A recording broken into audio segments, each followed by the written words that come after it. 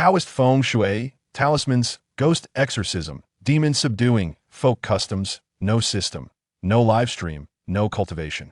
When Grandpa was young, he gathered herbs in the mountains and saved a severely injured young Taoist priest.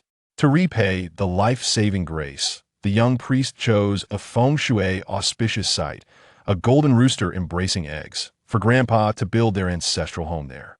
After the ancestral home was built, the Lin family indeed became extremely wealthy. However, the Xiao family in the same village became envious. Xiao Laosan used underhanded tactics to break the Lin family's feng shui, almost causing their extermination. The newborn Lin Xu, as the last surviving member of the Lin family, was taken away by a Taoist priest who returned to the village and taught him his skills. 20 years later, Lin Xu returned home. He used the skills taught by his master to make money and began his revenge. Traditional supernatural novel with a female lead, not a mindless wish fulfillment story. Those looking for a mindless killing spree by an orphan can leave now. Chapter 1. The Golden Rooster Embracing the Egg. On the bus returning home after graduation, Lin Xu, who didn't attend the school's job fair again. Zhang Yang, having placed his suitcase, spotted his roommate Lin Xu seated nearby and plopped down beside him. You didn't go either, Lin Xu chuckled. Every year it's the same few factories looking for cheap labor. Only a fool would attend. Waving his hand dismissively, Zhang Yang continued, my family has arranged something for me. I plan to work as a city management officer in the county and then take the civil service exam to become a police officer like my father. At this point, he turned to Lin Xu with a sudden curiosity. By the way, being from the same hometown, are you also planning to find work in the county? Sort of, Lin Xu nodded. I intend to venture out on my own. Starting your own business? Zhang Yang's eyes brightened. What project do you have in mind? Count me in. Lin Xu smiled faintly. I'll be setting up a fortune-telling stall. Zhang Yang was taken aback. Upon seeing Lin Xu's earnest expression, he recalled the unique qualities of his roommate. If every dormitory had someone closest to the divine, Lin Xu was the embodiment of divinity, quite literally. Since their enrollment, Lin Xu had hung an ancient portrait above his bed, claiming it was of his ancestral master. On the 1st and 15th of each month, he would burn incense and make offerings. Not only that, but every night at midnight, he assumed a lotus position on his bed, resembling someone in meditation. He was often aloof, preferring to peruse obscure ancient texts rather than engaging in the playful antics of his peers. He would scribble intricate diagrams of Tai Chi, Bagua, and talismans in his notebook. Initially, everyone was intrigued, but over time, they grew accustomed to his eccentricities, dismissing them as mere hobbies, labeling him a little charlatan without much concern. Yet now, having graduated, he claimed he would set up a fortune-telling stall. Are you serious, buddy? Zhang Yang regarded Lin Xu with a bemused expression. Let me share a story. Lin Xu suddenly adopted a mysterious demeanor. My family resides in the countryside. In his youth, my grandfather foraged for herbs in the mountains and once saved a severely injured young Taoist priest. To repay this life-saving grace, the priest identified a feng shui treasure site for my grandfather to establish our ancestral home. This site, known as the Golden Rooster Embracing the Egg, was said to ensure prosperity for the Lin family for generations, with descendants destined for greatness. My grandfather complied, and once the house was constructed, fortune smiled upon us, and life improved day by day. He had 2 daughters and 2 sons, all handsome and clever, excelling in their studies. My father, being the youngest son, was the 4th in line. However, the Xiao family from our village, envious of our ancestral home, sought to purchase the land that my grandfather, thriving in his herbal business, was unwilling to part with it. The priest had warned him against selling it at all costs. The Xiao family, being influential, resorted to threats and even enlisted thugs from the county to disrupt my grandfather's shop. Despite their intimidation, my grandfather remained steadfast. Seeing their tactics fail, the Xiao family resorted to underhanded methods. The 3rd son of the Xiao family, trained in yin-yang feng shui, purchased 2 plots of land surrounding our ancestral home, claiming to develop fish ponds for the village's economy. To those knowledgeable, this was a grave taboo. It is said that having fish ponds flanking one's home brings early demise to the children. However, none but the Xiao family understood this, and the rest of the villagers paid it no mind. Not long after the ponds were completed, my grandfather's 2nd daughter tragically drowned in one of them on her way home from school. A month later, my eldest brother died in a school fight, falling down the stairs. My grandparents, now grieving, finally recognized the sinister undertones and sought the counsel of a master who revealed the danger they faced. The Shao family was clearly targeting the Lin family. My grandfather rallied people to confront the Shao family, delivering a severe beating, then sold his shop in the county. He used his connections to pressure the Shao family, ultimately purchasing the 2 fish ponds and filling them in the same day. Thus, the enmity between the Lin and Shao families was firmly established. Although this ordeal dealt a significant blow to the Lin family, the ancestral home issue was resolved. Within a few years, my grandfather made a remarkable comeback, growing wealthier year by year, employing hundreds and expanding his business to the provincial capital. However, my grandfather was honest and upright, refusing to engage in underhanded dealings. Yet, as the Lin family thrived, the Shao family grew anxious, fearing retaliation. The third son of the Shao family began plotting once more, this time with greater malice. He commissioned the carving of numerous eagle statues, positioning them on the mountain across from our ancestral home, their beaks aimed directly at us. He set up formations and cast spells, even tampering with our ancestral graves. If the previous scheme targeted the eggs within the golden rooster's embrace, this one aimed directly at the rooster and the very roots of the Lin family. At that time, my grandfather was preoccupied with his business in the city, and with his children newly married, he seldom returned to the village, entirely oblivious to the Shao family's sinister ploys. My grandfather fell gravely ill and passed away shortly thereafter. Then my third sister was diagnosed with cancer and succumbed just 2 months later. My father met with a fatal car accident while rushing around. The remaining family members were beset by illness and calamity. The Lin family's business plummeted, leading to bankruptcy within a year. Later, it was reported that our ancestral home was buried by a landslide. My mother, pregnant with me, returned to her family but could not escape misfortune. She passed away shortly after giving birth. Thus, the Lin family was left with only me, an infant barely a month old. At this moment, the Taoist priest who had been saved by my grandfather returned to the village, finally noticing the troubling signs. He stated that all of this was a consequence of the feng shui treasure site he had once identified, and it was time for him to rectify the situation. He took me from my maternal grandfather's home, raised me, supported my education, and accepted me as his disciple, imparting all his knowledge to me. He cautioned me never to employ the skills he taught me before I completed my studies, AS for after graduation. Then, it would be time to repay grievances with grievances and vengeance with vengeance. As the story concluded, the bus came to a halt. They had arrived in the county. That was quite the tale, Zhang Yang remarked, clearly captivated, lingering in the afterglow of Lin Xu's remarkable narrative. Yet, being a skeptic, he regarded it as merely a story spun by Lin Xu that he jested. So, what skills have you acquired? Palmistry, fortune-telling, divination, yin-yang feng shui, remedies for ailments, exorcism, and demon hunting. Lin Xu replied with a knowing smile. Then tell me my fortune, Zhang Yang challenged, sensing Lin Xu's playful demeanor. Chapter 2 Master, your calculations are remarkably accurate. What shall you divine? The two disembarked from the vehicle, lugging their luggage as they exited the train station. They sought out a quaint eatery, intending to indulge in a midday meal. Having just graduated, naturally, the focus was on career prospects. Once seated, Zhang Yang picked up the menu, perusing it for dishes to order. Lin Xu nodded, beginning to scrutinize Zhang Yang's facial features. A slightly protruding forehead, straight brows, and a square jawline suggested a successful career ahead. He quickly concluded, you will soon secure employment, and your career will remain stable, likely within the public sector.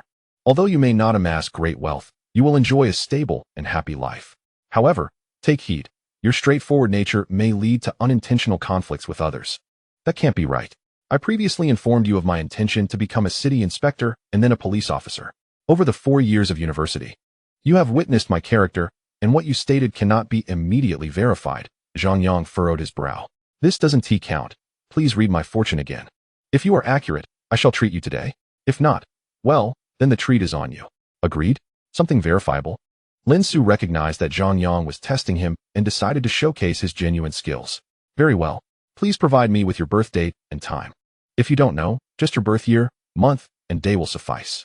Zhang Yang shared his birth details. Believing that Lin Xu's earlier assertions were mere generic fortune-telling phrases, a low-level ruse. Due to the impossibility of immediate verification, he felt he could not discern the truth.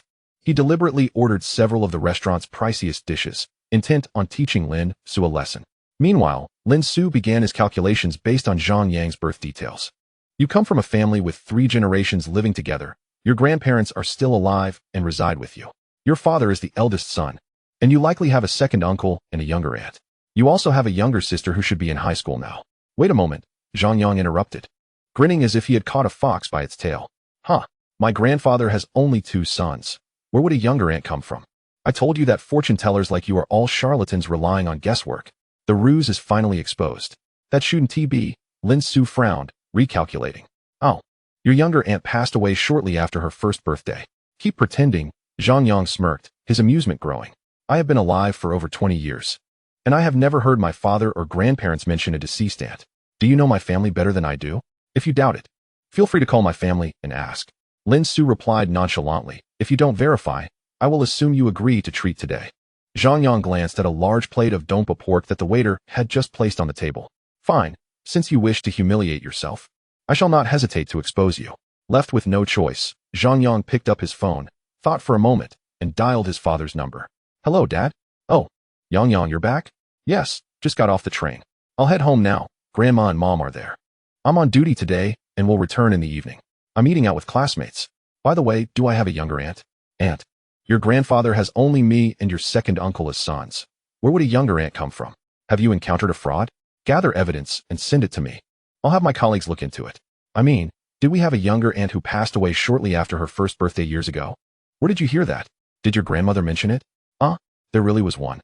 That incident occurred 4 or 5 decades ago, and no one has spoken of it since. Please don't mention it in front of your grandparents. It will only upset them. And remember to return home early. I understand. After hanging up, Zhang Yang was left in a state of shock. This was the first time he had heard about the younger aunt. If it weren't for Lin Xu's mention, he might have never known. Coincidence. It must be coincidence, Zhang Yang reassured himself. Then feigned composure as he looked at Lin Xu. This time, you might just be lucky. Not finished yet, Lin Xu smiled faintly, continuing his calculations. At the age of 8, you suffered a significant illness but managed to recover. At 16, you endured an injury, likely from a fight, and broke a leg. As Lin Xu spoke, Zhang Yang's expression darkened. All of Lin Xu's claims were accurate, with many details even clearer than Zhang Yang himself recalled. As if Lin Xu were reading through his life history with ease. Lin Xu, Zhang Yang interrupted again, his demeanor shifting to one of suspicion. Where did you acquire such detailed information about my family? Sighing, Lin Xu replied, since we're on the topic of past events, let us explore what is yet to occur. He fixed his gaze on Zhang Yang's face. Today, you will encounter a minor accident, resulting in insignificant injuries. You may see a bit of blood. Humph, I'm curious to see how this unfolds, Zhang Yang scoffed, though his mind was still preoccupied with Lin Xu's source of information. However, upon reflection, it seemed implausible, especially concerning the younger aunt. His father had stated that no one had mentioned her for decades. How could Lin Xu possibly know? While pondering, Zhang Yang felt an urgent need to relieve himself and excused himself to the restroom. Lin Xu, unfazed, began to savor the feast before him. Soon, sounds emerged from the restroom. When Zhang Yang reappeared, his forehead was scraped, blood trickling down his cheek. Oh dear, are you all right? Exclaimed the restaurant owner and staff, rushing to assist him. No worries, I was lost in thought and slipped, hitting my head on the sink. Zhang Yang waved them off. Once the wound was tended to and he returned to his seat, he looked intently at Lin Xu. Good heavens! Zhang Yang's face radiated awe. Brother, no, master. Your accuracy is astounding. Chapter 3 The ancestral grave has been cursed. I preferred your earlier defiant demeanor, Lin Xu remarked, glancing at Zhang Yang, whose head was now bandaged. Forgive my previous rudeness. I failed to recognize your greatness. Zhang Yang hastily apologized. Today, he was genuinely impressed by Lin Xu. If 1 or 2 instances could be attributed to chance, the multitude of accurate predictions could not be dismissed. They were undeniable skills. Particularly the last prediction of a minor injury, which had materialized almost instantaneously. It was as if his words wielded power. Having never been a believer in such matters, today had truly opened his eyes.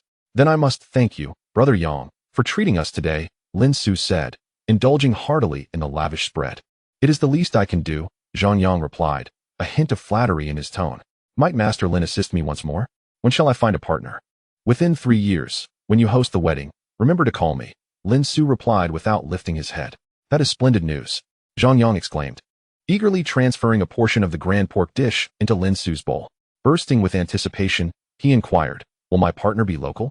Can you discern their name? Lin Xu finally grew somewhat impatient. Life is a delicate thread, and the more one calculates, the thinner it becomes. Even the most favorable outcomes can turn adverse with excessive deliberation. Are you certain you wish for me to predict your fate? Perhaps it is best to leave some mysteries intact. Zhang Yang offered an awkward smile. My father is the captain of the county's criminal police team, and I will soon be taking the civil service exam. Should you require assistance in the future, do not hesitate to call. All right, and should you encounter any inexplicable events, you may also seek my help. By the way, Lin Xu, was that story you mentioned earlier truly authentic? After lunch, Lin Xu parted ways with Zhang Yang. He purchased some fresh fruits and nutritional supplements before heading back to his rural hometown. The roads in the countryside had mostly been repaired, and there were now regular buses between the county and the village, making travel quite convenient.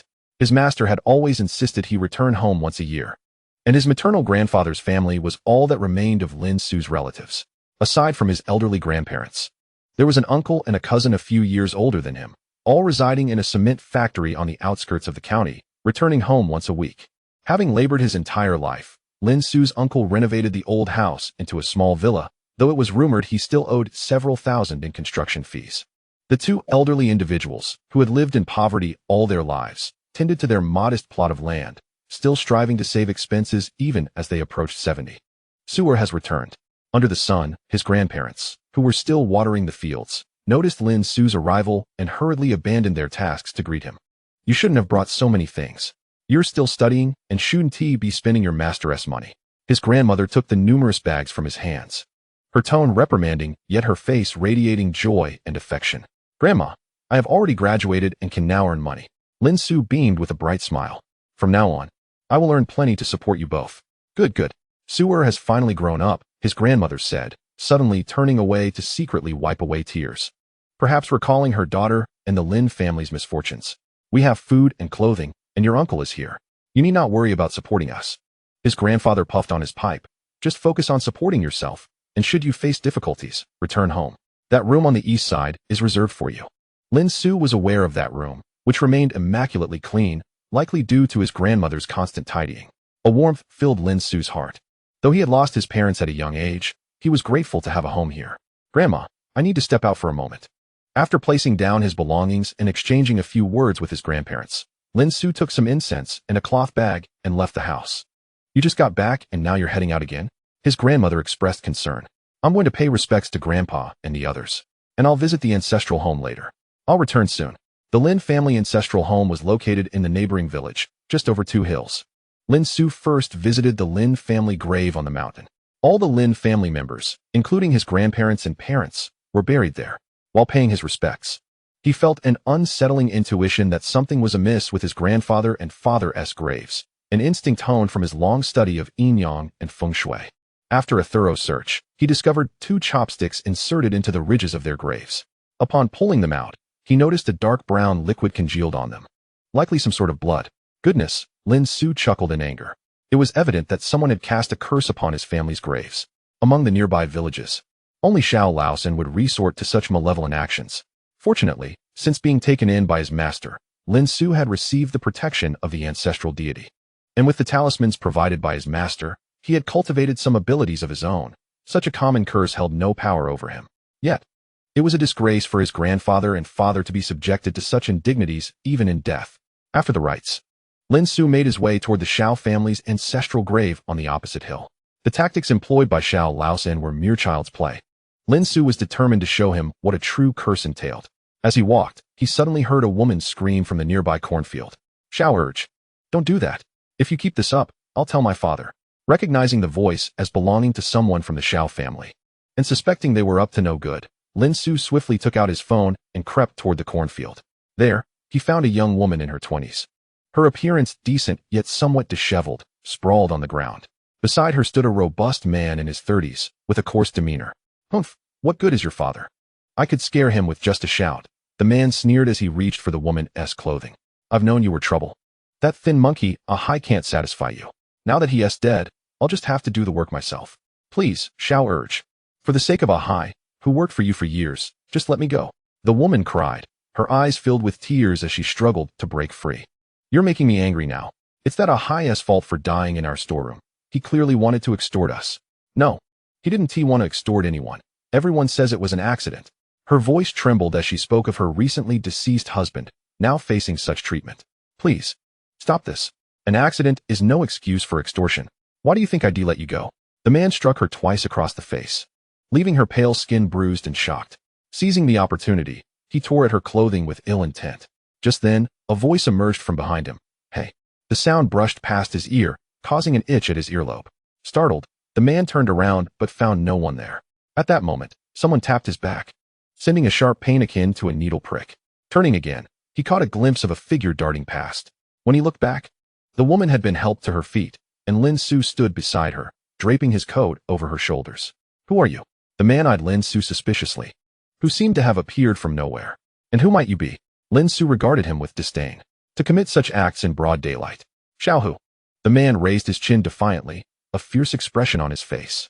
Kid, mind your own business. Leave now, and I may let you go. Otherwise, you'll wish you were never born. His gaze shifted to the woman behind Lin Xu. Ollie, come here at once. If this works out today, I'll promise you 5,000 for burial expenses. Otherwise, you won't see a single cent hearing this. The woman named Ollie bit her lip, hesitating as she clutched Lin Xu's coat. She feared she might receive nothing, but she also feared that Xiaohu would continue to harass her. With someone rescuing her today? What about tomorrow? Eventually, she would be at his mercy.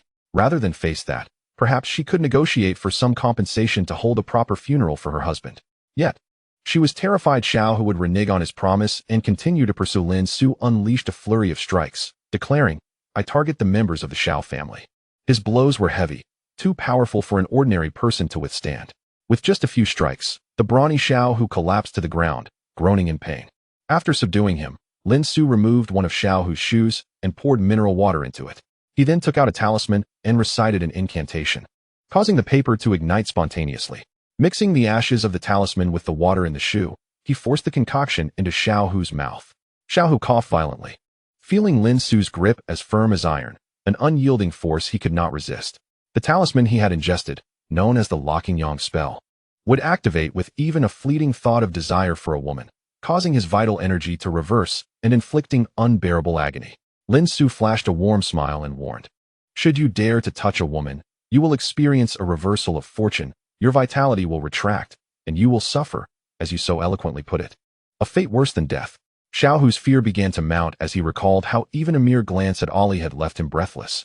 A sensation of constriction in his chest, and a dull ache below. He sensed the truth in Lin Xu's words. I heard your husband met with an accident while working for you? Lin Xu looked down at the fallen Xiaohu. Given that he was working, it is clearly a workplace injury. I need not elaborate on the compensation due. Xiaohu wished to argue, but found himself constrained. Realizing it was not the time for defiance, he chose silence, planning to bide his time and seek revenge later. The Locking Yang spell would activate automatically if not lifted within half a month. Lin Xu seemed to see through his thoughts. If you can resolve this matter satisfactorily, I shall lift the curse. Otherwise, in half a month, prepare to become a woman. Who are you? Xiaohu's face turned pale as he inquired. Why assist the Liu family? You are not worthy of knowing my name, Lin Xu replied, kicking Xiaohu away. Xiaohu crashed to the ground, struggling to rise before fleeing in a state of disarray, covered in dirt. Thank you, Ollie said, wiping away her tears and bowing deeply to Lin Xu, causing him to feel momentarily dizzy. With a sense of urgency, he turned his face away. I was already intending to settle accounts with the Xiao family. Catching Xiaohu today was merely collecting a bit of interest. May I ask who you are? Ollie. Puzzled by Lin Xu's unfamiliarity yet intrigued by his intent to confront the Xiao family, pressed for his identity. I am Lin Xu. My family once resided in this village. He gestured towards a distant mountain. Our home was at the foot of that mountain, but it has since been buried. You are the last child of the Lin family? Ollie exclaimed, her expression revealing her surprise. I have heard tales of your family. My father even helped carry your family's coffin. She smiled. By that account, you ought to call me sister. Such is rural life, where kinship ties bind neighboring villagers. However, Lin Xu had not returned since his birth and was unfamiliar with the locals. Sisterly, he acknowledged with a smile. I am truly grateful for your assistance today. Ollie offered to take Lin Xu home for a meal, but he politely declined, instead inquiring about the village's current affairs before continuing on his way to the Xiao family ancestral grave. The Xiao family had flourished significantly. Xiao Laosan's eldest son, Xiao Long, had established a recycling company in the county, while other family members operated several recycling stations in the towns. Their warehouses numbered over 10, monopolizing the recycling business throughout the county. This lucrative venture had enabled the Xiao family to acquire cars and houses in the city, and they had even constructed villas in the village. When in need of labor, they sourced cheap labor from the village, coercing and enticing workers to minimize costs. Ali's husband, Lu Hai, had suffered an accident while transporting goods in one of the Xiao family's warehouses, and since no employment contract had been signed, the Xiao family refused to offer compensation. In her desperation, Ali sought out Xiao Hu for clarification, only to be ensnared and deceived into the cornfield. Xiao Hu, in reality, was merely a nominal manager at the recycling company, lacking any real skills, and he monopolized burial ceremonies in several surrounding towns. In this way, he ensured that whenever a death occurred in the village, the family had no choice but to enlist their services or face various forms of retribution. This method yielded a significant annual income. Soon, Lin Xu arrived at the Xiao family ancestral grave. Upon seeing it, he understood why the Xiao family had amassed wealth. Chapter 5. The Master's Legacy. The Xiao family grave was situated on a ridge halfway up a hill. Typically, such a location would be deemed unsuitable for burial, but circumstances warranted careful consideration. The hill was round, resembling a lid atop the earth, and the ridge meandered like a snake coiled upon it. The Xiao family grave was positioned precisely at the head of this serpentine formation. The ridge was lush with grass and trees, embodying vitality, as if a living green snake resided there. To Lin Xu's astonishment, the highest of the Xiao family graves bore a cluster of reclining pines. Although solitary, this green snake exhibited signs of transformation. It was evident that Xiao Lao San had invested considerable effort into their ancestral grave, nurturing a ley line capable of fostering a dragon. Lin Xu could not help but marvel, lamenting that despite the potential for transformation, the Xiao family's malevolent intentions would ultimately lead to harm in the region. Here, take this. Lin Xu located the vital point of the snake and drove a pair of chopsticks, previously placed at the Lin family grave, into the earth with a spell. Instantly, the mountain beneath seemed to tremble, as if the green snake writhed and struggled. Do not rush. I have not completed my preparations, and the main event is yet to come. Lin Xu unzipped his pants and relieved himself at the grave. As dusk approached, he gathered his belongings and returned to the neighboring village. The following morning, Lin Xu boarded a bus to the county town. To the west of the county, there was a mountain with a temple, reputed to have been built during the Ming dynasty. It was now a protected site of intangible cultural heritage and a local tourist attraction. Lin Xu's master had mentioned leaving something for him at the temple, instructing him to retrieve it himself. Upon arriving at the temple and explaining his purpose, he indeed acquired what his master had left behind, a tattered, dirty mat with holes, inscribed with phrases related to fortune-telling, and two small stools that had developed a patina over time. It appeared his master had anticipated that he would eventually set up a fortune-telling stall. After graduation, his master ceased to send him money. He was now responsible for his own sustenance. Currently, Lin Xu's finances were tight. He had over 1,000 initially, but after purchasing items for his grandparents, only 500 remained for living expenses. After some contemplation, he decided that fortune-telling would provide the quickest income while allowing him to utilize his unique skills. He found a spot on the bustling path outside the temple, setting up his stall and awaiting customers. Along this route were numerous other stalls selling incense, paper offerings, Buddhist ornaments, various talismans, and candy figures. Among them were two fortune-telling stalls, one run by a blind man wearing sunglasses, and the other by an elderly gentleman with a limp. Seeing Lin Xu, a young and robust man, setting up a fortune-telling stall drew skeptical glances from the others. Such youth, already attempting to deceive. People whispered, Li the Blind and Wang the Lame have been here for over 20 years, truly skilled in their craft. What could a young lad possibly know about fortune-telling? Is he part of some pyramid scheme, so brazenly out to swindle on the streets? Hearing the murmurs around him, Lin Xu could only shake his head in resignation. It appears that this line of work is not as easy as he had imagined, for his demeanor does not resemble that of a traditional fortune-teller. Throughout the entire morning, he endured the disparaging remarks of those around him and the peculiar glances from passers-by. People seemed to avoid his stall, and he had not made a single sale. In contrast, the other two fortune-telling stalls, run by individuals known as Li the Blind and Wang the Lame, were thriving, often surrounded by eager customers waiting in line for their fortunes to be told. This left Lin Xu feeling quite envious. As noon approached, the number of visitors to the temple dwindled, and all stalls saw little business. The old fortune-teller, Wang the Lame, cast a few glances in Lin Xu's direction before slowly rising and walking over to Li the Blind's stall, where they exchanged a few words. Shortly thereafter, Wang the Lame took hold of Li the Blind's cane, and together they ambled towards Lin Xu's stall. Lin Xu furrowed his brow at the sight.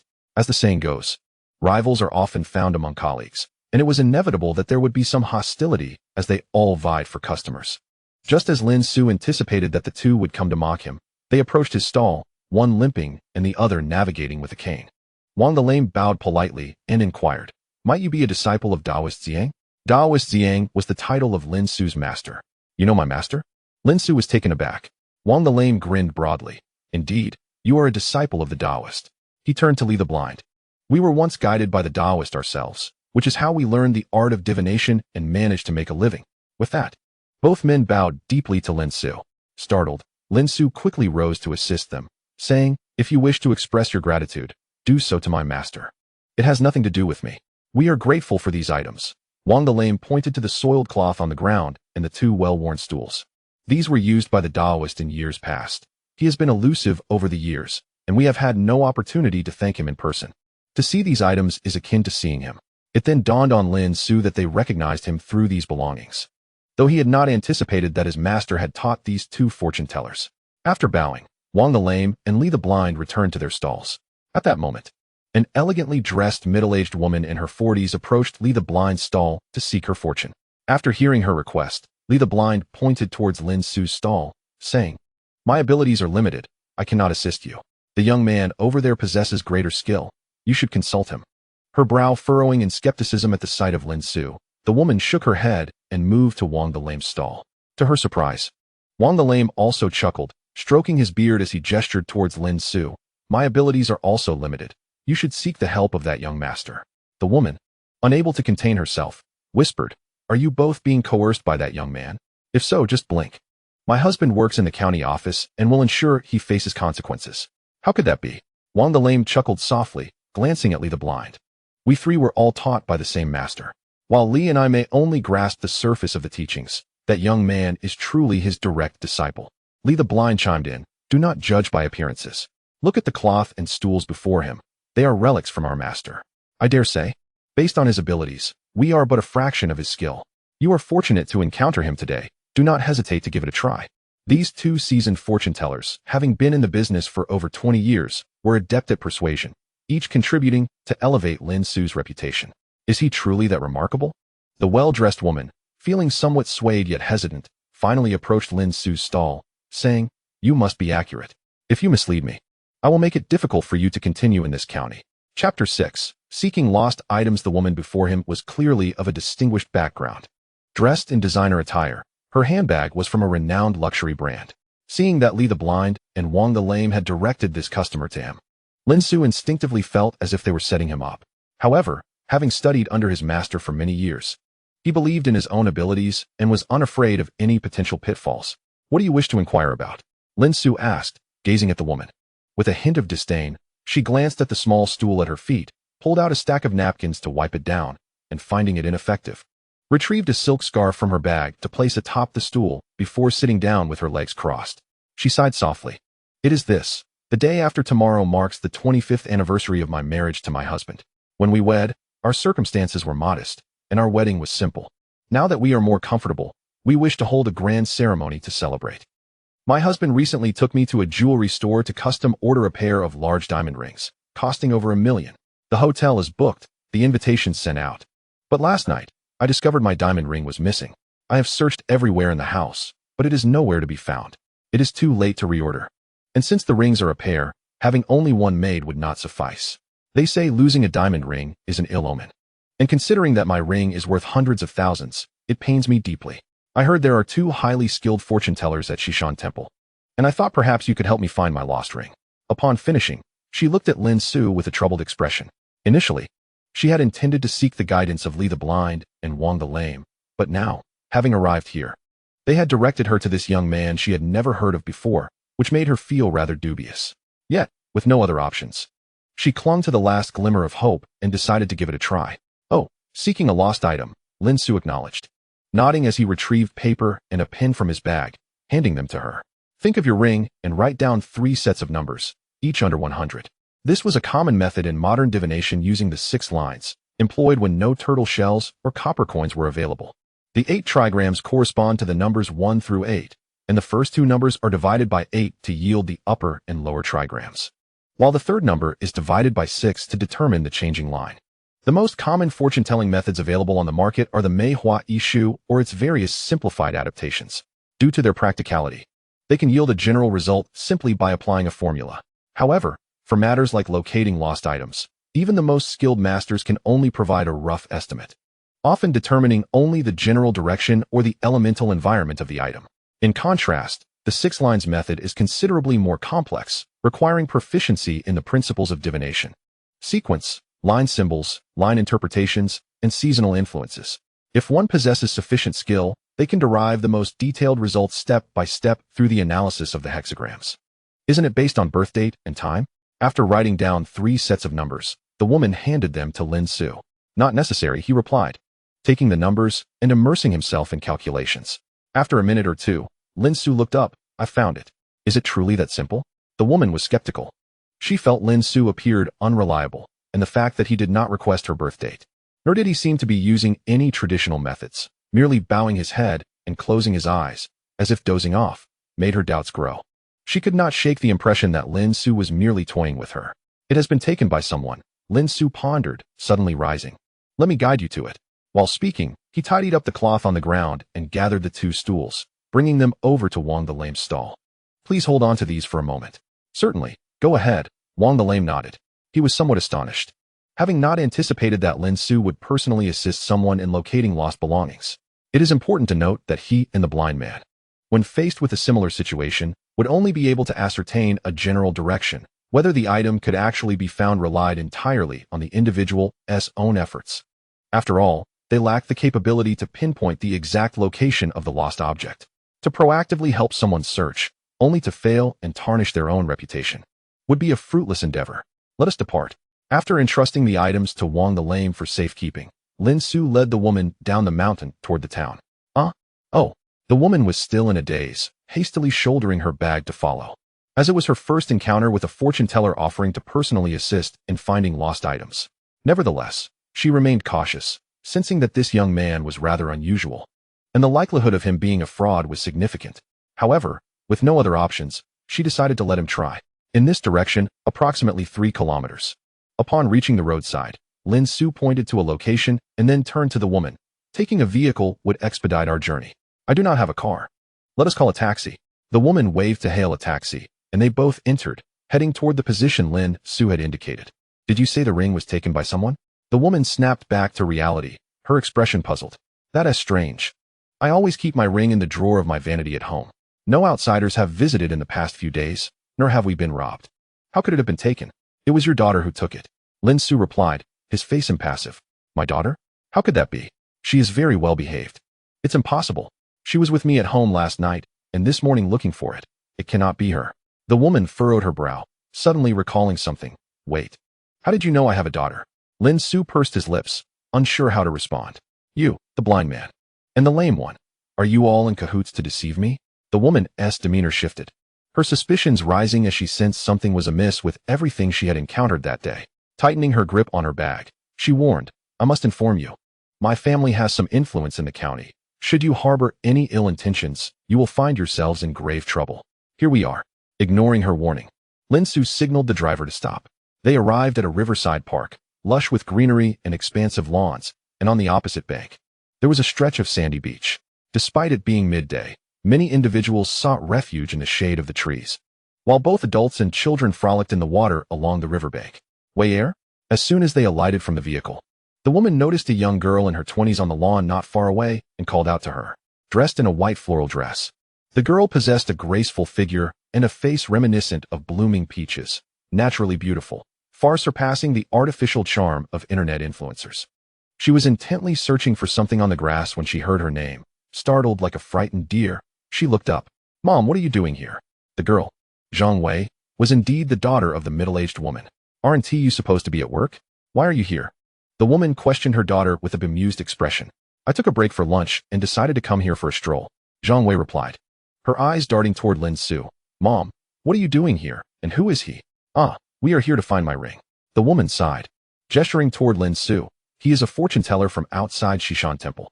He claims my ring is here, so we came to search together. A fortune teller? Zhang Wei covered her mouth in surprise, her brow knitting together slightly. He says the ring is here? Yes, he even mentioned that you took it.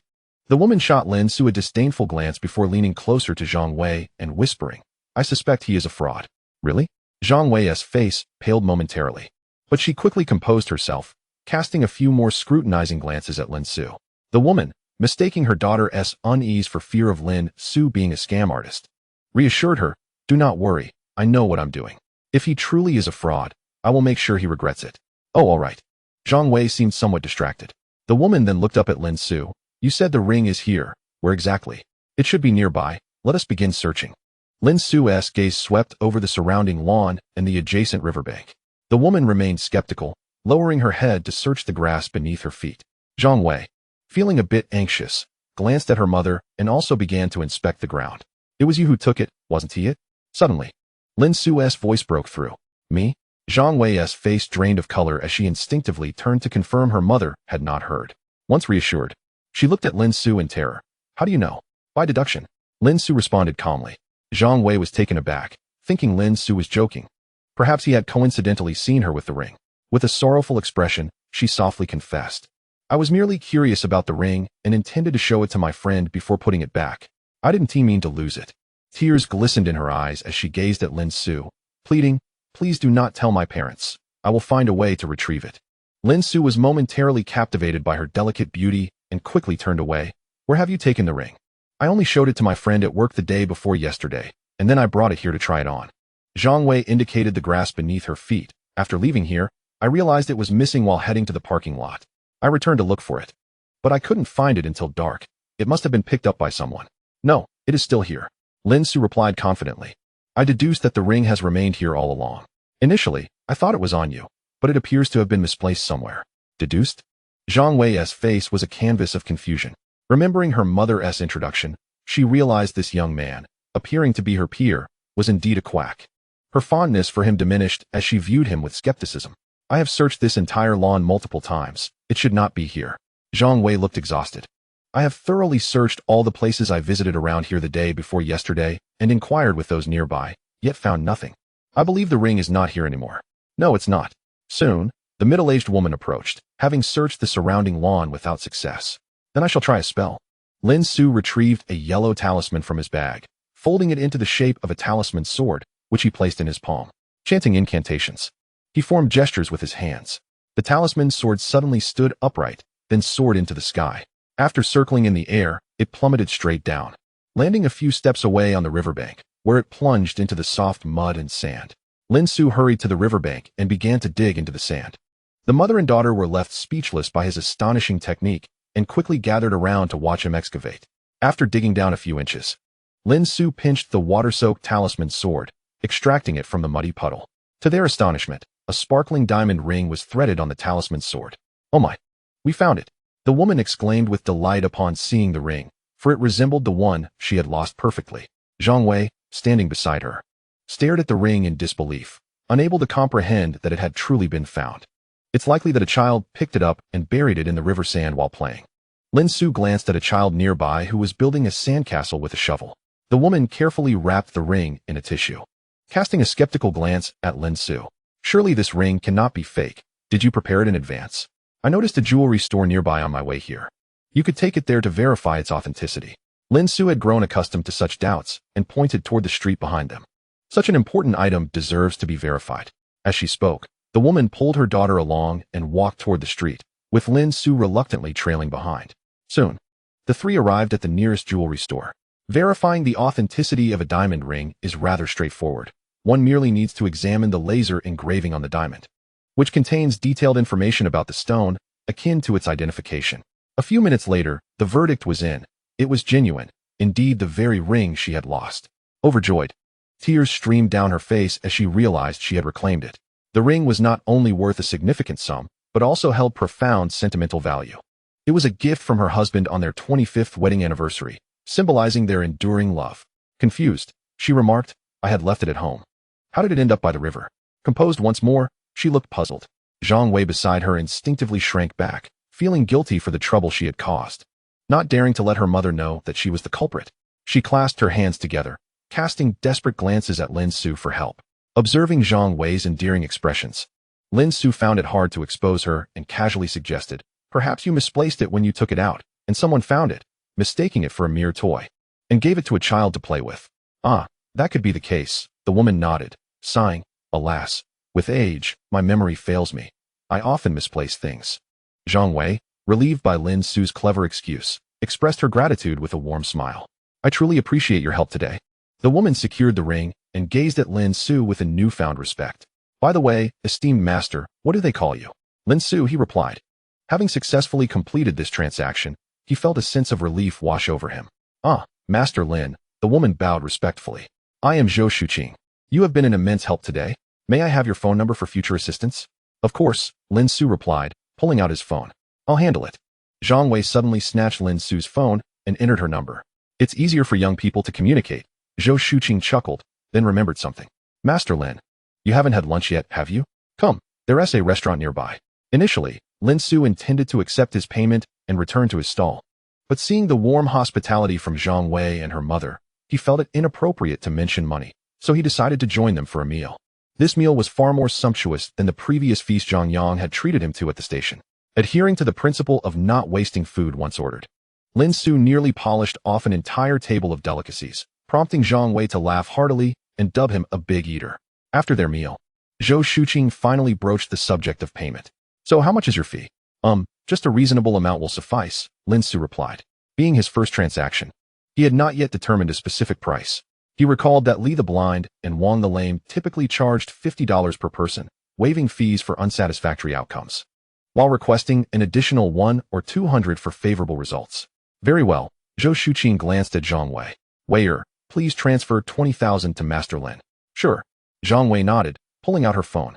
Lin Xu, still sipping tea, nearly choked and waved his hands. That's far too much. Zhou Shuqing frowned, mistakenly believing he was being coy about the amount. Then, how about 50,000? To her, compensating Lin Xu with only 20,000 seemed rather stingy, given he had helped her recover a ring worth several hundred thousand. No, Lin Xu quickly clarified. Just a couple of thousand would be sufficient, truly. It's unnecessary to offer so much. Do you think so little of me, Master Lin? Zhou Shuqing appeared slightly offended, feeling uneasy about offering less after having previously doubted him, even labeling him a fraud.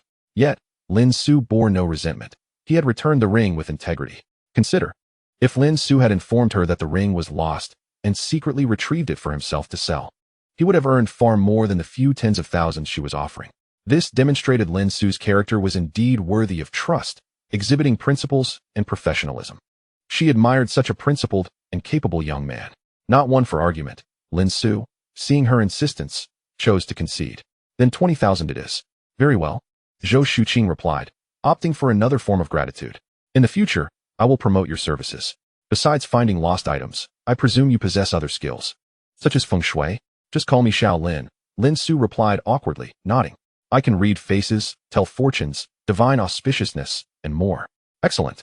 If I require assistance in the future, I will have Waiter contact you, Zhou Shuqing said, her face radiant with joy. Having regained her ring, her worries were lifted, and she looked forward to celebrating their grand wedding anniversary in 2 days, planning to promote the principled Master Lin then. Ding! A notification chimed as Lin Xu and Zhang Wei added each other as friends. Zhang Wei sent him a transfer of 30,000.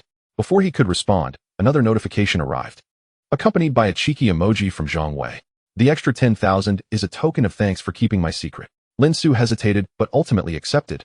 It became apparent that for Zhang Wei's family, several tens of thousands were merely trifling amounts. An extra 10,000 was inconsequential.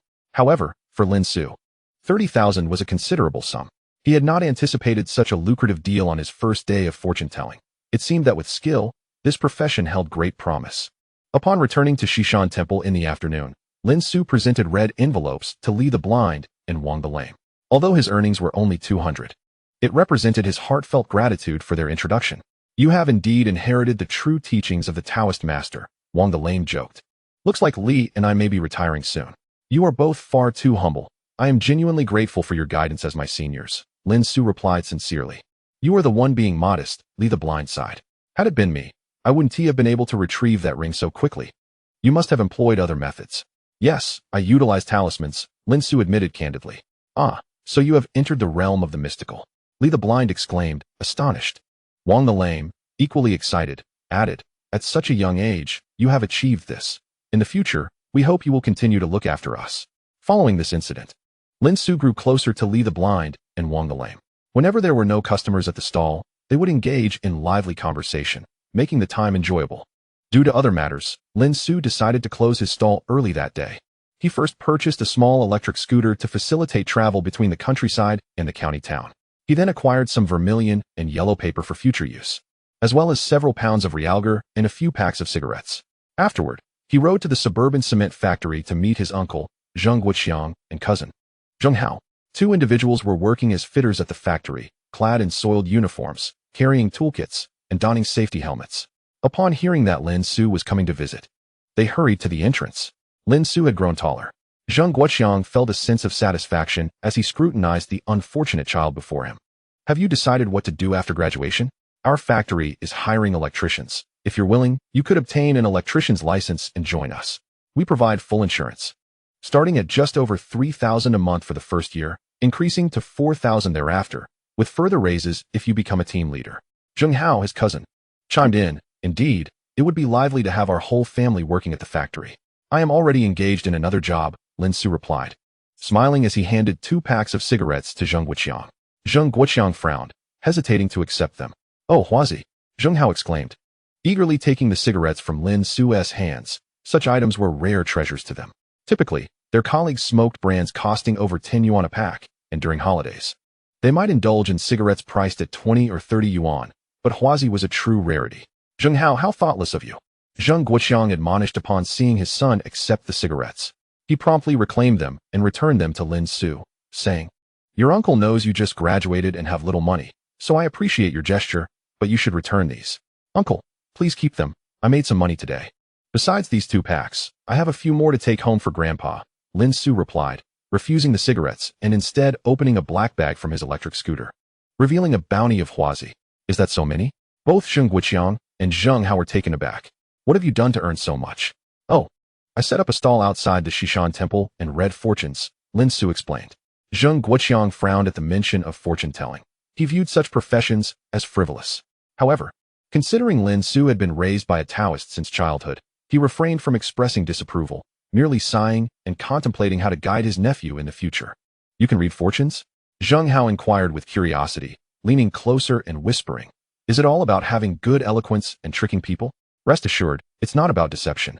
Fortune-telling relies on genuine skill, Lin Xu chuckled, realizing he might need to demonstrate his talents to his uncle and cousin to dispel any notions that he was swindling them.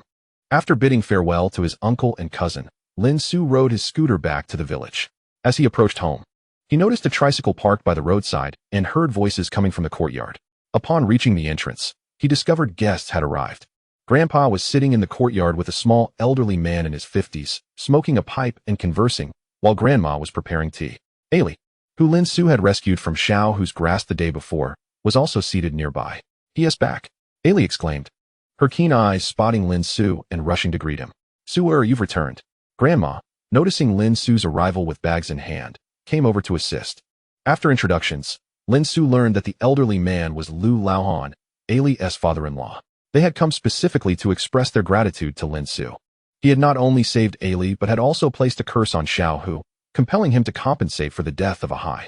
It seemed Xiao Hu had realized the potency of Lin Xu's curse after returning home, as he arrived early that morning at Lu Leihan's house, agreeing to pay the funeral expenses and compensation. With a Hai having passed away for 2 or 3 days, the Xiao family had been reluctant to provide compensation, leading to delays.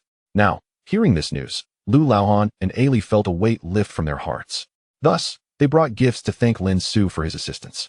Lin Xu noticed a chicken with its feet tied, a large goose, and a bag of peanuts, tokens of gratitude from Lu Laohan. Upon seeing Lin Xu, Lu Laohan and Ailey repeatedly expressed their thanks. It was a small effort, Lin Xu said, waving his hands dismissively, and handed his purchased cigarettes to Grandpa. I earned some money today, so I bought these for you. Lu Leihan's eyes widened. The cigarettes were worth several thousand yuan. What are you buying these for? I can't even smoke them. Grandpa, taking a puff from his pipe, expressed concern. You've bought so much. Can you afford it? I have plenty left. Lin Xu replied, glancing at his recently acquired scooter. In a few days, I plan to buy you an electric tricycle for easier travel now that the roads are fixed. I appreciate your intention, but you should save your money for yourself. You'll need it for your future wife, Grandpa sighed. I'm able to earn now, so there's no need to worry about me. Lin Xu reassured him, opening a pack of huazi and casually handing one to Lu Laoan. Lu Laoan was taken aback, gratefully accepting the cigarettes and nodding appreciatively at Lin Xu. He then turned to Zheng Laotu, his lips trembling slightly. This is just the child's goodwill, Uncle Zheng. Please accept it. I truly envy your family for having such a filial grandson. Grandpa finally accepted Lin Xu's cigarettes, feeling a sweetness in his heart. Despite maintaining an outwardly calm demeanor, Su'er has truly grown up. Meanwhile, in the kitchen, Grandma, busy with her tasks, overheard the conversation and shed tears of joy. He was remarkable yesterday, making Xiao Hu flee in despair, Ailey remarked, recalling Lin Xu's heroic actions with enthusiasm. After dinner, Lin Xu prepared to leave once more after sending Lu Laoan off. Off again, Grandpa approached him, saying, Ailey mentioned you placed a curse on Xiao Hu. You should resolve that soon. We cannot afford to offend the Xiao family. Do not worry, I have it under control, Lin Xu assured. After a moment's thought, he decided to share with Grandpa, I now possess sufficient skills to seek vengeance. Upon hearing this, Grandpa's lips quivered, and after a long pause, he finally patted Lin Xu's shoulder, managing to utter a few words, be careful. As he walked in the fading light of the sunset, Lin Xu returned to the Xiao family ancestral grave. In just a day, the serpent that had been entrenched in the mountains had begun to yellow, with signs of withering vegetation above. It seemed the chopsticks he had inserted into its vital spot had begun to take effect. Yet, that was insufficient. Today, he brought along several dozen pounds of realgar. Xiao Laosan had buried his ancestors at the serpent's head, and after years of nurturing, the serpent had begun to evolve. If left unchecked, the Xiao family could potentially become the head of a dragon in the region. Thus, Lin Xu was here to deliver a heavy blow. He dug a pit beneath the serpent's head at the Xiao family grave and buried the realgar within, which was akin to force-feeding the serpent a large dose of realgar. This site was inherently a Yin dwelling, nurturing Yin energy, and the serpent was a creature of Yin. Therefore, Xiao Laosan had invested significant effort to balance the Yin and Yang of the mountain. Now, by directly introducing such an abundance of Yang energy into the serpent's mouth, Lin Xu was disturbing the entire mountain's Yin-Yang equilibrium. Boom! A tremor coursed beneath his feet. The air swirled with energy, and waves of green mist began to rise, echoing with the mournful wails of spirits among the scattered graves. These were the ethereal energies nurtured by the Xiao family graves, which had blessed their descendants and enabled them to thrive, becoming the wealthiest family in the surrounding villages. Xiao Laosan, you once nearly annihilated my Lin family with your wicked schemes. Today, the cycle of karma has returned. Do not blame me for being ruthless. Lin Xu gazed down at the village, casting a cold glance at the cluster of graves belonging to the Xiao family nearby. If you seek someone to blame, direct your ire towards the unfilial descendants of the Xiao clan, he remarked. With that, he waved his hand, sending a talisman soaring into the air, where it ignited instantly. A golden light burst forth from the burning talisman, illuminating the entire mountain peak, while the previously lingering aura of vitality was swiftly dispelled. The swirling vortex of energy and the faint, haunting wails vanished without a trace. Suddenly, a crack split open atop the largest grave of the Xiao family. Chapter 10. Retribution. The following day, Lin Xu refrained from setting up a stall in the county town. Instead, he ventured to another mountain in the neighboring village. This mountain stood as the highest in the northern region of the village and was the most prominent in the vicinity. It surrounded the village, forming an angular barrier alongside the mountain that supported the Lin family ancestral home and the one housing the Xiao family graves.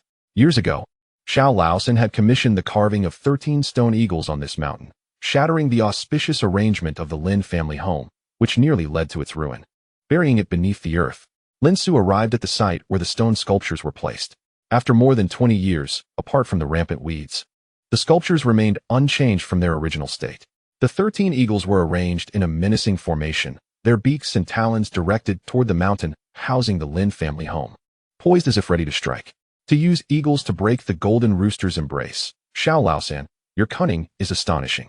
Observing the setup, Lin Xu couldn't help but marvel at Xiao Laosan's malevolence.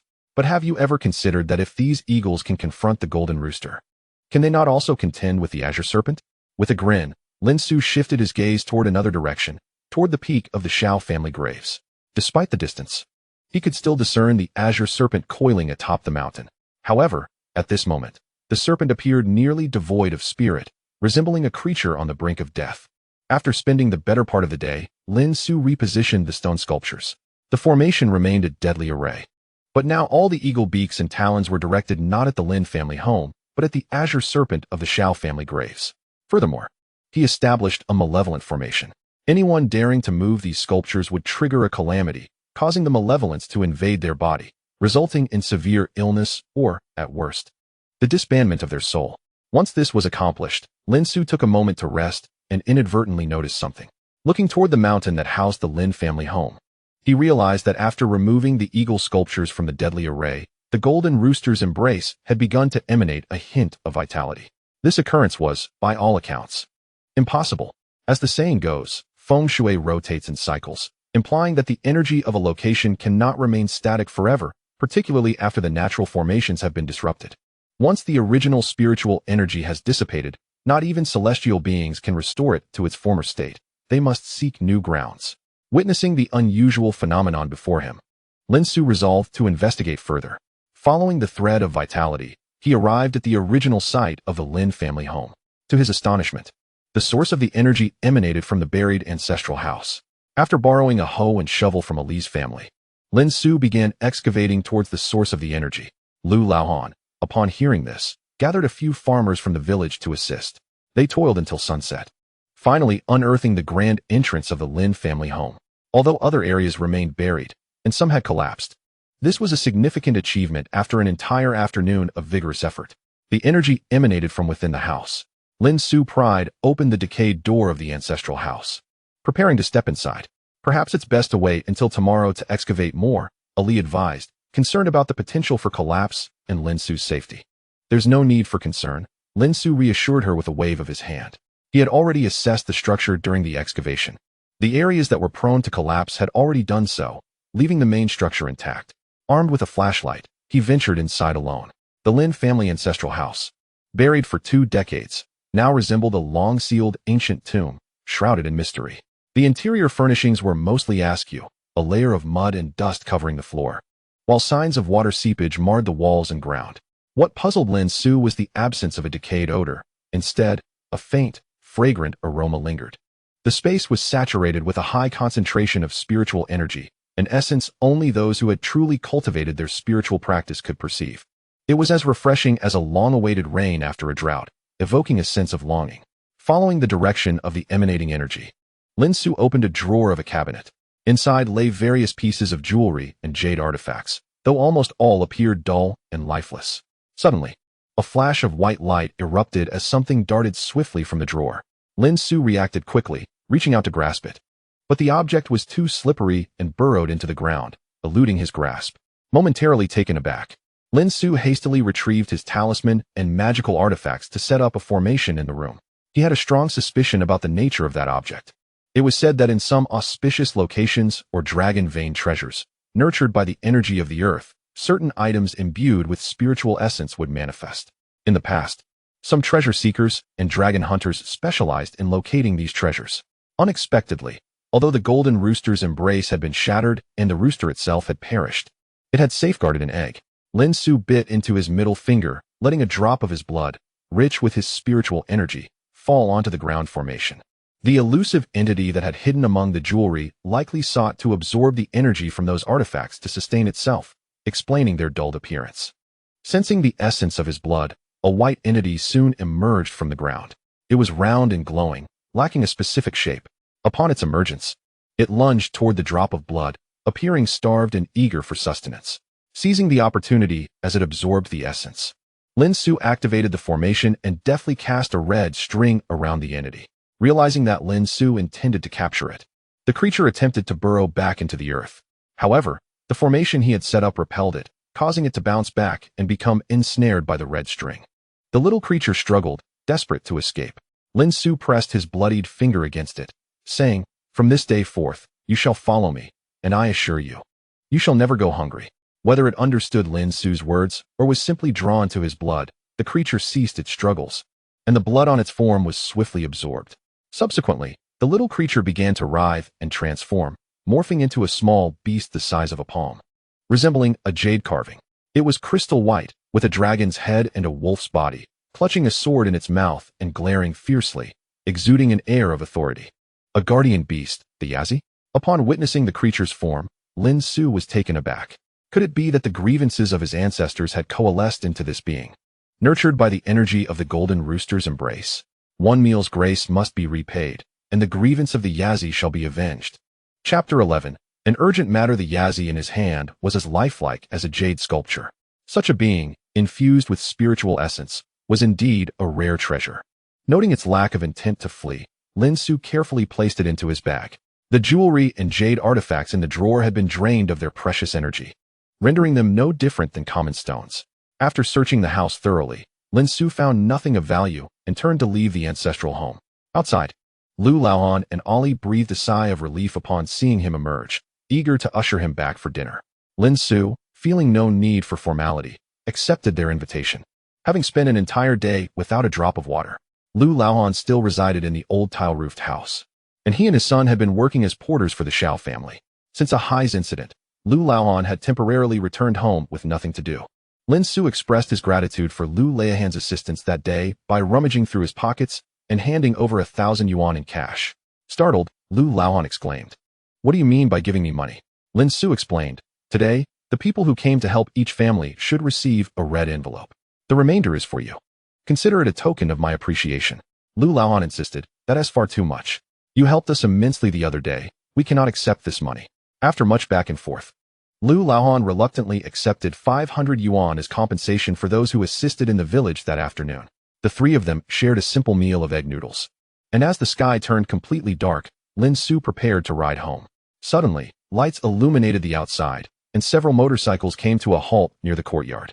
Upon opening the door, Lin Xu saw Xiao, who had arrived on a motorcycle to find Lu Laohan, accompanied by several young men dressed in flamboyant attire, resembling typical street thugs. "You're here too?" Xiao perked up upon spotting Lin Xu at Lu Laohan's house, saying, "Perfect timing. I've handled a Hai's matter. Hurry and help me break the curse." "So soon?"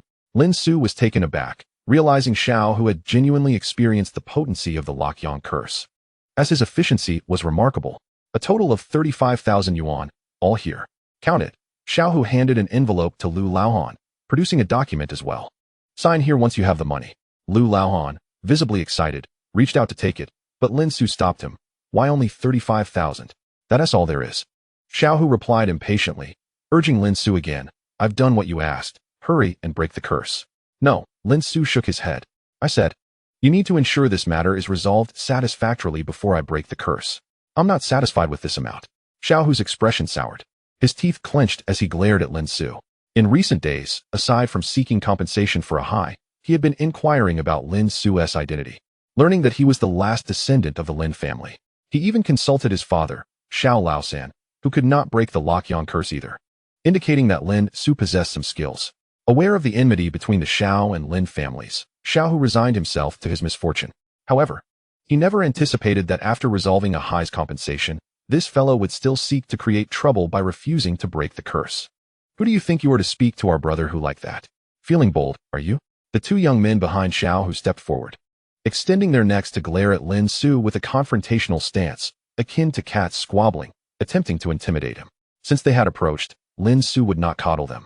He swiftly delivered 2 resounding slaps, leaving the two dazed. Within moments, they were bleeding from their noses, their faces swollen. "Damn!"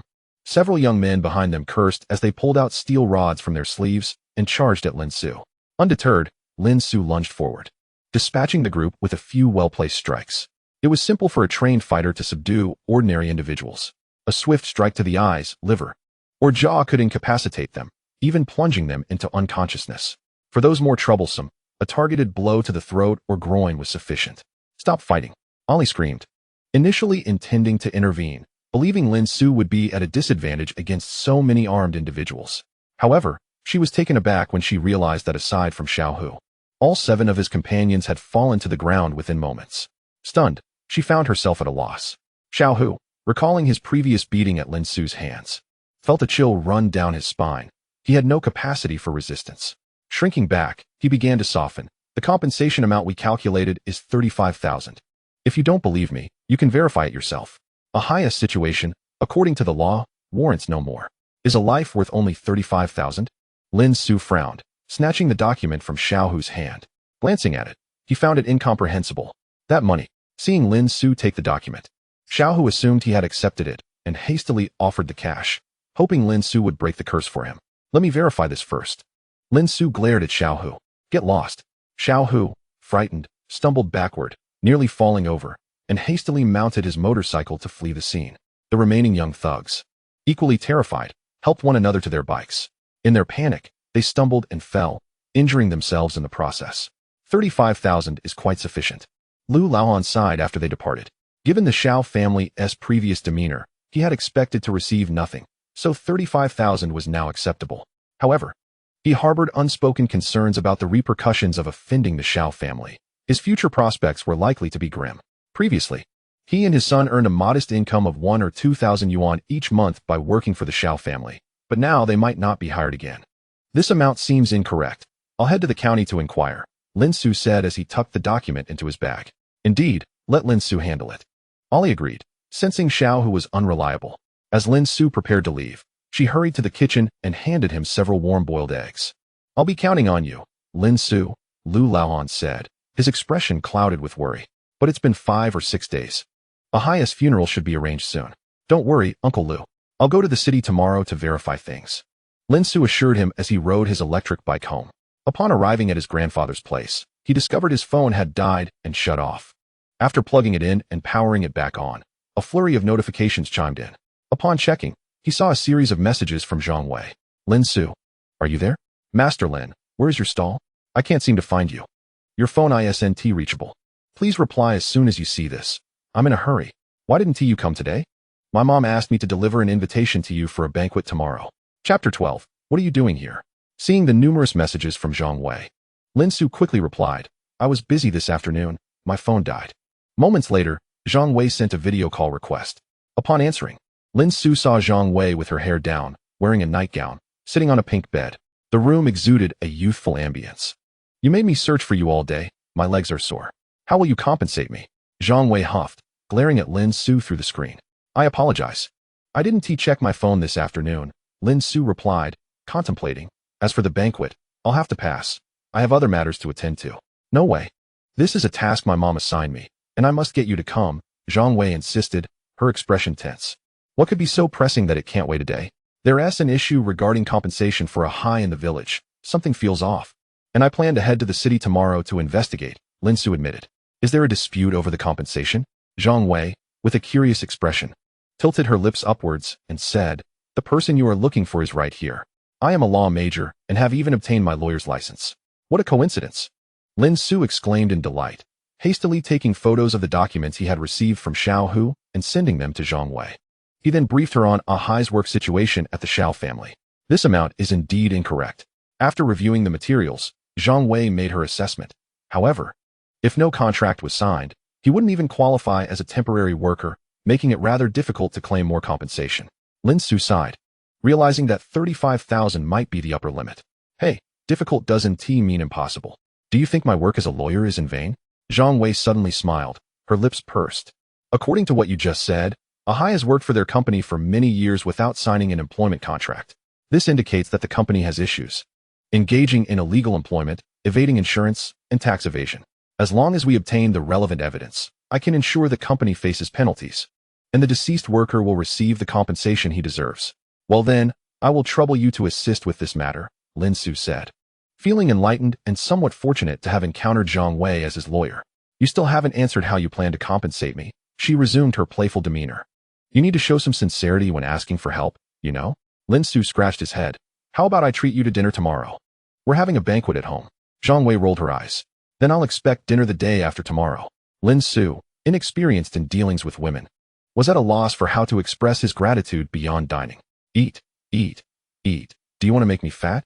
Zhang Wei frowned, glancing at Lin Xu on the screen again. I saw you predicting with such accuracy and performing spells. When will you show me a demonstration? All right, Lin Xu nodded. Just remember to arrive early tomorrow at the Fushan Grand Hotel. Understood. After ending the video call, Lin Xu took out the Yazi statue he had found at his ancestral home that day. It appeared to be made of jade, remaining still like a piece of jadeite. However, with the infusion of vital blood or items imbued with spiritual energy, it would come to life and feed. Lin Xu certainly couldn't sustain it indefinitely with his vital blood and spiritual energy, and items of spiritual significance were often too precious. He could hardly afford to care for this little creature at present. He would have to wait until he became affluent or found other methods to nurture it. This object was a treasure formed from the Earth's spiritual energy, providing an unending source of spiritual aura, greatly aiding Lin Xu in his cultivation practices. Furthermore, based on his conjecture, the existence of this item was also connected to the ancestral grievances of the Lin family, thus establishing a faint bond with his Lin lineage. As for whether this item possessed other capabilities and functions, that remained to be seen.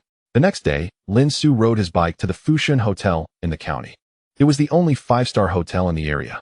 From a distance, he saw a large banner in front of the entrance. Warm congratulations to Mr. Zhang Bowen and Ms. Zhou Shuqing on their 25th wedding anniversary. The guests were all dressed in formal attire, and the vehicles were all high-end. When Lin Xu arrived at the entrance in casual clothes on his electric bike, the parking attendant appeared somewhat bewildered. Yet, being a five-star hotel employee, he did not exhibit any disdain toward Lin Xu, politely inquiring about his purpose. Upon learning that Lin Xu was there for the banquet, he nodded and asked for the invitation. Just as Lin Xu was about to explain, a voice called from behind. Lin Xu? Turning around, he was surprised to see Zhang Yang, dressed in a suit, accompanied by a mature and composed middle-aged man and woman. What are you doing here? Lin Xu and Zhang Yang asked in unison. Oh, I forgot to introduce you. This is my classmate, Lin Xu, Zhang Yang said, recovering from his initial surprise. This is my mother, Ms. Yang Wan, and this is my father, Captain Zhang Bowen of the Criminal Police. Hello, uncle and aunt, Lin Xu said hurriedly, bowing in greeting. You young people chat. We'll head inside. Zhang Yang's parents nodded and walked into the hotel. What have you been up to these days? You haven't contacted me. You didn't really go to have your fortune told, did you?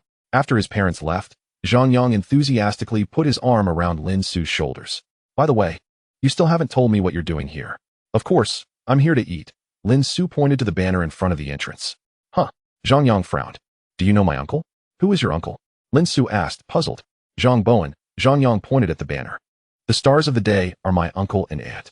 Lin Xu then recalled that Zhang Yang had just introduced his father as Zhang Bowen, which was just one character different from Zhang Bowen.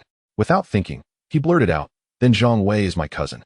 Zhang Yang paused. How do you know my cousin? Just as Lin Xu was about to explain, a voice called from inside the hotel. Lin Xu, what are you doing out there? Hurry up and come inside. He turned to see Zhang Wei, dressed in a floral dress. At the same time, an elderly man in the group suddenly turned to look at Lin Xu.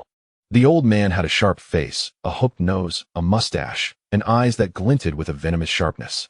Lin Xu felt a sense of foreboding and met the old man's gaze. Xiao Lao-san, you are fortunate today to encounter me bringing you here. A plump middle-aged man beside him laughed, producing an invitation. Later, I will introduce you to General Zhang and the others. With your abilities, if you could help them with feng shui or something, life in the county would be smooth sailing from now on. Chapter 13. Confrontation with an enemy. Xiao Lao-san turned to Lin Xu upon hearing someone call his name. The reason he paid attention to that name was that, in recent days, his son Xiao who had been cursed by Lin Xu with an extremely malicious Lokyang curse. This last descendant of the Lin family was someone he had wished to eliminate for over 20 years. Unfortunately, Lin Xu had been taken away by that foul Taoist, and it was unclear what methods had been used to preserve him. Even his curses on the Lin family's ancestral grave and ancestral home had no effect on Lin Xu. Now that Lin Xu had just returned, he had already targeted his son.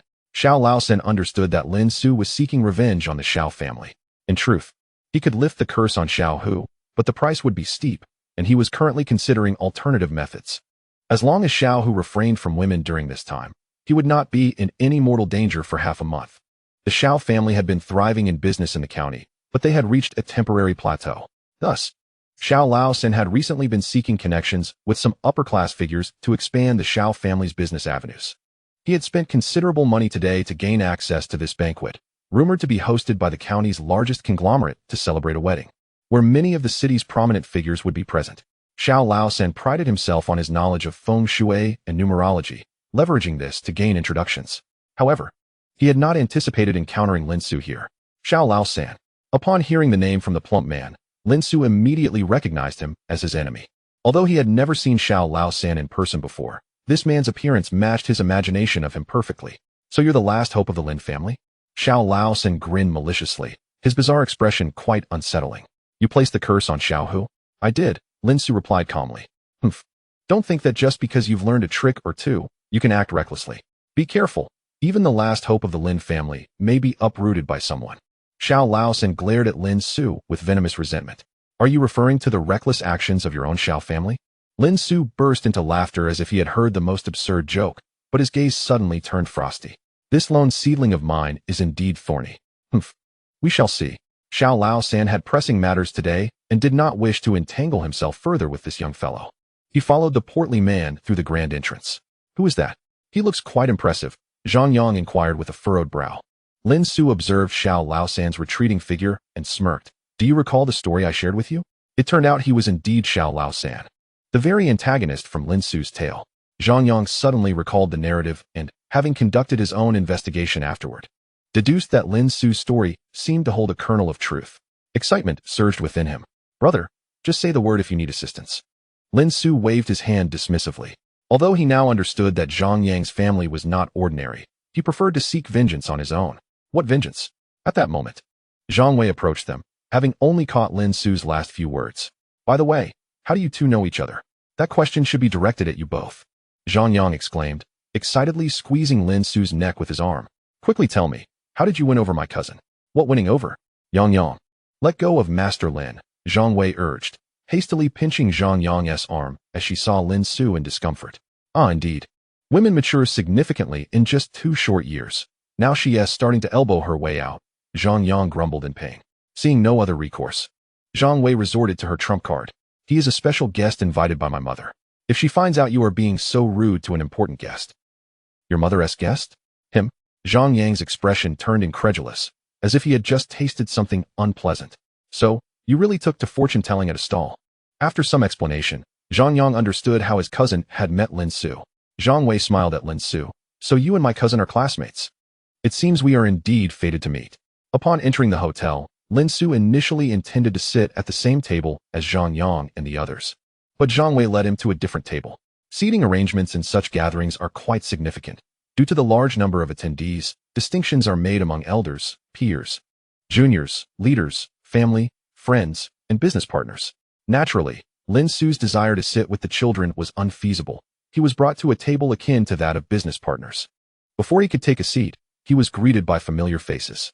Xiao Lao San and the portly man who had brought him earlier were also at this table.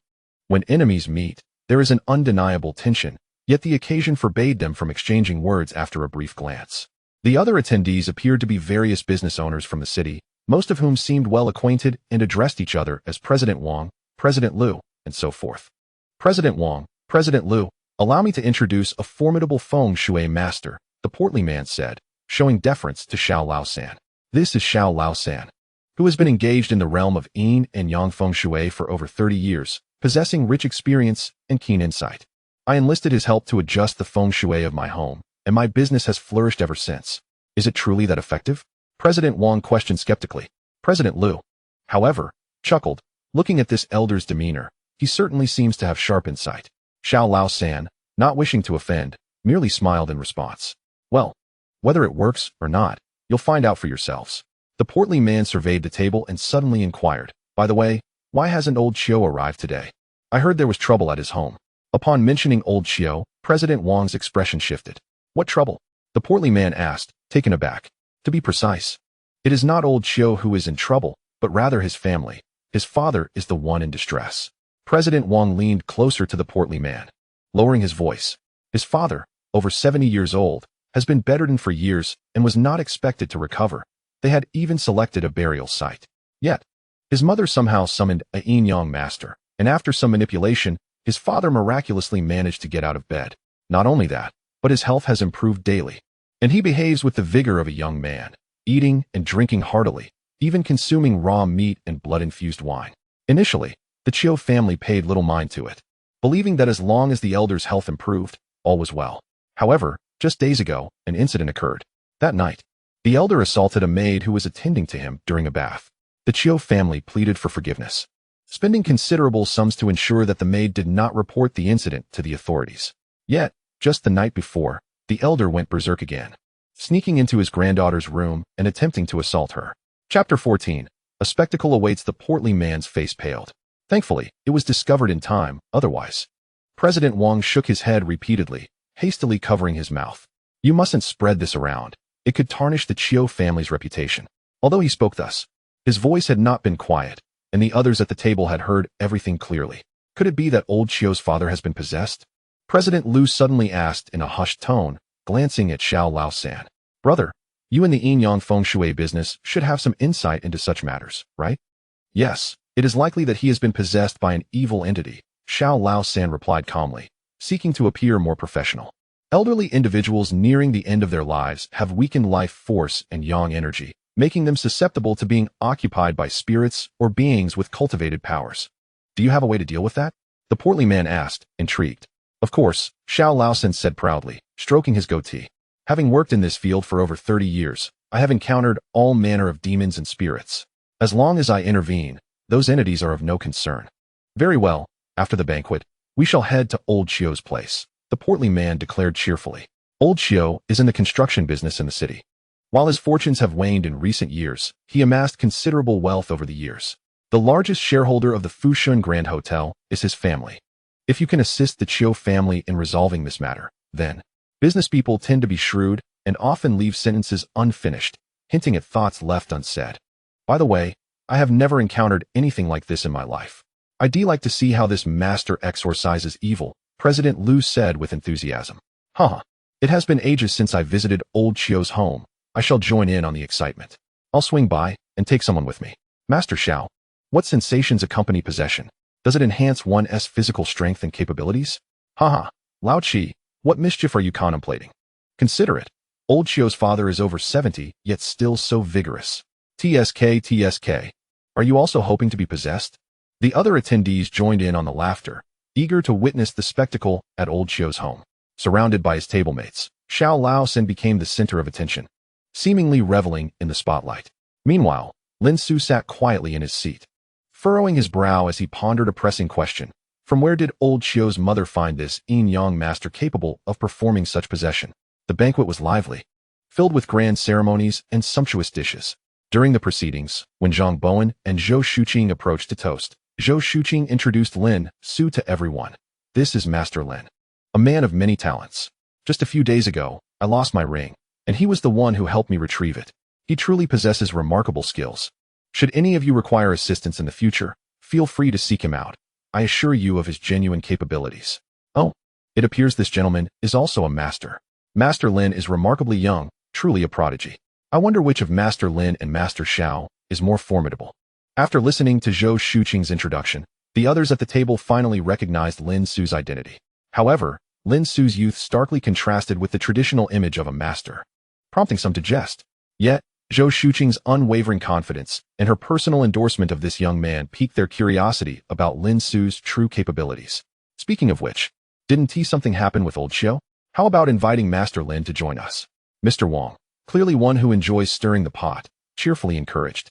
It's not that Master Xiao is lacking. Having more hands on deck can only be beneficial. Old Xiu has been my friend for many years. Regardless of whether we can assist him, I will cover the costs. He then turned to Lin Xu, asking, what do you say, Master Lin? Would you grace us with your presence? Zhang Bowen, frowning, added, Old Xiu and I have been friends for decades. Since Shuqing believes in Master Lin's abilities, we should definitely seek his help. Zhou Shuqing quickly chimed in, with Master Lin's assistance, success is assured. With everyone's gaze fixed upon him, Lin Xu found it difficult to decline, so he nodded in agreement. Very well, we shall head over this afternoon. Instantly, excitement lit up the faces of Mr. Wang and the others. Such extraordinary events are rare for ordinary folk, and for the affluent, opportunities that bring excitement and novelty are few and far between. This was indeed a once-in-a-lifetime spectacle. Master Lin, what skills do you possess? Even Mrs. Zhang personally vouches for you. It would be prudent to exchange contact information, as there may be future occasions where we require your assistance. I heard you utilized your abilities to help Mrs. Zhang recover a ring worth over 700,000. Could you share the specifics of that incident and the techniques you employed? Once Zhou Shuqing and her husband departed, the table buzzed with inquiries directed at Lin Xu, leaving the peculiar Master Xiao sidelined. This ignited a spark of irritation within Master Xiao, who had paid to be brought to this gathering, only to have his spotlight usurped by Lin Xu. He cast a resentful glance at the affluent gentleman beside him, who, understanding the implication, quickly intervened.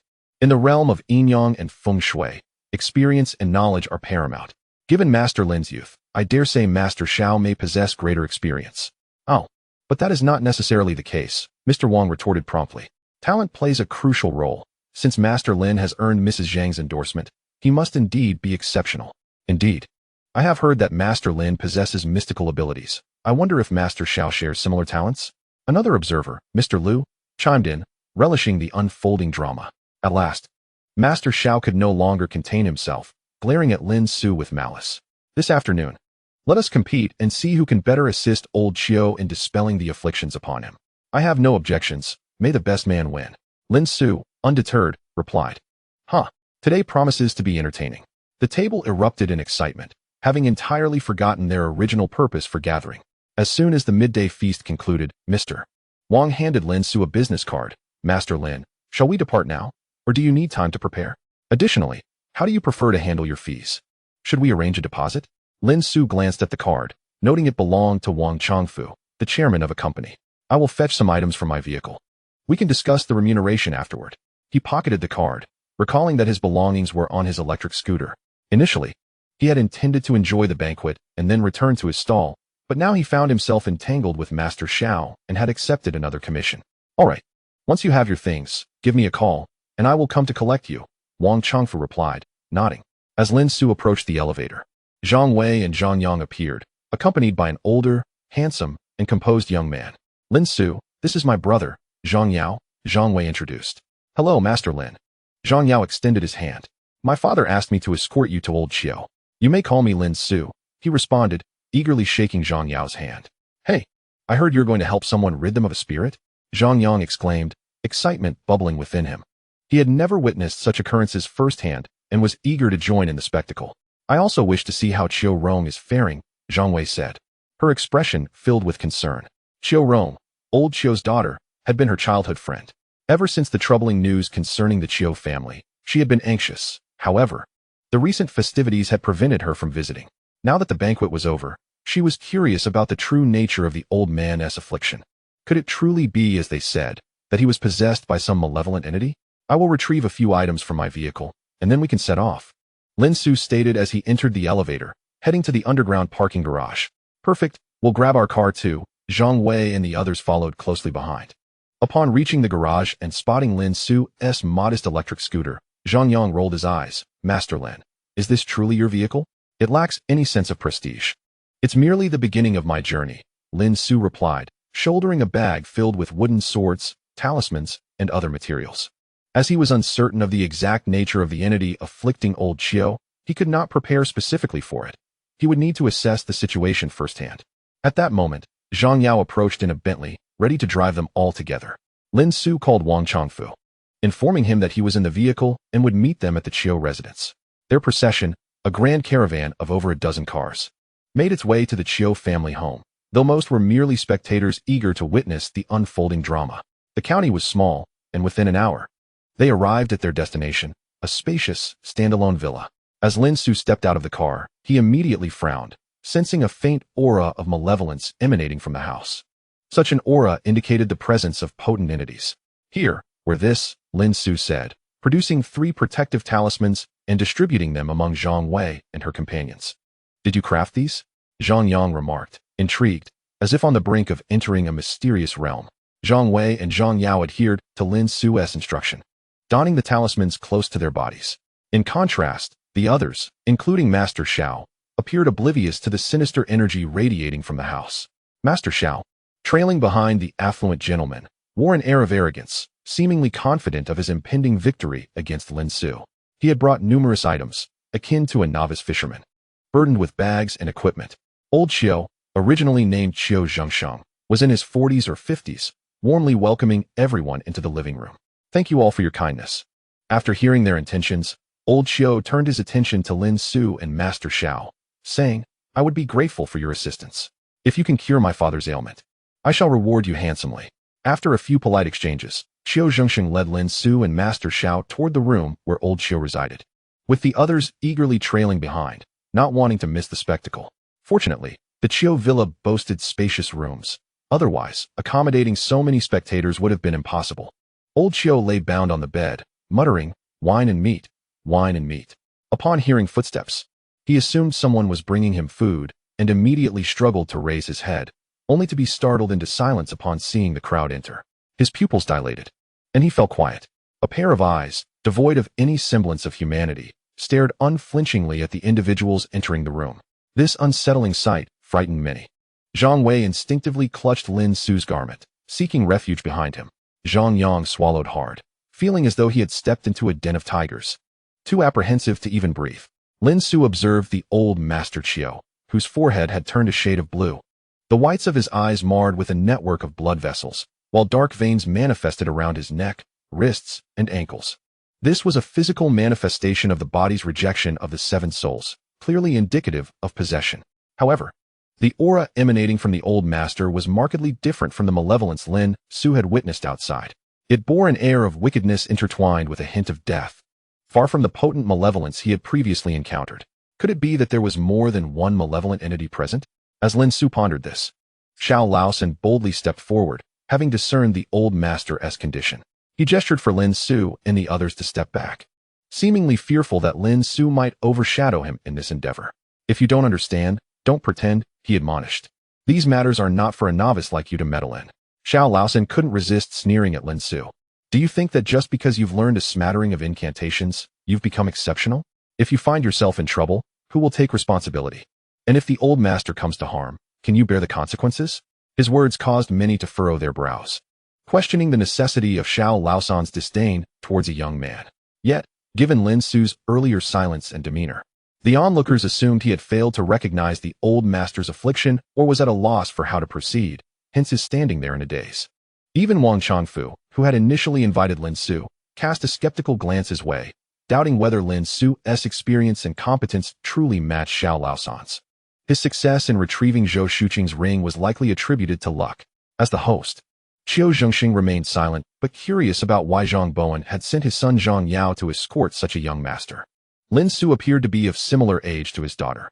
Could he truly resolve a predicament that an ordinary person might never encounter in a lifetime?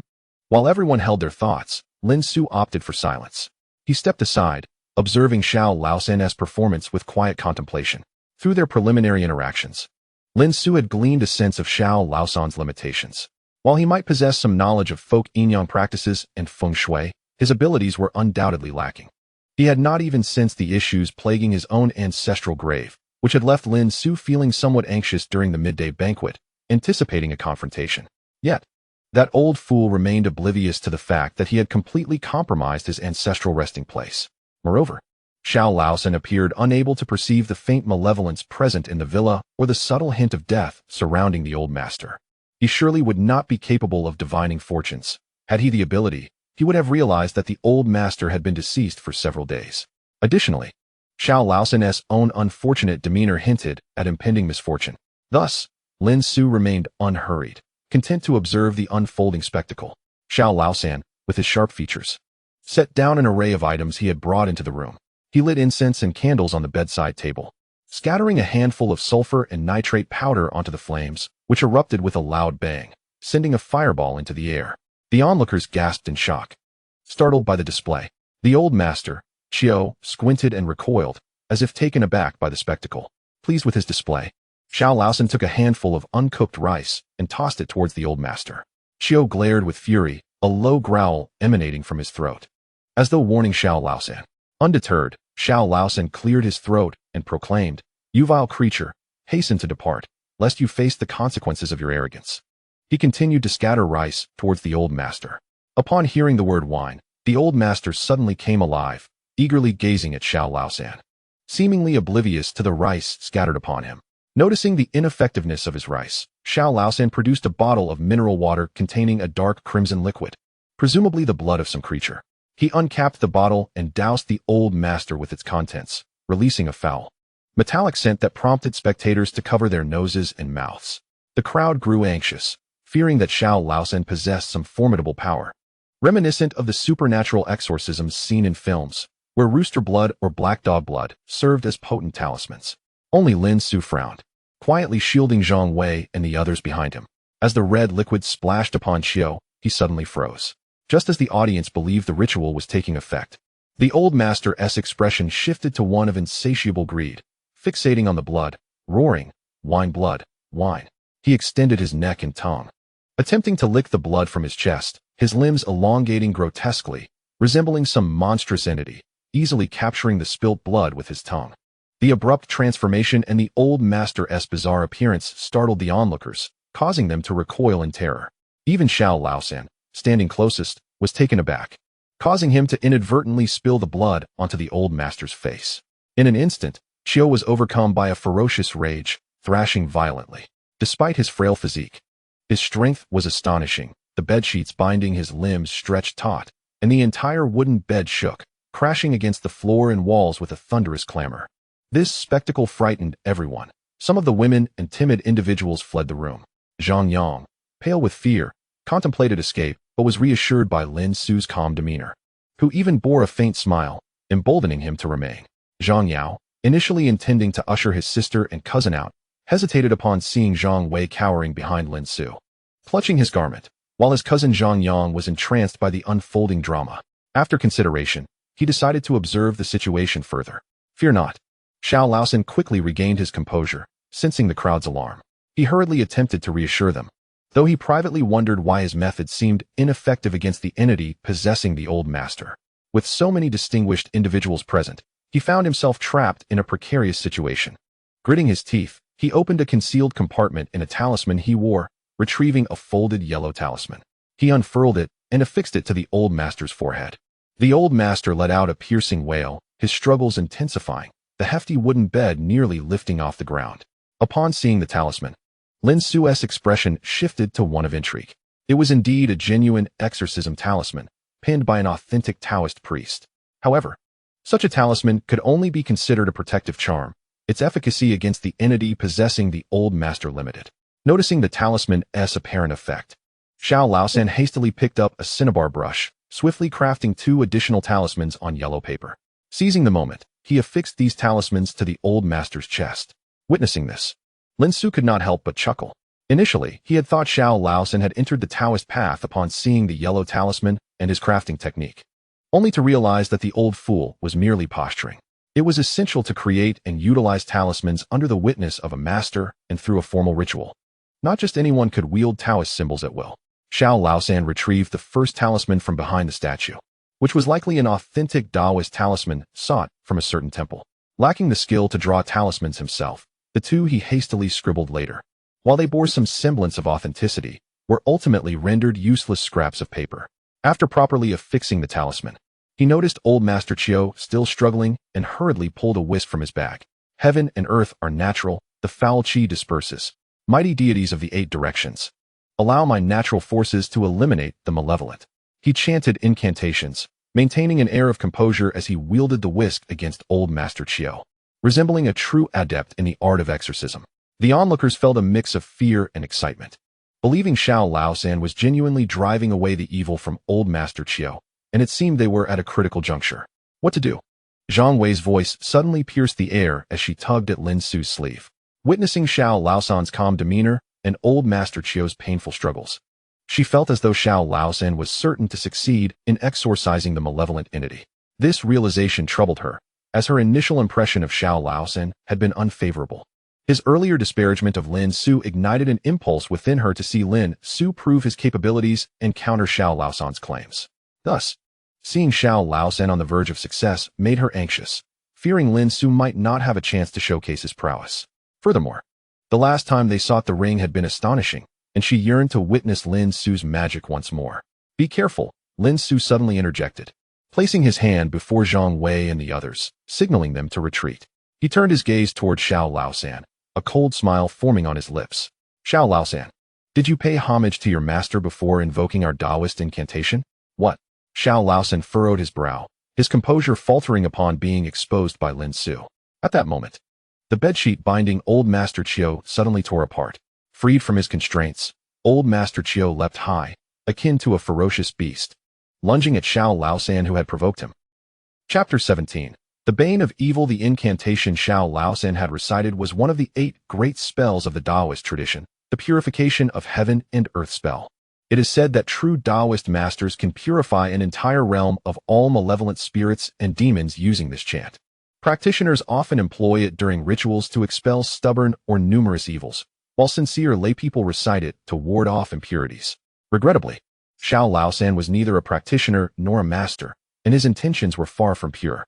Thus, the spell, when uttered from his lips, bore no effect and even provoked the entity possessing Old Master Chiu. As Old Master Chiu broke free, he bore down on Xiao Laosan, tackling him to the ground. Old Master Chiu's face and body were drenched in blood, his skeletal visage resembling a ghoul from the underworld, and he lunged to bite Xiao Laosan's face. Xiao Laosan could only use the whisk to defend himself, but the force of Old Master Chiu's bite snapped the whisk's handle. In the next moment, he had to brace himself against Old Master Chiu's jaw. Alas, Old Master Chiu possessed tremendous strength, and after a brief struggle of 2 or 3 seconds, he bit down on Xiao Laosan's cheek. With a scream of agony, as Old Master Chiu tore upward, half of Xiao Laosan's face, along with a portion of his ear, was ripped away, blood gushing forth and staining both him and the surrounding floor crimson. The onlookers, previously captivated by the spectacle, were now horrified by the gruesome scene and screamed in terror, finally realizing the imminent danger as they surged toward the exit. However, in their frantic attempt to escape through a single door, they became jammed, unable to flee. "Quick, hide behind me," Lin Xu bellowed, stepping forward. He had noticed changes occurring in Xiao Laosan. As he was toppled by Old Master Chiu, his clothing was torn, revealing several necklaces around his neck.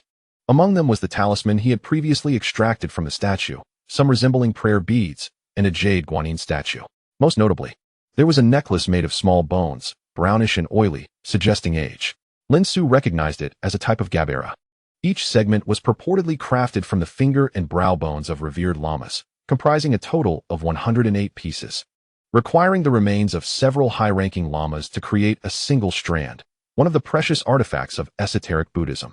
However, many imitations existed in the world, made from genuine human bones, but not those of practicing lamas, imbued with sinister energy.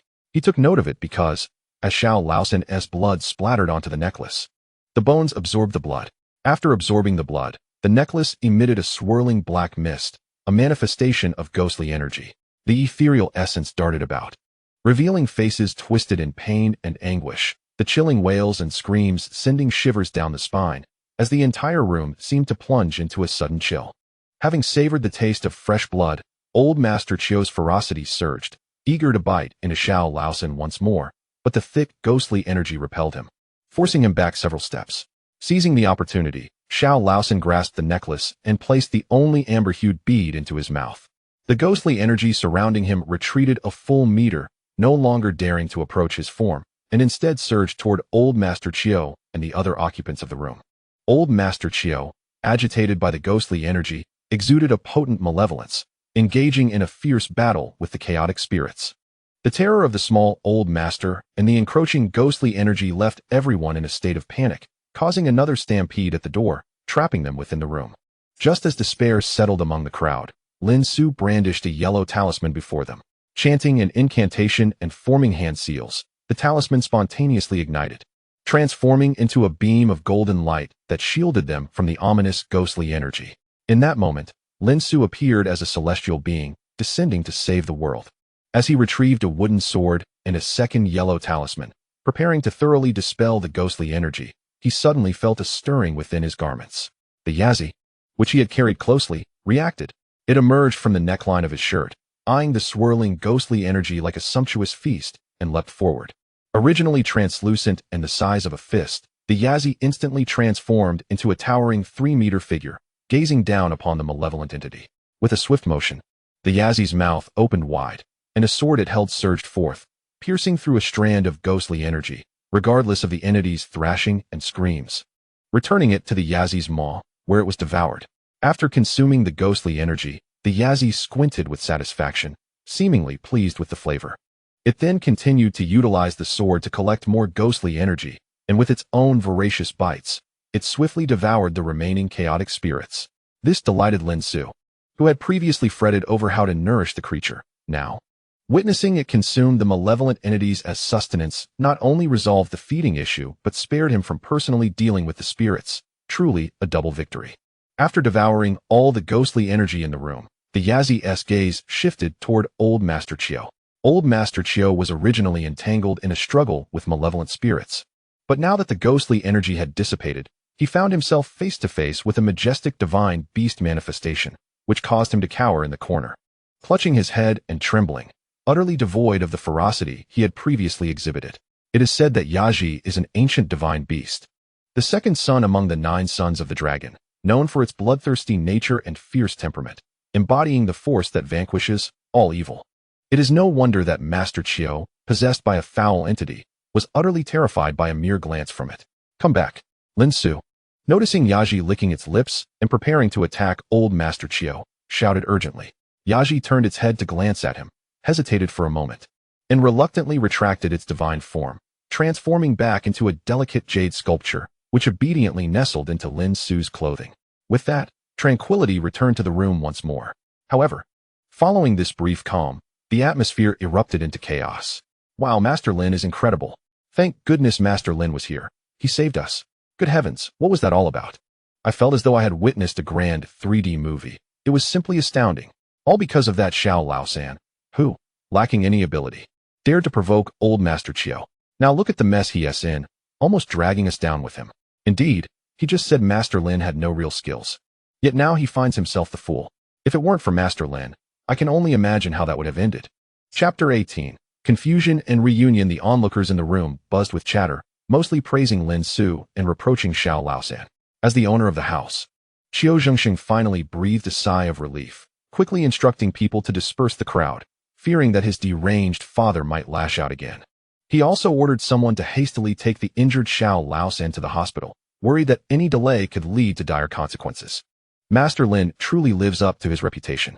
At that moment, Wang Chongfu approached, as he had been the one to invite Lin Xu to the old Qiu residence. Now that Lin Xu had demonstrated his true prowess, he felt a sense of pride. In contrast, the well-fed man who had brought Xiao Laosan was now hunched in a corner, wishing to sever any ties with him after the chaos he had nearly caused. Let us leave for now. The entity possessing old Master Chiu has merely been temporarily subdued and could strike again at any moment.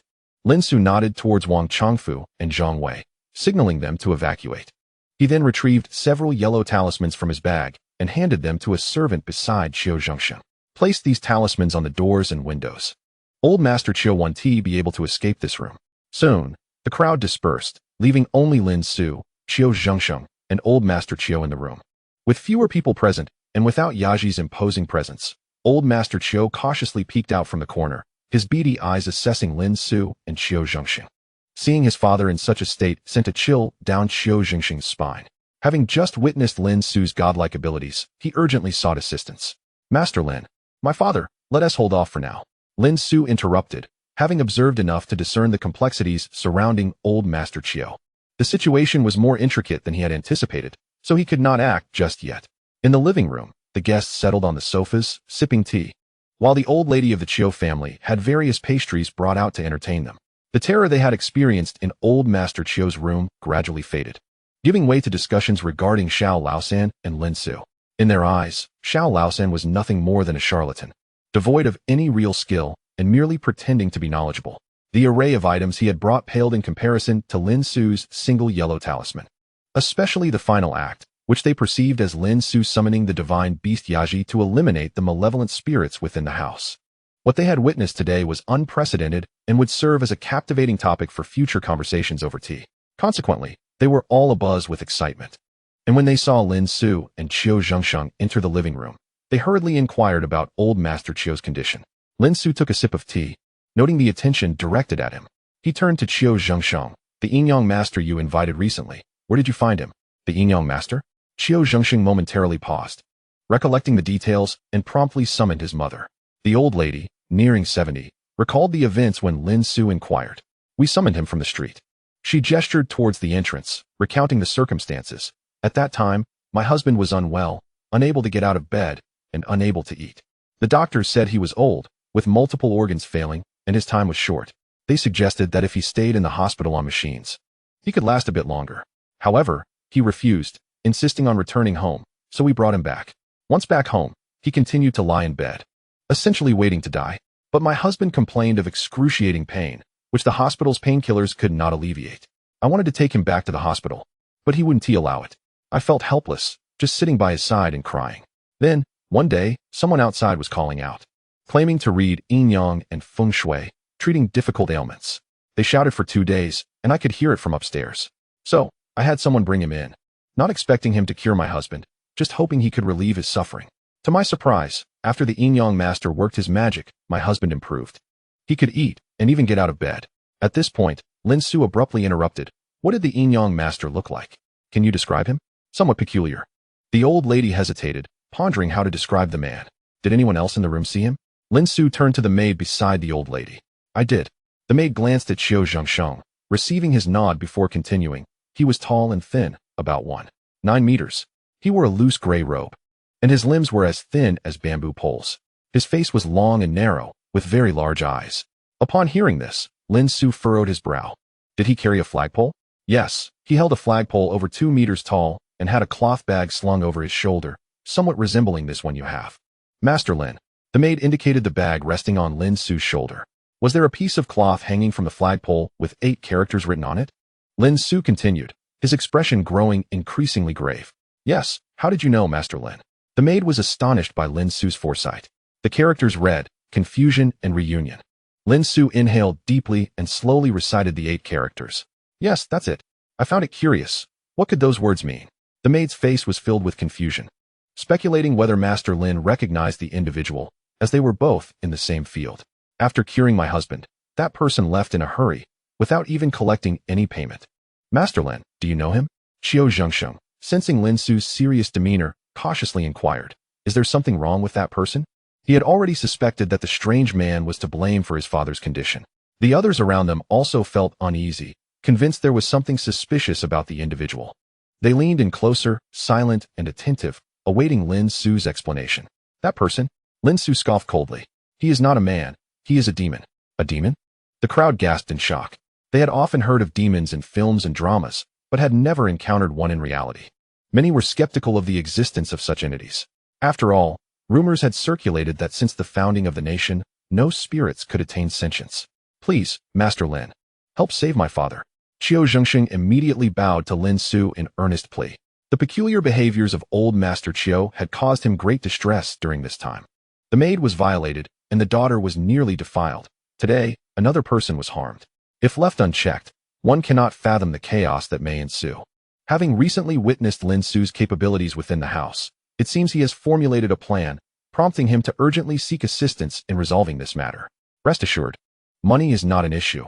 I am willing to pay any sum necessary to save my father. Chapter 19. The old demon. It is not merely a matter of finances. Lin Xu sighed, revealing the truth. Upon entering the house, I discerned from the appearance of old Master Qiu that he had already departed this world. What? The news stunned everyone present. The elderly matriarch could hardly accept this reality, collapsing onto the table in tears, lamenting, "Oh, how could you leave us, my dear husband?" With so many people around, a nearby maid hastily assisted her into the room. Is what you say true? Xiao Zhengsheng could scarcely believe that his father had passed. Just moments ago, he had observed the old man, seemingly full of life, struggling against the restraints of a heavy wooden bed. What you encountered in the house? I have heard my master mention before. It is known as the Chuanxian, or usurper of immortals, Lin Xu explained. This entity is said to be the manifestation of a large insect that has existed for several centuries, possessing unfathomable powers. Even my master has never witnessed it firsthand. He only encountered references to the Chuanxian in the notes of our ancestors. The cycles of human life, birth, aging, illness, and death, are natural laws, governed by karma. It is said that those who perform good deeds in their past lives or accumulate virtue in this life will experience little suffering at the time of their demise. Conversely, those burdened with evil deeds will endure great torment as they approach death. The Chuanxian takes on human form, parading with a banner through the streets. When it senses someone on the brink of death, it will call out at the doorstep of that household, alleviating the fears and pains of the dying. However, this comes at a cost. If the family invites it inside, they tacitly agree to a transaction. The Chuanxian extracts the soul of the dying and plants within their body a string, akin to a spirit beast, nurturing it with the still living vessel.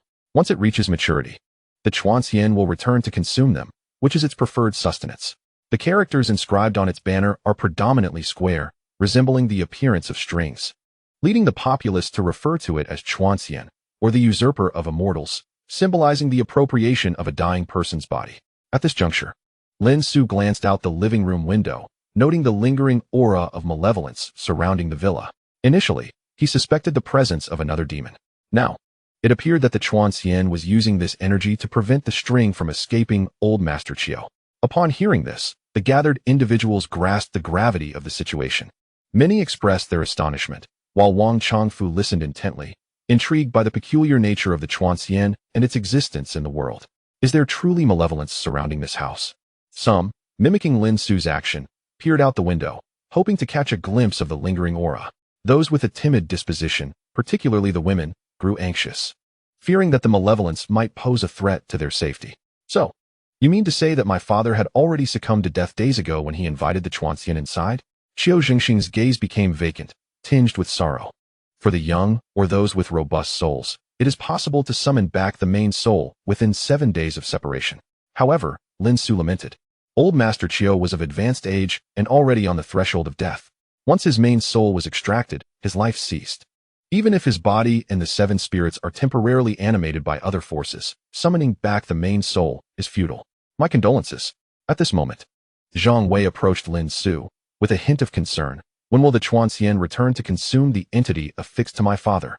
Lin Xu pondered for a moment. My master once mentioned that the spirit beasts nurtured by the Chuanxian dwell within the 3 evil realms of reincarnation. They inhabit human bodies as if they have intruded into the celestial realm, yearning for indulgence unbound by human etiquette. The Chuanxian feeds on these desires. To cultivate these emotions properly requires no less than a month, and potentially as long as half a year. Such a lengthy period, Zhang Wei gasped, covering her mouth in astonishment. My father, having traversed the world and built the Qiu family legacy from nothing, though not a paragon of virtue, suffered in his final moments. Now, even in death, he cannot find peace and nearly precipitated a disaster. After a moment, Qiu Zhengxing seemed to reconcile with the reality of his father's passing. His face etched with grief. I implore Master Lin for assistance in expelling the entity afflicting my father, so that he may find rest. This matter, though unintentional, stems from your family's agreement with the Chuanxian. Lin Xu hesitated. The entity attached to old Master Qiu is nurtured by the Chuanxian. If I were to act recklessly and expel it, the Chuanxian would likely seek retribution against me. There was one thing he did not voice, with his abilities. He likely could not contend with a demon of the Chuanxian's ancient caliber. Please, Master Lin, I beg of you. Qiu Zhengsheng knelt before him. Do not, Lin Xu exclaimed, rushing to assist him. Yet, Qiu Zhengsheng remained resolute, his voice tinged with anguish. In my life, I have not done enough for my father. I am an unfilial son. Now that he has departed, I only wish for him to find peace and integrity in his afterlife. Indeed, given old Master Qiu's condition, any further turmoil would tarnish both his reputation and that of the Qiu family for generations. Seeing Qiu Jingxing's desperation, those nearby could no longer stand idly by and joined in pleading. Yes, Master Lin, please assist us. Old Master Qiu has performed many good deeds in his life. He should not suffer in death.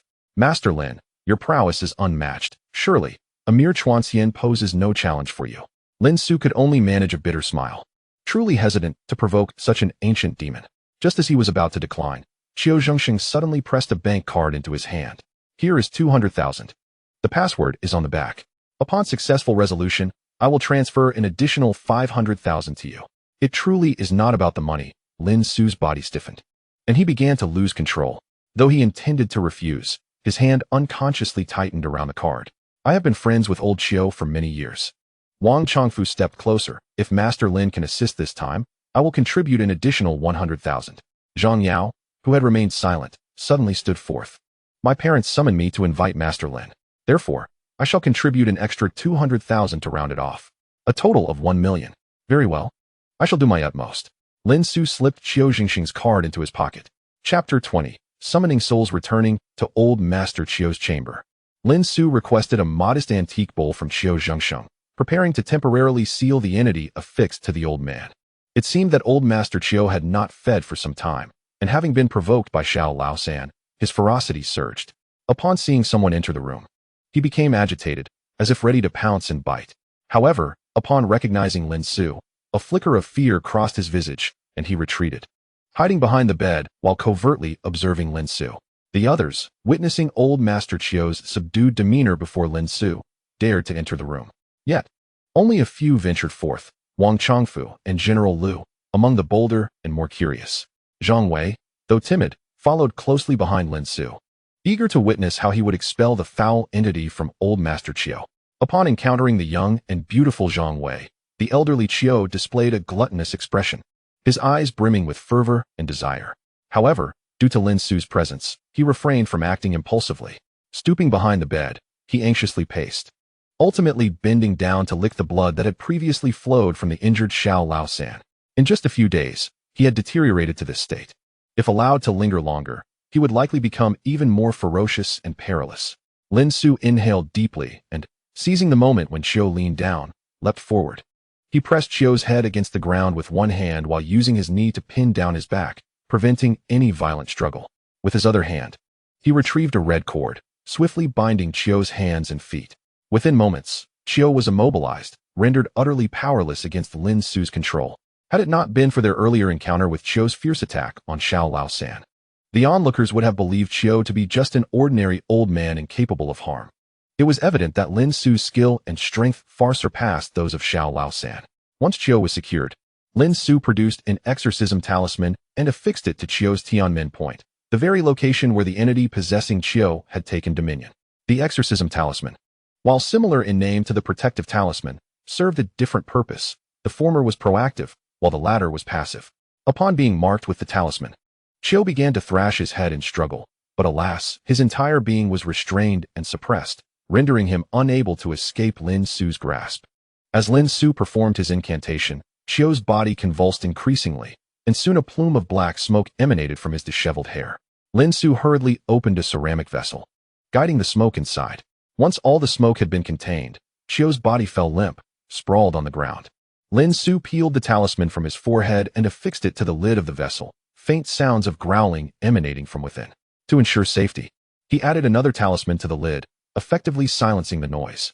Satisfied, Lin Xu secured the vessel and untied the red cord from Qiu, clapping his hands together. Next, I shall attempt to summon back the soul of Qiu Leoi. I kindly asked bystanders to step aside. The onlookers, regaining their senses, began to disperse. The task was completed in mere minutes. How effortless!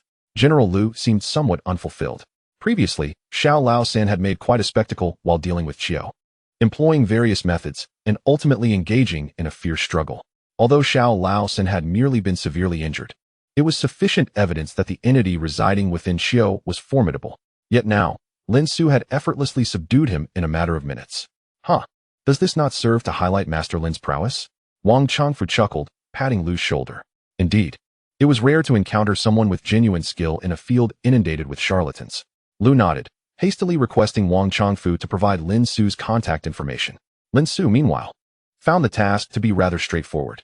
Utilizing Xiao Laosan's belongings, he lit candles on the table and fashioned a spirit-summoning banner from paper, hanging it by the window facing west.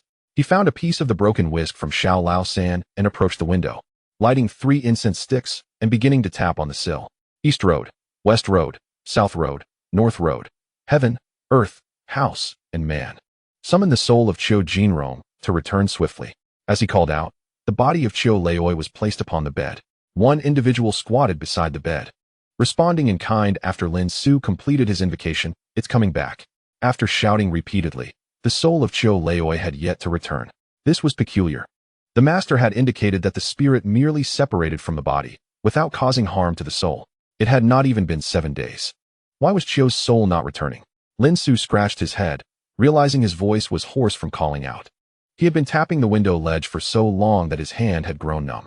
In his contemplation, he glanced outside and suddenly recalled the layer of malevolent aura surrounding the Qiu family villa. How could he have forgotten? With that aura present, the spirit would surely be too frightened to return. Lin Xu slapped his forehead and swiftly performed a spell to dispel the malevolent energy. Initially, he considered continuing his summoning as before, but ultimately chose to employ a talisman instead. Heaven and earth are clear, spirits and deities are responsive. Solitary souls of the 10 directions, heed my call. The soul of Qiu Jinrong, return at once. Taishan Laojun, I command you. The talisman ignited instantaneously. Simultaneously, a chill wind blew in from the window, causing the spirit-summoning banner to flutter. Soon after, Qiu Leoi's fingers twitched, and his weary eyes fluttered open. Father! Exclaimed Qiu Zhengsheng, who had been waiting nearby, grasping his father's hand with joy. Qiu Leoi opened his mouth, producing a weak and raspy voice. Zhengsheng? You have a quarter of an hour. After giving his instructions, Lin Xu stepped outside to fetch some water. His prior method of summoning was a folk practice. While not as swift as the Taoist spells, it was practical and did not deplete his spiritual energy. He had initially intended to conserve energy for the inevitable confrontation with the malevolent entity, but ultimately succumbed to using talismans for the summoning. After sitting in the living room for over 10 minutes, Qiu Zhengsheng and the younger members of the Qiu family emerged from the room, tears in their eyes. "Thank you, Master Lin." Qiu Zhengsheng bowed deeply in gratitude. "Has the old man passed?" Lin Xu inquired, glancing into the room. "Yes, he departed peacefully, having settled all matters," Qiu Zhengsheng affirmed, quickly apologizing to the others. "Today's circumstances were unusual. Please forgive the lack of hospitality."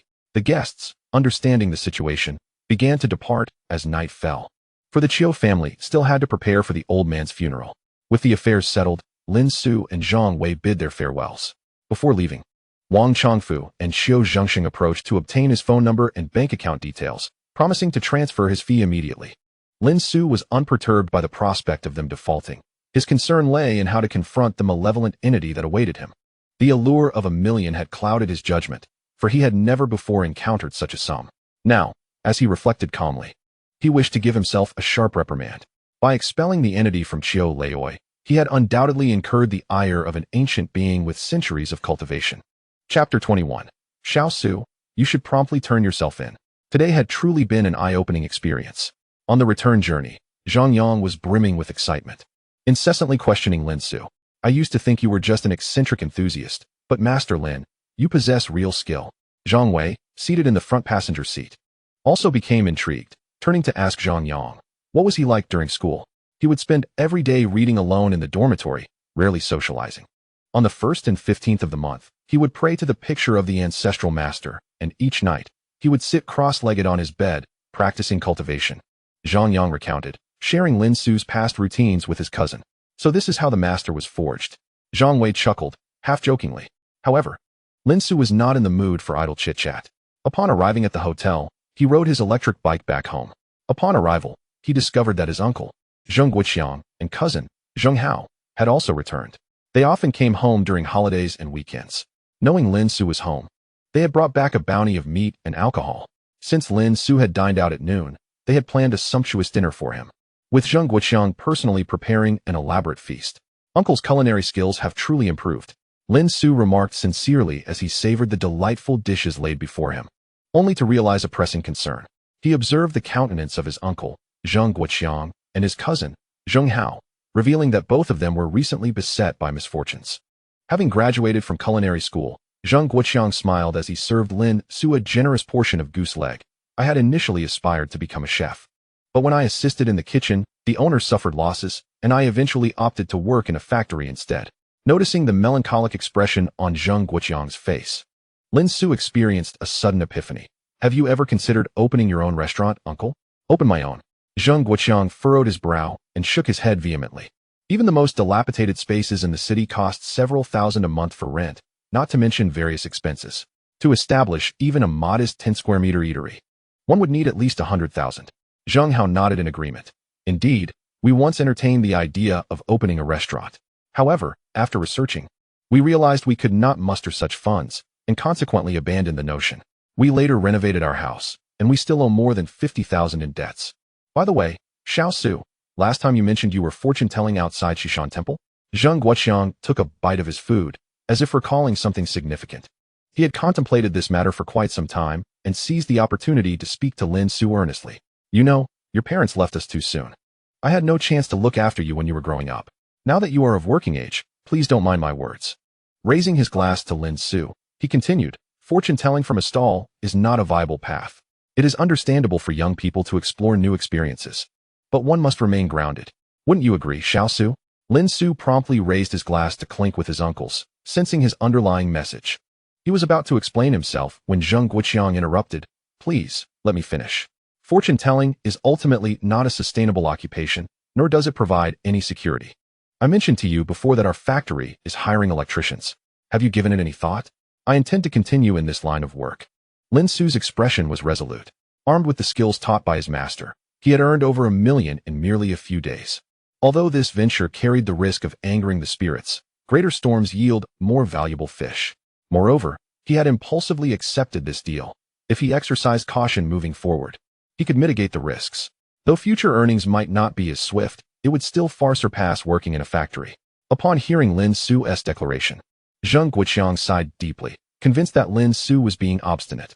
He glanced at his parents, hoping they might persuade Lin Xu. However, his grandparents remained silent. Having long since lost touch with the matters of the younger generation, Zheng Guoqiang could only sigh once more. He would not criticize Lin Xu for pursuing other endeavors, but the notion of fortune-telling from a stall seemed utterly absurd to him, akin to a scheme of deceit. He wished to prevent his orphan nephew from straying onto a misguided path. Just as he contemplated admonishing Lin Xu further, he noticed Lin Xu producing 2 neatly folded talismans from his pocket. I see from your faces that both of you may encounter misfortune soon. Keep these talismans close to you, and refrain from undertaking any perilous tasks in the coming days. Lin Xu earnestly handed the talismans to Zheng Guoqiang and Zheng Hao. He then retrieved 2 more, presenting them to his grandparents. It is better to be prepared. Please wear these for your safety. His grandparents, believing in such matters, nodded and donned the talismans around their necks. However, Zheng Guoqiang frowned and promptly tossed the talisman back. I do not believe in such things. His grandmother persisted, gently urging. Xiao Su is concerned for your well-being. Can you not show some appreciation? Zheng Guoqiang shot an incredulous glance at his mother, feeling frustrated that she was not only failing to persuade him, but also enabling Lin Xu's antics. Is this truly effective? Zheng Hao inquired, eyeing the talisman with curiosity. Indeed. I crafted it myself. It is effective, Lin Xu affirmed with a nod. He then scrutinized their faces, hesitating before suggesting. Perhaps you should take a leave from work for a few days and avoid the factory until this passes. Absurd. Zheng Guoqiang could no longer contain himself. If I don't work, who will pay off our debts? We must earn a living. How else will we survive? Xiao Su, I must tell you, indulging in such superstitions is not advisable. Lin Xu, however, retrieved a bank card that Xiao Zhengsheng had given him earlier that day. I earned some money today. I can use it to clear our household debts. Additionally, I think it would be best if you and Hao Gu did not work at the factory anymore. The machinery and high-altitude tasks are far too dangerous. Let us find a shop in the city and open a restaurant. I will invest.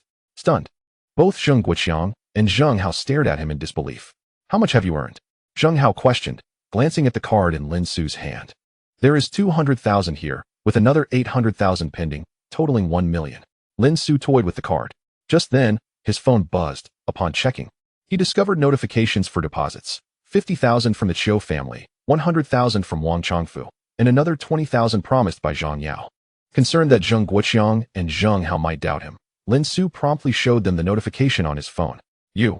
Zheng Guoqiang's expression morphed into one of shock as he stammered. You deceived others out of such a sum. This is serious. You could end up in prison. Xiao Su, hurry and turn yourself in. Chapter 22. The spirit returns. Though Zheng Guoqiang was in his 40s, he had little exposure to the world. 1 million was a sum he had only ever encountered in films. He had never imagined that he or anyone close to him could possess such wealth. After Lin Xu's explanation, he refrained from urging his nephew to confess, but remained skeptical. Though Lin Xu proposed to use the money to settle debts and support a restaurant venture, Zheng Guoqiang hesitated, fearing the money's origins. Lin Xu, understanding his uncle's apprehension, did not press the matter. The following day, as they prepared to leave, he advised Zheng Hao, make sure to wear that talisman, and if uncle refuses, discreetly place it in his pocket. After bidding farewell to his uncle and Zheng Hao, Lin Xu set off once more to the Chiu residence. Though he preferred to avoid confrontation with the spirit, he understood that having accepted the payment and committed to the task, he must see it through. Since the spirit was tied to the Chiu family, he would return there.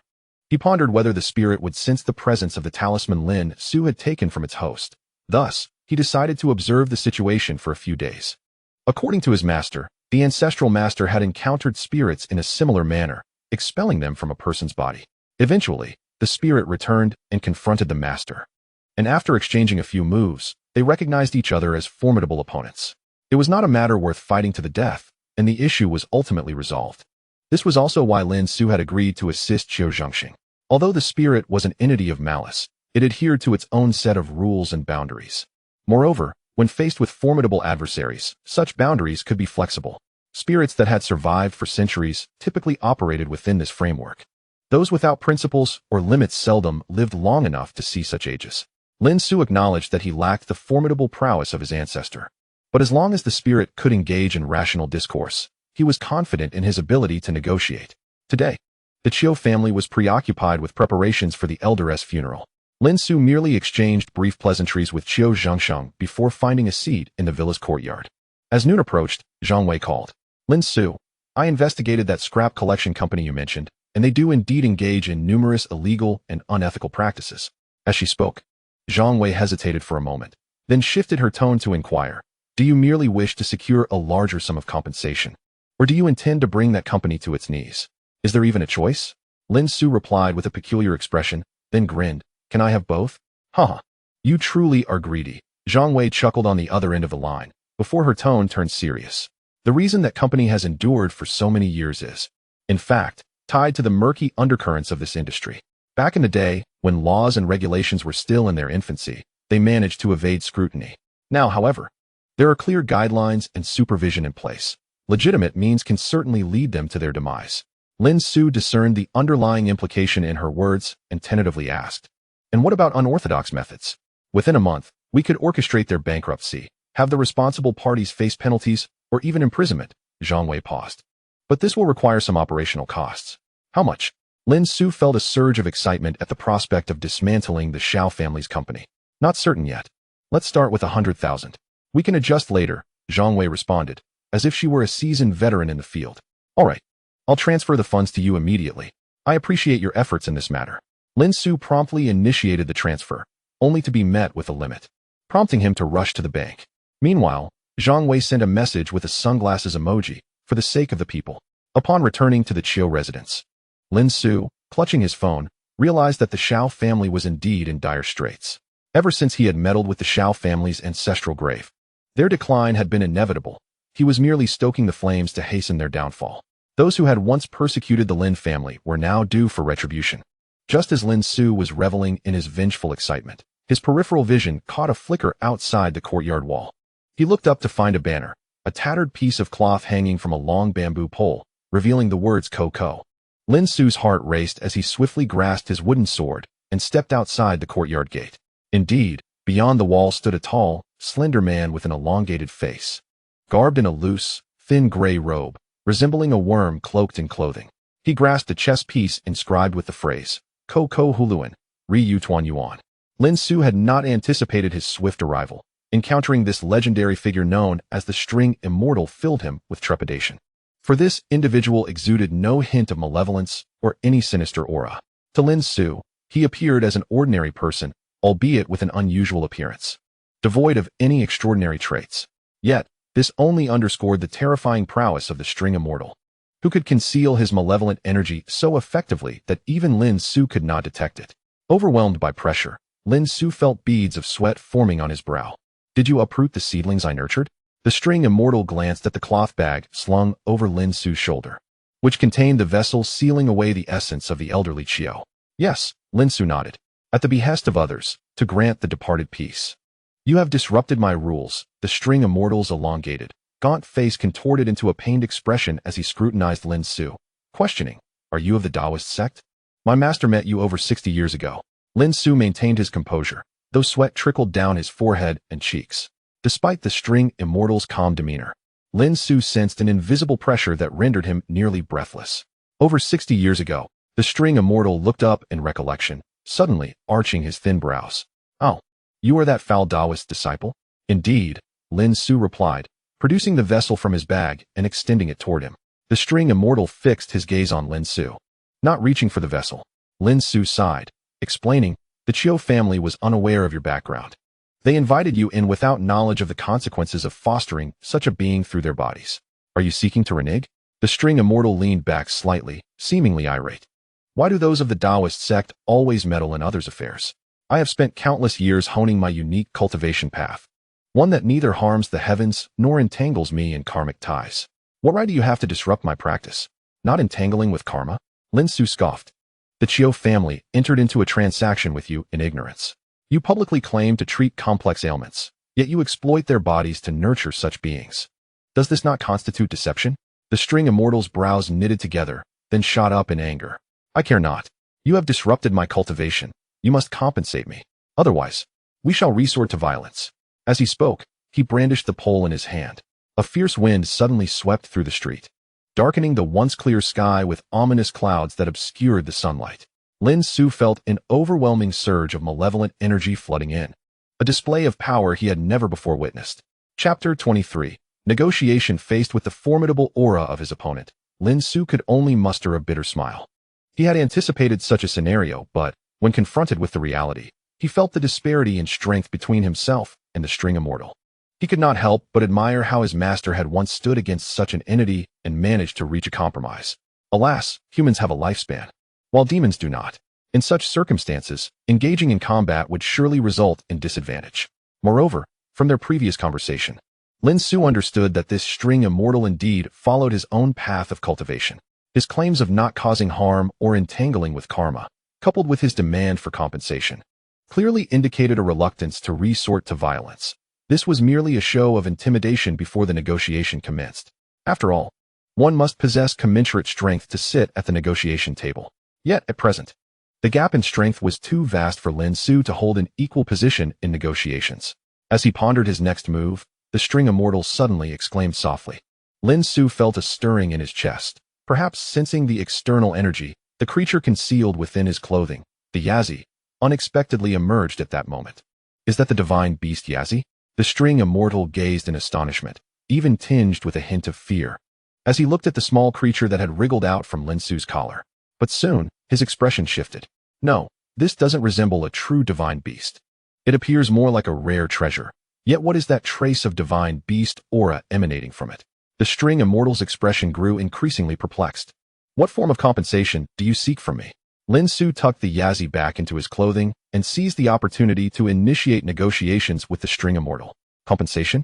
The string immortal snapped back to reality, his gaze greedily fixating on Lin Xu's chest. Just give me that little creature. Absolutely not. Lin Xu firmly rejected the request, resolute in his decision to keep the Yazi. Humph. If you refuse, then we shall engage in combat. The string immortal's expression hardened as he brandished the pole again.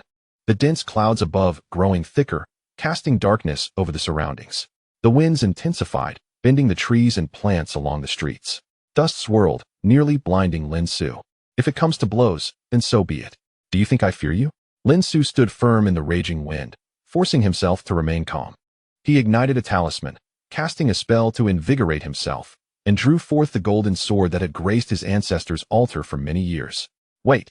Seeing Lin Xu adopt a serious demeanor as if prepared to fight, the string immortal's brow furrowed, and he twirled the pole in his hand. The fierce winds abruptly ceased. What do you intend to do? He placed one hand behind his back, fixing his gaze on Lin Xu, finally ready to negotiate. At this moment, Lin Xu exhaled a sigh of relief. He understood that he was no match for the string immortal. His earlier display of defiance had merely been for show.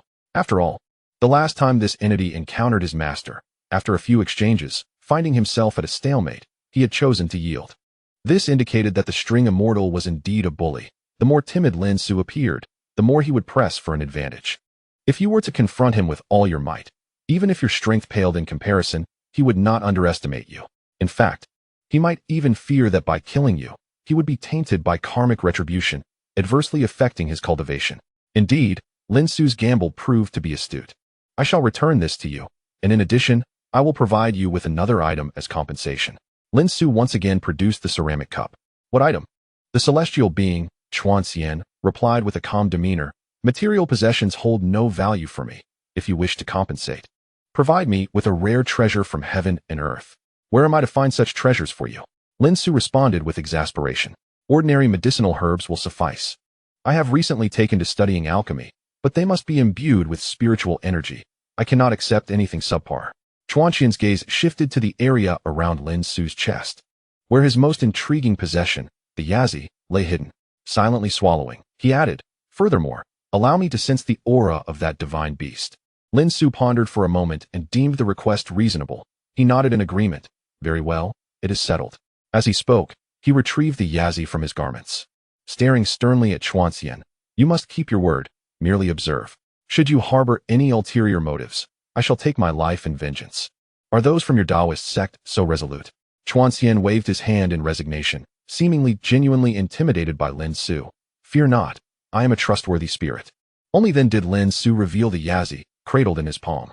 Oh, Chuanxian bent forward, bringing his eyes close to the crystalline, statue-like Yazi, exclaiming in awe, indeed, the essence of a divine beast. This must be a fragment of Lord Yazi. As he spoke, he hastily crouched down, lest he look down upon the Yazi. his face betraying a mixture of admiration and reverence.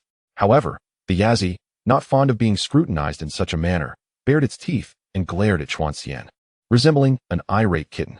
Do not move. Sensing the little creature was on the verge of unleashing its true form, Lin Xu hurriedly sought to pacify it. It actually listens to your commands? Chuanxian gazed at Lin Xu in astonishment. I found it in my ancestral home. Lin Xu recounted the circumstances of his discovery of the Yazi, speculating, perhaps it is a manifestation of the grievances and spiritual energy of my ancestors, establishing a connection with me. Born of resentment, that must be accurate. Chuanxian sighed. The incarnations of divine beasts are countless, their essences scattered across the realms. The trace of divine beast essence within it is genuine, likely summoned forth by the grievances of your family. As he spoke, he rubbed his slender hands together, giving Lin Xu the impression of a fly eagerly rubbing its forelegs. Could I accompany you for a while? I wish to experience the true essence of a divine beast up close. It may aid my cultivation. Very well, just do not disturb my daily life. Lin Xu, perceiving no malice in him and finding him quite agreeable, acquiesced. After all, having hastily accepted Chuanxian's companionship for $1 million, it was only fair to offer some form of compensation. Splendid. Chuanxian grinned broadly, his hands rubbing together even faster. I will not interrupt your life. As long as I can remain by the side of the divine beast. Medicinal herbs imbued with spiritual energy, is it? Now that an agreement had been reached, Lin Xu began contemplating what herbs possessed such qualities. The Lin family had once engaged in the herbal business, yet he knew little about medicinal herbs. He could only pull out his phone and message Zhang Wei for guidance. To his surprise, a response arrived within seconds. I thought you were messaging me out of concern for my hard work, but it seems not. The reply bore a tone of disdain. Soon after, another message followed. General Manager Wang specializes in medicinal herbs. You might inquire with him. The one named Wang Changfu. You have his contact information, correct? Chapter 24. Priceless medicinal herbs. Upon returning to the Qiu family villa, Lin Xu discovered that the front door was unexpectedly closed. Upon inquiry, he learned that the sudden change in weather and fierce winds had alerted the occupants inside. Upon venturing outside, they discovered that Master Lin and the legendary Chuanxian were engaged in a duel in the courtyard. The Qiu family, frightened, hurriedly shut doors and windows, hiding indoors. Too afraid to venture outside. As the sky darkened and the winds intensified, they trembled in fear, many having never experienced such phenomena in their lives. Beginning to worry whether Lin Xu was a match for the formidable old monster. With the wind now calmed and the clouds parting, when Lin Xu knocked on the door, they surmised that Master Lin must have triumphed. However, upon opening the door, they were met with the sight of a peculiar figure following Lin Xu, none other than the Chuanxian who had previously visited the villa. Since hearing Lin Xu recount the tale of Chuanxian yesterday, the Qiu family was now fully aware of the creature's existence.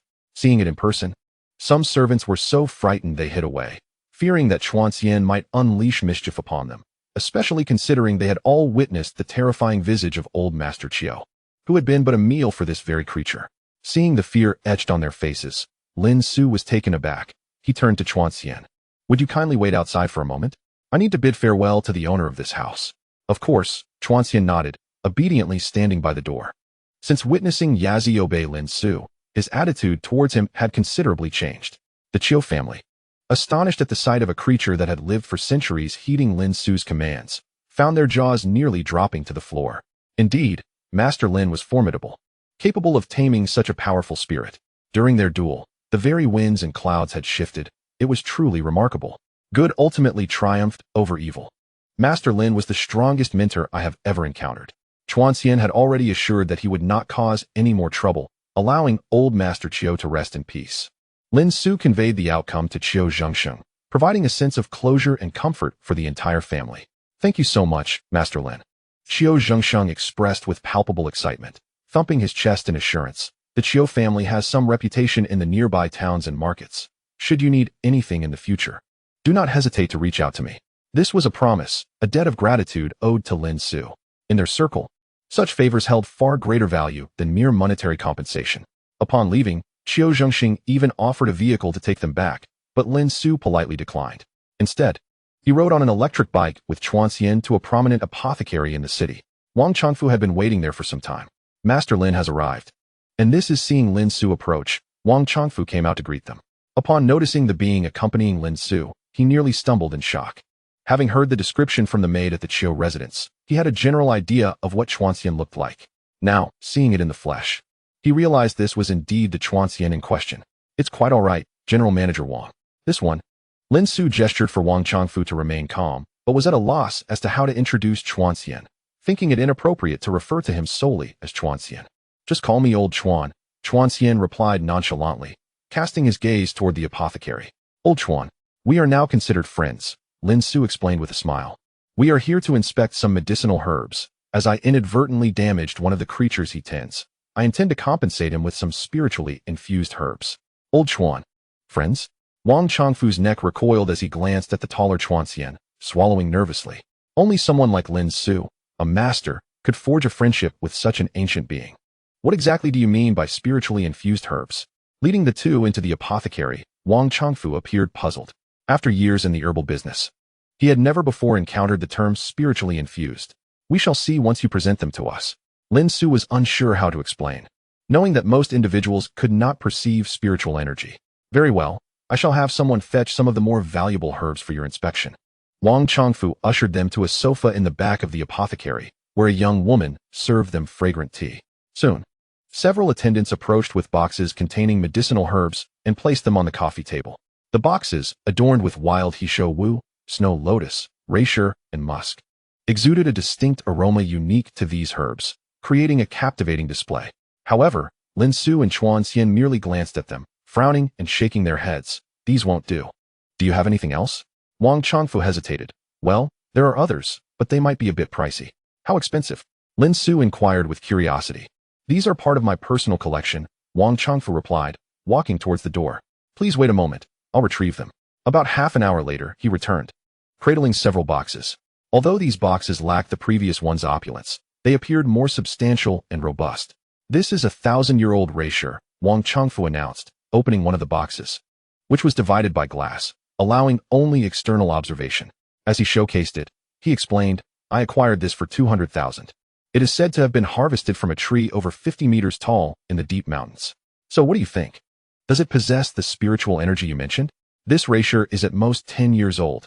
Chuanxian glanced at it and spoke bluntly, don't even mention 1,000-year-old reishi. Even a century-old one should possess some spiritual energy. This is worthless. Lin Xu, though silent, nodded in agreement with Chuanxian, feeling equally disappointed as he sensed no spiritual energy emanating from it. It seems I have been deceived, Wang Changfu lamented, removing the box with a pained expression, feeling as if the 200,000 had simply vanished into thin air. He opened the second box. I also acquired this one, a century-old ginseng from Changbai Mountain. Not a century old, and not wild either. Chuanxian waved his hand dismissively. Damn it, even acquaintances deceive. Wang Changfu cursed angrily, realizing he had spent a considerable sum on this as well. After unveiling all the boxes he brought, apart from a wild mountain ginseng, the rest were inferior or counterfeit goods. The wild mountain ginseng appeared to be around 80 years old, but alas, it had sustained injuries over 30 years ago and had been harvested too early, leaving it with minimal spiritual energy, barely sufficient for alchemy. Holding the last wild mountain ginseng, Chuanxian seemed dissatisfied, but Wang Changfu had nothing else. How much is this ginseng? Lin Xu quickly asked. Wang Changfu sighed. The auction house claims it is 60 years old. I paid over 500,000 for it. The previous counterfeit century-old ginseng cost me over 700,000. It seems this is the only one I made a profit on. So expensive? Lin Xu was astonished, having initially thought that herbs with spiritual energy could not be exorbitantly priced. Now, he realized the reality was far beyond his expectations. Mr. Chuan, you truly have an eye for detail. There's a small auction for wild mountain ginseng in the city soon. May I invite you to assist me? Wang Changfu bowed respectfully to Chuanxian, his sincerity evident. Previously, Chuanxian had been able to discern the origin and age of each herb with just a glance. And Wang Changfu knew he was an ancient being with centuries of experience, thus confident in his judgment. This led him to consider asking for assistance at the auction, hoping to uncover hidden gems. No, Chuanxian directly shook his head, extending his slender finger towards Lin Xu. I will follow him. If he goes, I shall go too. Chapter 25. Will your conscience not hurt? After some discussion, Lin Xu ultimately decided to accompany Chuanxian and Wang Changfu to the wild mountain ginseng auction. This was primarily because Wang Changfu had only one ginseng with spiritual energy, which Chuanxian did not seem to regard highly. They placed their hopes on the auction 3 days hence, wishing to find something satisfactory for Chuanxian. If that failed, Wang Changfu's ginseng would serve as a backup. Additionally, Wang Chongfu's collection consisted of exorbitantly priced herbs, often reaching hundreds of thousands, and Lin Xu was eager to see if he could find a bargain at the auction. After agreeing to attend the auction with Wang Chongfu in 3 days, Lin Xu left the herbal shop with Chuan Xian. As he rode his electric scooter, preparing to head home, his phone rang. Initially, he assumed it was Zhang Wei calling, but upon checking, he saw it was his grandmother's number. He hurriedly answered, and his grandmother's voice, tinged with tears, reached him. "Sewer, the factory just called. Your uncle and Housie have had an accident." Lin Xu's expression darkened instantly. After confirming the address, he turned his scooter towards the county hospital. Due to the urgency of the situation, his grandmother had not provided many details, heightening his concern. He had sensed a foreboding about his uncle Zheng Guoqiang and cousin Zheng Hao during his visit home yesterday, considering their work at the factory. He suspected it might be work-related. To avert potential mishaps, he had given them amulets and advised Zheng Guoqiang to cease working at the factory. However, Zheng Guoqiang seemed skeptical of such things and had not heeded his advice. He wondered if Housie had worn the amulet. If something serious had happened, it would devastate his grandparents. Anxiously, Lin Xu accelerated, even receiving a few shouts from a traffic controller along the way. It then dawned on him that he had Chuan Xian, resembling a peculiar stick insect, with him. "Old Chuan, you're too conspicuous following me," Lin Xu cautioned. "How about changing your outfit?" "All right." Chuan Xian glanced at the gazes directed his way and nodded. "I understand. When there are many people, I will use my concealing technique." As soon as he finished speaking, Lin Xu felt a faint aura of mystique envelop them, causing the passers-by to no longer notice their presence. Upon reaching the hospital, he made another call, inquiring at the nurse's station. Finally, he spotted Zheng Guoqiang outside the operating room. Zheng Guoqiang sat on a corridor bench, looking disheveled, with bandages wrapped around his head and dirted, tattered work clothes. His sleeves and pant legs were cut short, revealing bandaged wounds beneath. "What happened?" Lin Xu approached Zheng Guoqiang. "Where's Hao Ge?"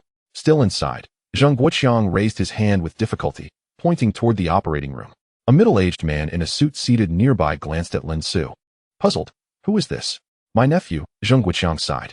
"Oh, I see." The suited man stood up to explain to Lin Xu. They were repairing large machinery at the factory when, due to a lack of safety awareness and violation of safety protocols, coupled with operational errors, the machinery malfunctioned. "Stop with the useless details." Lin Xu shot him a glare, interrupting. "How is he?" The suited man paused for a moment, then continued. "Zheng Hao has a broken leg, 2 broken ribs, and some abrasions. His consciousness is relatively clear, and he is undergoing emergency surgery. Fortunately, Zheng Guoqiang has only some minor injuries and 2 scratches." "How could he be so severely injured?" Lin Xu furrowed his brow, looking at Zheng Guoqiang. "Didn't you wear the amulets I gave you?" "I." Zheng Guoqiang, with a mournful expression, trembled as he retrieved a half-burned amulet wrapped in red thread from his work uniform pocket. "I didn't wear my amulet. After Housie found out, he gave me his." Zheng Guoqiang began to weep. "Before the accident, I felt a burning sensation in my chest and a tightness. So I stepped away from the machine to rest. When I checked my pocket, I found the amulet had ignited, just as I was about to discard it. The machine malfunctioned and crushed Housie, who was still inside." Seeing Zheng Guoqiang's sorrowful demeanor, Lin Xu could not bear to scold him further. Had they both worn their amulets, Zheng Hao would surely not have sustained such grave injuries. However, the incident had already occurred, and regret was futile. He could only hope that Zheng Hao's injuries would heal without leaving any lasting repercussions. "It is entirely my fault." Although Lin Xu did not reproach him, Zheng Guoqiang felt an overwhelming sense of guilt. He gazed at the half-burned talisman in his hand, realizing that it had safeguarded him and acknowledging Lin Xu's heartfelt intentions from the previous night. Regrettably, as an uncle, he had harbored doubts about his nephew, leading to his son's grave injuries. "Don't worry, you needn't work in the factory anymore," Lin Xu sighed, sitting down to comfort Zheng Guoqiang. "You all are no longer working at the factory?" A man in a suit suddenly frowned upon hearing this. "The production and administration departments are still tallying the losses. Due to your erroneous actions, the machinery has suffered significant damage, and you will be liable for compensation, which will be deducted from your wages. A few months' salary may not suffice. If you cease working here, you will need to pay for the damages out of pocket." "What?" Zheng Guoqiang was taken aback. Panic etched across his face as he turned to the suited man. "Manager Zhou, how much compensation will that amount to?" "That will depend on the specific figures derived from the factory's assessment," the man replied. Observing Zheng Guoqiang's expression, he seemed pleased and continued. "If you continue working at the factory, we will absorb part of the loss as it falls under operational risk. However, if you leave, you will be required to compensate in full. Of course, If Zheng Hao is left disabled and unable to perform his duties, we will have no choice but to provide him with some compensation for early termination.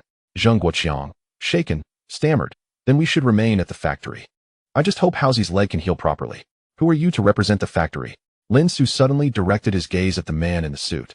This individual, impeccably dressed and groomed, appeared worlds apart from the disheveled Zheng Guoqiang beside him. I am the manager of the legal department, the suited man proclaimed, tilting his head slightly to maintain his hairstyle. I represent the factory in handling this incident. Does your conscience not ache? Lin Xu inquired again. The man finally registered Lin Xu's words. What are you saying? I am addressing you, Lin Xu retorted, unleashing a string of expletives. Faced with a management figure who shirked responsibility and threatened the most vulnerable employees, Lin Xu felt an urge to deliver a swift retribution. How dare you speak to me in such a manner? Manager Zhou's brow furrowed.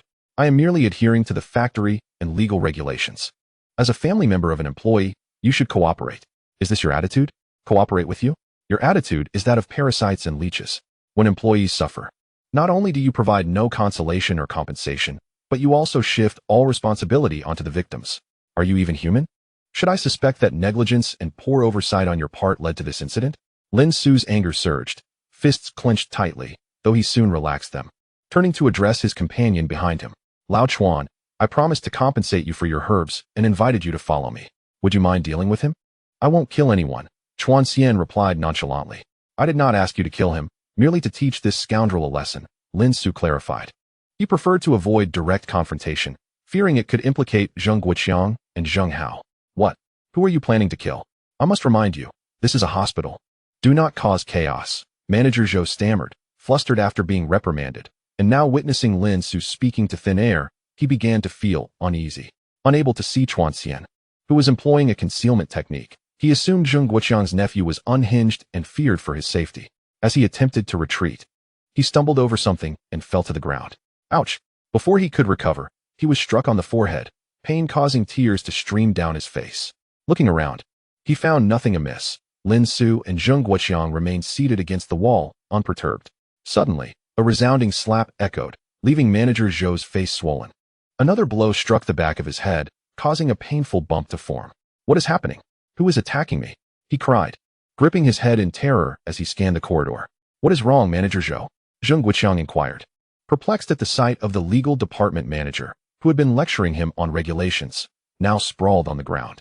One lives a life free of guilt and fears no ghost at midnight, Lin Xu remarked coldly. The sun hasn't even set, and you're already haunted. What misdeeds have you committed? Manager Zhou instinctively sensed something was amiss, questioning Lin Xu. Are you behind this? Not at all. One should not. At least not in that manner, Lin Xu chuckled, raising his hands in mock innocence. Should you continue with this attitude, I will cease covering the medical expenses for Zheng Guoqiang and Zheng Hao. Undeterred by the blows he had received, Manager Zhou adopted a haughty demeanor once more. Humph. Lin Xu responded with an even brighter smile. With a sharp crack, a ceramic bowl shattered atop Manager Zhou's head, and a dark mist surged into him. He collapsed, his body twitching violently. Manager Zhou, Zheng Guoqiang gasped, wanting to check on him, but hindered by his injuries. At that moment, a young nurse approached, prompting him to urgently plead for assistance. Nurse, please help. Manager Zhou, the nurse rushed over to assess the trembling Manager Zhou, attempting to administer first aid. Suddenly, he ceased trembling, regaining composure, and leered at the nurse. Women are delightful, he said, lunging toward her. Ah! The nurse screamed, terrified. Lin Xu swiftly intervened, delivering a kick that sent the lecherous manager sprawling. Yet, Manager Zhou was undeterred, rising again to pounce on the nurse. She instinctively hid behind Lin Xu, shouting, help. There's a man behaving inappropriately. Once more, Lin Xu thwarted Manager Zhou, who collapsed beside a trash bin, seemingly drawn by a scent, burying his head within it. Hungry for wine and meat, he muttered, chewing on some cotton swabs dipped in alcohol. Soon, several security personnel arrived, led by the nurse, to escort the still rummaging Manager Zhou away. Remember to bring him back in a few days. Don't let him die, Lin Xu murmured to Chuan Xian beside him. Understood. Leave it to me, Chuan Xian replied, his centuries of experience with such matters evident. What could have caused Manager Zhou to transform so drastically? Zheng Guoqiang wondered aloud as he watched the man being taken away, a look of confusion on his face. Perhaps he has simply sown the seeds of his misdeeds and is now reaping the consequences, Lin Xu replied nonchalantly. Such individuals deserve to be dealt with. At that moment, the operating room door swung open and a doctor emerged. Lin Xu hurried over to inquire about Zheng Hao's condition. The alignment of the fractured bone is satisfactory, with no significant displacement or severe soft tissue damage. The wound and internal bleeding have been addressed. We will monitor him for a few days. Other injuries are superficial and minor fractures. If recovery proceeds well, there should be no lasting effects. Thank you, Doctor. Lin Xu sighed in relief. As the nurse wheeled Zheng Hao out, he rushed to assist. Once they settled Zheng Hao into his hospital room, their grandparents arrived. Their faces etched with concern upon seeing their injured son and grandson. Once you recover, you should no longer work at the factory. Lin Xu, seizing the moment when everyone was present, candidly expressed his thoughts. Let us find a storefront in the city. I will finance it. And uncle and Hao can open a restaurant together. However, on the factory side, Manager Zhou insisted on compensation for the losses. Zheng Guoqiang was still troubled by Zhou's previous remarks. He lacked understanding of legal matters and felt compelled to comply with whatever the higher-ups dictated. Don't take Zhou's words to heart. The leaders at your factory who summoned such a person to handle the incident are hardly reputable. Leave this matter to me. You need not concern yourselves. Lin Xu was reminded of the lawyer Zhang Wei, an attractive young woman specializing in legal affairs. It seemed he would have to trouble her once more. Meanwhile, at the hospital, Zheng Guoqiang stayed to care for Zheng Hao. As Lin Xu left him several thousand yuan and prepaid some hospital fees before taking his grandparents home. Due to the limitations of the electric scooter, his grandparents traveled via rural transport. On the back seat, Lin Xu carried with him the unseen spirit, Chuanxian. Unexpectedly, halfway through their journey, a call came from an unfamiliar local number. Puzzled, Lin Xu answered, only to hear the raspy voice of a middle-aged man on the other end. If you dare disturb the Shao family's ancestral grave, I will ensure the Zheng family knows no peace. All your loved ones will meet untimely ends. Chapter 27. The eerie forest. Upon hearing these words, Lin Xu was jolted to awareness. Clearly, the incident involving Uncle Zheng Guoqiang and Cousin Zheng Hao was no mere accident. Someone had deliberately sought to harm them. Are you Xiaolong? Lin Xu narrowed his eyes. If you dare touch the Zheng family again, I will make your entire clan wish they were never born. We shall see. Xiaolong scoffed before abruptly ending the call. Lin Xu felt a heavy weight in his heart, realizing that Xiaolong was capable of employing dark arts to harm others. As for the Xiao family, he had only encountered Xiaolong recently, the previous Xiao who was a fool, and Xiao Laosan possessed only superficial knowledge. Xiaolong's call indicated he was aware of the tampering with the Xiao family's ancestral grave. Furthermore, he had retaliated against the Zheng family, resulting in the mishap involving Zheng Guoqiang and Zheng Hao. It appeared that Xiaolong's abilities surpassed those of Xiao Laosan. Perhaps he was the one who had orchestrated the malevolent formation against the Lin family years ago. Competing with me in sorcery? Lin Xu grinned. Xiaolong must have realized that his ancestral grave had been disturbed. Yet he remained oblivious to the fact that the malevolent formation he had set up on another mountain had been dismantled. This meant that Xiaolong was still unaware that the eagle sculptures had been repositioned to target the Xiao family's grave. Moreover, the energy of the Xiao ancestral site had been dissipated. Even if it were to be restored, it would be futile. The only solution would be to excavate the ancestral remains and seek a new auspicious site for rejuvenation. Otherwise, even if other curses upon the grave were broken, as long as the eagle formation remained, the lives of all members of the Xiao family would become increasingly perilous. Upon returning home, Lin Xu immediately inspected the Zheng family's ancestral grave.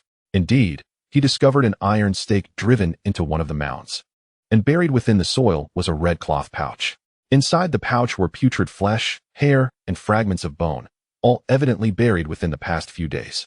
10-year-old cat skull. Chuanxian recognized the contents wrapped in the red cloth at a glance. Trivial sorcery, Lin Xu scoffed, incinerating the items on the spot. Once back at home, he hung up an image of the ancestral master, setting up an altar for worship. Chuanxian, frightened, quickly fled the room. I apologize for making you rest outside temporarily. I will construct a shrine for you tomorrow, Lin Xu said apologetically. It's no trouble. I am accustomed to sleeping outdoors, Chuanxian replied amiably. Noticing a yellow horn orchid tree in the courtyard, he effortlessly soared into its dense leaves and vanished from sight. May the ancestral master and all past celestial masters protect the Zheng family from harm, Lin Xu prayed sincerely after lighting incense. If one were to ascertain which deity among various sects is the most effective, the celestial masters of the Tianshi Dao would undoubtedly rank first.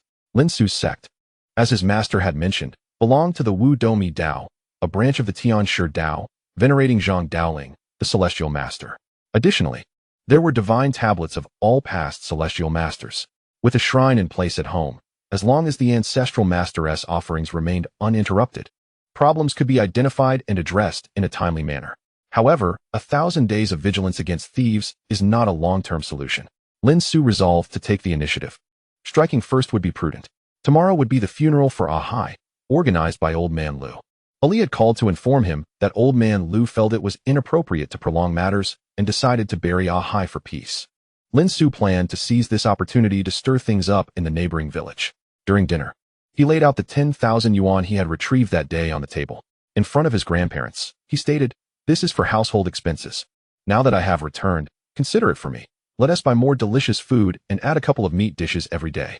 When Hao returns to recuperate for several months, he will need proper nutrition." Initially, his grandparents had intended to decline, but upon hearing him, they felt compelled to accept. They thought perhaps the family's living conditions had been poor recently, prompting Su Heir to offer money for improved meals. Furthermore, after hearing Lin Xu mention he had earned 1 million, they were pleased for their grandson, knowing he was not lacking funds. "All right, we shall save this money for you and buy more good food," his grandmother said, carefully putting the money away after receiving her husband's nod. Lin Xu felt a surge of joy, realizing that effective communication with his elders required strategy. He turned to his grandfather and said, "You are getting older. Don't overexert yourselves with the heavy labor in the fields. If you tire yourselves out, won't that incur medical expenses? What is the value of growing that little bit? It wouldn't even cover the medical fees. After a few days, when time allows, let us buy a tricycle in the city. It will be more convenient for us to buy groceries in town or the city." His grandfather frowned but acknowledged the wisdom in his grandson's words and nodded in agreement. After dinner, Lin Xu stepped outside alone. He had learned that Xiao Hu and his group were handling the funeral for Old Man Lu, and he intended to assess the situation. The night was shrouded in mist. One person and one spirit, one tall and one short, walked slowly along a dirt path in the countryside. There was no illumination, nor any sound or movement. Should anyone happen upon them at that moment, they would surely be startled by the eerie sight. Yet, more peculiar occurrences awaited them ahead. After crossing a hill, they encountered a dense forest. Lin Xu suddenly furrowed his brow, sensing a trace of ghostly energy. "Shall we investigate?" Chuanxian appeared intrigued. "Very well," Lin Xu nodded. Retrieving a jar of incense ash from his bag and applying some to his shoulders and forehead to mask his vigorous yang energy. Once prepared, he ventured down the path into the woods. This stretch of road was flanked by dense trees that blocked out much of the daylight, rendering it ominously dark at night. Oddly enough, after walking a short distance, they stumbled upon a makeshift tea stall propped up with bamboo poles and cloth. It featured 2 tables and 8 long benches. In the dead of night, within this nearly lightless thicket, some individuals were gathered, sipping tea. At one table sat 3 men, chatting amiably while enjoying their tea. Nearby, a simple stove constructed from an iron barrel boiled water, the flames occasionally flickering with an eerie green glow. The tea stall's proprietor, a slender man in his 30s, appeared quite warm. He was shirtless, revealing his gaunt muscles, and had a grayish cloth draped over his shoulder. "Ah, welcome. Care for some tea?" he called out enthusiastically as Lin Xu and Chuanxian approached. The trio at the adjacent table also turned their heads to glance over. Consisting of a portly man in his 20s, a bespectacled gentleman in his 40s, and a stylish woman in her 30s clad in a floral cotton jacket. After a cursory look at Lin Xu and Chuanxian, they resumed their animated conversation. Lin Xu and Chuanxian then settled at another vacant table. "Have you heard? The Xiao family has recently summoned a malevolent deity. It's truly terrifying," exclaimed the woman in the floral jacket, her voice rising in alarm as she patted her chest, seemingly still shaken. "Fortunately, I managed to escape quickly. Otherwise, I would have been captured and subjected to that horrendous entity." "A malevolent deity?" The young man raised an eyebrow in surprise. "I thought I noticed a strange odor permeating the village lately, and many familiar spirits have begun to steer clear of the area." The middle-aged man, dressed like an intellectual, adjusted his glasses and quipped, "Sister Hua, has that malevolent deity taken a fancy to you?" "Humph, I was once the belle of the village in my youth." The woman, referred to as Sister Hua, shot him an incredulous look, her expression shifting to one of fear. "It seems that the malevolent deity was brought back by that rascal Xiao Long the other day. It's exceedingly sinister, targeting female spirits for its vile purposes. Sister Guan was captured the other night. I had intended to rescue her, but after the deed, that deity devoured her whole. Had I not fled swiftly, I would likely have met the same fate." "How dreadful." The bespectacled man adjusted his glasses again, and upon hearing Sister Hua's account, He trembled, inadvertently poking his finger into his eye. With a thud, a round eyeball rolled onto the table. The man hastily retrieved it and reinserted it into his eye socket, adjusting its position while growing increasingly anxious.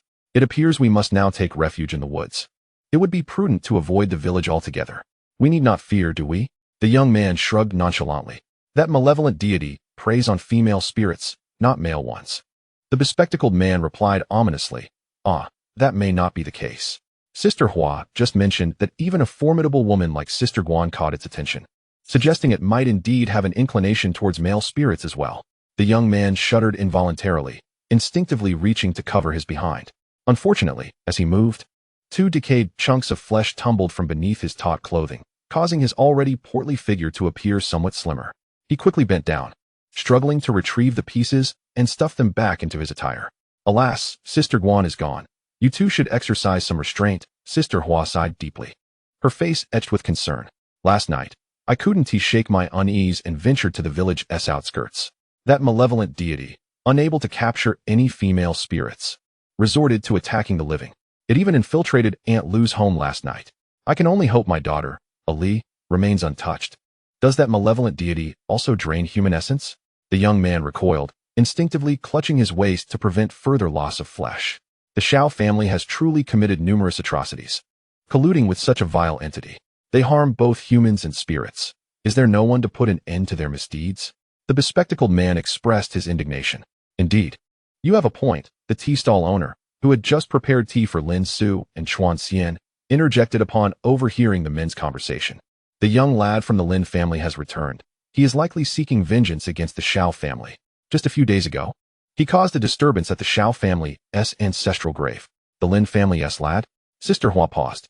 Is he the child of a Su? Indeed, in a way. You could call yourself his distant aunt, the owner replied, wiping the sweat from his brow and instinctively cleaning the stool before resuming his seat by the stove. That lad was taken away by a Taoist priest. He must have learned a fair bit of skill. I witnessed him perform sorcery firsthand. The Shao family's young scion attempted to impose himself on Ali last time, but fell victim to a curse from him. Now he dares not approach women. How splendid. Finally, there is someone who can deal with the Shao family, the bespectacled man exclaimed excitedly, causing both of his eyes to drop into his teacup. Oh, this face seems familiar. Are you? The tea stall owner suddenly turned his gaze towards Lin Xu, feeling an uncanny sense of recognition. Suddenly, he smacked his forehead. I remember now. You are that lad from the Lin family. Having his identity exposed, Lin Xu no longer pretended and turned around with a smile, addressing the woman in the cotton jacket. Aunt. The 3 spirits and the tea stall owner were momentarily stunned. In the next moment, they all cried out in alarm, ready to flee. Lin Xu hastily called out, Please don't be afraid. I harbor no ill intentions. I merely came to gather information. Tonight's gathering at Old Lu's house is rather lively. A tent had been erected in the yard, serving as a makeshift mourning hall. Uncle Ahai's corpse had also been transported back, resting in a coffin beneath the canopy. The sounds of lamentation emanated from a tape recorder, with several men seated in the mourning hall striking gongs and reciting incantations. Dressed in a white mourning gown, Ali knelt beside the altar, burning joss paper in a basin. We agreed that I would not charge a single penny for this funeral service. Afterward, you must help me ask Lin Xu to lift the curse, understood? Xiaohu squatted beside Ali, looking noticeably paler and more haggard than in previous days.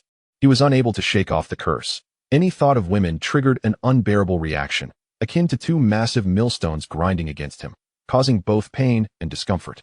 Thank you, Ali said, attempting to rise to bow to him.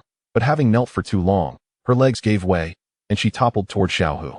Instinctively, he reached out to catch her, but as soon as their hands made contact, his face flushed crimson. He quickly withdrew his hands, but it was too late. His limbs began to convulse uncontrollably, and one of them retracted inward, causing him to collapse to the ground in agony. What is wrong with you? Ali paused, preparing to approach him to check on his condition. Don't come any closer, Xiaohu urgently protested, scrambling away from Ali. Once he regained some composure, he hurried to the restroom, muttering, Damn it, I've shrunk again. Returning to the mourning hall in the yard, Xiaohu could not suppress his frustration and took it out on his few companions. You all stay here tonight, reciting sutras until midnight. Only then are you permitted to leave, understand? Brother Hu, aren't we usually done by 8? A young man striking the gong asked, puzzled. We're not genuinely performing a sutra recitation. There's no need to take it so seriously, another chimed in. You don't understand a damn thing. Xiaohu kicked the young man, striking the gong. This concerns my happiness for the rest of my life. I cannot afford to be careless. After saying this, he marched out of the yard, headed back to the Xiao family, muttering complaints along the way. Long Gu promised to lift the curse for me. Yet it's been 2 days without any word. Alas, it seems I must devise a solution on my own. As night deepened, those who had come to assist began to return home. Old Lu, being elderly, retired early. In the morning hall, only a Li, who was keeping vigil, and the few men Xiao who had brought to perform the rites remained. Once Xiaohu left, the group became lethargic, simply playing the Great Compassion mantra on a recorder while they lay on their cushions, closing their eyes to rest. Ali, who had been busy all day, felt her eyelids growing heavy. Just as everyone began to drift off into a daze, a chilling wind swept through the yard. Ali's brow furrowed as she sensed something amiss. She quickly opened her eyes and instinctively reached out to push, only to find nothing before her. Yet the unsettling sensation persisted, intensifying. Help! She struggled to scream for assistance, but an invisible force stifled her voice, rendering her silent. As Ali found herself in peril, Lin Xu, who had been lurking outside the yard, immediately scaled the wall. He dashed toward Ali, drawing forth a red thread, wrapping it around his hand twice to fashion a loop, aiming to ensnare the creature that loomed over Ali. It was a humanoid monstrosity. The creature boasted a grotesque visage, with greenish skin and prominent fangs, its wide mouth and broad face resembling a massive barrel. Its entire body was enveloped in brownish-green fur, with 5 appendages resembling hands and 2 feet, though in truth, they were more akin to claws, armed with sharp, menacing talons. When Lin Xu ensnared this beast with a red cord, it attempted to reach for Ali. In a flurry of urgency, Lin Xu resorted to both hands and feet, hastily binding the creature's limbs with the cord, as he had done with the elder Qiu previously. Suddenly, the monster opened its cavernous mouth, emitting a peculiar sound. Lin Xu turned to see a swirling mass of dark mist emanating from within, already beginning to escape. In desperation, he fumbled through his bag and slapped a yellow talisman onto the creature's upper lip, but its expansive mouth rendered the talisman ineffective. To his horror, the talisman was quickly corroded by the black mist, turning to charred remnants. With Ali and others present in the courtyard, he feared that if the creature unleashed its dark breath, it would wreak havoc upon the innocent. Lin Xu hastily dragged the beast towards the courtyard's exit, struggling under its considerable weight, nearly exhausting his strength. He called out for assistance, his voice echoing in the air. In an instant, a strange wind swept through, lifting both Lin Xu and the monster into the air, depositing them in a nearby cornfield. At that moment, the creature unleashed its dark essence, enveloping the surrounding area in a thick, black fog. Lin Xu held his breath, contemplating the extraction of the mist while wary of the creature's potential escape. Caught in a dilemma, just then, the swirling black smoke began to dissipate, revealing the figure of a spirit named Chuanxian, who was inhaling the dark mist with glee. After a hearty belch, Chuanxian cast a bemused glance at Lin Xu and the restrained creature. The monster roared, startling Lin Xu, who then noticed a human face hidden within the creature's fur, its expression contorted with rage, demanding release from its bindings. Are you the malevolent deity they speak of? Lin Xu mused, observing the creature's futile struggles against the red cord, his disdain evident. I expected something formidable, yet you are merely a wudong. Chuanxian regarded the creature with utter contempt, as if it were nothing more than a mere vegetable. Wudong? Lin Xu pondered, suddenly enlightened. Ah, the Wutong deity. Historical records indicate that the Wutong deity has long been associated with debauchery and folklore, with various shrines dedicated to it that have persisted despite repeated attempts to suppress them. The Yijian Dingji documents the diverse and peculiar spirits in the mountainous regions south of the Yangtze, where villages often have shrines dedicated to such entities. The Strange Tales from a Chinese Studio also recounts tales of Wudong in Jiangsu and Zhejiang, where beautiful women are often victimized by their lecherous influences, leaving their families helpless against the ensuing chaos. It was this very creature that had dared to threaten his daughter, Ali. Suddenly, the vengeful spirit of Sister Hua manifested nearby, pointing an accusatory finger at the creature beneath Lin Xu's feet. Seething, Sister Hua was also consumed by it. Destroy it. The Wutong, its fangs bared, glared at Sister Hua, yet found itself unable to move due to its bindings. It twisted its head, attempting to expel another cloud of dark mist towards her. Humph! Chuanxian's brows furrowed, his voice calm, yet laden with a palpable menace. He exuded an overwhelming aura that made the air thick and suffocating. Do you dare challenge me? Chuanxian licked his lips, revealing his intent to feast upon the creature. He had always relished the thrill of capturing mountain spirits and demons, devouring the worthy while nurturing the less desirable. The Wutong's bravado faltered, its human visage re-emerging, now filled with dread. "Spare me, great deity. I am but a small creature, blind to my own insignificance." In a twist of fate, the Wutong's origins were revealed. It had once been a mountain monkey, transformed through arduous training and the consumption of a corpse demon into its current state.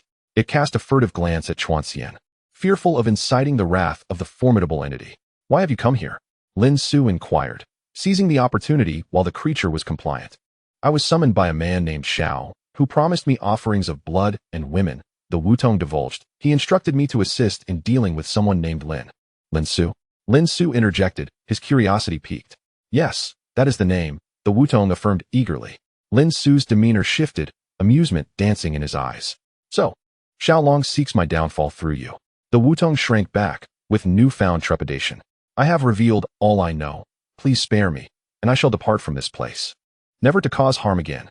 The creature's cunning intellect was evident, and Chuanxian's gaze appraised it with interest. No, I am not clever. I beg for mercy, great deity."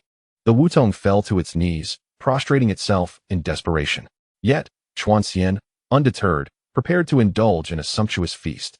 "Wait," Lin Xu interjected, signaling to Chuanxian. He pressed further. "Tell me more about this Xiaolong. What other schemes does he harbor against me?"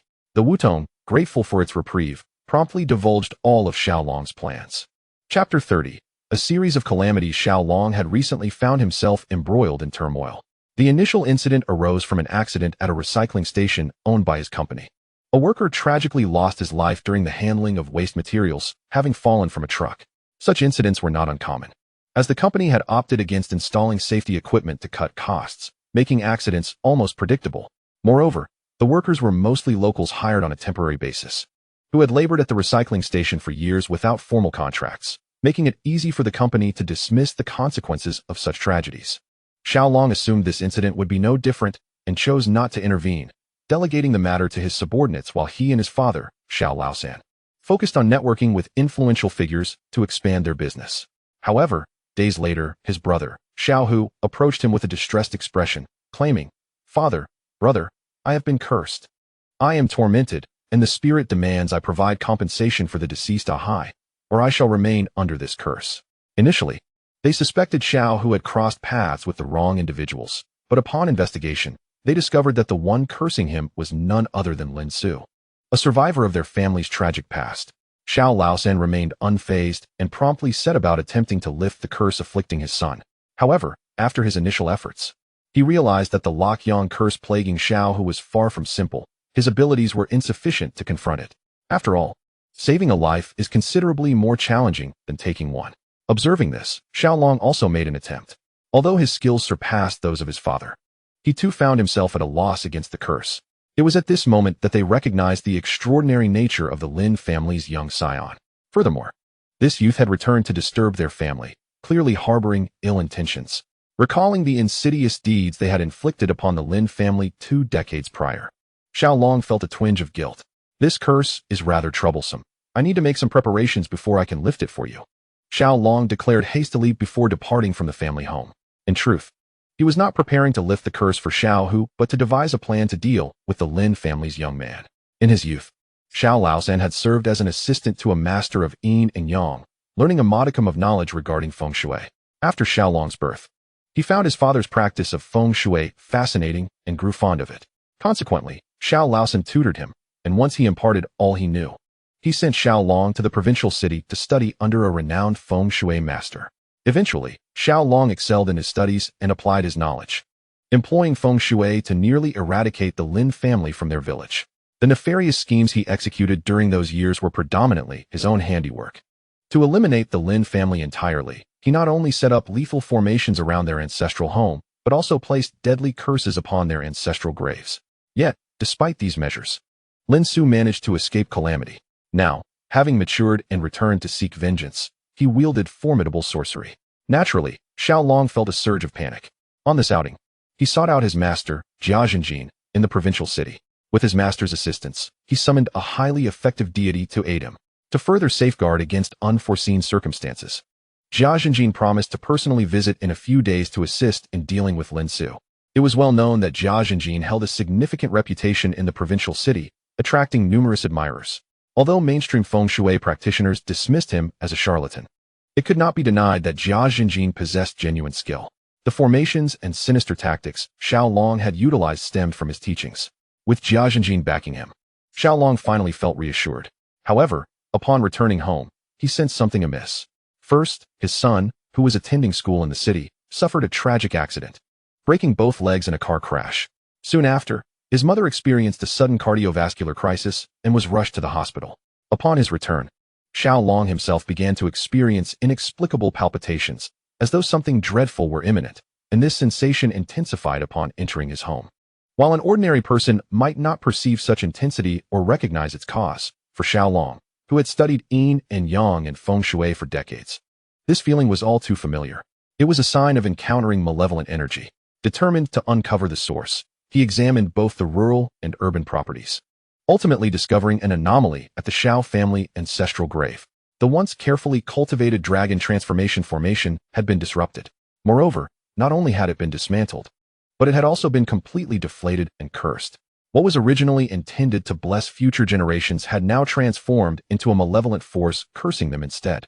It was clear that this was the work of Lin Xu, who had extracted the iron stake from the spine of their ancestor's grave, the very stake he had once used to curse the Lin family. The curse meant to annihilate the Lin descendants had now been returned to haunt the Xiao family. Furious, Xiao Long ordered that the rusted iron stake be melted down. As he dug at the grave with trembling hands, he uttered profanities. Never having suffered such a significant loss, his immediate thoughts turned to revenge. However, the various underhanded tactics he had employed against the Lin family appeared ineffective against Lin Xu. Thus, he contemplated targeting Lin Xu's maternal grandfather's family, the Zheng family, where Lin Xu currently resided. Without delay, he cast a curse upon the Zheng ancestral grave. Yet, shortly after returning home, he received a call from his company notifying him that several recycling stations had been subject to inspections by the authorities and were now closed for rectification. His father, Xiao Laosan, had gone to assist the Chiu family with a real estate investment in the city, but had suffered severe injuries, with half of his facial skin torn away, leaving him in critical condition. What is happening? I've already lifted the curse at the ancestral grave. Why are things still unfolding this way? Xiao Long furrowed his brow. It was impossible to relocate the ancestral grave in a short period, yet he had dispelled the curse and neutralized the malevolent energy. While he understood the company facing scrutiny was a natural consequence of the grave's issues, he could not comprehend why his father was also affected. With his son, mother, and brother Xiao who all cursed, and after just a few days since Lin Xu's return, the Xiao family had encountered a series of calamities. Amidst his troubled thoughts, Xiao Long suddenly turned his gaze toward the mountain beyond the village. There lay the lethal formation he had previously set up to confront the Lin family, using a statue of an eagle. The next morning, Lin Xu ventured to the forest along the mountain path, where he had encountered the tea stall the previous night. That stall was now gone, leaving only a rusted, decaying iron stove on the ground, marking the spot where it once stood. Thank you, dear cousin, and to the other three as well, for your assistance last night, Lin Xu said as he lit several incense sticks and burned stacks of paper money in gratitude for the information provided by the spirits. It is I who should express my gratitude. Thank you for rescuing my daughter, Ollie. Last night, the figure of Sister Hua emerged from the shadows beneath the trees, accompanied by the other spirits he had encountered. Once I have dealt with the Xiao family, I will seek out the temple to assist you in your ascension. Lin Xu replied after finishing his offerings, then turned to head home. The funerary affairs in the vicinity had largely been monopolized by Xiao Hu and his group, who were nothing more than fraudulent charlatans, resulting in many wandering spirits remaining unescorted. Please assist us in our ascension. The spirits of Sister Hua and the others were taken aback by Lin Xu's words, quickly kneeling to express their gratitude. Upon returning home, Lin Xu overheard his grandmother discussing events in the neighboring village. This morning, the Xiao family sent people to move the stone statues on the mountain, but upon contact, a group of them collapsed and are now in the hospital. His grandmother wore a grave expression, turning to old man Zheng beside her. This is too uncanny. I heard those statues were used by the Xiao family against the Lin family. Now that this has happened, could it be retribution? Old man Zheng remained silent, merely casting a meaningful glance at Lin Xu. His grandmother was taken aback, immediately understanding the situation and glancing at her grandson. Those who commit wrongs will eventually face their reckoning. Lin Xu smiled broadly. Grandpa and Grandma, Stay at home and refrain from venturing out for the next few days. Soon, everything will be resolved. As soon as the words left his lips, Xiaohu called. Hello. I've arranged the funeral for the Liu family free of charge, and even ensured that the compensation was raised to 120,000. The money has been delivered to them, and they have accepted it. You must fulfill your promise and lift the curse for me. Xiaohu's voice was hoarser than it had been 2 days prior, evidently suffering greatly in the meantime. He remained unaware that Lin Xu was the one orchestrating matters for their company, his tone laced with desperation. Recently, someone has been targeting our company, causing all our sites to be shut down for inspection. This 120,000 is already the limit. Thankfully, my brother has been busy these past few days. If he finds out, I will certainly be in trouble. Lin Xu, having consulted with Zhang Wei, was well aware that this sum exceeded the maximum compensation.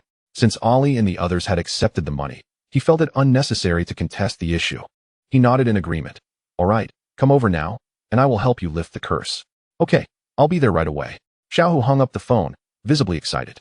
Just as Lin Xu was about to put his phone away, another call came in from an unfamiliar number from the provincial city. On the other end was a young man. May I speak with Mr. Lin Xu? Yes, it's like this. Master Jia Zhenjin wishes to invite you for a cup of tea. I'm busy, Lin Xu replied curtly before ending the call. He was well aware of who Jia Zhenjin was. The previous night, Wudong had informed him of Xiaolong's invitation to the master to confront him. Jia Zhenjin was reputed to be a well-known feng shui master in the provincial city, but his reputation among knowledgeable circles was far from favorable. It was said that while he possessed skills, his intentions were questionable. The world of so-called feng shui and metaphysics had long become murky, a breeding ground for profit-seekers. To be labeled as unscrupulous by such individuals indicated the depths of Jia Zhenjin's depravity.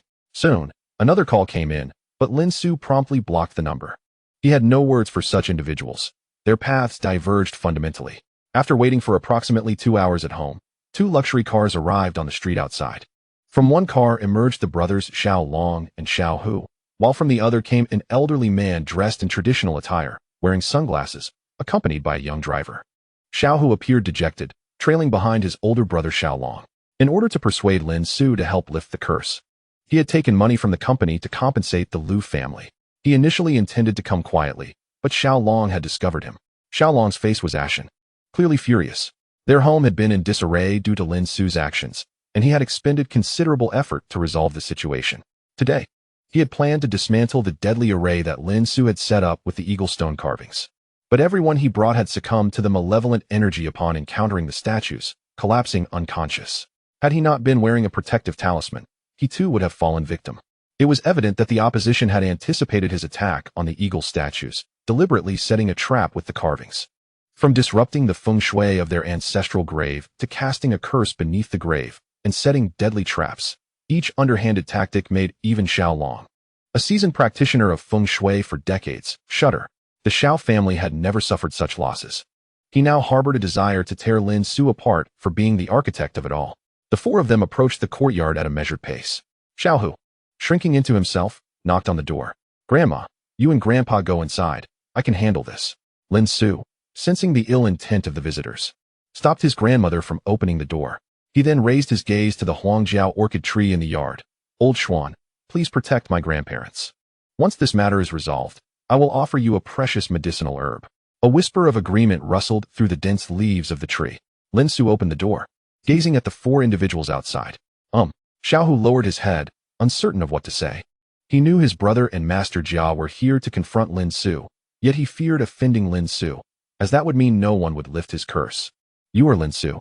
Xiaolong pushed Xiaohu aside, glaring at Lin Xu with fury. And you must be Xiaolong? Lin Xu responded boldly, meeting Xiaolong's gaze. Just as tensions escalated between them, Jia Zhenjin, clad in traditional attire, interjected, Indeed, a hero emerges in youth. I have long heard of your esteemed name, Mr. Lin, but did not expect you to be so young. He removed his sunglasses, revealing a kindly demeanor as he smiled at Lin Xu. I have heard of the grievances between you and my disciple. I have come to mediate. Would you be amenable? Had Lin Xu not been informed in advance, he might have assumed this man was merely an ordinary, benevolent elder come to act as a peacemaker. The contrast to the notorious reputation of Jia Zhenjin within the expert circles was striking. Not convenient, Lin Xu replied coldly, shaking his head with a mocking expression.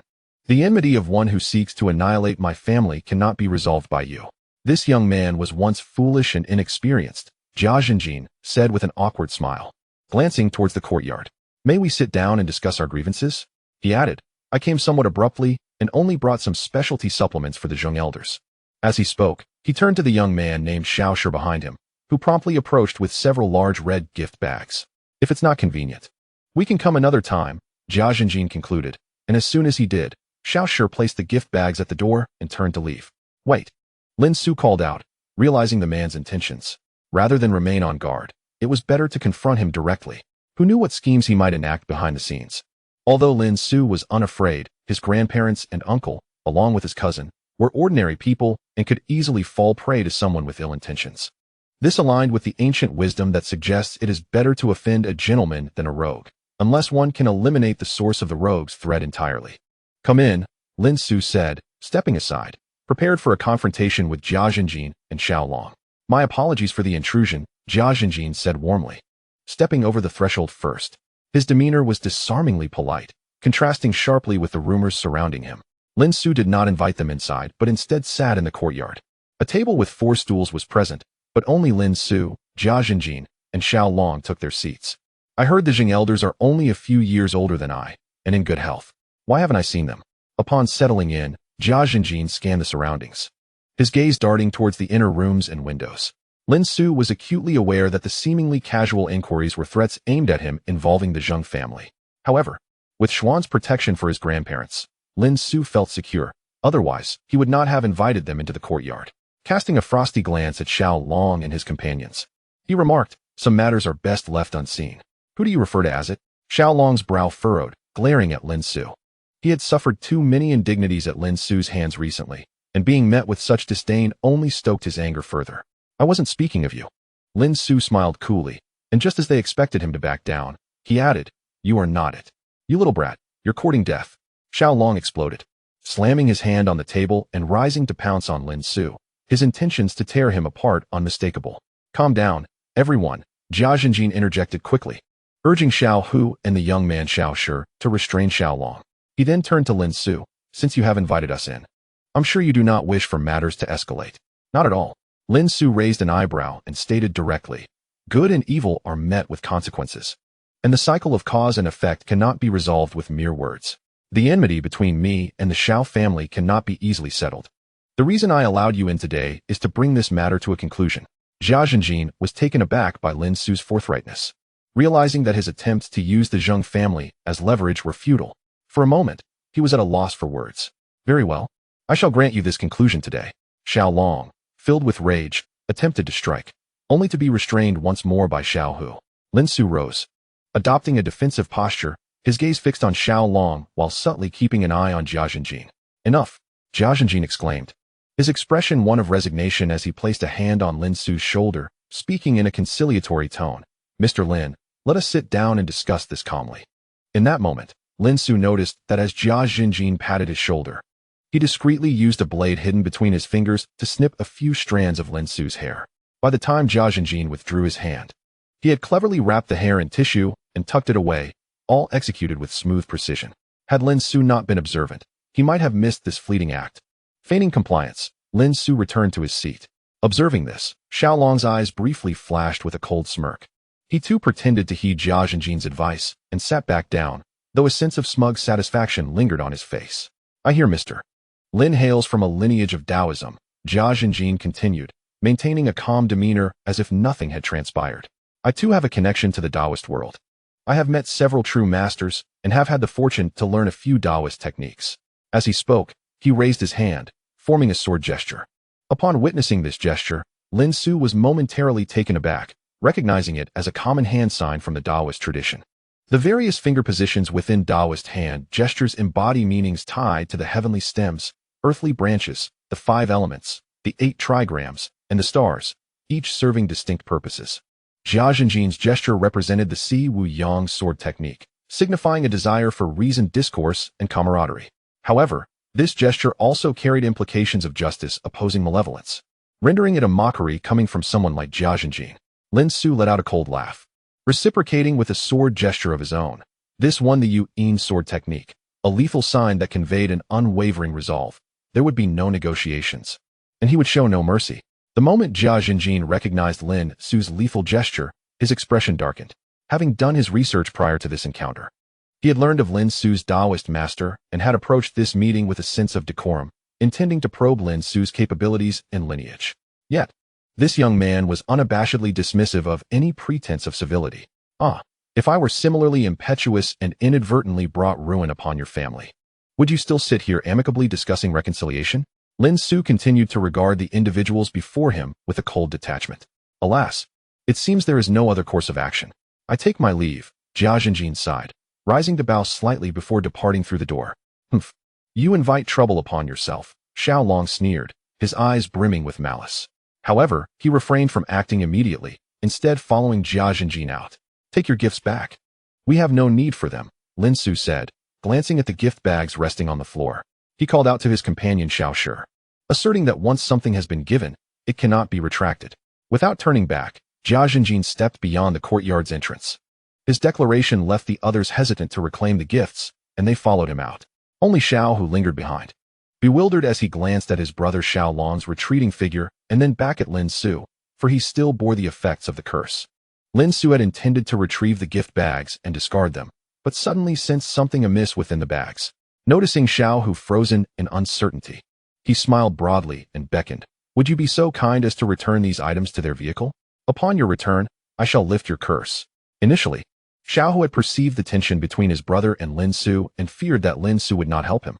However, upon hearing Lin Xu's words, he beamed and eagerly approached to grasp the large red gift bags. Chapter 33. Enjoying deception? Xiao Hu exited the door, clutching the gift bags, and caught up with his brother Xiao Long and the others, who were preparing to enter the vehicle. Why did you bring that back? Xiao Long's expression shifted to one of alarm upon seeing what Xiao Hu held, barking, quickly, dispose of it.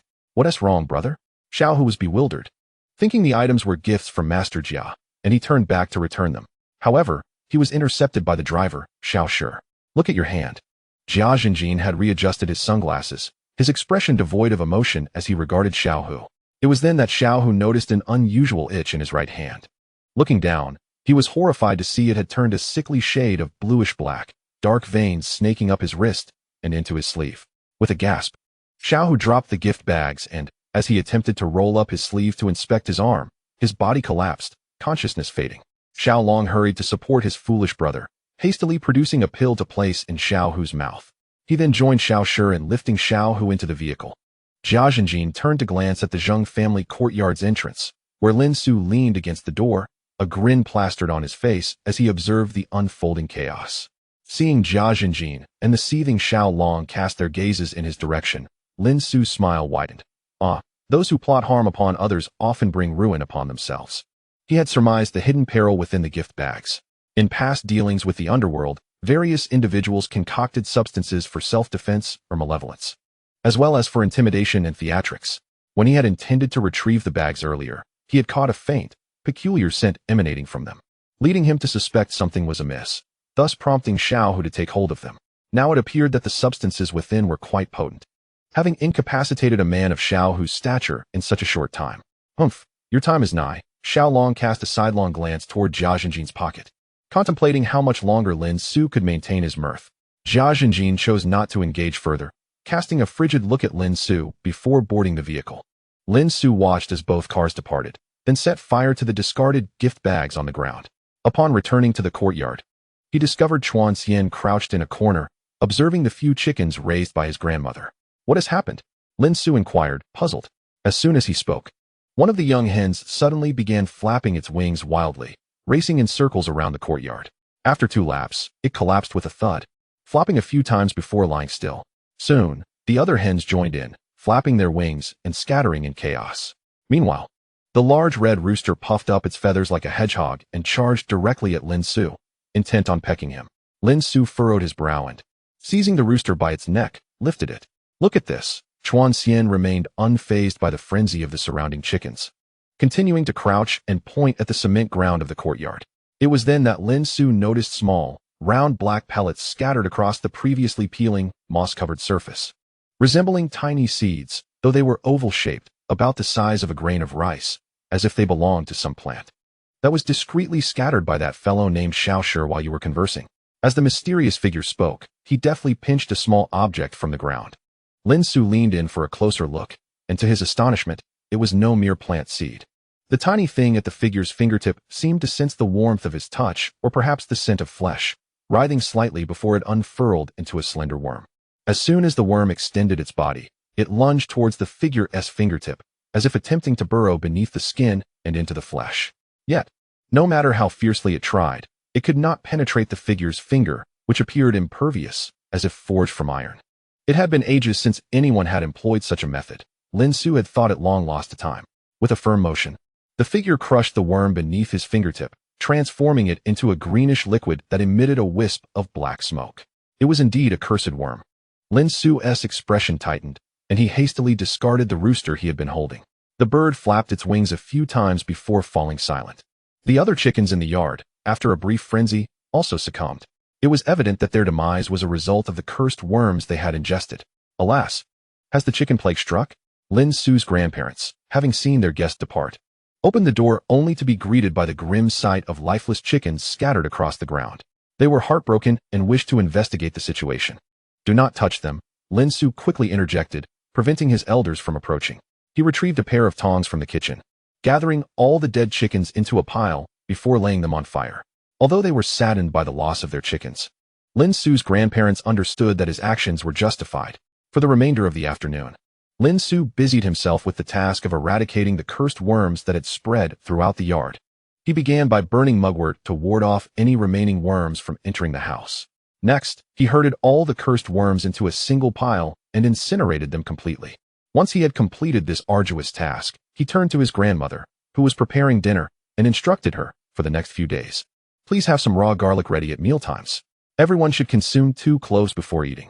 Garlic has long been regarded as a potent remedy against cursed worms. The widespread cultivation of garlic in the past was, in large part, due to the prevalence of curses.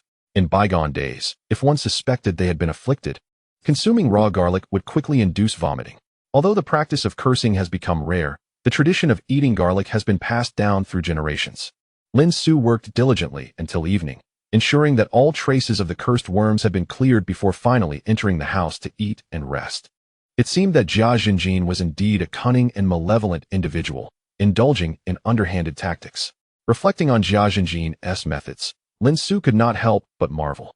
On the surface, he appeared amiable, claiming to seek reconciliation, while covertly plotting against him. From the poisoned gift bag to the stealthy collection of his hair, and the release of the cursed worms, each maneuver was insidiously clever and treacherous. Lin Xu felt a shiver of fear at the thought. Had it not been for the timely discovery by the mysterious figure, he might have overlooked the driver, Xiao Shi, who had slipped into the yard with malicious intent. These cursed worms were so minuscule that, at the time, all his attention had been focused on Jia Jinjin and Xiao Long, neglecting the driver who had followed them in. Should such a worm burrow into a human body, the consequences would be dire, especially for his elderly grandparents, who could hardly withstand such an affliction. Those who seek to harm others ultimately harm themselves. Today, I shall rid the world of this menace. Back in his room, Lin Xu was prepared, awaiting the moment when Jia Jinjin would employ his own hair to cast a curse. Chapter 34, The Golden Light Shield. Thunder breaks the spell. It was evident that Jia Jinjin intended to use Lin Xu's hair to cast a spell. Many curses are formed through the manipulation of birth dates, hair, or personal belongings. However, these spells share a common flaw. Once the spell is broken, the practitioner suffers a backlash of varying severity. The more potent the curse, the greater the backlash. Lin Xu, being a practitioner of Taoism and somewhat of an outsider, had already altered his fate upon becoming his master's disciple, rendering any curse based on his birth date ineffective against him.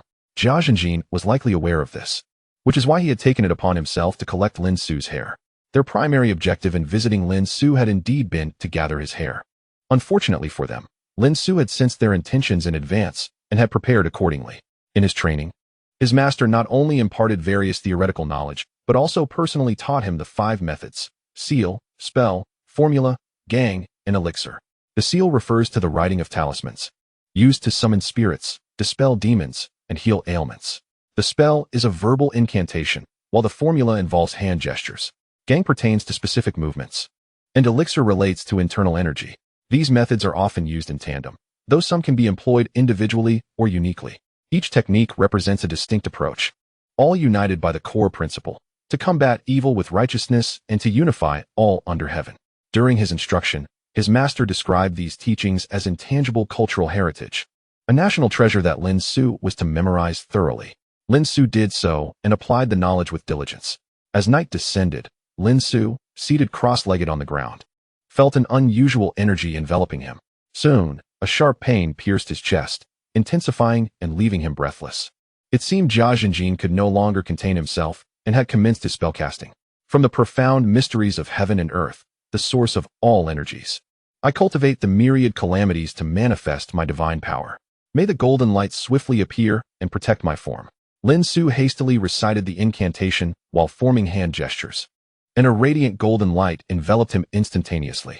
With the protective golden light shielding him, no malevolent spells could inflict harm. After resisting the curse aimed at him, Lin Xu raised his hands in a gesture of unity, transforming the golden light incantation into a thunderous one. He chanted, "The primal yang is indestructible. Let thunder shatter the curse." In a luxurious 3-story villa in the neighboring village, Xiao Long and the driver, Xiao Shi, stood vigil outside. Inside the room, Jia Jinjin sat cross-legged on a mat, facing an altar arranged on a tea table. At the center of the table was a small figure made of straw, weighted down by a talisman that contained Lin Xu's hair. As Jia Jinjin recited his incantations, he picked up a large pin and plunged it into the straw figure. The pin pierced through the talisman and deep into the straw body. However, just as the pin was about to penetrate the figure completely, it encountered resistance and could go no further. Jia Jinjin frowned, pressing down harder, yet the pin not only failed to descend, but began to push back, as if a formidable force within the straw figure was repelling it. After several unsuccessful attempts, the pin was forcefully ejected, and Jia Jinjin became suspicious.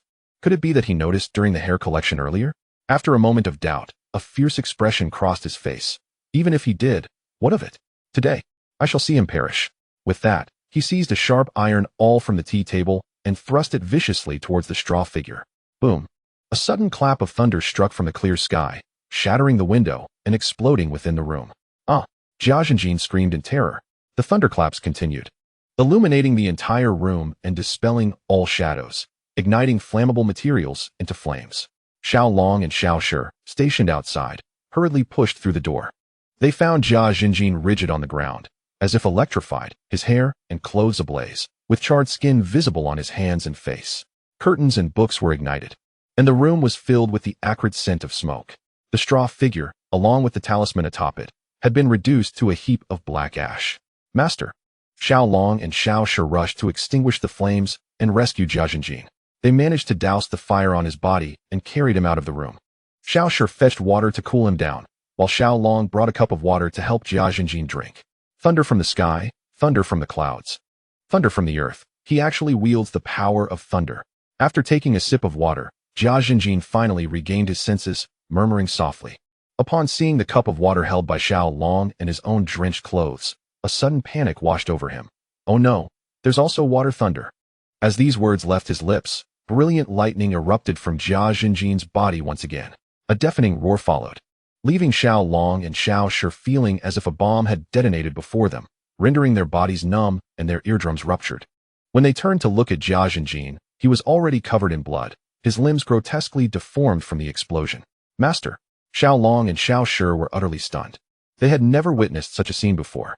Initially, they believed Jia Jinjin, a master with decades of experience and reputation, would easily deal with a mere 20-something novice. After witnessing him successfully collect Lin Xu's hair, they assumed Lin Xu was doomed, for they had seen Jia Jinjin cast curses using others' hair and belongings. With all his victims meeting a gruesome fate, they thought Lin Xu would share the same end. However, the current situation was entirely unexpected. The aggressor, Jia Jinjin, was now on the receiving end of consecutive lightning strikes, and it was clear he had been rendered incapacitated. Xiao Shi hurriedly produced a fragrant emergency medicine pill from a box and forced it into Jia Jinjin's mouth. After a brief moment, Jia Jinjin finally awakened. Yet he had lost all semblance of his former composure, appearing exceedingly disheveled and frail. Master, what did you say? As Xiao Long propped up Jia Jinjin, he noticed his lips moving and quickly leaned in closer. However, the previous thunder had ruptured his eardrums, rendering him temporarily unable to hear Jia Jinjin's voice. Switching ears and attempting to read his lips, he finally deciphered Jia Jinjin's urgent message. There was no turning back once the bow was drawn. They must promptly summon Wu Chang and Wu Tong to assist in swiftly eliminating Lin Xu. Otherwise, as the caster, he would suffer severe backlash and lose his life. Both at once. Xiaoshi was somewhat taken aback. Xiaolong's expression grew grave. Jia Zhenjin had nurtured two malevolent spirits, Wu Chang and Wu Tong. Over the years, he had amassed considerable wealth and harmed many using these spirits, which had grown increasingly powerful, occasionally slipping beyond his control. For instance, the Wu Tong he had summoned back early had wreaked havoc in the village, sparing no one, not even the women of the Xiao family.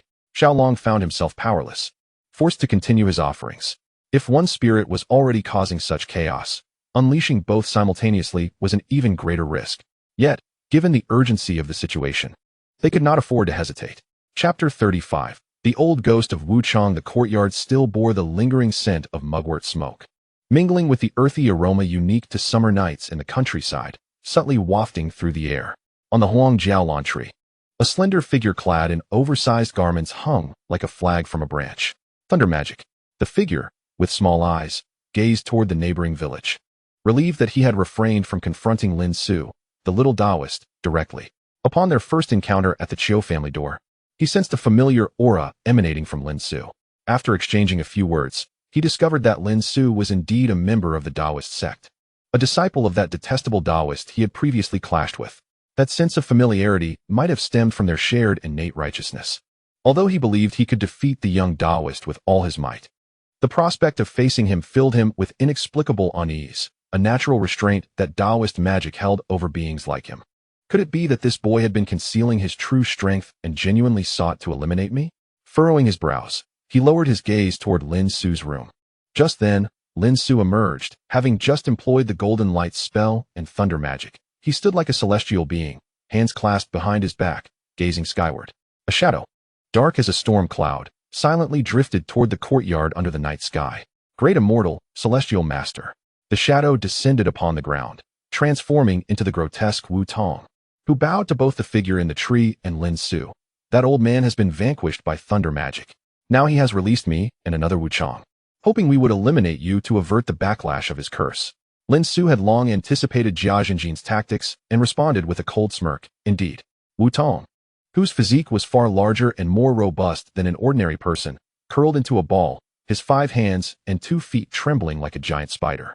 Having witnessed Jia Zhenjin's horrific defeat firsthand, he now regarded Lin Xu with newfound respect. That old man is left with barely half his life. If he suffers further backlash, he will surely perish. Such a person deserves to die. Lin Xu shook his head.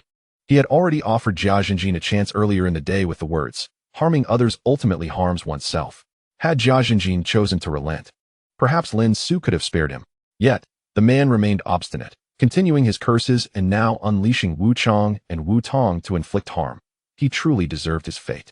As they conversed, another dark cloud drifted overhead. During the day, an ordinary person might have noticed it, but now, in the night, only Lin Xu, with his open spiritual eye, could perceive it. The cloud was the size of a table and circled above the courtyard before a sinister voice emerged from within. Old monkey, why have you not made your move? Wu Tong had previously mentioned that his true form was that of a mountain monkey. Old ghost, if you wish to act, then do it yourself. I refuse to participate. Wu Tong lifted his head, glaring at the dark cloud above. Refuse. The cloud quivered slightly, seemingly astonished. All you need to do is kill someone to feast on fresh blood. Why would you not proceed? That old man promised me a young bride after today's success. One I could choose from the village. I think the Liu family's girl would suffice. You truly are a scourge, committing heinous acts against heaven's will. Wu Tong glanced at Lin Xu and the figure in the tree, his eyes darting. I refuse to partake in such deeds. I shall devote myself to cultivation and do good deeds. Ha ha. The dark cloud trembled violently, emitting a series of mocking sounds. You, a lecherous monkey, have only arrived 2 days earlier. I bet you've already ravaged every woman within 100 miles. And now you speak of cultivation and good deeds? Ha ha ha, old monkey. You are quite amusing. Do not defame me, old ghost. Wu Tong retorted, turning to glare angrily at the dark cloud. Enough, enough. If you won't do it, I shall. It is merely a matter of killing someone. The number of vengeful spirits that have perished at my hands is countless. The dark cloud swirled, transforming into a flowing black cloak, revealing a pale, ghastly male visage. As the sleeves waved, 2 emaciated hands extended, and the figure moved like a gust of wind toward Lin Xu. This was the moment Lin Xu had been waiting for. As the figure approached, he revealed the two hands that had been hidden behind his back. One wielded a peachwood sword, while the other held a red cord. A Taoist? The old ghost's countenance shifted from pale to dark as he turned to flee. But Lin Xu had already cast the red cord, ensnaring the ghost's neck. Simultaneously, he thrust the peachwood sword forward. The Wuchang ghost, being particularly averse to peach wood, would likely be obliterated upon being struck. In a critical moment, Lin Xu felt the red cord suddenly lighten in his grip. The old ghost had surprisingly separated his head from his body, and the cord slipped past the severed neck as he made his escape. Damn it, old monkey. You should have warned me sooner when danger approached. The old ghost's head and body sped off in opposite directions, still cursing Wu Tong in the courtyard. The five ghosts hurriedly mobilized, transporting divine commands to dispel the calamity. Not long after taking flight, Lin Xu initiated a spell specifically designed to command the five lower deities and summon the five spirits. Aware that his mastery of the arcane arts was insufficient to fully dominate the ancient specter before him, he nonetheless found that a brief disruption to its escape proved quite effective. The ghost, attempting to flee with its head and body separated, was indeed rendered immobile in midair. Esteemed immortal, I mean no offense. I beseech you to grant me, a mere spirit, a chance at life, the ghost pleaded, realizing the dire predicament it was in. Lin Xu recalled the ghost's earlier claim of having countless souls perish at its hands.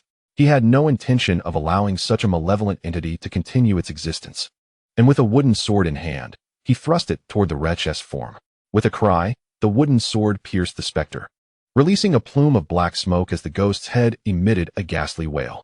However, the creature did not dissipate immediately, suggesting that its vital essence resided within its head. Just as Lin Xu prepared to withdraw the sword for another strike, he felt a sudden tickling in his chest. Yazi, having caught a whiff of the confrontation, emerged from his clothing. With a gaping maw, Yazi transformed his sword into a streak of light that penetrated through the ghost's head. No! The ghost cried in a lamenting tone, as its head disintegrated into a cloud of black smoke, consumed by Yazi. Upon devouring the head, the ghost's body swiftly scattered and vanished into the ether. Having satiated his hunger, Yazi turned his luminous eyes toward the five spirits. Divine beast. The spirits quivered, their limbs collapsing as they knelt, devoid of any resistance, tremblingly pleading, "Spare us, Great One." This reaction was not surprising, as even ancient entities like the stringed immortal displayed no defiance against Yazi, let alone these lesser spirits. Yazi suddenly belched, narrowing his eyes in contentment before burrowing back into Lin Xu's collar, returning to his cozy abode. Chapter 36. The Grim Reaper. What a meager appetite you possess, Lin Xu mused, glancing down at the stillness of his clothing, which had only wiggled a few times before settling. He had intended to suggest that Yazi consumed the five spirits as well, reasoning that they were all nefarious beings, nourishing Yazi while ridding the world of their menace. However, to his astonishment, Yazi seemed satisfied after devouring a ghost head and showed no interest in the spirits. That ghost had likely been nurtured for over a century. Its malevolence palpable. The stringed immortal, perched upon a branch, finally spoke, licking his lips as if tempted by the prospect of a meal. "Do you wish to partake?" Lin Xu inquired, glancing at the kneeling spirits, recalling that the immortal had expressed a desire to feast upon this particular entity before. "Great immortal, spare me." The spirit, relieved for a brief moment, once more wailed, nearly forgetting that an ancient demon was coveting his essence. "I shall reform and devote myself to virtuous deeds. If you so desire, I will serve you, noble immortal. Just say the word, and I will eliminate that vile elder who seeks your harm, along with his whole family." The spirit quaked, beseeching Lin Xu for mercy and making fervent vows, fully aware that only Lin Xu could save him, just as he had done previously. "Even now? You harbor such murderous intent. It is truly hopeless," Lin Xu sighed, turning his back. "No." The spirit's pleas were abruptly silenced. Moments later, the stringed immortal's voice echoed from the tree. "Truly delectable, far superior to the fare I have provided." Lin Xu turned to regard the immortal perched above. "What is it?" the immortal inquired, puzzled. Lin Xu furrowed his brow, contemplating. "I ponder why you differ from the five spirits, exhibiting no inclination toward malevolence." "Oh, there are both virtuous and wicked among humans. Spirits and demons, too, possess their shades of good and evil," the immortal scoffed, adding, "Of course, notions of virtue and vice are defined by others, and I do not consider myself virtuous. Your actions in ridding the world of malevolence were indeed noble." Lin Xu smiled broadly. The immortal pouted, seemingly disinterested in further discourse. He shrank back into the dense foliage, ignoring Lin Xu thereafter. That very night, Jia Zhenjin met his demise at the hands of the Shao family. It was said that he endured immense suffering before death, with villagers hearing his anguished cries, begging Xiaolong and Xiao Shi to end his life. When his body was revealed the following day, onlookers beheld a gruesome sight. Jia Zhenjin was drenched in blood, his face and exposed skin grotesquely decayed, presenting a blackish-purple hue, marred by extensive burns, a sight most harrowing. Xiao Shi, who had accompanied Jia Zhenjin, exhibited signs of madness early that morning, frantically darting about the Shao compound. It took several individuals to restrain him, and upon lifting his clothing, they discovered his skin riddled with numerous festering holes, oozing pus, with small insects crawling within. Before he could be transported to the hospital, Xiao Shi succumbed to his injuries. Having followed Jia Zhenjin for years, he had partaken in numerous nefarious deeds. When Jia Zhenjin suffered a backlash from his curses the previous night, the malevolent insects he carried lost control and burrowed into his own flesh, consuming him as sustenance. Xiaolong himself had sustained injuries, with a perforated eardrum and burns from lightning. Consequently, nearly all members of the Shao family found themselves in the hospital. Yet this was not the end of their tribulations. As long as the Shao ancestral grave remained intact and the stone-carved eagle's killing formation on the opposing mountain stood, the Shao family would perpetually face the specter of death. Having just managed to treat his injuries, Xiaolong was still reeling from the horrors of the previous night when further bad news reached him from the hospital. His mother's cardiovascular condition had worsened, leading to her passing on the hospital bed. Meanwhile, his father, Xiao Laosan, was struggling for his life due to complications from facial injuries. Overwhelmed by grief, Xiaolong broke down in tears. He had not anticipated that despite summoning the master Jia Zhenjin, he would ultimately be unable to contend with Lin Xu. The situation for the Shao family continued to deteriorate. If he did not resolve the killing formation on the mountain soon, he too would likely meet a tragic end. Though he had attempted to dismantle the formation yesterday, anyone who approached the statue would be assailed by a powerful malevolent force, rendering them unconscious. All those he had brought with him had succumbed to the malevolence and ended up in the hospital. Rumors spread throughout the surrounding villages, claiming the statues were haunted, and no amount of money could persuade anyone to approach them. This sense of helplessness left Xiao Long feeling desperate and defeated. He could hardly believe that the killing formation he had meticulously set up 20 years ago to combat the Lin family had now become a harbinger of doom for the Shao clan. Reaching into his chest, he extracted several charred and cracked talismans. Like Xiao Laosan, he wore various protective amulets, some depicting Buddhas, some talismans, and others featuring occult symbols. These were all bestowed upon him by his master, Jia Zhenjin, reputed to possess dubious origins yet remarkable efficacy. Previously, Xiao Laosan had relied on one such talisman to preserve his life. Unfortunately, last night's destructive lightning had obliterated all the protective charms worn by him, Xiao Shi, and Jia Zhenjin. This was the root of Xiaolong's despair. Stripped of their protection, he was as vulnerable as any ordinary person, destined to perish at the hands of the killing formation. "Are you a relative of Xiao Yunqing?" A nurse approached Xiaolong in the emergency room corridor.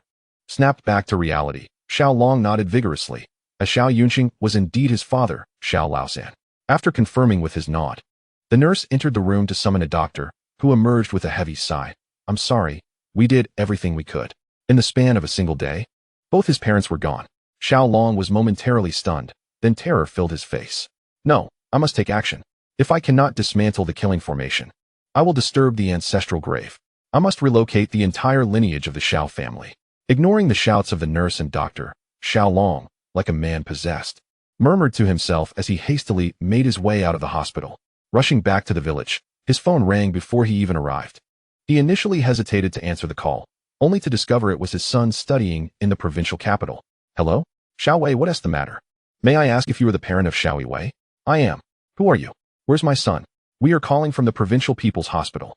Unfortunately, your son has suffered a leg injury and, while hospitalized, violated hospital regulations by unilaterally leaving in a wheelchair. He fell down the stairs. Regrettably, after verification, we must inform you that he has tragically passed away." "What?" Xiaolong's mind went blank in an instant. At that moment, he finally comprehended the torment endured by the Lin family, which he had caused. For a fleeting instant, he contemplated driving straight off the mountain. After regaining his composure, tears streamed down Xiaolong's face as he hurried back to the village. He feared he would be too late, that he might be the next victim. Chapter 37. transformation into a woman. News of the Xiao family's misfortune quickly spread throughout the surrounding villages. Observing Xiao Long's recent actions, seeking masters in the provincial capital and attempting to relocate stone carvings, the community began to suspect that the Xiao family had fallen victim to external forces. Recalling the rumors from 20 years prior that the Lin family's downfall was orchestrated by the Xiao family, many connected the dots, especially with the return of a member of the Lin family. Though unspoken, the implication was clear. The Lin family had come to exact revenge.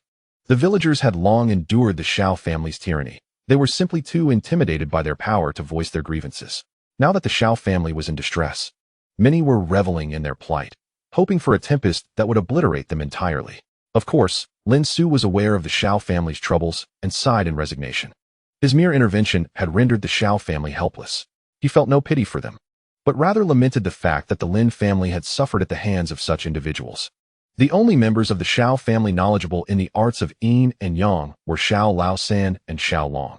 After several days of subtle conflict, Lin Xu discerned that both were merely dabbled in superficial understanding, lacking true mastery. The deadly formations targeting the Xiao ancestral grave could be resolved by someone with genuine skill. Unfortunately, Xiao Long had likely spent years with Jia Zhenjing, learning only harmful techniques, while other abilities remained unrefined. It was indeed these very individuals, 2 decades ago, who had led the Lin family to ruin through crooked methods. Jia Zhenjing, Xiao Long's master, possessed certain skills but was morally corrupt, practicing dubious arts and hexes, having undoubtedly caused numerous deaths in his wake. Truly, they were deserving of their fates. No wonder his master had advised caution in accepting disciples. When unprincipled individuals learn mystical arts, they become harbingers of calamity. Lin Xu welcomed the idea of ridding the world of such people as an act of accumulating virtue. Now that the Xiao family's fortunes had waned, even if Xiao Long were to relocate their ancestral grave, he could not avert the impending demise of his lineage. The bullets were still in flight. Today, Lin Xu rode to the hospital to deliver some clean clothes to his uncle, Zheng Guoqiang, and cousin, Zheng Hao.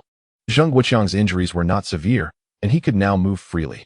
Zheng Hao's leg was still under observation, but recovery was promising. Upon seeing Lin Xu, Zheng Hao feigned mystery and asked, "Xiao Su, a familiar face arrived in the adjacent ward last night. Can you guess who it is?" "Who?" Lin Xu inquired, intrigued. "It's Xiao Hu." Zheng Hao's face was alight with excitement. "I heard he was poisoned and brought to the hospital in a coma. It's not serious." And he woke up quickly. However, after regaining consciousness, he suddenly cried out, lamenting the loss of his second brother. His wife hastily checked and confirmed it. He truly was gone. After various examinations last night and consultations with several doctors, they all said they had never encountered such a situation and were uncertain how to treat it. Ha. That guy is over 30 and still childless. He must have had issues, and now he has become a woman. Wasn't his wife the one who brought him to the hospital? Lin Xu asked, his expression peculiar and somewhat guilty. Rumor has it the Xiao family is in big trouble. Xiao Laosan, Xiao Long's mother, and Xiao Long's son all perished yesterday, other than Xiao Hu's wife. Who would have been able to bring him to the hospital? At this point, Zheng Hao lowered his voice. "Xiao Su, could it be you? This is the Xiao family's retribution." "I know nothing about it," Lin Xu replied with a smile, shaking his head. He speculated that perhaps Xiao Hu's wife had brought him to the hospital during his coma and, in the process, had intimate contact with him, triggering the locking spell, causing Xiao Hu to retract into his own body. He recalled how Xiao Hu had once intended to commit wrongdoing in the cornfield. Now that his means had been stripped away, perhaps this was his punishment. "I see." Zheng Hao understood that some matters were best left unspoken and dropped the subject. As they conversed, Zheng Guoqiang entered the ward, carrying a boxed meal from the cafeteria. His expression was troubled, and upon noticing Lin Xu, he merely offered a brief greeting. "What's wrong?" Lin Xu asked, puzzled. "It must be the factory calling again," Zheng Hao said, frowning in frustration. Manager Zhou suddenly went mad. "The factory sent someone named Director Wang to communicate with us, saying they would deduct our wages to compensate for the losses. I was furious and asked how they would settle my and my father's medical expenses and the compensation for our injuries. He simply stated that we had violated factory regulations and were responsible for our own actions. I was incensed, declaring I would no longer work in such a heartless factory, and he told us to wait." Sighing deeply, Zheng Guoqiang explained, "Director Wang just said that if we refuse the wage deduction for compensation, they will directly terminate us and sue us in court." "Let them sue." Lin Xu laughed in anger. "Is the management of your factory so arrogant? I should be the one to sue them. They push all the blame onto you too after an incident and threaten termination for compensation. Do they really view workers as slaves? Forget it, Zhang Guoqiang said with a bitter smile, waving his hand. We ordinary folks have no chance against big corporations. It's just a few 100,000. Deducting wages for a few years would settle it. If we lose this job, it's uncertain where we find money to repay. Uncle, do you believe in your nephew? Lin Xu asked earnestly. I certainly believe in you, but... Zhang Guoqiang hesitated. The family still owed several thousand for home repairs, and now they faced an unexpected debt of over 100,000. If they clashed with the factory and were fired, what would they do afterward? Leave this matter entirely to me. I will handle everything, and I will cover all expenses. Lin Xu said, taking a deep breath. He was determined to see if any justice remained in the world. Exiting the ward, Lin Xu took out his phone and sent a message to Zhang Wei. She quickly replied with a surprised emoji. Oh, Master Lin. How rare it is for you to contact this humble girl amidst your busy schedule. I have a matter to discuss and would like to ask for your assistance. Oh, so you only reach out when you need something. You don't reply when I message you otherwise. How unfair. This is indeed important. Are you off work? I'd like to treat you to dinner. I finish in half an hour. Suggest a place, and I'll give you an update on my recent endeavors. You'd better treat me well. I've been working hard for you these past few days. Chapter 38. An urgent meeting. Lin Xu and Zhang Wei arranged to meet at a restaurant. Zhang Wei recounted the recent developments regarding the Xiao family's waste recycling business. She explained how various departments had taken turns inspecting the operation and reassessing its qualifications, ultimately leading to the closure of all their sites. Subsequently, the collection of the company's violations and illegal operations over the years ensued, and several victims and their families were identified, including Ali, who directly filed a lawsuit against the company in court. According to Zhang Wei's expectations, this company would likely face the revocation of its operational qualifications and incur substantial fines and compensation. Should they fail to timely settle these penalties, the company's executives might even face imprisonment. In summary, the Xiao family's recycling company was utterly finished, with only over 20,000 remaining in operational funds. I will transfer it to you, Zhang Wei said as she retrieved her phone. No need, consider it your reward for your hard work. I truly thank you this time.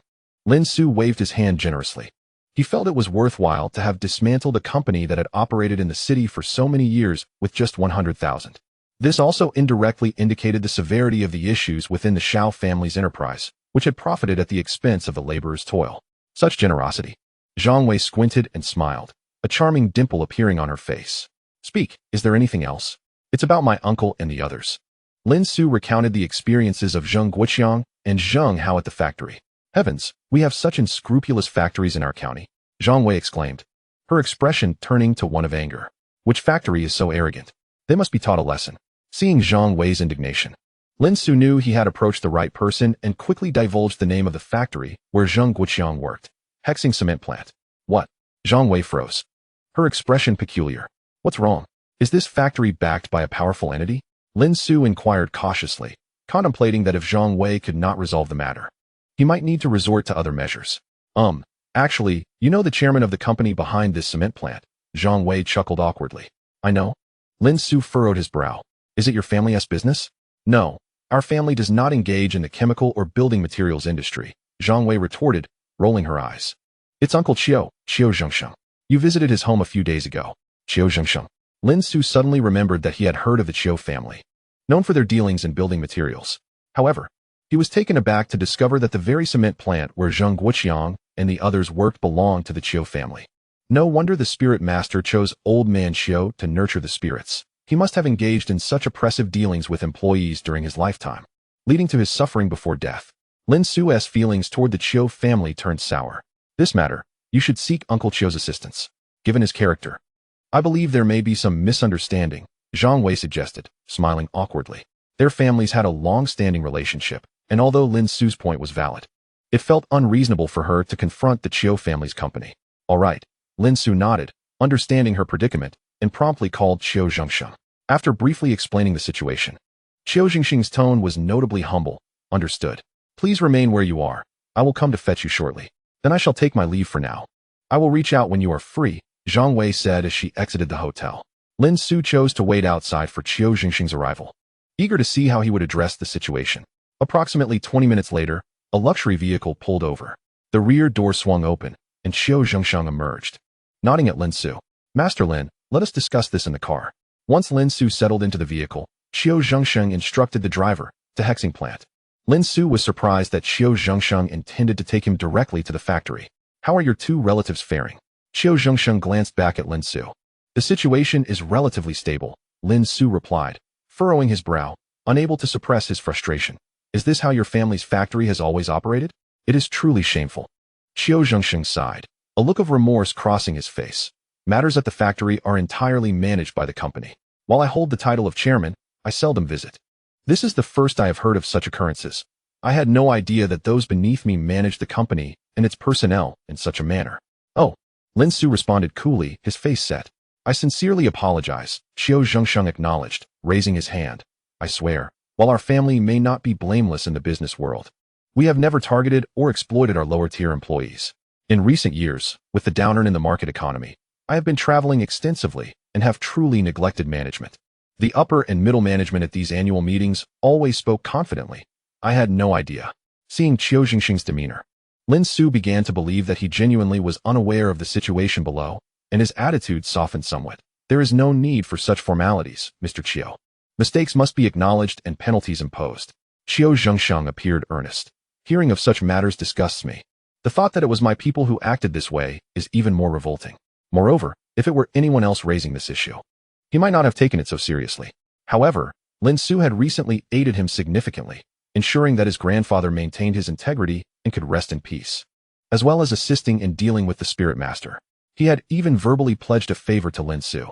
Yet now, without having repaid that favor, his factory staff had offended Lin Xu, leaving Qiu Zhengsheng feeling embarrassed. As the vehicle left the city, it arrived at the industrial district on the outskirts. The factory's security recognized Qiu Zhengsheng's car and hurriedly opened the gate. Rather than proceeding to the parking lot, they drove directly to the office building. Due to the recent accident, the factory was currently undergoing repairs and was temporarily shut down. Some workers toiled under the sun for repairs, while others rested in the ground floor lobby of the office building, enjoying the fan's breeze. The management staff, meanwhile, were seated in the air-conditioned upper rooms, either slacking off or working. When Qiu Zhengsheng and Lin Xu entered the lobby, they drew the attention of many. Qiu Zhengsheng rarely visited the factory, only appearing during the annual meeting, making his presence a rarity. Upon recognizing him, someone quickly ascended the stairs to inform the leadership. Subsequently, windows opened in the office building, revealing heads peering out. Once it was confirmed that the chairman was indeed present, they hurried downstairs to welcome him. Chairman, what brings you here? Why didn't you give us a call beforehand? The first to arrive was a slightly plump middle-aged man in a suit and tie. After stepping out from the air-conditioned room, he broke into a sweat, approaching Qiu Zhengsheng with an ingratiating smile. Come, Mr. Qiu. Let us go to the office where it's cooler. After consulting Lin Xu, Qiu Zhengsheng found a spot where the electric fan could reach, allowing Lin Xu to sit comfortably. He then sat beside him. Director Li, please gather all management personnel for an emergency meeting. An emergency meeting? Director Li was taken aback. He had initially intended to inquire about the matter and whether they should convene in the air-conditioned meeting room upstairs. However, seeing Qiu Zhengsheng's serious expression, his heart sank, and he refrained from asking further, hastily going to call the others. Soon, various mid-level management personnel began to descend from their offices, unaware of the reason for the meeting and hearing that the chairman was personally attending. Some leaders directly ordered all factory employees to halt their work and come to greet the chairman. Consequently, after Director Li departed, the lobby began to fill with people. This hall was typically used for employee meetings, while management meetings were held in the upstairs conference room. With over 200 employees in the entire factory, only about 50 were frontline workers. The remaining staff comprised technicians, clerks, logistics personnel, and management, with the frontline workers divided into 3 shifts, operating on a 24-hour rotation without breaks throughout the year. Only a small group of individuals, approximately a dozen in dirty work attire, stood at the back of the hall, while the remaining crowd of over 100 consisted of well-dressed company members in suits and ties. A few junior clerks had even brought over a dozen office chairs, arranging them in the front 2 rows specifically for the upper management. They also retrieved the microphones typically used during large meetings. Within about half an hour, the hall was transformed into a grand conference room, with everyone arranged according to their rank, centering around Qiu Zhengsheng and Lin Xu. Once all personnel had arrived, Factory Director Li surveyed the 200 attendees with satisfaction and approached Qiu Zhengsheng. Chairman, everyone is here. Please address them. Such scenes were common during Qiu Zhengsheng's visits to the factory, characterized by an air of festivity and solemnity. The larger the crowd, the more it signified the status of the chairman and the leadership. Vanity pervaded the atmosphere, as a sense of superiority arose from comparison. However, both Qiu Zhengxing and Lin Xu frowned upon witnessing this spectacle. Were those workers just pulled from the front lines? Qiu Zhengxing pointed to the farthest end of the hall, where a dozen workers in uniforms stood against the wall. Each one appeared grimy, with sweat-soaked hair and clothing, their garments clinging to their skin in a mixture of oil and dirt. Yes, upon hearing that the chairman had arrived, they specifically came to greet you. Director Li replied with a smile. Qiu Zhengxing nodded. They have worked hard. Invite them to sit at the front to rest. And turn on the fans to cool them down. What? Director Li was momentarily taken aback, glancing at the empty space on the floor. There isn't enough room for so many chairs. Aren't there chairs available? Just make some room for them. Qiu Zhengxing gestured towards the senior management seated in the front row. The individuals in the front rows were momentarily perplexed. Many even chuckled, thinking the chairman was joking. After an awkward minute, they realized that Qiu Zhengxing was serious, as his expression grew increasingly icy. One by one, the front row occupants hastily relinquished their seats, moving aside to call the standing workers to sit. The powerful fans hummed loudly, and a wave of foul sweat odor immediately filled the air, prompting the pampered upper management to cover their noses and retreat. The frontline workers appeared uneasy, clutching their safety helmets as they sat down, clearly at a loss. They had never experienced such treatment before. Let us get to the point, Qiu Zhengxing sighed. I have heard that a safety incident occurred in the factory a few days ago. Could you explain what happened? Upon hearing this, Director Li understood that the chairman had come to address the incident, likely to hold someone accountable. He turned to Director Wang of the production department, signaling him to speak. Wang promptly reported the specifics of the accident. It was an accidental incident involving machinists Zheng Guoqiang and Zheng Hao, who, while repairing the grinder, violated safety protocols, resulting in the machine operating unexpectedly. The accident led to significant wear on the grinder's large motor bearings, with Zheng Hao sustaining severe injuries and Zheng Guoqiang suffering minor injuries. After the report, a clerk handed several documents to Director Li, who then passed them to Qiu Zhengxing. The documents detailed the accident, including its causes, the resulting damages, and the final resolutions. After reviewing them, Qiu Zhengxing handed them to Lin Xu, who noted that the blame had been placed squarely on Zheng Guoqiang, Zheng Hao, and a few other workers present at the time. Ultimately, those workers, along with the supervising foreman and on-duty manager, were to bear the compensation costs. Who was responsible for handling this incident? Qiu Zhengxing scanned the room, fixing his gaze on Director Li and the surrounding senior management. Director Wang spoke again. It was managed collaboratively by our production department, the administration department, the accounting department, and the legal department. The new motor bearings are expected to arrive tomorrow, and we should be able to resume work by the evening after next at the latest. Manager Liu from the accounting department quickly added. The compensation will be deducted from the employees' salaries monthly, plus interest. It will take approximately 5 to 7 years to repay. They all assumed that Qiu Zhengxing was concerned about the factory's downtime and financial losses, thus responding accordingly. Then, a deputy manager from the legal department interjected, somewhat indignantly. Immediately after the accident, to avoid unnecessary disputes, our legal manager, Manager Zhou, went to the hospital. Unfortunately, due to the demanding nature of the work, he fell ill and is currently hospitalized. This Manager Zhou was the same individual who had been reprimanded by Lin Xu during a previous hospital visit. A conversation that Qiu Zhengxing had also been privy to. Regarding Zheng Guoqiang and Zheng Hao, it was rumored that they intended to resign. The HR department had already begun recruiting online. If they left, there would be no shortage of replacements. If they resign, we will continue to pursue the compensation issues, the HR manager stated. Upon hearing this, Qiu Zhengxing could no longer contain his frustration and slammed his hand down on the table before him. Do you have any humanity left? I have called you here to maintain the company's normal operations, not to act as slave masters. Qiu Zhengxing's face flushed with anger as he nearly shouted, his voice reverberating through the microphone. The factory's equipment is broken. And you want to seek compensation from the lowest level workers? I do not lack this little money. Chapter 40. Is someone trying to harm my grandparents? Qiu Zhengxing glared furiously at the senior executives standing beside him. The hall fell silent. Until then, they had believed that the chairman's personal visit was to hold them accountable for the recent accident and its consequences. Many had already concocted excuses to absolve themselves of blame. As the departments responsible for handling the incident felt they had managed it well, avoiding any losses for the company. The lower-level employees were merely seen as unfortunate victims of circumstance. Director Wang of the production department had even stayed up all night modifying the wording of the factory's safety regulations to shift the blame more towards the workers responsible for the repairs. However, They had not anticipated that Xiao Jingxing's stance would diverge from their expectations. Who drafted the factory's safety regulations? Xiao Jingxing inquired, once again scanning the accident report in his hand. That would be me. Director Wang shrank back, appearing somewhat guilty. Do these regulations align with the actual conditions on site? Xiao Jingxing felt that something was amiss, though he couldn't quite pinpoint the issue. Chairman, at that moment, one of the seated workers tentatively raised his hand. What is it? Speak. Xiao Jingxing gestured for him to continue. Hello, Chairman. I am Wu Wei, the foreman of the second shift. The factory's safety regulations were not like this before. Several clauses changed abruptly after the accident. Moreover, these regulations are entirely unsuitable for the actual situation on site. They are excessively stringent, to the point that even superhumans would struggle to comply. As he finished speaking, several other co-workers nodded in agreement, echoing, exactly.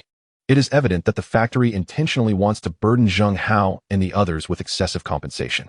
The regulations state that repairs on large machinery must involve at least 3 people, with 1 person remaining outside to observe. Our shift only has 2 machinists. Isn't that deliberately setting us up for failure? Sigh, if we strictly adhere to safety regulations, we would be fined for doing nothing upon taking our posts. Who could bear that?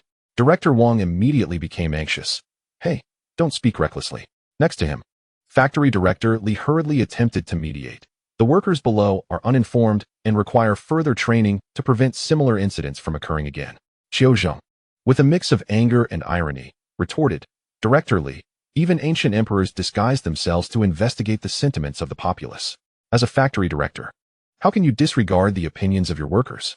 Director Li, embarrassed, wanted to say something, but Xiao Zheng cut him off. Enough.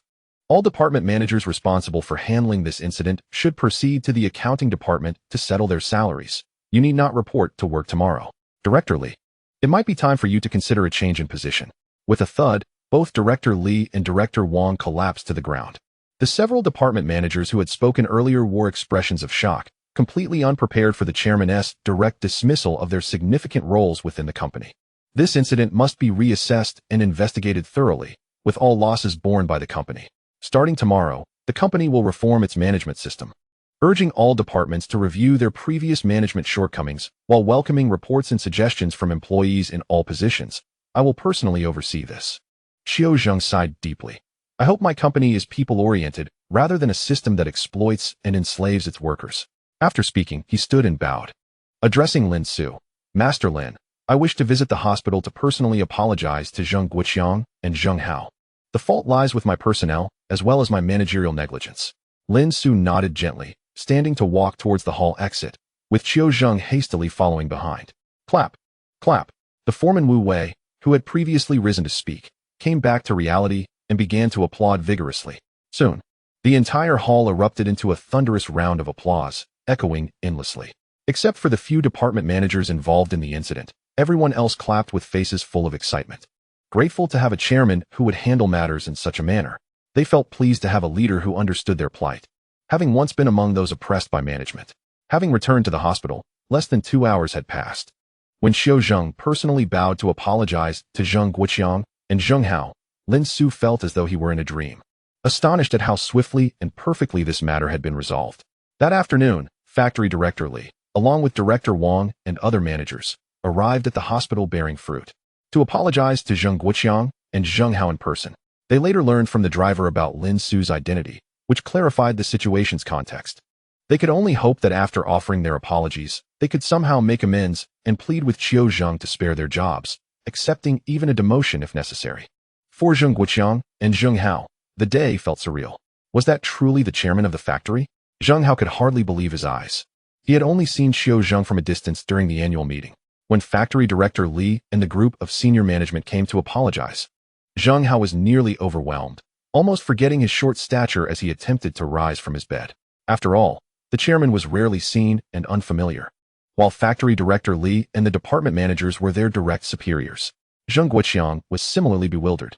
When Lin Xu had said he would handle the matter, he had felt some trepidation, worried that if Lin Xu clashed with the factory, he could lose his job and face legal repercussions. In his mind, the best outcome would merely be to settle the matter amicably, keeping his job while minimizing the financial loss. Yet, this nephew of his had merely stepped out and returned with the chairman and all senior leaders to apologize at the hospital. Furthermore, they declared not only would there be no compensation required from them, but the factory would also compensate them? What on earth was happening? Xiao Su, how did you manage this? Zheng Hao finally snapped back to reality and hurriedly inquired. Lin Xu briefly recounted his involvement with the Qiu family, leaving Zheng Guoqiang and Zheng Hao momentarily stunned. So, Xiao Su, you possess such capability. No wonder you can earn so much and even command the respect of Chairman Xiu. Zheng Hao was filled with admiration for his cousin, while Zheng Guoqiang felt a sense of relief and joy at the resolution of the incident. As the three conversed, the silent Sui Xian, who had been following Lin Xu, suddenly spoke up. Hey, little Taoist. Someone intends to harm your relatives. What? Lin Xu was initially confused. From the rural courtyard, the patrol spirits I placed around have just relayed the news, Sui Xian stated, digging at his ears with a blank expression. Lin Xu finally understood. Someone was scheming against his grandparents. Chapter 41. Revenge begets revenge. Thus, one must eradicate the roots. Who is it? Upon receiving the news, Lin Xu immediately sprinted towards the hospital exit, eager to return to the village. Your adversary, Sui Xian, glided ahead, succinctly stating, you won't make it back in time like this. Let me assist you. Before Lin Xu could react, he witnessed Sui Xian transform, his body swelling and his attire billowing, as he morphed into a massive tiger over 3 meters tall, with claws as thick as Lin Xu's waist. Hop on. The giant tiger spoke in human language, and before Lin Xu could respond, a gust of wind lifted him, depositing him onto the tiger's back. The wind howled, and the surroundings became a blur as Sui Xian carried Lin Xu like a swift whirlwind through the city streets. The people below merely felt an unusual gust, as Lin Xu and Sui Xian's figures became indistinguishable to the naked eye. Realization dawned upon Lin Xu as he sat on the tiger's back. He recalled his master saying that Sui Xian's true form was a great insect.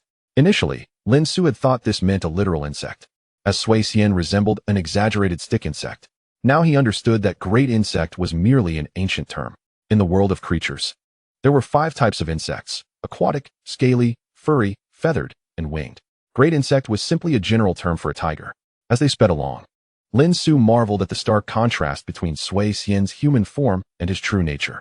I haven't consumed blood in centuries. My current form is merely sustained by demonic energy. Sui Xian continued to run forward, not glancing back. Thank you for this. As they passed over buildings and lakes, Lin Xu could see his grandparents' small house ahead and sincerely expressed his gratitude. This speed was astonishing, covering what would typically take half an hour by bike in just a minute or two. I promised to help protect the Zheng family. In return, you will provide me with medicinal herbs. This is simply a fair exchange. As they reached the entrance of the courtyard, Lin Xu felt a gentle breeze lift him, gently setting him down. Sui Xian had transformed back into a stick insect-like human form, floating into the yard and landing on the yellow-orange orchid tree as if returning home. Upon landing, Lin Xu saw a dozen burly men outside the courtyard, all shouting and banging on the large iron gate. Behind the crowd, Xiao Long held a string of copper bells, glaring with malice at the Zheng family courtyard. Stop! What do you want? As the noise from the men grew louder and more forceful, Lin Xu quickly intervened. It's you. Xiao Long turned around, glaring fiercely at Lin Xu. The burly men didn't stop, not even glancing back at Lin Xu, continuing to pound on the gate. Some even began climbing the wall. You ruined my family. I'll fight you to the death today. Xiao Long, though somewhat puzzled as to how Lin Xu had gotten behind him, seemed to have made up his mind this time. Oh, last time I said I'd settle things with you, didn't you run away? Lin Xu looked contemptuously at this enemy of the Xiao family, a generation older than him.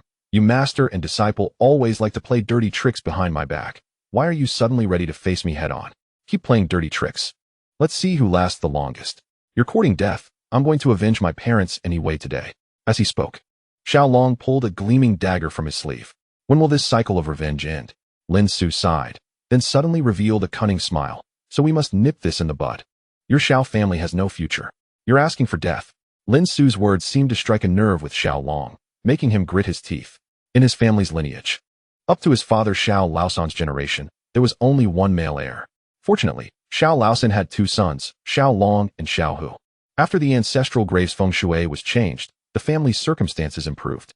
But perhaps because of his many misdeeds, he hadn't been able to have a son in over 10 years of marriage, only a daughter. His younger brother, Xiao Hu, had also been married for over 10 years without a child. Later, with the help of his master, Jia Zhenjin, he finally had a son to carry on the family line. Now his only son was dead, just as Lin Xu said. It seemed their Xiao family would have no descendants.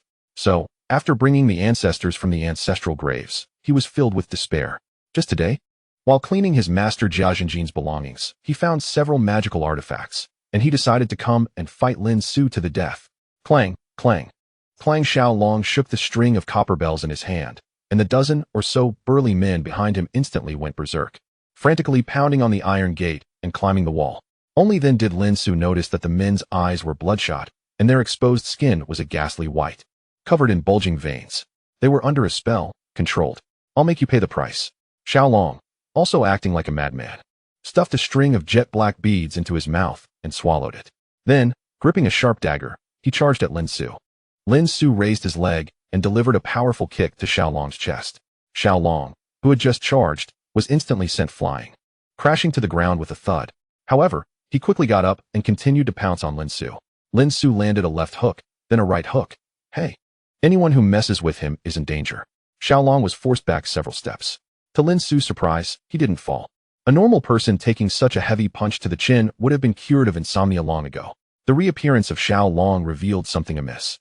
The man's pupils were dilated to their limit, and dense blood vessels had appeared in the whites of his eyes, turning black.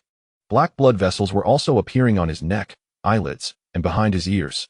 Recalling the bracelet he had swallowed earlier, Lin Xu roughly understood what was happening. This guy had actually invited a malevolent entity to possess him.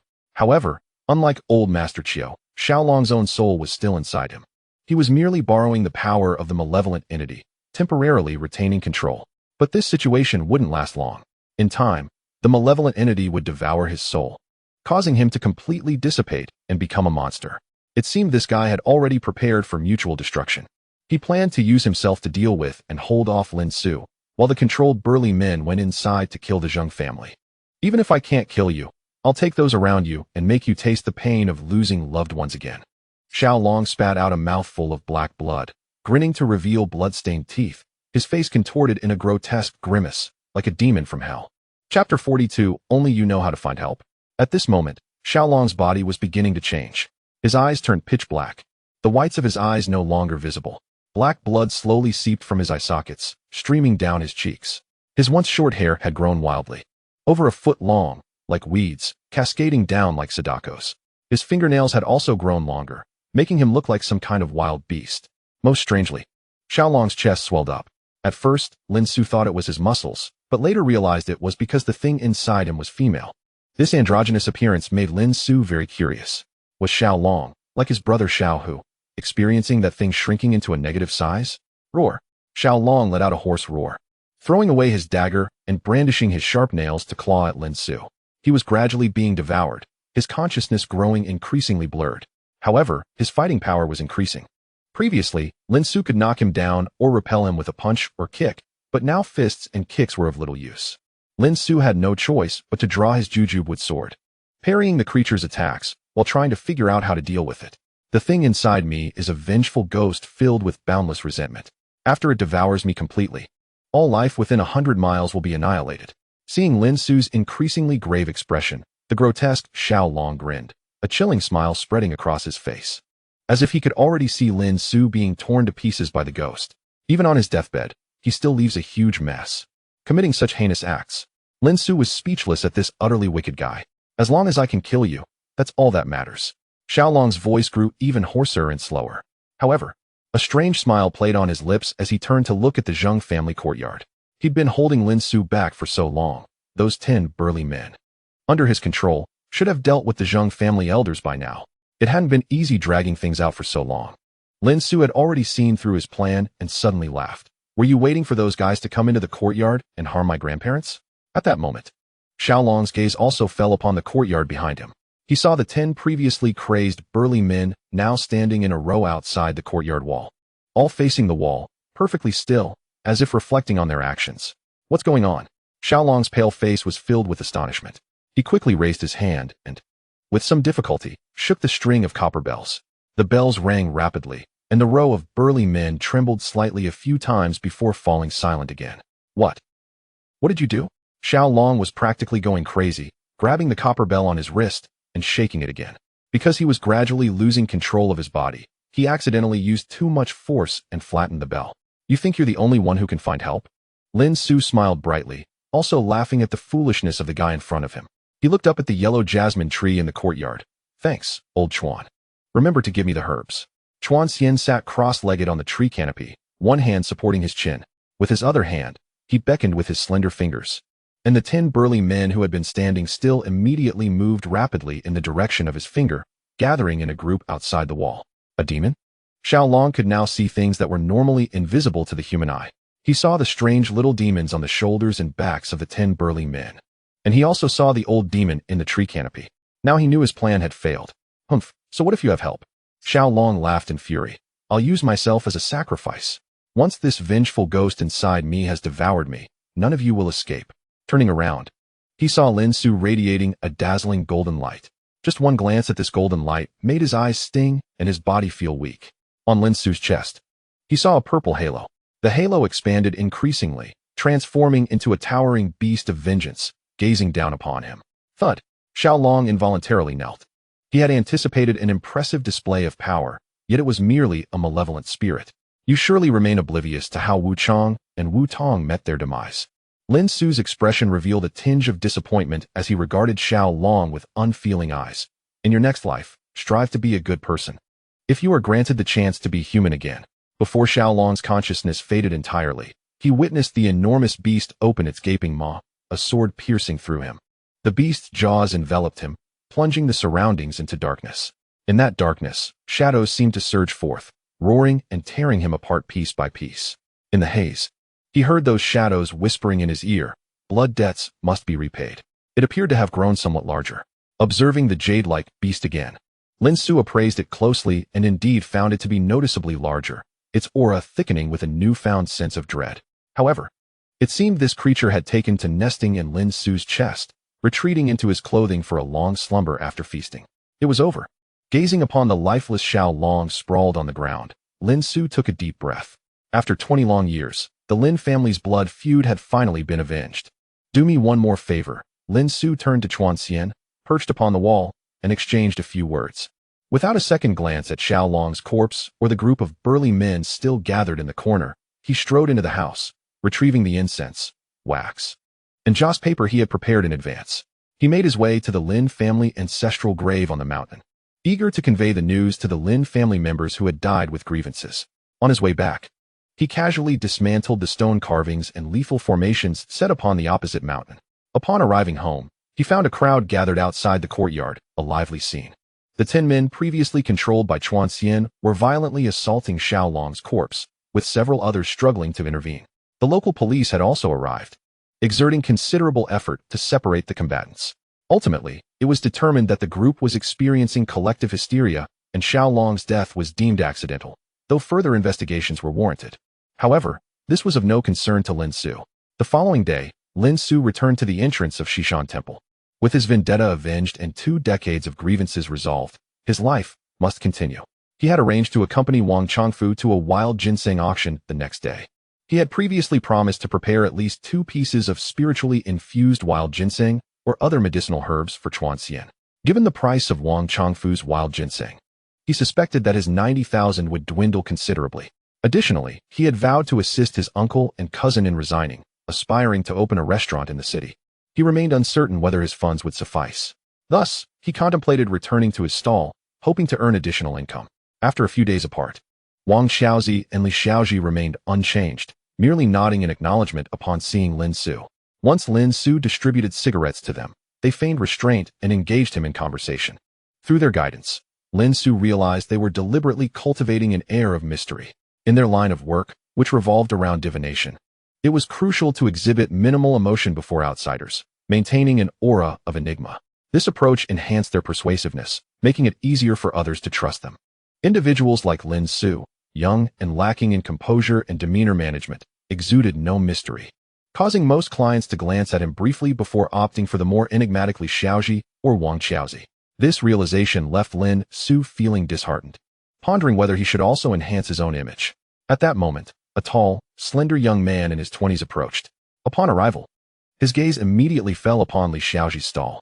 After a few glances, he shifted his attention to Wang Xiaozi, seemingly indecisive about whose fortune-telling to pursue.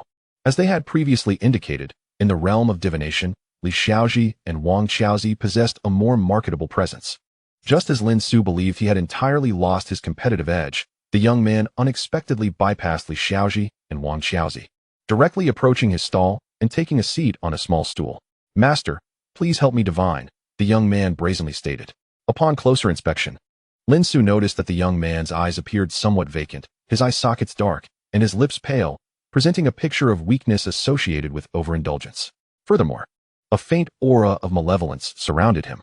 Chapter 43: The Overindulgent Young Man.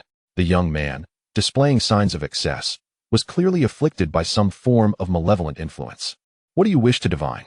Lin Xu remained composed, adopting the mysterious demeanor of Li Xiaoji and others. The young man elaborated on his intentions. "In a few days, we are heading out for a task, and I want to determine whether it will proceed smoothly." So, he sought to discern fortune from misfortune. Lin Xu nodded and cast a divination. Upon observing the outcome, he was taken aback, an ominous portent. This was his first encounter with such a dire omen in his practice. "What is it, master?" Noticing Lin Xu's astonished expression, the young man furrowed his brow, anxiety evident in his demeanor. "It is a grave misfortune." Lin Xu relayed the truth. How can it still be a grave misfortune?" The young man, unable to restrain himself, inadvertently revealed his thoughts. In reality, he had consulted elsewhere previously, receiving dire predictions on 2 occasions. Later, he heard that there were reputable fortune-tellers outside Shishan Temple, particularly the blind man and the cripple known for their accuracy in the city. Thus, he sought to test his fortune here once more. However, upon witnessing the professional demeanor of Li Xiaoji and Wang Xiaozi, he feared they would also foretell misfortune. Just then, he noticed another fortune-telling stall nearby, its tattered cloth and stool indicating its disheveled state, and the person manning it appeared exceedingly young. He thought it prudent to try his luck there, subconsciously believing that the young man would be less accurate. However, he hoped for a different outcome, which would provide him with some psychological solace. To his surprise, the result was the same as before, a grave misfortune. The consistency of the outcome across various diviners only heightened the young man's trepidation. Tentatively, he inquired of Lin Xu, "Master, is there any way to mitigate this grave misfortune? Perhaps by selecting an auspicious departure date or acquiring some protective talismans. What kind of task are you undertaking that seems so perilous?" Lin Xu countered, adding, "If it is inconvenient, you need not disclose it." "It's nothing much," the young man sighed. "We are herbal gatherers from the mountains. In a few days, after the wild ginseng auction concludes, we plan to venture into the mountains to collect a batch of goods. It has always been customary for us to seek divination before embarking. I happen to have some free time, so my father sent me to the city to seek guidance, to ascertain whether this journey will be smooth. Yet, I have visited several places and consulted numerous individuals, all yielding the same grave outcome." The young man lamented, rummaging through his pocket. Inside were protective talismans and various charms he had purchased from previous fortune-tellers to counteract misfortune. After all that effort, the result remained grim. "Have you encountered any unusual occurrences lately?" Lin Xu continued his inquiry. "Unusual occurrences?" The young man hesitated, casting a wary glance at Lin Xu. "What do you mean?" Lin Xu got straight to the point. "Matters of romance." The young man recoiled slightly, a hint of embarrassment flaring up in his eyes. As he evasively replied, "That's none of your concern. Just tell me if there's a way to mitigate this misfortune." "I apologize." Lin Xu shook his head at his unwillingness to cooperate. "If you insist on proceeding, this journey is fraught with peril. It would be prudent for you to reconsider." The young man sighed softly, lowering his head to retrieve his phone. "How much will it cost?" "This divination is complimentary." Lin Xu waved his hand dismissively, advising the man not to let appearances cloud his judgment, lest he face dire consequences. The man's expression shifted dramatically, yet he ultimately chose silence and hurriedly departed. Lin Xu shook his head at the retreating figure. Everyone has their own choices, and he would not presume to impose his will upon the life and death decisions of others. He continued his stall until 4 in the afternoon. And thanks to the assistance of Li the Blind and Wang the Lame, along with introductions from the wealthy patrons encountered during his previous visit to the Chiu family, his business surprisingly thrived that day. Except for the initial young man who did not pay for his herbal remedies, each customer contributed between 50 to 300 yuan, culminating in over 3,000 yuan by the day's end. It appeared he had begun to carve out a niche for himself in this county. Before heading home, he visited the Shishan Temple.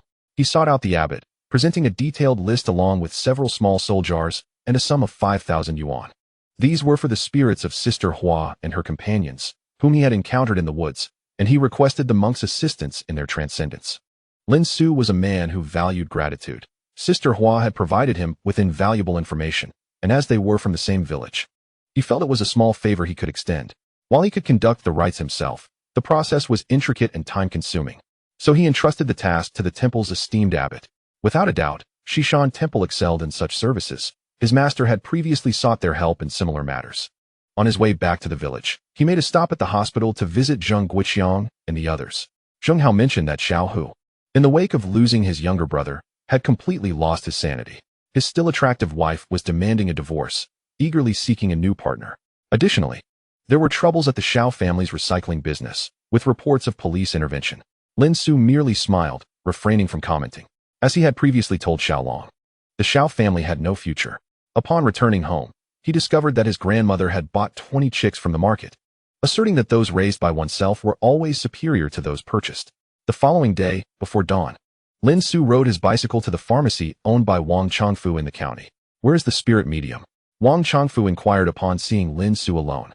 Using a concealment technique, Lin Xu ensured that no one could see him. He glanced back over his shoulder, and the spirit medium raised a flag, causing Wang Chongfu to feel a gust of wind pass over his eyes. After blinking, the tall and slender figure of the spirit medium appeared before him. "Excellent. Let us set off. I would appreciate your assistance in keeping watch." Upon seeing the spirit medium, Wang Chongfu felt reassured and led Lin Xu to their vehicle. Heading towards a tourist destination east of the county, Lin Xu was surprised to learn from Wang Chongfu that wild ginseng could also be found in the southern regions. Although not as abundant as in the northeast, there were indeed dedicated foragers. In recent decades, due to the overexploitation in the north, these skilled gatherers began migrating southward to seek new opportunities. Every few years, they organized auctions in the nearest county to sell their prized medicinal herbs. This reminded Lin Xu of the young man who had come to his stall the day before to seek divination. He appeared to be one of these gatherers. Wang Chongfu parked the car at the scenic spot and made a phone call.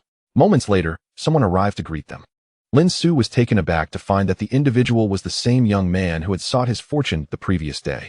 Today, his eyes sparkled with vitality. Though he still bore the semblance of exhaustion, the faint aura of his condition eliciting frowns from both Lin Xu and the spirit medium. "Mr. Wang," the young man said, slightly bowing to Wang Chongfu in greeting. He then turned his gaze to Lin Xu, a hint of recognition crossing his face. "You are the one I consulted yesterday at Shishan Temple." Lin Xu smiled gently. "Ah, you are that young master," the man replied, realization dawning. Wang Chongfu, intrigued, remarked, "So you are acquainted?" "Not exactly acquainted, merely familiar." Lin Xu maintained his smile. The young man, recalling yesterday's encounter, nodded awkwardly, and they proceeded to introduce themselves. The young man's name was Qin Zhong, hailing from a family of herbalists. This auction was a collaboration between the Qin family and two other local herbalist families, exclusively inviting affluent regulars from the area. "This is Master Lin, an expert in feng shui, divination, and exorcism, capable of anything," Wang Chongfu praised Lin Xu, having witnessed his prowess firsthand. As for the spirit medium, Wang Chongfu had already discerned that others could not see him, so he refrained from introducing him. Hearing Wang Chongfu's commendation left Qin Zhong increasingly anxious, especially since Lin Xu had predicted an ominous fate for him and seemed aware of his troubles. Bowing his head, Qin Zhong led them to a quaint tea house adorned with traditional decor. Upon reaching the upper floor, they found it transformed into a venue for the gathering, with several attendees already present. The trio took a seat at one of the tables, where a young woman in a qipao soon arrived to serve tea.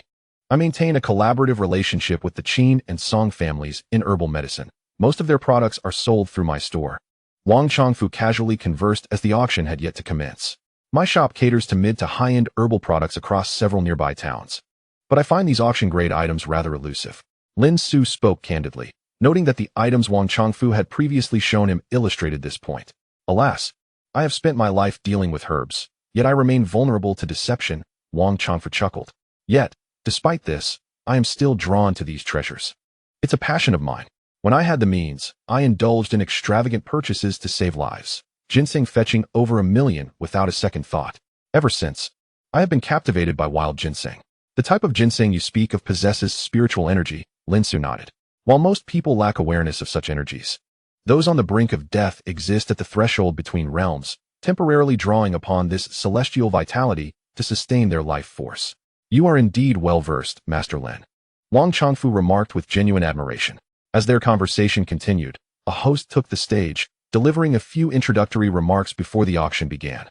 One by one, wild ginseng and other precious herbs were brought forth, encased in transparent boxes for close inspection. though they could not be touched or removed. Each table held a booklet detailing the specifics of every auction item. At that moment, Lin Xu understood why Wang Chongfu, a lifelong merchant of herbs, still fell prey to deception. The quality of each item varied, and even Lin Xu, without close proximity to examine and discern the essence, could not ascertain the presence of spiritual energy. The spirit medium, however, demonstrated an unwavering ability to quickly assess the quality of each item. But it was not until the final few lots that he finally found what he sought. This is excellent, a wild ginseng over 120 years old, rich in spiritual energy, perfect for alchemical refinement, he declared, pointing to a newly presented ginseng on stage. The information he provided exceeded the booklet's details by a full 20 years. Lin Xu immediately raised his hand to bid. But such a prized item ignited a frenzy of competitive bidding among several participants in the audience. In the end, the price was unexpectedly raised to $1 million, forcing Lin Xu to concede. Observing this, Wang Chongfu continued to bid, ultimately securing the lot at $1,500,000. Following this, several exquisite mountain ginseng roots were presented at the auction, with ages ranging from 60 to 200 years. Lin Xu managed to acquire 2 roots that caught the attention of the celestial elder for $40,000 and $35,000 respectively, which he considered a fortunate find. In less than half an hour, he had spent $75,000, causing him a pang of regret. However, these purchases were a gesture of gratitude towards the celestial elder for previously safeguarding the Zheng family. Meanwhile, Wang Chongfu also procured 3 high-quality mountain ginseng roots, one of which he purchased at a price over $50,000 lower than the market value, thanks to the discerning eye of the celestial elder. This pleased Wang Chongfu greatly, prompting him to present the celestial elder with a piece of cow treasure worth over $100,000 as a token of appreciation. The celestial elder was equally delighted, as it was a piece from a 30-year-old cow's belly, perfect for alchemical practices. When the auction concluded, it was revealed that Lin Xu had spent $75,000 on 2 roots, while Wang Chongfu had spent over $300,000 on 3 roots. These mountain ginseng roots, recognized by the celestial elder as treasures imbued with spiritual energy, were intended for his collection, serving as prized possessions for his establishment, to be utilized in emergencies or sold at a premium in the future. As their table had made the most purchases and spent the most money, the organizers, the Qin and Song families, personally approached them for a handshake. "Mr. Wang, we are indebted to your generosity once again," said Qin Yujin, father of Qin Zhong, with a broad smile, for among the 3 high-quality roots Wang Chongfu had acquired, 2 were from their family, as were Lin Xu's 2 roots of moderate quality. "This is just a small token of our appreciation." Qin Yujin instructed his son, Qin Zhong, to retrieve a box for Wang Chongfu. Upon opening it, Wang Chongfu discovered some broken ginseng roots and a few remnants. These fragments, regardless of their original age, could not fetch a good price, so they were generously gifted to Wang Chongfu, a long-term client. Wang Chongfu accepted the gift with gratitude but did not place much importance on it. However, Lin Xu and the celestial elder were immediately invigorated, sensing a more profound spiritual energy in these remnants than in all the previously auctioned ginseng. "We must also express our gratitude to Master Lin and Elder Chuan," Wang Chongfu noted, as Lin Xu continued to gaze at the box of remnants. Wang Chongfu then handed the box to Lin Xu, stating, "Consider this a token of thanks for both of you." Lin Xu remained silent, merely nodding, his expression neutral as he swiftly accepted the box. "I hear you plan to venture into the mountains again soon?" Wang Chongfu asked Qin Yujin. "When the time comes, be sure to send the good stuff my way, at the usual price." "Of course, we will provide the best for Mr. Wang," Qin Yujin nodded, though a hint of melancholy crossed his face. "However, it may take a few more months this time." Wang Chongfu inquired, puzzled. "We consulted a fortune teller, and the omens are not favorable for this trip, so we are still deliberating on whether to proceed." Qin Yujin glanced at his son. "There are many malevolent forces in the mountains. In the past, when faced with such circumstances, we would invite a master to accompany us. However, our previous master passed away recently, and we have yet to find a reliable replacement." "Haha." Wang Chongfu suddenly burst into laughter, turning to Lin Xu. "I happen to know a master who can exorcise demons. This is Master Lin." Wang Chongfu excitedly introduced Lin Xu to Qin Yujin and vividly recounted Lin Xu's impressive feats at the Qiu family. "Oh." Qin Yujin was taken aback, scrutinizing Lin Xu with skepticism, for the young man before him appeared to be in his 20s, about the same age as his son, Qin Zhong. It was hard to believe that he was a master of such arts. "Hey, brother Qin, don't dismiss him so easily," Wang Chongfu urged, aware of Qin Yogin's doubts. "I once thought the same as you, But after witnessing Master Lin's abilities firsthand at the Chiu family, I realized how limited my own knowledge was. Rest assured, I can vouch for his skills. With such a recommendation from Wang Changfu, Qin Yujin felt obliged to withhold his skepticism. He nodded at Lin Xu and tentatively asked, "I wonder if Master Lin might have the time to join us on our mountain expedition?" With business at hand, Lin Xu readily agreed. However, as he had never undertaken such a venture before, his curiosity piqued. "May I ask what you require of me? Can Master Lin handle peculiar occurrences, like ghostly barriers?" Qin Yujin whispered. "I can manage that," Lin Xu affirmed with a nod. "And what if we encounter a responding ghost?" Qin Yogin's expression turned grave, his voice lowering further. At this point, Lin Xu comprehended that Qin Yogin's team sought a master to confront strange phenomena and malevolent presences in the mountains. Smiling slightly, he reassured, "You need not worry. I am well equipped to handle such matters. My master is a practitioner of Taoist arts, having taught me methods to combat malevolence." "Oh, that is reassuring," Qin Yujin replied with a smile, albeit still somewhat skeptical. Wang Changfu chimed in, "Old Qin, do you doubt my people?" "Not at all. I was merely asking." Qin Yujin chuckled awkwardly, pulling out his phone to note down Lin Xu's number. "Then it is settled. I will host a meal at noon, and we can discuss further." During lunch, Qin Yujin probed several times, seeking to ascertain Lin Xu's true capabilities. This was understandable, as his team comprised close acquaintances. And venturing into the mountains was inherently risky, involving their lives, which necessitated careful consideration regarding Lin Xu, the outsider. According to Qin Yujin, their destination was a primeval forest in the south. July was the best time for harvesting wild mountain ginseng, as it was the season when the ginseng seeds turn red, making them easier to locate in the forest. Once the seeds turn red, they quickly enter a wilting phase, making them harder to find. After harvesting during this period, they could also sow the ripe seeds beneath the trees, a practice known as underforest sowing. This sustainable method allowed for both harvesting and planting while marking the locations for future reference. This expedition was expected to last approximately a month, with a remuneration of 100,000 offered by Qin Yujin, who immediately signed a contract and made a prepayment of 10,000. Naturally, this swift agreement was facilitated by Wang Changfu's involvement. All preparations would be handled by Qin Yujin and his team, while Lin Xu merely needed to bring along his personal items for the journey. The departure was scheduled for 2 days later. That afternoon, Lin Xu bought some supplies in the city and, upon returning home, eagerly opened the box containing the ginseng remnants. Wow, the spiritual energy in this ginseng is remarkable. At least over 200 years old. This piece is also impressive. It must have grown in a location rich in spiritual energy. The celestial elder approached, peering into the box, and suddenly Lin Xu's previously gifted ginseng roots seemed less appealing. He expected the true treasure to be a gift. Had he known, he would have refrained from purchasing those 2 roots. Half-jokingly, Lin Xu suggested, "How about we split these remnants?" "All right," the celestial elder nodded, delicately sorting through the broken ginseng with nimble fingers, dividing them into 2 equal portions based on experience. After securing his share, he leaped into the leaves of the yellow-horned orchid tree in the yard. Lin Xu collected the remaining remnants, pondered for a moment, extracted 2 ginseng roots, and headed to the kitchen to finally chop them, discreetly tossing them into the porridge his grandmother was preparing. During dinner, Lin Xu deliberately packed 2 servings in a thermos. Today's porridge is wonderfully smooth and sweet," his grandfather praised after tasting it. Having consumed food for decades, one would expect such flattery to be commonplace. Grandmother shot him a glance, took a sip of porridge herself, and was momentarily taken aback. "Oh, it really is sweet." Lin Xu silently savored his porridge, reflecting that if his grandparents were to discover he had used a century-old wild ginseng to prepare it, they would likely hesitate to take even a single bite. This particular ginseng root could replenish vital energy, alleviate the chronic ailments accumulated over the years in the elderly, and hasten the healing of his cousin Zheng Hao's injury. "In a couple of days, I must go on a business trip and will return in about a month. Please take care of yourselves and refrain from engaging in any strenuous activities," Lin Xu informed his grandparents after their meal. Subsequently, he rode his bicycle to the county hospital, delivering porridge to Zheng Guoqiang and Zheng Hao. It was fortunate that Wang Changfu remained unaware.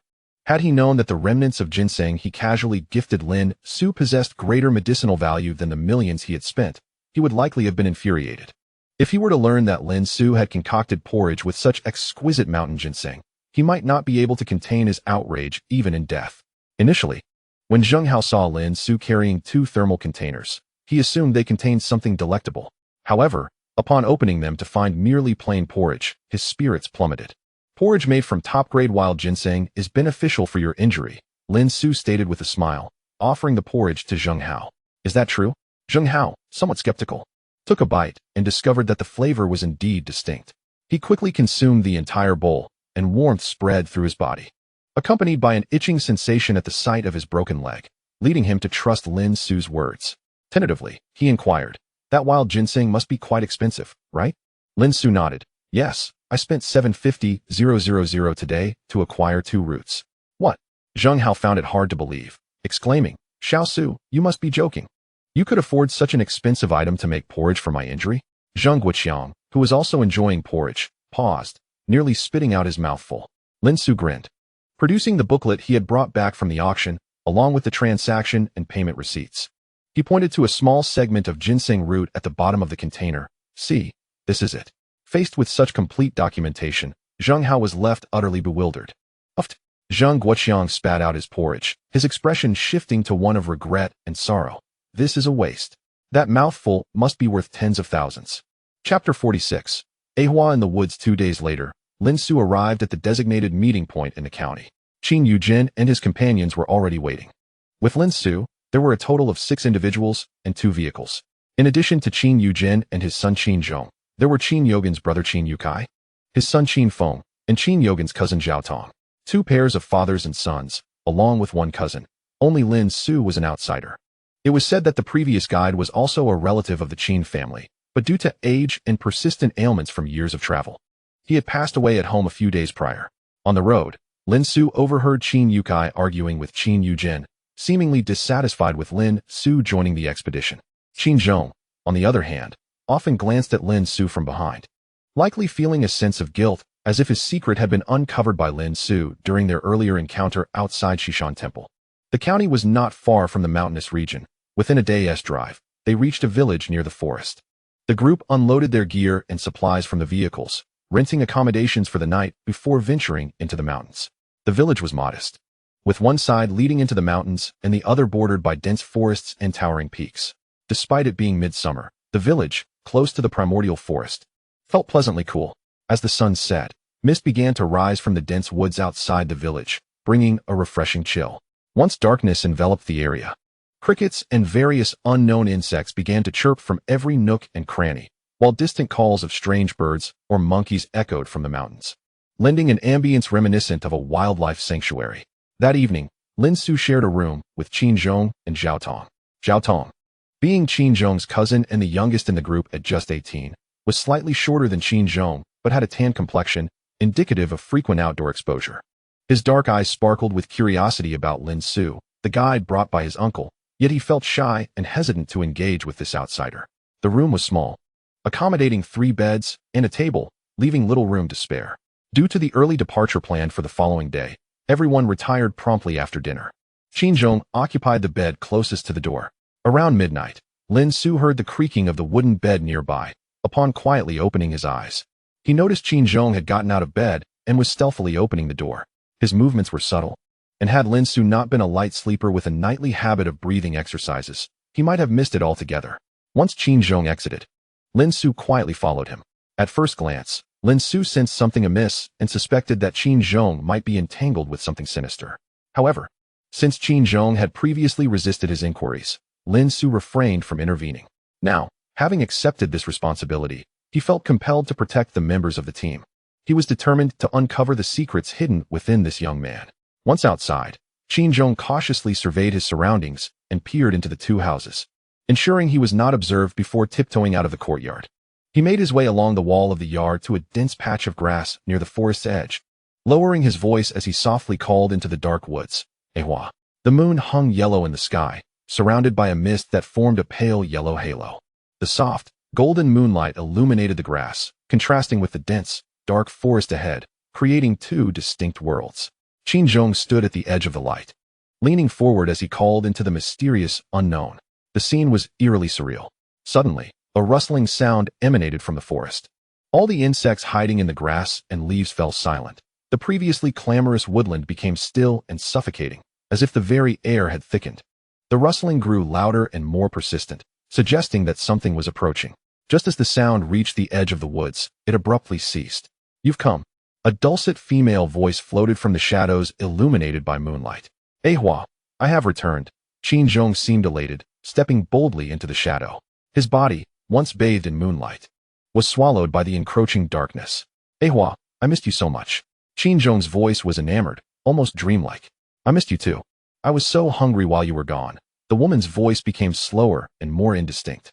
Then, the forest was filled with the sound of snapping branches, accompanied by Qin Zhong's heavy and hurried breaths. Not far away, Lin Xu, concealed behind a patch of grass, fixed his gaze on the shadow at the forest's edge. Despite his mental preparation, he was still taken aback by the sight before him. There lay Qin Zhong, tall and slender, entwined by a snake as thick as a barrel, nearly engulfing his entire body. Only his head, hands, and feet occasionally emerged from the writhing mass. The snake's gaping maw clutched at Qin Zhong's head, exposing only his nostrils and mouth. The sides of the snake's mouth bulged, as if it were consuming something. As the serpentine body writhed, its vibrant patterns danced, causing Lin Xu, who was intently observing, to feel dizzy. Quickly, Lin Xu shut his eyes, performed a gesture, and recited an incantation, channeling his inner energy until clarity returned to his mind. It appears that the markings on the serpent demon have a disorienting effect, and Lin Xu dared not fixate on them any longer. He retrieved a dagger from his satchel, the very one used during his last desperate encounter with Xiaolong. After Xiaolong's demise, the weapon had been discarded, and Lin Xu had collected it. This dagger, having claimed many lives and been refined through some alchemical process, emanated a fierce aura, making it an excellent means of self-defense. Until now, he had only possessed peach wood and jujube wood swords, as the country's regulations on blades made wooden weapons more practical. However, in the face of a creature like the serpent demon, wooden swords proved inadequate. The demon exuded a heavy aura, clearly having achieved a significant level of power. It bore a striking resemblance to the aura left behind by the serpent demon encountered at the Chiu family residence, which lingered on Qin Zhong, ensnaring and controlling his mind. To encounter such a creature upon stepping outside was truly unfortunate. Lin Xu sighed inwardly and glanced back at the following Chuanxian. Their debts had been settled, and he felt reluctant to seek further assistance, thus he would have to act independently. He rummaged through his bag and produced a bagua mirror. Just as he intended to illuminate the serpent demon with its reflection under the moonlight, the demon seemed to sense his presence and abruptly expelled its head from its mouth, hissing at him while extending its forked, crimson tongue. Chapter 47. The serpent beauty realizing he'd been detected, Lin Xu ceased to conceal himself. He brandished the bagua mirror and shouted in a commanding voice, "Foul creature, release him at once." The serpent demon appeared startled by his sudden appearance and the dazzling reflection of the mirror. Its vibrant form undulated rapidly, resembling a scattered ball of yarn. As it retreated from Qin Zhong, Lin Xu caught a fleeting glimpse of a kaleidoscope of colors before the fallen leaves and soil were sent flying. With a rustling sound, several small trees in the forest were toppled, their leaves trembling. In a mere few breaths, the serpent demon, as thick as a barrel, vanished into the woods. Lin Xu hesitated to pursue recklessly and hurried to check on Qin Zhong, who lay on the ground, his face and head smeared with a foul, slimy substance, yet showing no visible injuries. His eyes remained tightly shut, his face and neck flushed, gasping for breath as he lay sprawled, slightly writhing as if still entranced by the recent encounter. Suppressing his disgust, Lin Xu wiped the slime from Qin Zhong's face and performed a spell to awaken him. Only then did Qin Zhong slowly regain consciousness. He appeared even more haggard, for although the serpent demon had not inflicted physical harm, it had drained a significant amount of his vitality. While Qin Zhong was still dazed, Lin Xu ignited a talisman to dispel the lingering demon aura. How could it be you? Upon regaining his senses, Qin Zhong was startled to find Lin Xu before him, sitting upright on the ground. You were ensnared by the serpent demon. While gathering his belongings, Lin Xu glanced at the forest and inquired, when exactly did that creature ensnare you? What serpent demon? Qin Zhong furrowed his brow, noticing the foul slime in his hair, and hastily retrieved a towel to wipe himself down. The one you referred to as Ahua. She is a serpent demon. Lin Xu attempted to assist him to his feet, but Qin Zhong waved him off. I do not understand what you are saying. Suddenly, Qin Zhong fixed him with a glare. Did you employ some dark sorcery to bring me here in the dead of night? Lin Xu was taken aback, quickly clarifying. You were enchanted by the serpent demon. I just saved you. No more of this. Qin Zhong interrupted him, casting a glance back at the woods before turning to leave. Lin Xu then realized that this fellow had been feigning ignorance. The demon's aura had dissipated, and Qin Zhong was no longer under its enchantment. It seemed he had been aware of everything all along, yet still willingly engaged with it. Su Xian? Lin Xu furrowed his brow, perplexed as he watched Qin Zhong's retreating figure. Master Lin.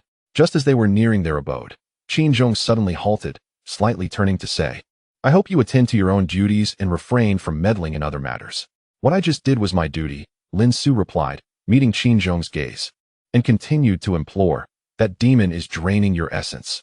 If it continues, you will be drained dry before you even realize it. My affairs are not your concern. Qin Zhong replied coldly. Ahua treats me well. I warn you not to intrude upon us. Otherwise, I shall have my father dismiss you and send you away this very moment. Very well, as long as you are content, Lin Xu replied with a smile. Ceasing to argue, though he couldn't help but admire this fellow's peculiar tastes, a penchant for entanglement with a serpent. Upon returning to the courtyard, Qin Zhong washed his face, and the two men entered the house to rest. The youth's quality of sleep was remarkable. Zhao Tong lay deeply asleep on the bed, entirely unaware of their departure and return. The following day, the villagers hired several mules to carry their supplies, guided by an old man named Kuo Luo, who led them into the mountains. Kuo Luo was a local Miao tribesman, having spent his entire life on the edge of the primeval forest, earning a living by guiding others and foraging for mountain goods to sell. Now in his 50s, his legs were still as spry as those of the younger Lin Xu, and he spoke with a genuine dialect. A group of 7 ventured along the muddy paths, entering the mysteriously verdant forest. Lin Xu chose not to disclose the events of the previous night to the others, instead distributing protective talismans to each person to wear. He had secretly infused the talismans with realgar. Qin Zhong, too, remained silent, though he struggled to keep pace, appearing quite feeble. What's wrong? Are you ill? Qin Feng inquired, moving closer. He and Qin Zhong were of similar age, though not as tall, yet he possessed a more robust physique, resembling a figure sculpted from the gym. I'm fine, Qin Zhong waved dismissively, though his demeanor suggested otherwise. Oh dear. It seems the young man has been entangled with something unclean. Kuo Luo observed Qin Zhong's condition with a furrowed brow, a glint of respect and fear in his eyes. There is a beautiful serpent demon in this forest that preys on vigorous young men. You must all be cautious. Lin Xu was taken aback to discover that Kuo Luo was aware of the serpent demon, prompting him to inquire further, how long has the demon been here? Do you know its lair? Since my childhood, people have seen that beautiful serpent. They say she can transform into a stunning maiden, and all men who encounter her willingly allow her to drain their essence, Kuo Luo replied, his expression grave as he puffed on his pipe. No one knows where her den lies, and even if they did, they would not dare provoke her. If you hear a woman's voice or see a beautiful woman in the forest, you should flee at once. Disappointed by the lack of information regarding the serpent demon's whereabouts, Lin Xu felt a pang of frustration. Meanwhile, Qin Zhong cast a nervous glance at them, his face taut with unspoken thoughts. Is there truly a serpent demon in this world? Qin Feng, clearly skeptical of Kuo Luo's words, jested, if there is, I would like to see just how beautiful she is. Do you wish to be ensnared as well? Lin Xu glanced at Qin Feng, considering that with his physique, the serpent demon would likely take a liking to him. Master Lin, Zhao Tong, with his dark skin and lively eyes, finally mustered the courage to approach Lin Xu, his face brimming with curiosity. What should we do if we encounter that serpent demon? As Kuo Luo had just advised, Lin Xu replied with a smile, simply run. Zhao Tong, filled with inquisitiveness, asked, I've heard you are quite formidable. Can you confront that serpent beauty? With me here, you need not fear. Just do not recklessly wander into the serpent's embrace, and I shall ensure your safety, Lin Xu stated, casting a deliberate glance at the forward Qin Zhong. Unexpectedly, the second in command of the team, Qin Yukai, turned around with a visible expression of annoyance and disdain directed at him. You, a mere student fresh out of school, think you can exorcise demons and capture monsters? Did you study at some sort of exorcism academy? Lin Xu furrowed his brow, sensing that Qin Yukai had been dissatisfied with his joining the team since yesterday, doubting his abilities. Qin Yujin, who was leading the way, turned back and scolded, Enough, Yukai. Anger boiled over in Qin Yukai as he exploded, I simply cannot stand this kid. He possesses no skills yet boasts so grandly. Uncle Liao couldn't even handle that snake and lost his life. What gives this boy the audacity to brag? He was about to continue but suddenly changed his expression, realizing he had let something slip. Chapter 48. Are the victims enjoying it? Have you seen that snake demon? Lin Xu instantly reacted. The old man Kuo Luo and Zhao Tong also perked up, looking toward Qin Yukai. Qin Yujin shot a disapproving glare at his reckless brother, but remained silent. No, I haven't, Qin Yukai muttered, lowering his head in guilt, and choosing to walk ahead in silence. Lin Xu, unwilling to let it go, stepped forward to confront Qin Yujin, questioning, "What exactly is going on?" "It's nothing. You needn't concern yourself," Qin Yujin sighed, seemingly reluctant to discuss the matter further. Lin Xu pressed on, blocking his path. "Old Qin, I risked my safety to accompany you into the mountains, trusting you because of Mr. Wang's recommendation. Now, you're keeping secrets from me. Do you truly consider me an outsider?" "You are an outsider," Qin Yukai muttered under his breath, only to be met with a fierce glare from Qin Yujin, prompting him to fall silent. "Master Lin, this matter does not concern you. Regardless, I won't shortchange you," Qin Yujin said with an awkward smile, attempting to move forward again. "This concerns the lives of our entire team. How can it not involve me?" Lin Xu blocked him once more, genuinely angered now, pointing back at Qin Zhong. "When he came to me for a fortune-telling in the county, I sensed he was entangled with the snake demon. Last night, he even went into the woods and lured that demon out. What is actually happening here? If you continue to conceal the truth, once the snake demon drains Qin Zhong dry and seeks others, who will take responsibility for the consequences?" Both Qin Yujin and Qin Yukai were taken aback, staring at Lin Xu in astonishment. "So you knew all along? Do you truly believe I am a charlatan from the streets?" Lin Xu inhaled deeply, striving for calm as he faced the two. "I promised to protect you, and I intend to keep that promise. Therefore, I ask you not to hide anything from me." Qin Yujin hesitated, finally nodding, and called out to the others to take a break. He then led Lin Xu to a nearby grove. "Actually, our purpose for entering the mountains this time, apart from gathering ginseng, is to recover Uncle Liao's remains." Qin Yujin handed Lin Xu a cigarette, lighting one for himself as well. "Uncle Liao was my cousin, a master who previously accompanied the ginseng team into the mountains. He knew many old methods for dealing with the malevolent entities in the hills. The last time we were here was last month. We intended to collect some ginseng that had been sown years ago and did not plan to venture deep into the mountains. We thought it would be safe. But the fortune-telling results were unfavorable, so we brought Uncle Liao with us. The first 2 days went smoothly, for experienced herbalists like us. As long as we avoided anything sinister, our years of experience allowed us to navigate the mountains with ease. However, on the third night, while we were camping, my son Xiaozhong suddenly claimed he saw a beautiful woman in the woods. He said she was very pretty and told him she was hungry and asked for food. My son, being kind-hearted and taken by her beauty, hurriedly brought her some rations. But once he entered the woods, the woman grabbed him and they engaged in unspeakable acts. When he returned to the tent, Uncle Liao immediately sensed something was wrong, declaring that Xiaozhong had encountered a malevolent spirit. After some discussion, we deduced it must be the legendary beautiful snake spoken of by the locals, and on Uncle Liao's advice, we hurried back down the mountain to the village, planning to leave the next day. However, that night Xiaozhong was enchanted by the snake demon again and ran into the mountains to find it. We could not stop him, fearing for his safety, so we followed behind. Uncle Liao was also prepared, intending to confront the demon. As Qin Yujin recounted this, he inhaled deeply from his cigarette, exhaling smoke to drive away the surrounding mosquitoes. His expression turned sorrowful. We underestimated that snake demon. The others in our team were immediately captivated by its patterns upon seeing it, collapsing to the ground in a stupor. Only Uncle Liao charged at the demon with his weapon. By the time we regained consciousness, Uncle Liao was found hanging from a tree, covered in blood. His bones were shattered, and he had met a tragic end, his body limp and swaying from the branches. We were terrified and fled the mountain, returning to the city that very day. Yet, the snake demon did not release Xiaozhong, sending dreams urging him to return, threatening to come to the city to kill us all if he did not comply. Subsequently, we sought help from several masters, but they either boasted initially and then inexplicably perished, or possessed some skill but fled upon encountering the snake demon. Thus, we abandoned the idea of confronting it. Xiaozhong would return to seek the demon every few weeks for 2 or 3 days, relying on mountain ginseng and other herbs to sustain himself temporarily. According to Xiaozhong, the snake demon had its principles, stating that as long as he obeyed, it would not harm the rest of us. This time, we intended to recover Uncle Liao's remains and see if we could find some high-quality ginseng to help Xiaozhong recuperate.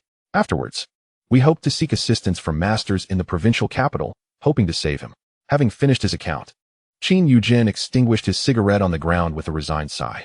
Upon hearing this, Lin Xu finally comprehended the situation, though he was puzzled. According to Qin Yujin, Xiaozhong was suffering under the snake demon's influence, yet last night, he appeared to be enjoying himself. Master Lin, I recognize your true abilities.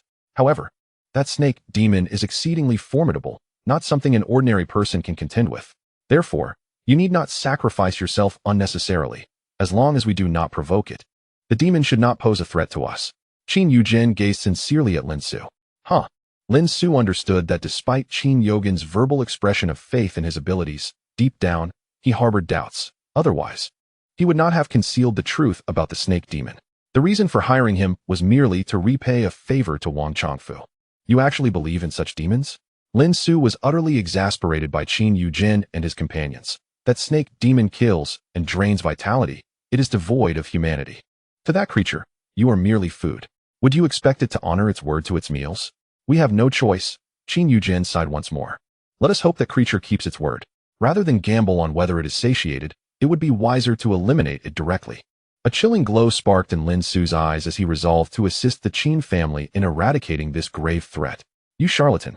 Qin Yukai had approached unnoticed and overheard their conversation, directly pointing at Lin Xu. If you wish to march to your death, that's your affair. But do not endanger the rest of us. Chapter 49. The disappearing remains. Qin Yotsai's continued insolence ignited Lin Xu's temper. Narrowing his eyes at Qin Yukai, he retorted, if you do not believe in my abilities, then why did you hire me in the first place? Qin Yukai wore a face filled with indignation. I was not present at that time. It was my elder brother who hired you. Had I been there, I would never have consented to allow such a young brat to join the team. Yukai, if you continue this way, you might as well return immediately. Sensing the escalating tension between the two, Qin Yujin quickly interposed himself, sternly admonishing his younger brother. I do this for the safety of the entire team.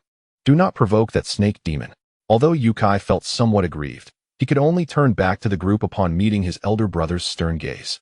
Once Yukai had departed, Qin Yogin's expression softened, and he turned to Lin Xu with an apologetic look.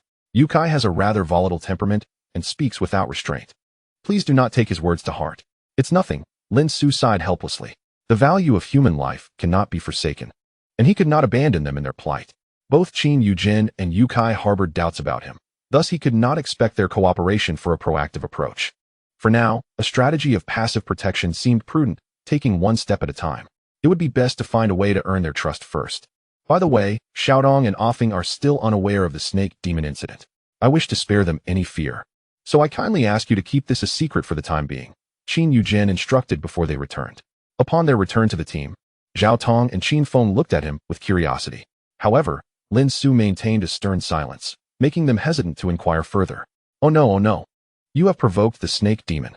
I will not enter the mountains with you, the old man Kualuo exclaimed in terror, refusing to follow the group any longer as he began unloading the burdens from the mules. Old brother, there is no such snake demon. How about I add another 1,000? Qin Yujin quickly stepped in to stop him, pulling out a stack of bright red bills from his waist pouch. That won't do, if one loses their life. What use is money? Kualuo continued to unload, disregarding the offer, leaving Qin Yujin in a dilemma. The journey from the village to the mountains was approximately 30 to 40 miles, and utilizing mules for transporting equipment and supplies would save considerable manpower and time.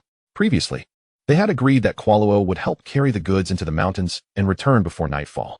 Now that Kualuo refused, they would have to carry everything by hand. A laborious task in the stifling heat of the summer forest. After much negotiation, Kualuo finally agreed to sell Qin Yukai one mule, while he led the remaining mules away from the group in haste. The remaining equipment and supplies had to be divided among the rest. Qin Yukai took special care of Lin Xu, allowing him to carry only his personal backpack. Without heavy loads, they fared better, but as soon as they started carrying weight, everyone's pace noticeably slowed. They had to pause frequently to rest, otherwise, it would be impossible to continue. The southern mountain forests in summer pose far greater dangers compared to the north.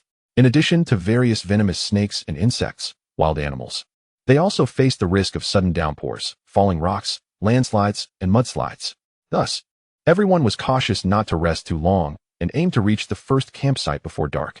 Before that, they still needed to visit a certain location, the site where they had previously encountered the snake demon, to collect old Liao's remains. This was in a ravine, where a small path branched off from the original mountain trail, many parts of which were overgrown with newly sprouted grass and trees, necessitating the use of a machete to clear the way. Qin Yujin instructed the others to remain behind while he and Qin Yukai descended along the narrow path into the ravine. Lin Xu pondered for a moment before following them.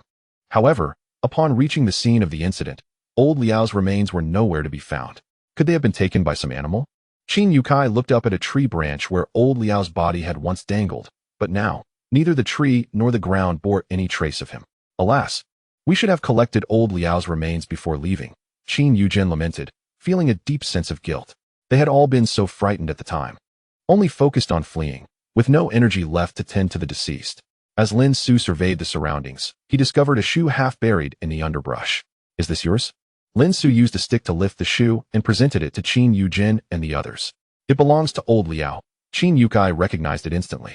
Perhaps recalling old Liao's tragic fate, tears welled in his eyes as he retrieved a plastic bag to store the shoe. However, just as Qin Yotsai's hand reached for the shoe, Lin Xu swiftly lifted it with his stick. Let me calculate where his remains might be. Lin Xu stood the shoe upright, turned it around, and allowed it to fall. He then took out a compass, using the shoe's fallen direction to deduce the location of its owner. You are just a young whippersnapper playing tricks, Qin Yukai scoffed at Lin Xu's display of arcane knowledge. Nearby, Qin Yujin, having searched around, witnessed Lin Xu employing such mystical methods to locate the remains and could not help but chuckle. If we cannot find it, so be it. We must continue our journey. Let us take this shoe back and give old Liao a proper burial. As the two conversed, Lin Xu had already calculated the direction. Over there, about 100 meters away, at the junction of water and wood, he indicated down the ravine. Enough of this nonsense. I don't have time to play hide and seek. Qin Yukai tucked the shoe away and cast an impatient glance at Lin Xu, preparing to leave. Qin Yujin picked up his machete and advised, it's easy to get lost in the mountains. It's better not to wander alone. Are you not going to collect the remains? Now that we know where they are, why not go? Lin Xu peered down the ravine toward the position he had calculated. But the dense forest obscured his view, revealing only a few meters ahead. Do you really think yourself a fortune teller? Qin Yukai, still feeling disheartened from not finding old Liao's remains, retorted, stop watching so many movies. We are here for serious business, not to indulge your games. Realizing Qin Yukai still doubted him, Lin Xu provoked, if I'm wrong, I won't take a single cent for this trip, and I will immediately return the 10,000 you prepaid. The brothers were taken aback. They had not expected Lin Xu to make such a bold wager. Qin Yujin quickly interjected with a smile. Since Master Lin believes the remains might be in that direction, let us go take a look. It's not far. That money is our commission. It cannot be refunded. Otherwise, others will say the Qin family lacks integrity. You need not worry. This is my voluntary decision and will not affect your family's reputation, Lin Xu replied, refusing to relent as he continued to challenge Qin Yukai. You little brat. Qin Yukai grinned, his expression somewhat sinister. If you truly deduce correctly, I, Qin Yukai, will treat you like a close elder from now on. However, if you're wrong, you must publicly slap yourself and admit you are a fraud, and from now on, do not show your face in the city. What do you say? Chapter 50. You are my dear elder. Hearing his brother's words, Qin Yujin realized he aimed to humiliate Lin Xu publicly and hurriedly intervened. After all, Lin Xu was associated with Wang Changfu. If relations soured, it would be difficult to explain to Wang. It's a deal. Qin Yujin was about to persuade Lin Xu further when he saw Lin Xu nodding in agreement, accepting the wager. Very well. I am eager to see if you can indeed divine the location of old Liao's remains. With Lin Xu's agreement, Qin Yugin's spirits lifted, leading the way toward the ravine Lin Xu had indicated. Lin Xu stepped forward, beginning to guide them to the specific location. Sighing helplessly, Qin Yujin could only follow the two. The trio descended the slope, walking about 70 to 80 meters when they faintly heard the sound of flowing water ahead. Qin Yukai paused momentarily, quickening his pace as he wielded his machete to clear the path ahead. Before long, he encountered a small stream, likely formed from the runoff cascading down the mountainside, converging into this valley. Fortune favored him, for he had indeed found water. Qin Yukai pursed his lips, recalling Lin Xu's earlier assertion that the remains were located 100 meters ahead, at the intersection of water and wood. In such a relatively deep ravine, it was not uncommon to find a stream or brook. He surmised that Lin Xu had made his deductions based on common knowledge, while the distance was likely a mere guess. Where were the remains? Qin Yukai scanned the banks of the stream, but found no sign of any bones. He resolved to search further. Qin Yujin, armed with the machete, began to sift through the underbrush at the water's edge, meticulously searching. Although he was aware that the chances of finding anything were slim, he did not wish to undermine Lin Xu's credibility. Seeing his elder brother's determination, Qin Yukai joined him in the exhaustive search, wanting Lin Xu to concede in full measure. The trio combed the area near the stream for over 10 minutes, turning over nearly every inch of ground, yet still, no remains were discovered. I told you, It's impossible to deduce, Qin Yukai scoffed, casting a disdainful glance at Lin Xu. As if to declare his triumph. Qin Yujin, feeling somewhat awkward, could not figure out how to alleviate the tension. Harboring some resentment towards Lin Xu for boasting beyond his means. They had wasted precious time on this futile quest. With a sigh, he beckoned the others to return. Let us head back. We need to reach the campsite before nightfall. Suddenly, Lin Xu, fixated on the compass in his hand, seemed to have an epiphany. Observing the towering trees around them, he noted their robustness and large branches, realizing, if it wasn't on the ground, it must be in the trees. Are you trying to backtrack? Qin Yukai snapped, angered by Lin Xu's implication. Do you mean the bones can climb trees? Lin Xu countered, explaining that many animals in the forest could indeed ascend trees, likely having carried the remains up. Gazing up at the thick canopy of branches, Lin Xu concluded that climbing each tree would be excessively time-consuming and decided to use a locating talisman, similar to the one he had employed previously to assist Zhou Shuqing in finding her ring. He rummaged through his bag for a yellow talisman, intending to fold it into a talisman sword, but concerned that the target might be too small to discern amidst the dense foliage. He turned to Qin Yukai. Hand me that shoe. What trick are you planning now? Qin Yukai frowned, suspecting Lin Xu's reluctance to concede defeat. Just give it to him, Qin Yujin interjected, eager to conclude this ordeal without further delay. Fine. Today I shall see what you can conjure. Qin Yukai retorted as he produced the shoe from its plastic bag and handed it to Lin Xu.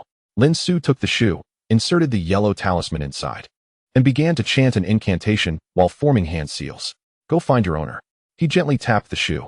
Suddenly, the toe of the shoe lifted, swaying as if animated, searching for something, as though it were sniffing the air for a scent. It quickly locked onto a direction above, shooting toward a nearby branch with a whoosh. What? Both Qin Yujin and Qin Yukai stared in disbelief, questioning whether they had just witnessed an illusion. We found it, Lin Xu exclaimed, pointing at the branch where the shoe had flown. Old Liao's remains are right there. Is that fishing line?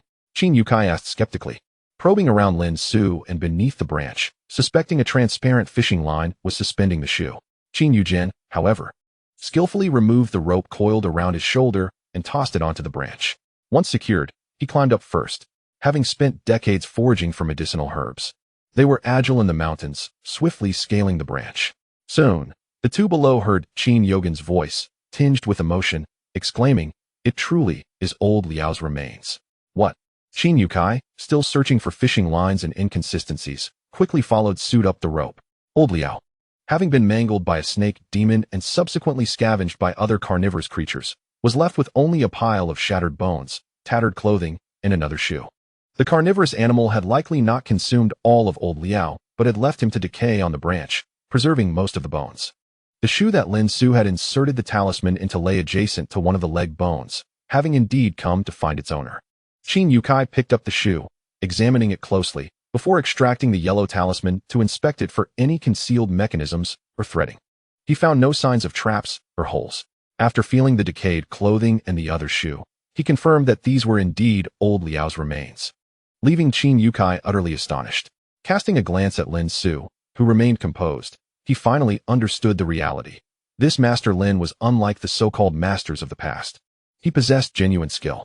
Moreover, his previous statements were sincere. He truly sought to eliminate the snake demon that had instilled fear and dread in them.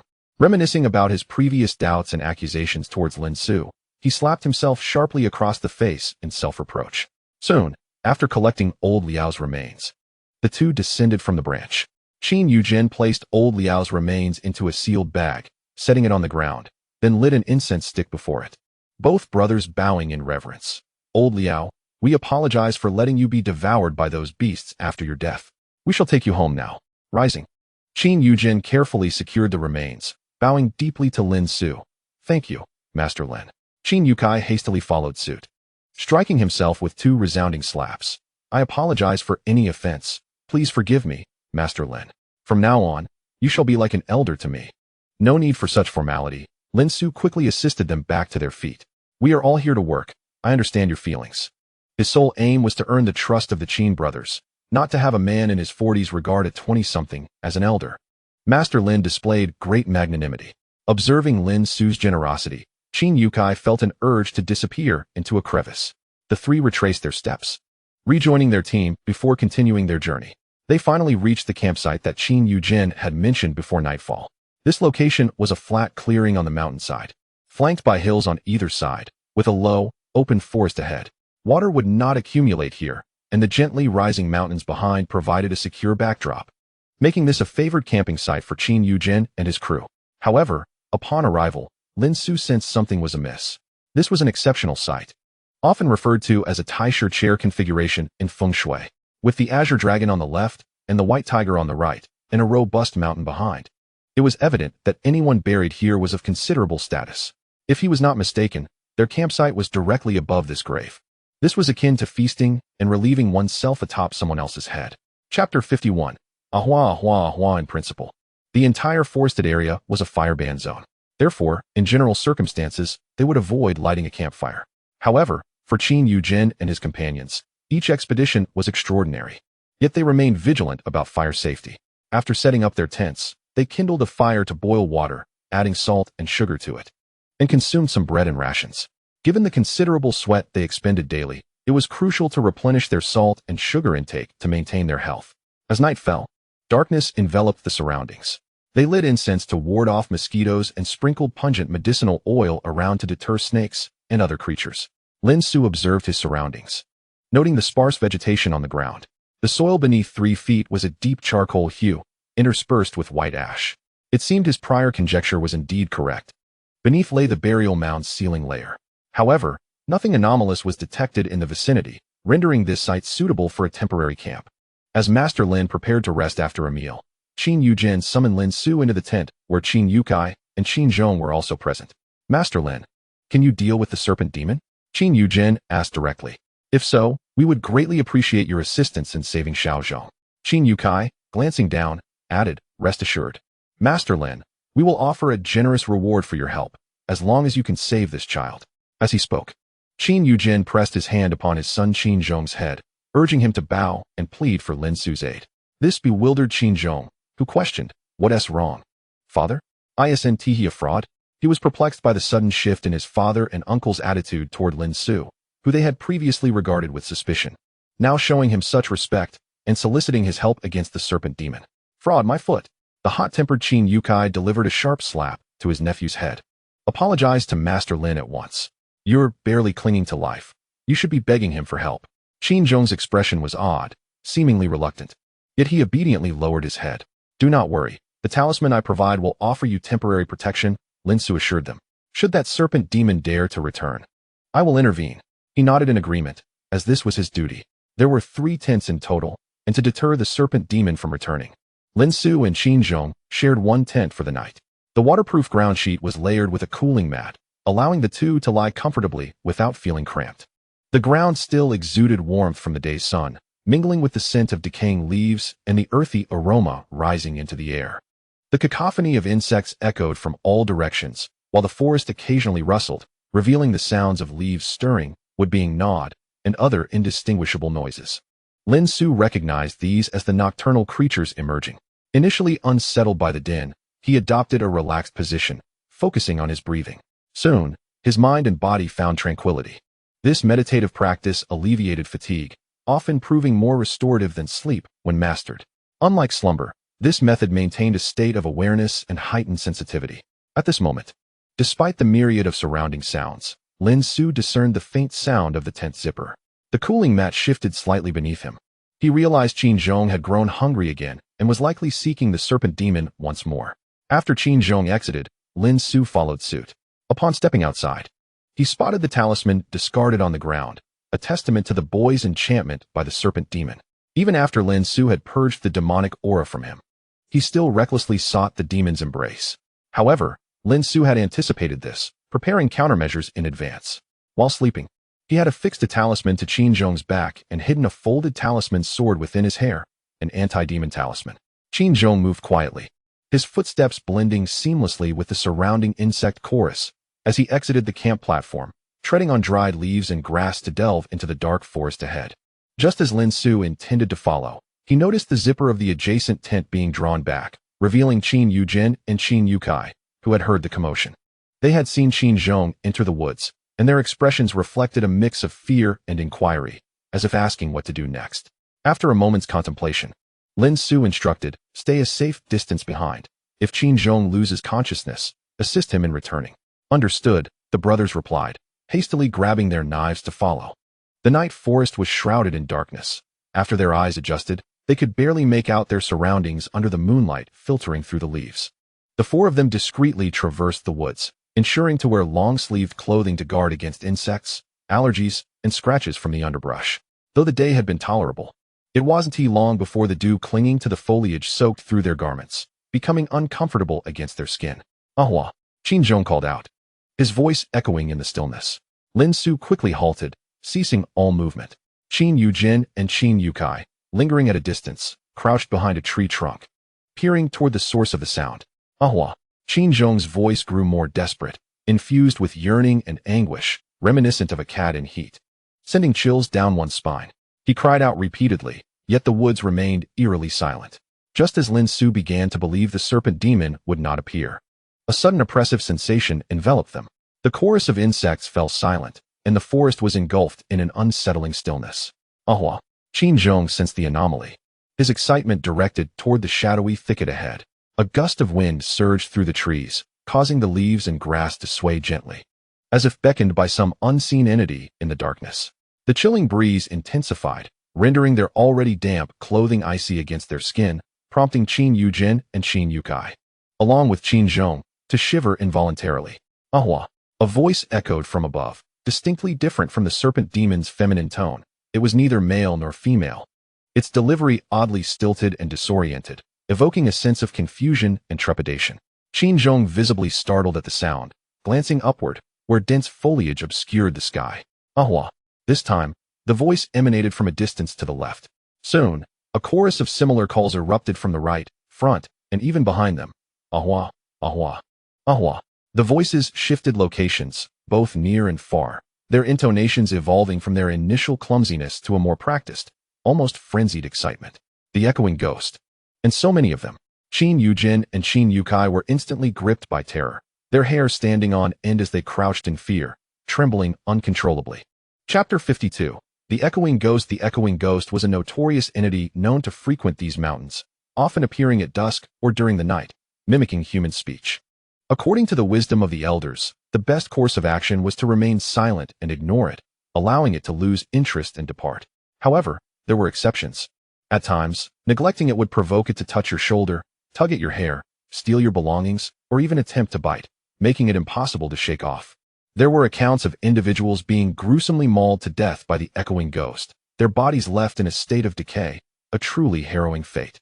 In the past, Qin Yujin and his brother, alongside old Liao, had encountered this phenomenon, and on one occasion, they faced two of them simultaneously. The incident occurred when Qin Yukai, while relieving himself at night, inadvertently urinated on a stone the size of a head. To his astonishment, as the liquid struck the stone, it began to move. Upon closer inspection, he discovered it was a massive toad. Startled, Qin Yukai couldn't help but curse, "Damn it." Immediately, he heard a voice from behind echoing his words, "Damn it." In his fury, he turned to retaliate, only to find no one was there. As he found himself perplexed, a sudden shadow descended from a nearby tree, cursing under its breath, "Damn it." Qin Yukai initially believed it to be a prank by his companions, and in a fit of rage, he unleashed a torrent of expletives. In no time, his words were echoed back to him, unaltered, and the tone of the reply suggested a sense of glee and excitement. At that moment, Qin Yukai realized that the voices were unfamiliar and did not belong to any of his teammates. Fear gripped him, and he instinctively shrank back, calling out to awaken the others in the team. Suddenly, a sharp pain shot through his leg. Looking down, he saw a dark, furry creature gnawing at his calf. "Damn it." A curse erupted from behind him, and he felt something latch onto his back, his hair yanked painfully. The creature possessed considerable strength, pulling out clumps of his hair, causing him to grimace in agony. Fortunately, his companions rushed to his aid, with old Liao wielding a stick wrapped in red cloth, chanting incantations to drive away the two mischievous spirits. Even now, recalling that moment sends shivers down Qin Yotsai's spine. The two spirits had caused quite a commotion, requiring considerable effort from the entire team to dispel them. Now, judging by the cacophony, there seemed to be at least a dozen or 20 of them. Qin Yukai longed to flee but feared that any noise would attract these entities. Qin Yujin, watching from a distance, was apprehensive for his son's safety and dared not act rashly. Qin Zhong was not foolish. Upon hearing the eerie sounds surrounding him, he crouched down, paralyzed with fear. Yet, in his silence, the spirits he had inadvertently summoned were relentless. Ahwa, ahwa, ahwa. Shadows flickered among the leaves, grass, and tree trunks, all clamoring for ahwa, rushing towards Qinzhong. In mere seconds, he was encircled by a multitude of shadows. Some tugged at his clothes, others yanked his hair, while a few indiscriminately clung to him and began to bite. Ah! Qinzhong screamed in terror. How dare you? A voice thundered, and Lin Xu, with a decisive incantation, activated the talisman affixed to Qinzhong's back. A burst of golden light erupted, sending the spirits that had latched onto Qinzhong flying. With a swift gesture, the talisman shaped like a sword emerged from Qinzhong's tangled hair, transforming into a blood-red streak that pierced the bodies of two little demons. Lin Xu, unfamiliar with these spirits, had only speculated based on tales from Qin Yujin that they were likely mountain spirits or wild creatures. Upon closer inspection, it became evident that these were immature demons, typically lurking in the remote forest, curious about passers-by, especially when they heard speech, mimicking it out of sheer amusement. However, lacking intelligence, they acted without restraint, their innate wildness leading them to attack unsuspecting travelers. Such creatures could be easily dispatched with a single talisman. Just as he prepared to eradicate the remaining spirits, a sudden gust of wind swept through, carrying the little demons toward the crown of a nearby tree. Leave these to me. I shall use them as seeds. The entity known as the String Immortal floated effortlessly atop the treetop, retrieving a small porcelain vial. The swept-away demons transformed into a plume of black smoke, drawn into the vial. Lin Xu recognized this as the String Immortal's source for cultivating the strings and was pleased to extend a favor. I have sensed the presence of Lord Yaji these past few days and gained some enlightenment. I plan to retreat to the mountains to refine elixirs. The String Immortal secured the vial and waved farewell to Lin Xu, saying, "Young Taoist, until we meet again." "Until we meet again," Lin Xu replied, bowing respectfully to the String Immortal perched atop the treetop. Over the days, he had come to regard the String Immortal as a friend. He was curious about where the String Immortal would meditate in the mountains and whether he had originally emerged from this very forest. However, this farewell might very well be for a lifetime, for beings like the String Immortal, who had lived for centuries, found human lifespans fleeting. The String Immortal nodded, disappearing into the tree, transforming into a gust of wind. The wind swept away, leaving behind a final remark: "The serpent has arrived." Lin Xu, still lost in thought, suddenly recalled the purpose of his presence here. Earlier, Qinzhong had called out for Ahua in the woods, inadvertently summoning a host of mischievous spirits. It seemed that the serpent demon named Ahua had indeed responded. Gazing back towards Qinzhong, obscured by the dense foliage, he could sense a heavy aura of demonic energy coalescing behind him. "Demon!" Lin Xu shouted, gripping his yellow talisman and dagger, racing towards Qinzhong's direction. The talismans affixed to Qinzhong's back and hair had already been expended. He could only rely on his voice to intimidate the serpent demon. However, the serpent demon's speed surpassed his expectations, coiling its vibrant body around Qinzhong's waist, swiftly pulling him into the thick underbrush. Lin Xu hurried after them. The dense foliage and towering weeds hampered his movements, severely restricting his view. Yet, through the gaps in the overhead leaves illuminated by moonlight, he could faintly see Qinzhong, ensnared by the serpent's coils, wearing an expression of obsession and delight. Chapter 53. No wonder Qinzhong was so enamored with it. Lin Xu took a deep breath, pursuing the serpent demon through the forest for quite some time. After several twists and turns, he found himself in a dire predicament. This was his first venture into such an untamed forest, and he was no match for a serpent demon that had thrived in this environment. He nearly lost track of it several times. Ultimately, he was led back to the foot of the great mountain, where the serpent demon slipped into a cave. The entrance stood about a person's height, dark and emanating a chilling aura. Lin Xu, emboldened by his skills, took out his flashlight and ventured inside. After a couple of encounters and a chase through the woods, he had begun to gauge the serpent demon's capabilities. In terms of movement, the serpent demon's agility was incomparable to the String Immortals. It was like comparing the heavens to the earth. Moreover, the serpent demon seemed to lack transformation abilities, fleeing at the sight of him, clearly unwilling to confront him directly. In terms of demonic energy, it was also weaker than the String Immortal.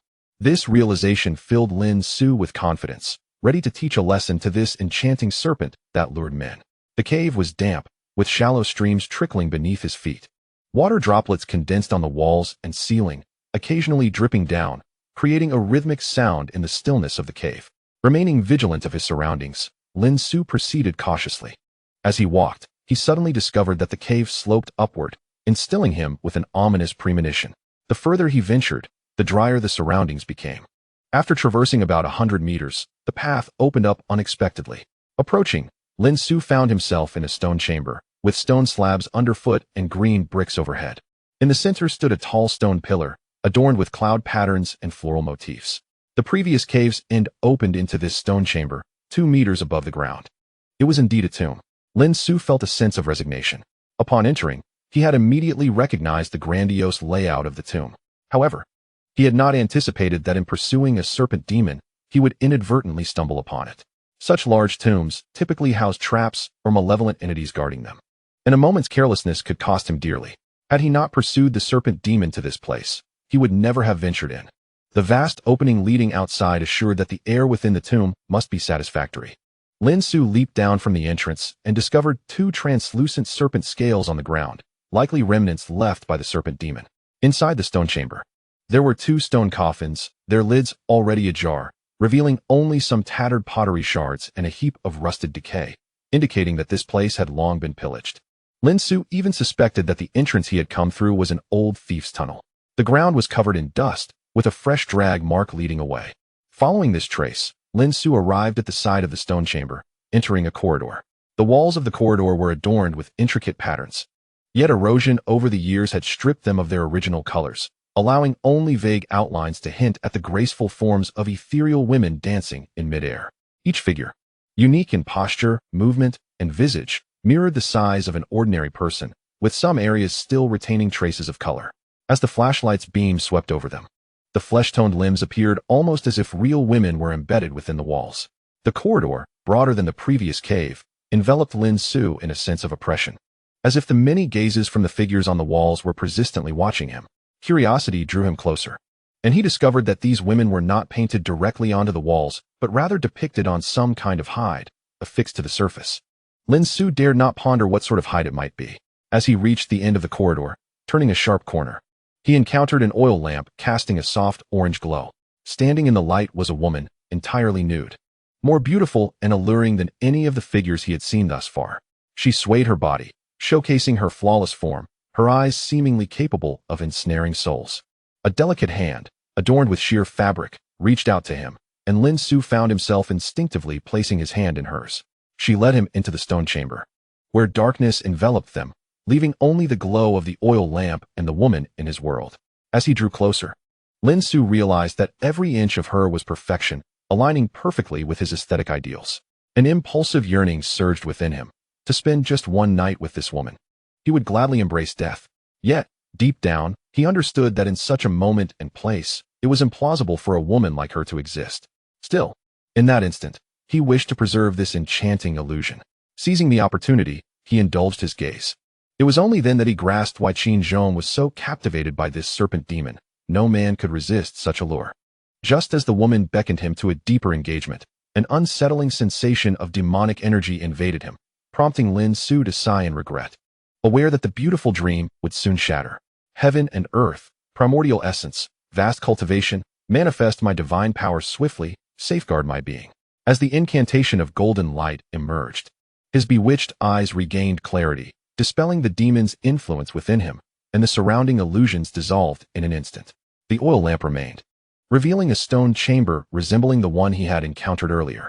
The woman's form twisted and contorted, rapidly transforming into a writhing mass of red and green patterns. Beneath the patterns lay the serpent demon, thick as a barrel, its scales a mix of red and green. The thought that he had almost met the same fate as Qin Zhong, ensnared by this demon, sent shivers down his spine.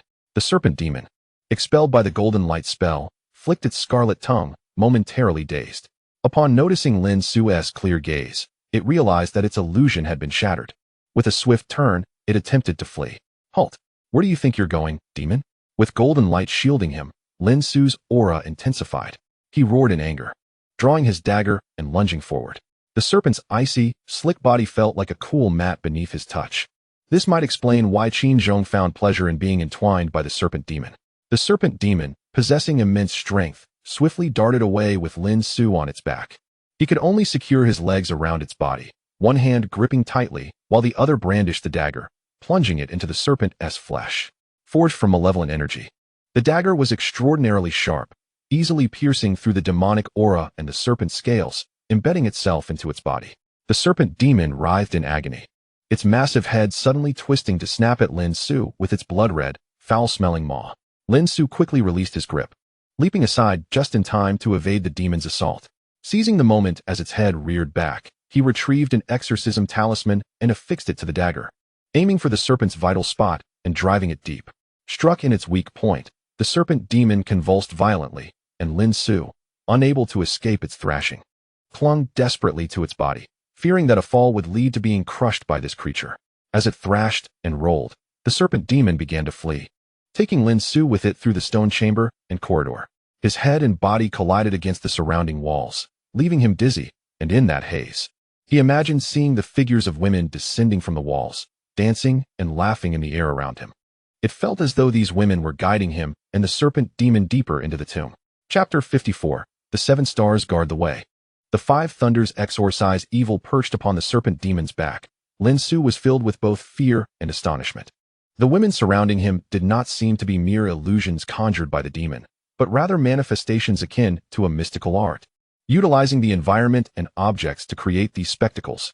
Even without his spiritual sight, Lin Xu could perceive them, suggesting that anyone entering this tomb could witness such remarkable sights. Yet, he pondered the intent of the tomb's master in orchestrating such elaborate phenomena. Glancing down at the dagger still embedded in the serpent's vital spot, Lin Xu felt a sense of frustration. It was too short. While the dagger was indeed sharp and had struck true, the serpent's massive form rendered it insufficient. It had merely wounded the creature without delivering a fatal blow. Just as he contemplated how to finish it off, a light suddenly appeared ahead. Before him lay a stone chamber larger than the previous 2, resembling a grand hall of over 100 square meters.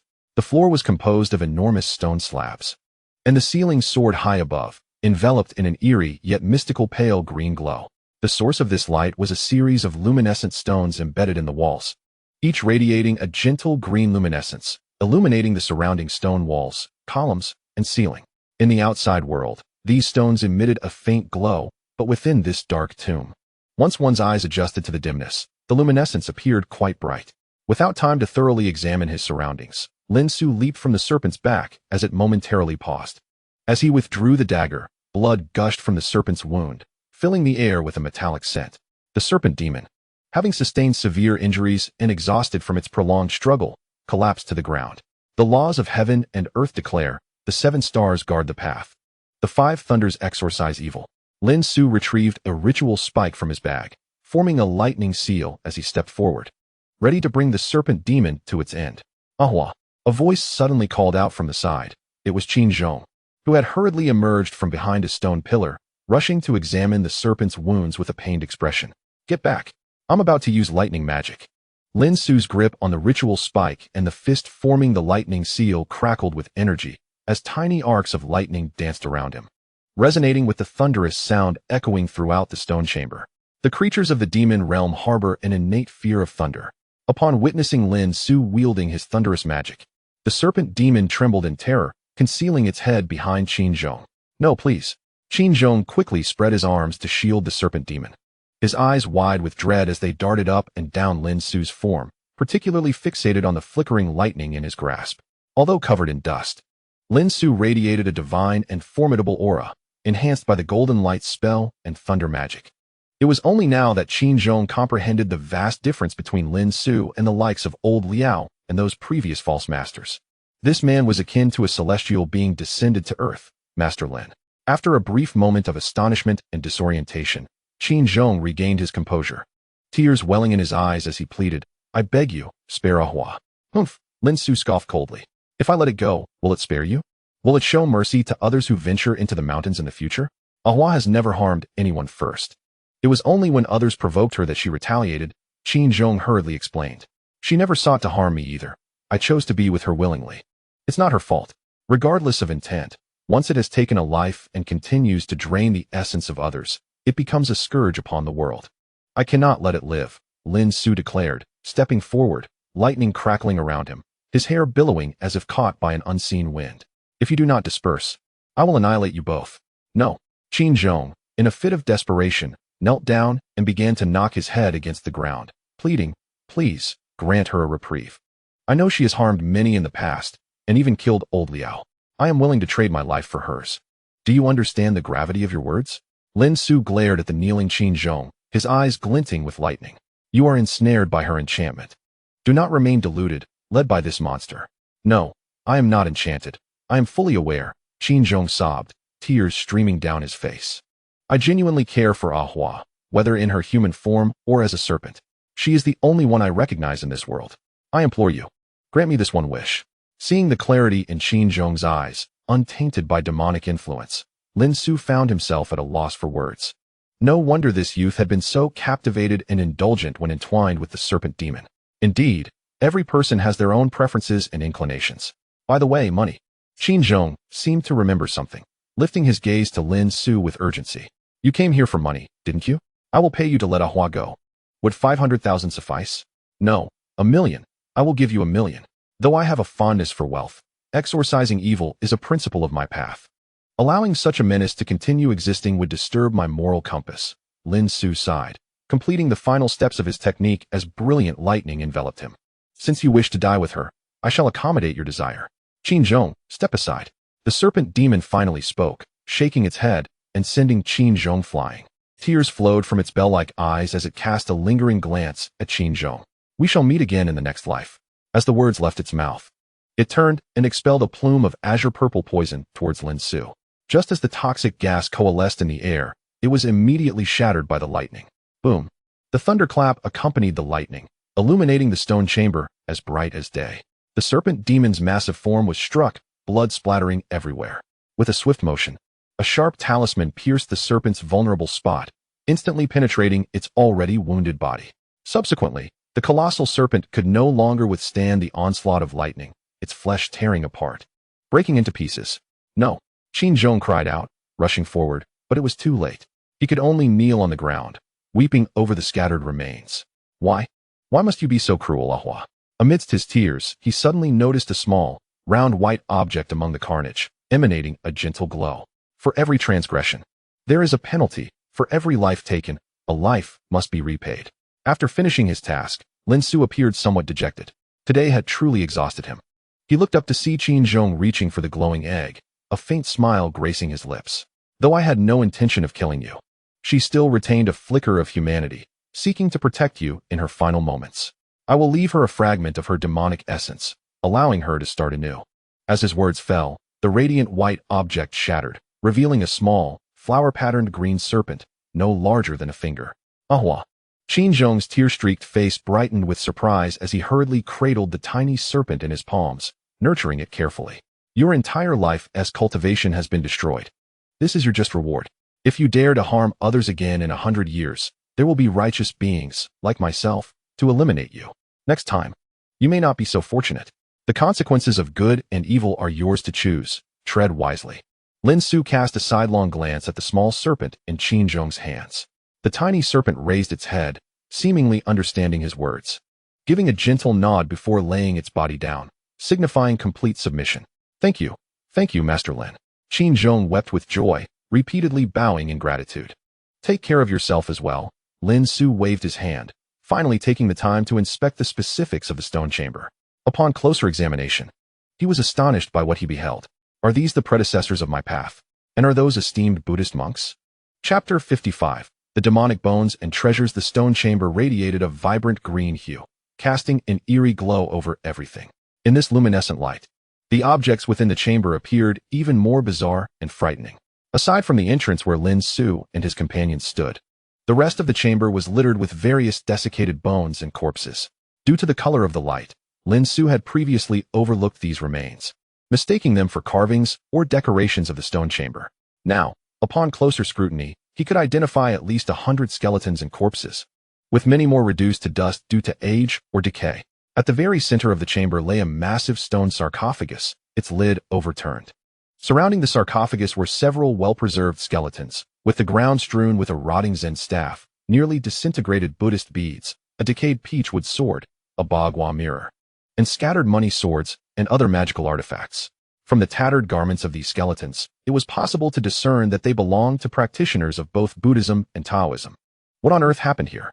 Lin Xu was astonished by the sight before him. He had not anticipated finding so many dead within this main burial chamber. Moreover, the condition of these corpses suggested they had perished at different times. Some had already turned to dry bones, while others were still moist, not entirely desiccated. The oldest had long since turned to mere fragments of bone. Ahua mentioned that when she first arrived here, it was just like this. Qinzhong carefully placed Ahua into his pocket and followed Lin Xu to the enormous sarcophagus. He pointed to two bodies lying beside it. Ahua said these two entered just a few months ago. They attempted to steal something from inside the sarcophagus and accidentally broke the seal, releasing a malevolent spirit. A malevolent spirit? Lin Xu was taken aback, finally noticing the myriad of scriptures and talismans inscribed upon the massive sarcophagus. The Sanskrit scriptures were beyond his comprehension, but he recognized the meaning behind the talismans. They were designed to seal and dispel evil, spells meant to suppress malevolence and vanquish demons. The power of such talismans was immense, requiring the blood of cultivators to inscribe. Ordinary yellow talismans could not withstand this, at the very least. They had to be inscribed on purple talismans or directly upon magical artifacts and other mediums. Peering inside the sarcophagus, he found a skeleton as dark as ink, remnants of black sinew still clinging to it. Most peculiarly, the skull bore a sharp, bony horn at the forehead, and two of its teeth resembled the fearsome fangs of a beast. Lin Xu couldn't help but draw a sharp breath. This thing had truly become a demon. However, at this moment, the skeleton remained motionless, exuding a heavy aura of malevolence, devoid of any trace of demonic essence. It appeared to be nothing more than an empty shell. The ribcage and the top of the skull bore holes, and the surrounding bones had turned white, likely due to being suppressed by some magical artifact. With the artifact gone, the evil spirit had abandoned its physical form and vanished. Where could it have fled? Lin Xu turned to Qinzhong, anxiety etched across his face. Ahua expressed her ignorance, admitting she had been too frightened to emerge. Qinzhong cast a glance at the mutated corpse within the coffin, his face paling with fear. This is a grave sin, Lin Xu exclaimed with indignation, moving closer to the two relatively fresh corpses. These individuals were clad in outdoor climbing gear, equipped with ropes, ice axes, and multifunctional carabiners. Around their necks hung a charm resembling a television show merchandise, a gold-digging talisman. One of them clutched a shovel and a black donkey's hoof, suggesting they were amateur archaeologists, colloquially known as tomb raiders. Why resort to such illicit activities as grave robbing? Now, they had unleashed a demon that had reached a perilous level of power upon the world. Were it not for the fact that these two were already deceased, Lin Xu would have felt compelled to chastise them severely. Surveying the scene, he deduced the events that had transpired. It appeared that decades, perhaps even a century ago, someone had discovered that the contents of this tomb had become demonic and subsequently organized a group of Taoists and monks to vanquish the evil. However, due to the demon's formidable strength, they could not eradicate it and were forced to temporarily seal it away. Tragically, it seemed that this group of Taoists and monks had paid a heavy price, with many perishing in the effort, as evidenced by the scattered bones and remnants of magical artifacts nearby. Regrettably, a few months prior, two tomb raiders had entered and attempted to pilfer from the coffin, inadvertently breaking the seal and allowing the imprisoned demon to escape. The emergence of such a powerful evil would undoubtedly spell disaster. Suddenly, Lin Xu sensed a trace of spiritual energy. Approaching the two corpses, he noticed that one of their backpacks emitted a faint aura. He hastily opened the pack to rummage through its contents. Inside were some energy-dense food items, such as compressed biscuits and chocolate, along with clothing-wrapped porcelain and silverware. Suddenly, a golden object slipped from the bag. It resembled an irregular pebble, akin to gold that had melted and re-solidified. However, its surface was marred with black spots, radiating a faint spectrum of colors, accompanied by a dignified and solemn aura. As he held it, Lin Xu faintly perceived a resonant chant in his ears. Buddha's relic. Lin Xu realized instantly, this was a treasure of the Buddhist faith. Recalling the appearance of the demonic bone within the coffin, he surmised that this relic had been one of the artifacts used to suppress the demon. What a calamity, Lin Xu sighed, placing the Buddha's relic into his satchel. Unexpectedly, he felt a sudden itch in his chest, and the dormant Yazi leaped forth from his collar. The small, delicate creature landed on the ground, sniffed the air, and then opened its mouth towards the bag on Lin Xu's shoulder, causing the recently stowed Buddha's relic to obediently fly out. Oh dear. This item is not meant to be consumed so carelessly, Lin Xu thought to intervene, but it was too late. The little Yazi leaped into the air and swallowed the relic whole. Burp. Yazi let out a satisfied belch, then hopped back to Lin Xu's chest and resumed its slumber. Lin Xu felt a pang of regret for losing such a precious treasure, but with it consumed, there was nothing he could do but continue searching through the backpack, hoping to discover another artifact capable of sealing the demon. Clink! A bundle wrapped in old newspapers fell to the ground, producing a clear metallic sound. Lin Xu quickly unwrapped it, revealing a magical cone. This cone resembled the one he had previously used against the serpent demon, yet it was larger, heavier, and more exquisitely crafted. It bore the design of the Big Dipper, surrounded by intricate runes. Although it too was stained with black marks, the tip remained remarkably sharp. Grasping the cone, a surge of both fierce and comforting energy flooded his senses. This is a magical artifact from my sect, the 7-star cone. Lin Xu was exhilarated, for this item had been recorded in his master's ancient texts. It was said to have been passed down through generations, lost in his master's time, and only preserved as an illustration. Now, after several generations, it had returned to Lin Xu's hands. Was it destiny guiding him to confront the escaped demon? His expression turned grave. At that moment, a beam of moonlight pierced through the dome above the coffin, illuminating the room with a glow that made the surrounding luminous stones shimmer brightly, revealing the intricate patterns etched upon the stone walls. Lin Xu glanced at the walls and furrowed his brow. Qin Zhong, standing nearby, also froze for a moment before blushing with embarrassment. Chapter 56. Xu knew the walls were adorned with paintings, much like those in the previous corridor, but here, the images depicted not only women but also men, all entirely unclothed. The illustrations were even more provocative than the rumored springtime paintings, reminiscent of certain temple carvings from the East, showcasing a myriad of postures and techniques. With hundreds of images, none repeating, Ahua mentioned that she had cultivated her illusionary arts here. Qin Zhong, unable to look at the pictures, lowered his head and spoke shyly. Lin Xu offered a vague acknowledgement, scrutinizing the images with a critical eye and beginning to discern their purpose. These paintings likely represented an ancient practice of yin-yang harmonization, a method for replenishing one's energy. Furthermore, the arrangement contained hidden elements of the mystical arts. Prolonged gazing could induce hallucinations, making one feel as though they were the protagonists within the images. Do not inquire how Lin Xu knew this. He had already bent down, realizing that the serpent demon possessed some talent, capable of using these images to cultivate its own deceptive techniques. No wonder the tomb's master succumbed to darkness. Immersed in such practices daily, it was inevitable. Bah, what a lecherous abomination. Lin Xu condemned the feudal remnants harshly. Afterward, he paid his respects to the corpses of the monks and Taoists, bowing 3 times in honor of their noble sacrifice in defending the righteous path. The luminous stones must be toxic, otherwise, the remains would have long since decayed. We should hasten our departure. Gathering the items he had scavenged from the 2 tomb raiders, Lin Xu prepared to leave with Qin Zhong. As he turned, a glimpse of movement caught his eye. A figure in white stood in the moonlight illuminating the central coffin. Initially, he thought he had misperceived, but upon facing it directly, he confirmed the presence of a woman clad in ancient garb, exuding elegance and beauty. Resembling a celestial maiden from a painting, evoking no hint of malice. Her appearance was starkly incongruous with the surrounding images, standing out as an anomaly. Who are you? Lin Xu instructed Qin Zhong to remain in place and approach the coffin. Upon closer inspection, he realized the woman bore no traces of malevolence. She was clearly not a ghost. Instead, she radiated a spiritual energy akin to that of Yazi, a manifestation of a spiritual being.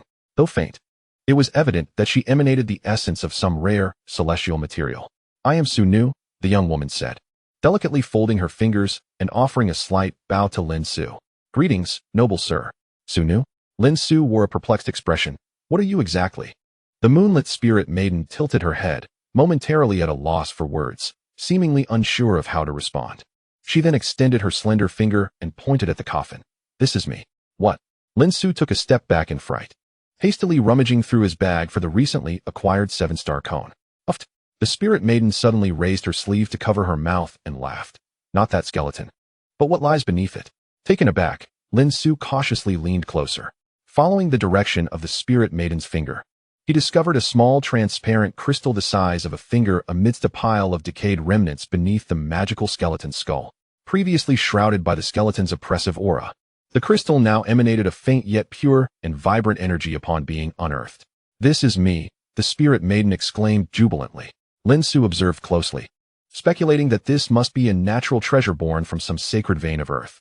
However, he was puzzled as to why this crystal, appearing less vibrant than a gazelle's eye, possessed intelligence and the capability to engage in playful conversation like a human. There were originally two sisters. After her initial joy, the spirit maiden's mood darkened. Xian Nu and Yu Nu were shattered by someone, and I had no choice but to absorb them. Such a pity. Lin Xu conjectured that Xian Nu and Yu Nu were likely similar entities, and their absence was indeed unfortunate. I shall take you outside, Lin Xu said boldly, tucking the crystal into his pocket. Such a natural treasure was invaluable, and this spirit maiden seemed remarkably unique. Yes, I've been alone here for so long. I feel as though I'm suffocating. With a cheer, the spirit maiden transformed into a beam of white light and darted into Lin Xu's pocket. At that moment, Lin Xu felt her ethereal energy transforming into spiritual power. You. Lin Xu was astonished, unable to close his mouth.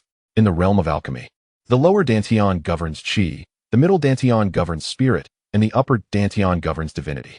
Spiritual power is a quality possessed solely by practitioners, cultivated through years of refining ethereal energy and essence within the body, stored in the middle dantian.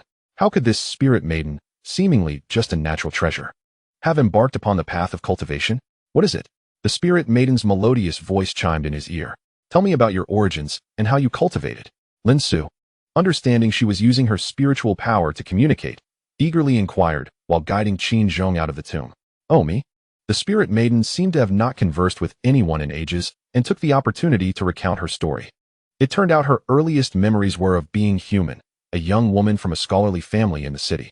However, before she could marry, she was abducted, her soul extracted and refined into this crystal. Alongside her were Xian Nu and Yu Nu. The three of them were placed in the coffin as burial companions for the tomb's master. The master, a feudal lord of the region, whose name she had forgotten, was known as the gluttonous Marquis. He had a lifelong obsession with women and spent his life studying the affairs between men and women. Even in death, he could not find peace, commanding that his tomb be transformed into a place for refining corpses and souls, turning his own remains into a demon for rebirth. Later, the tomb's mechanisms were activated, attracting many individuals, all of whom were drained of their essence and souls by the gluttonous Marquis to serve as nourishment for his demonic transformation. Eventually, as Lin Xu had surmised, a group of Taoists and monks came to seal him away, but this year, two tomb raiders broke the seal, releasing the gluttonous Marquis's already demonic spirit. During the millennium that followed, the spirit maiden secretly cultivated, perusing various techniques among the burial treasures, ultimately discovering one suited to her. As the gluttonous Marquis transformed into a demon, the spirit maiden gradually tread upon the path of cultivation, slowly regaining her memories, becoming increasingly intelligent and sentient. After hearing the spirit maiden's narrative, Lin Xu finally comprehended the intricate circumstances. The spirit maiden was initially a human soul, empowered by the ethereal energy of the natural treasure. And through millennia of cultivation, all these fortuitous factors converged to create such an extraordinary being. Soon, they traversed the cave and emerged into the forest outside.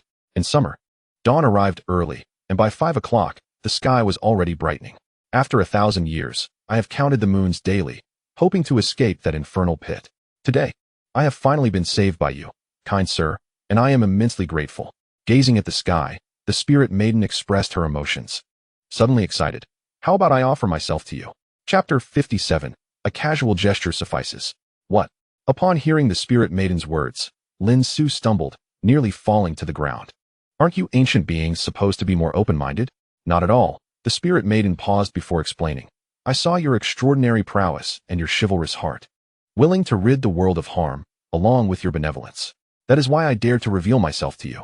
She referred to Lin Xu's divine presence in the tomb, where he, like a celestial being, vanquished the serpent demon for the sake of the people.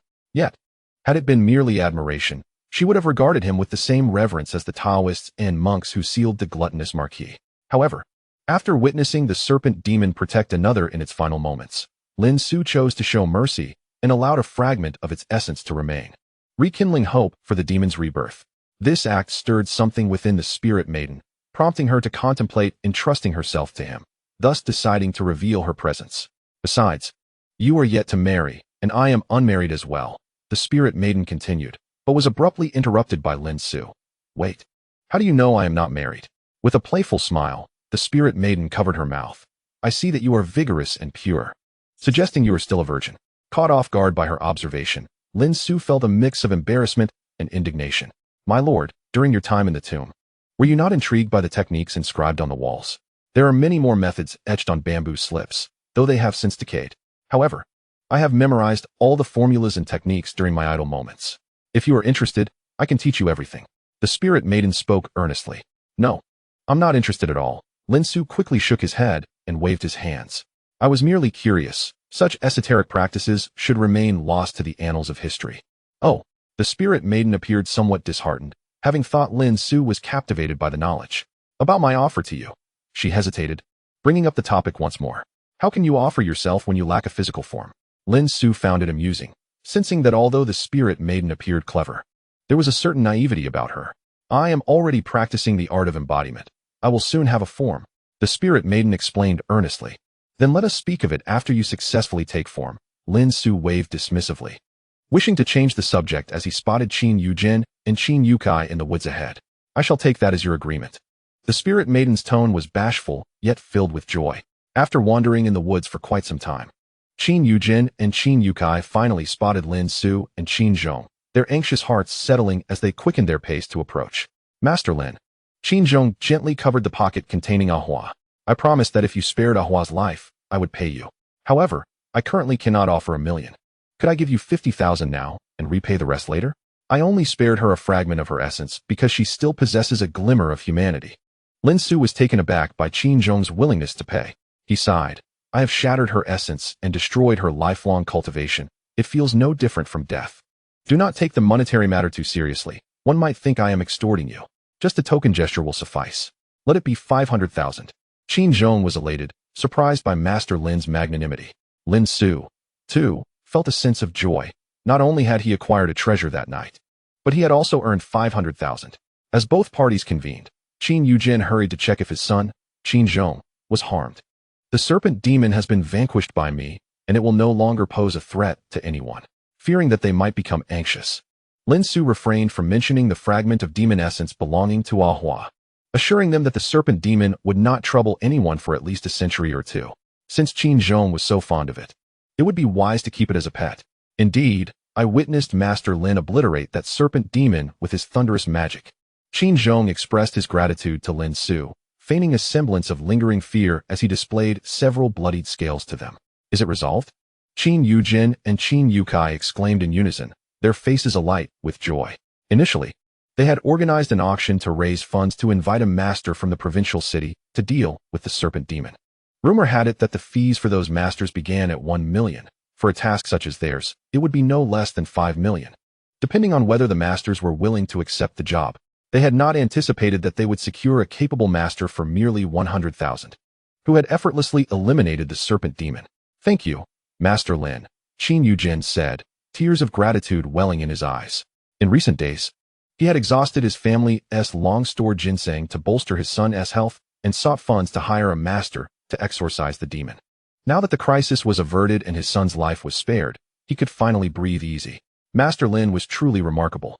Qin Yukai recalled the earlier incident in the woods when Lin Xu had assisted in locating old Liao's corpse, and the time he had exterminated a horde of echoing ghosts. Now, having slain the serpent demon and alleviated their long-standing anxiety, he was utterly convinced of Lin Xu's prowess. "I found some items in the serpent's lair. Do you think they hold any value?" Lin Xu handed a backpack to Qin Yujin, which contained porcelain and some gold and silver artifacts looted from the two grave robbers. He had kept some jewelry and jade for himself, intending to use it to nourish his Yazi. As such, supernatural entities and relics were not often available for it to consume. "These are from the tomb?" Qin Yujin, seasoned in the ways of the world, immediately recognized the item's origins and did not inquire further. "It may be difficult to sell these in the short term. Their true value will only be determined after an appraisal. If Master Lin trusts me, I can begin the process upon returning." "Very well, I entrust this matter to Uncle Qin." Lin Xu nodded, knowing that only someone like Qin Yujin had the connections to handle such items. "Master Lin is far too courteous. Your assistance has been monumental, and I scarcely know how to express my gratitude," Qin Yujin remarked, exchanging glances with his brother, Qin Yukai, as they began to contemplate how to repay Lin Xu. As dawn broke, the group returned to their campsite situated halfway up the mountain. Upon seeing the feng shui arrangement of the master's chair once more, Lin Xu gained new insights. Such an evident auspicious site was likely designed to lure treasure hunters into the tomb. The tomb's layout seemed to guide individuals deeper into its innermost chamber. The Su Nu had mentioned that the creature known as the food color marquis thrived by continually absorbing the essence and souls of these individuals to transform itself into a demon. The multitude of skeletal remains from various eras within the tomb corroborated this notion. Recalling the food color marquee that had escaped its seal, he felt a pang of concern. Initially, it intended to merge its corpse and soul to become a demon, but it was subsequently sealed within its body. And the two formidable artifacts from the Taoist and Buddhist sects had purified and destroyed its nearly completed demonic form. In a few decades, or even centuries, its soul might also be eradicated. Regrettably, the grave robbers had taken the artifacts, releasing it once more. The creature was now in a weakened state, requiring substantial essence and souls to regain its strength, potentially endangering nearby villages and towns. Suddenly, Lin Xu felt a stirring in his pocket. It was the crystal belonging to Su Nu. What is it? Lin Xu furrowed his brow, fearing something was amiss. Nothing. I am simply overjoyed. I have not seen so many trees, animals, and little creatures in ages. It is truly a world brimming with vitality, Su Nu expressed, prompting Lin Xu to roll his eyes in response. Chapter 58.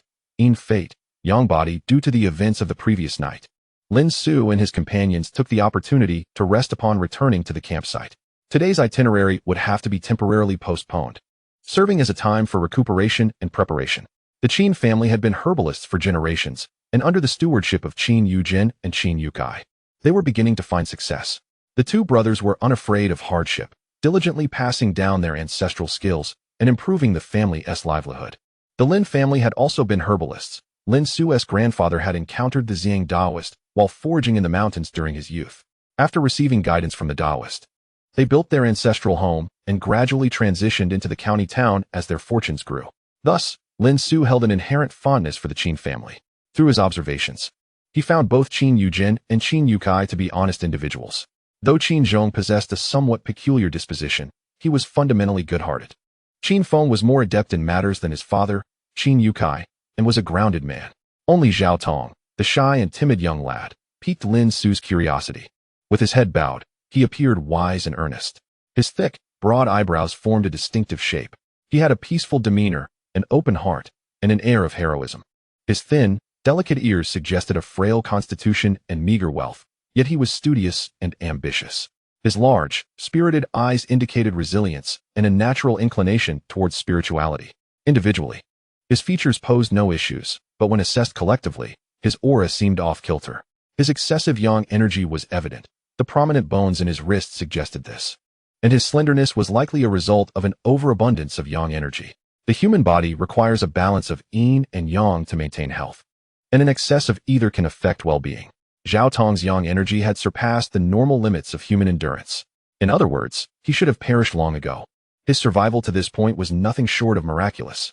If one observed closely, they would notice that insects and ants instinctively kept their distance from him, unwilling to approach too closely. Such individuals rarely attracted mosquitoes, and if confronted by wandering spirits, they would flee from him at a distance. Lin Xu even mused that had Zhao Tong accompanied them the previous night, those echoing ghosts would likely have thought twice before causing trouble, for in the woods, especially at night, Zhao Tong's abundant yang energy radiated like a brilliant sun, repelling malevolent entities. However, this condition also posed dangers. Setting aside whether his body could endure, he would undoubtedly be a prime target for demons that thrived on consuming life force and yang blood. As evening approached, a pot of mung bean porridge simmered over the campfire. The group sat on the ground, conversing while gazing at the sun, which had yet to set at 8 o'clock. Qin Zhong, regaining some color, animatedly recounted the events of the previous night, eliciting gasps of astonishment from Qin Feng and Zhao Tong, as if they were reliving the experience. Meanwhile, Qin Yujin and Qin Yukai examined their crumpled old map, sketching out the specific itinerary based on previously marked locations. This map had been passed down through generations of the Qin family, and it was rare for anyone to even glimpse it, as it contained records of wild ginseng locations noted by their ancestors. Some of these are the ginseng seeds they personally sowed back in the day, while others are mountain ginseng that they noted down due to insufficient age or harvesting conditions, intended for future generations to collect. This, too, is a legacy passed down through the Qin family. After studying the map, Lin Xu occasionally glanced at Zhao Tong, and Qin Yujin approached, offering him a cigarette. He is my cousin's son. This child is unfortunate, frail, and sickly since childhood, yet the hospital cannot diagnose his ailment. His father died in a car accident a few years ago, and my cousin nearly exhausted all her savings. hiring many masters to treat him, just to raise him to this point. Due to his illness, he has struggled academically and began accompanying us to harvest ginseng after graduating from middle school. Interestingly, since joining us, he seldom falls ill and his spirit has improved, though he remains quite thin. Has he encountered something unusual in the past? Hearing Qin Yogan's words, Lin Xu grew increasingly curious about Zhao Tong. I am not quite certain. I called him over to ask Master Lin to examine my nephew's situation. Qin Yujin gestured for Zhao Tong to come closer. Zhao Tong appeared shy and, upon meeting Lin Xu's fixed gaze, felt somewhat awkward. Lin Xu inquired about his childhood experiences and when his illness began. It emerged that he had been in this state since birth, with the hospital initially believing he would not survive, yet he miraculously did. Over the years, Zhao Tong had faced several life-threatening situations. Fortunately, as Lin Xu had observed in his features, the child, though sickly, possessed resilience. When were you born? Lin Xu asked again. Zhao Tong's mother had taken him to various masters for treatment since he was little, and he had absorbed knowledge of his birth date and time, promptly stating it. The 15th of July, during the Z hour? No wonder. After hearing this, Lin Xu finally understood the reason. The boy was born in a year, month, day, an hour dominated by yin, coinciding with the transition from yin to yang, and being male, he was thus born with a yin fate, yet a yang body. This situation is exceedingly rare. Unless the ancestors had accumulated virtue or a benefactor provided assistance, it would be challenging for him to grow up. Zhao Tong's mother had sought the help of masters for many years, which likely contributed to his survival. After all, anyone with a modicum of skill would know how to handle such a simple, yet peculiar fate. The forest embodies yin, with many entities that carry yin energy, and frequent visits to such places indeed promote health. Lin Xu recalled Qin Yujin mentioning how the boy had rarely fallen ill since joining the ginseng harvest. However, he abruptly shifted his tone. Your abundant yang energy, and this unique fate may deter ordinary malevolent spirits. But some vicious entities are particularly drawn to your pure yin fate and yang blood. Lin Xu turned his gaze toward the nearby woods. As the sun began to set, the forest became animated with nocturnal creatures, including those of a sinister nature. Since entering the mountains yesterday, he had sensed an entity stealthily observing them. Initially, he thought it was the snake demon, but now that the snake was gone, the feeling of being watched lingered. In the shadows of the dense forest, something was gazing from a distance, spying on them. Occasionally, when he glanced back, he could faintly discern a shadow lurking in darkness, along with a pair of blood-red, ominous eyes. That entity radiated an overwhelming aura of yin and malevolence, far beyond the capabilities of an ordinary ghost or malevolent spirit. Chapter 59. The Thing in the Woods. What should I do? Zhao Tong trembled with fear upon hearing Lin Xu's words. He peered around, feeling as if he had indeed become a target for demons and monsters, as Lin Xu suggested. Fear not. There are not many fierce entities in the woods. The fact that you have not encountered one thus far is proof of that. The entity in the forest seemed to have detected Lin Xu's gaze and vanished in an instant. Lin Xu turned back, smiling reassuringly. With me here, even if we encounter one, there is no need to fear.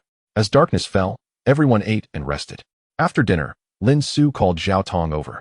Reclaiming the protective talisman he had given him for warding off the snake demon, replacing it with one that did not contain realgar.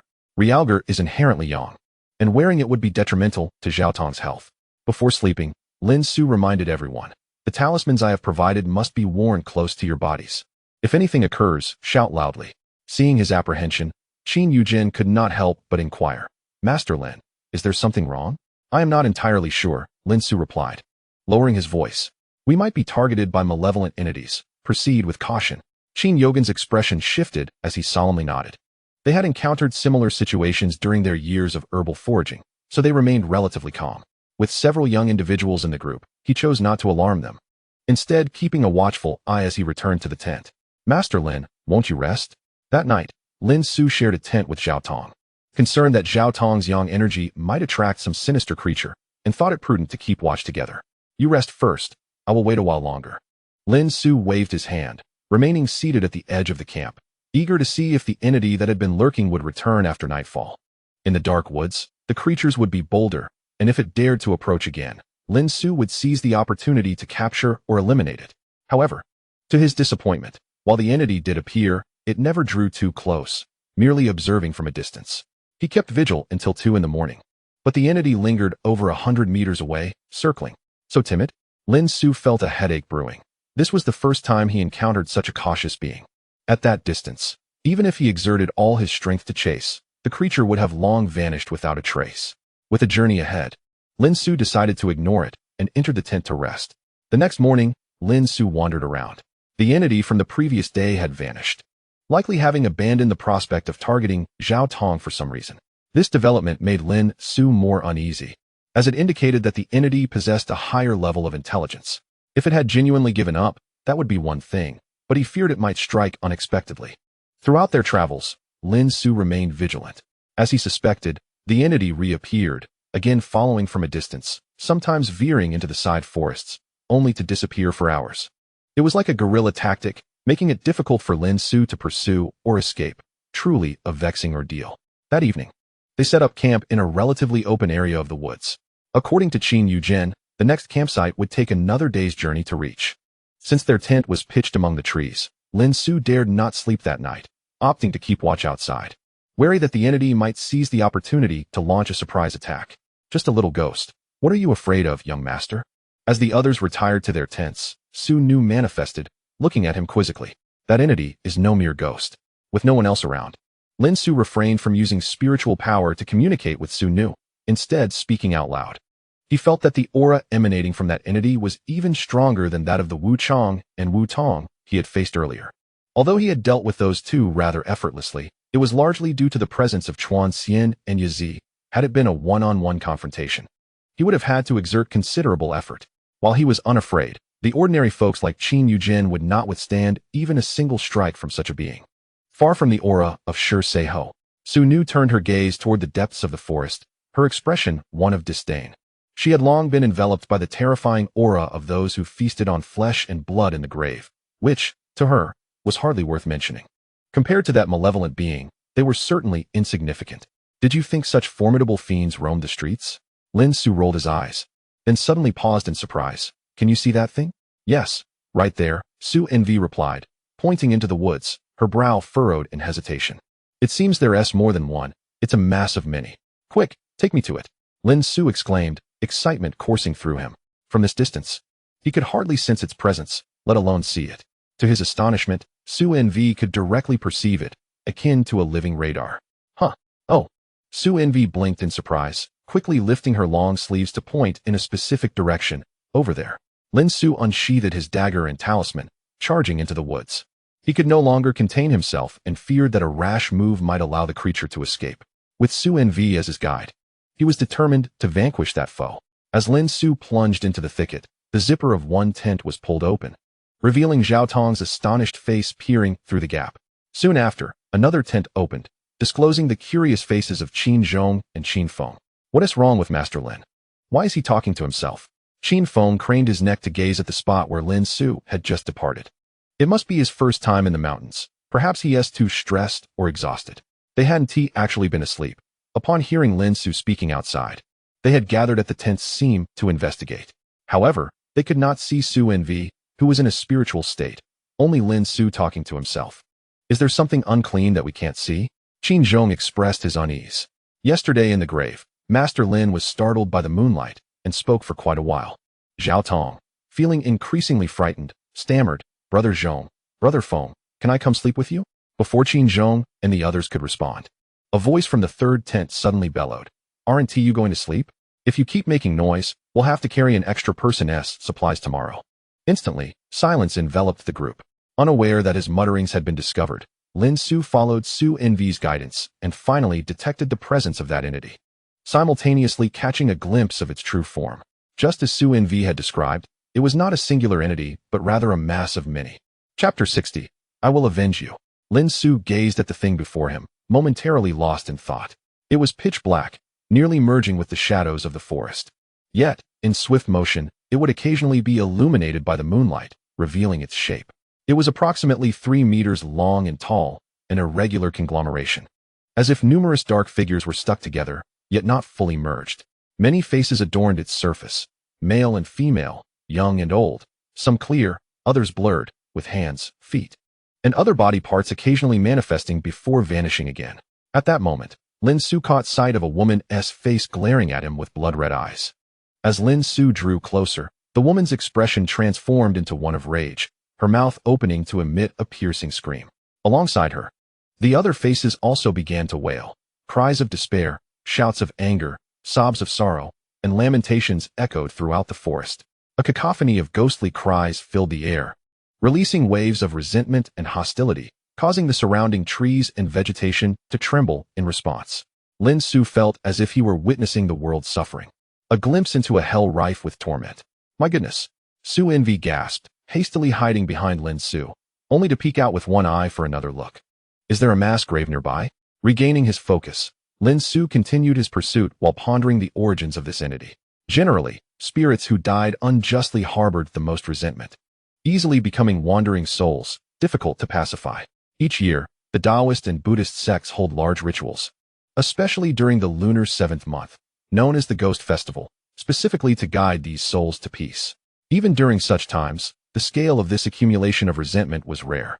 The reason these souls clung together could be due to mutual consumption or some connection among them. Lin Xu was still uncertain of the specifics. What should I do? Faced with such a mass, Lin Xu found himself at a loss. Initially thinking it merely a dirty entity, even if it were a vengeful spirit or demon, he could simply eliminate it. Yet, this mass was composed solely of the souls of the wrongfully deceased, pitiable souls, whose annihilation would bar them from rebirth and tarnish his moral standing. This was contrary to Lin Xu's usual principles. However, to leave it unchecked could yield devastating consequences, as such an accumulation of resentment might rival the destructive power of malevolent spirits. Although currently secluded in a desolate forest, it would eventually seek out humans to prey upon. It likely had its eyes on Zhao Tong, whose life force was weak. Some spirits desired to feast, while others remained cautious, hence their lingering observations from afar. Should they instigate a killing spree, these souls could transform into vengeful spirits, leading to calamity. Hey, can you speak? Lin Xu quickened his pace toward the most menacing visage, the woman with red eyes, hoping to communicate and uncover the reasons for their transformation. Ah! The woman screamed again, her fierce demeanor attempting to bite him. With no other option, Lin Xu circled the mass, seeking to converse with other spirits, but each attempt ended in failure. Sigh. If it comes to that, then so be it. I cannot allow them to roam freely. Lin Xu reached into his bag and retrieved the 7-star talisman. Such entities posed significant risks, and since he had encountered it, he could not simply ignore it. Otherwise, it would linger in his mind, a burden detrimental to his spiritual journey. However, the thought of extinguishing so many innocent souls weighed heavily on his conscience. Just as he hesitated, a tingling sensation arose in his chest. Lin Xu recognized that Yazi had awakened. Had it caught a whiff of potential prey? Alarmed, he saw Yazi leap from his collar and quickly called out, "Don't eat them, they're innocent." Ignoring his plea, Yazi transformed into a streak of white light, landing atop the mass of resentment. An aura of authority radiated outward, instantly silencing the previously frantic and howling mass, bringing them to a hush. Lin Xu observed that many of the faces now displayed expressions of fear and reverence. The limbs that had been thrashing about began to tremble. The divine beasts might had swiftly subdued the rampaging accumulation of resentment. However, unlike its usual behavior of devouring malevolent entities, Yazi gazed down at the mass with a glimmer of compassion in its eyes. Revenge for revenge. The woman's eyes shifted from blood red to a clear black, her screams morphing into murmurs. Revenge for what? How did you die? Upon hearing her speak, Lin Xu rushed closer to inquire about their plight.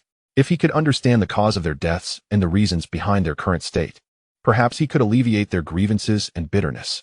As the woman regained her composure, she seemed to adapt to speaking, beginning to recount her tale. It turned out she was from the same county as Lin Xu and his companions, having encountered a group that promised lucrative overseas employment, claiming the pay would be several times that of domestic wages, with food and lodging included. If I worked for just a year or two, I could return and purchase a house.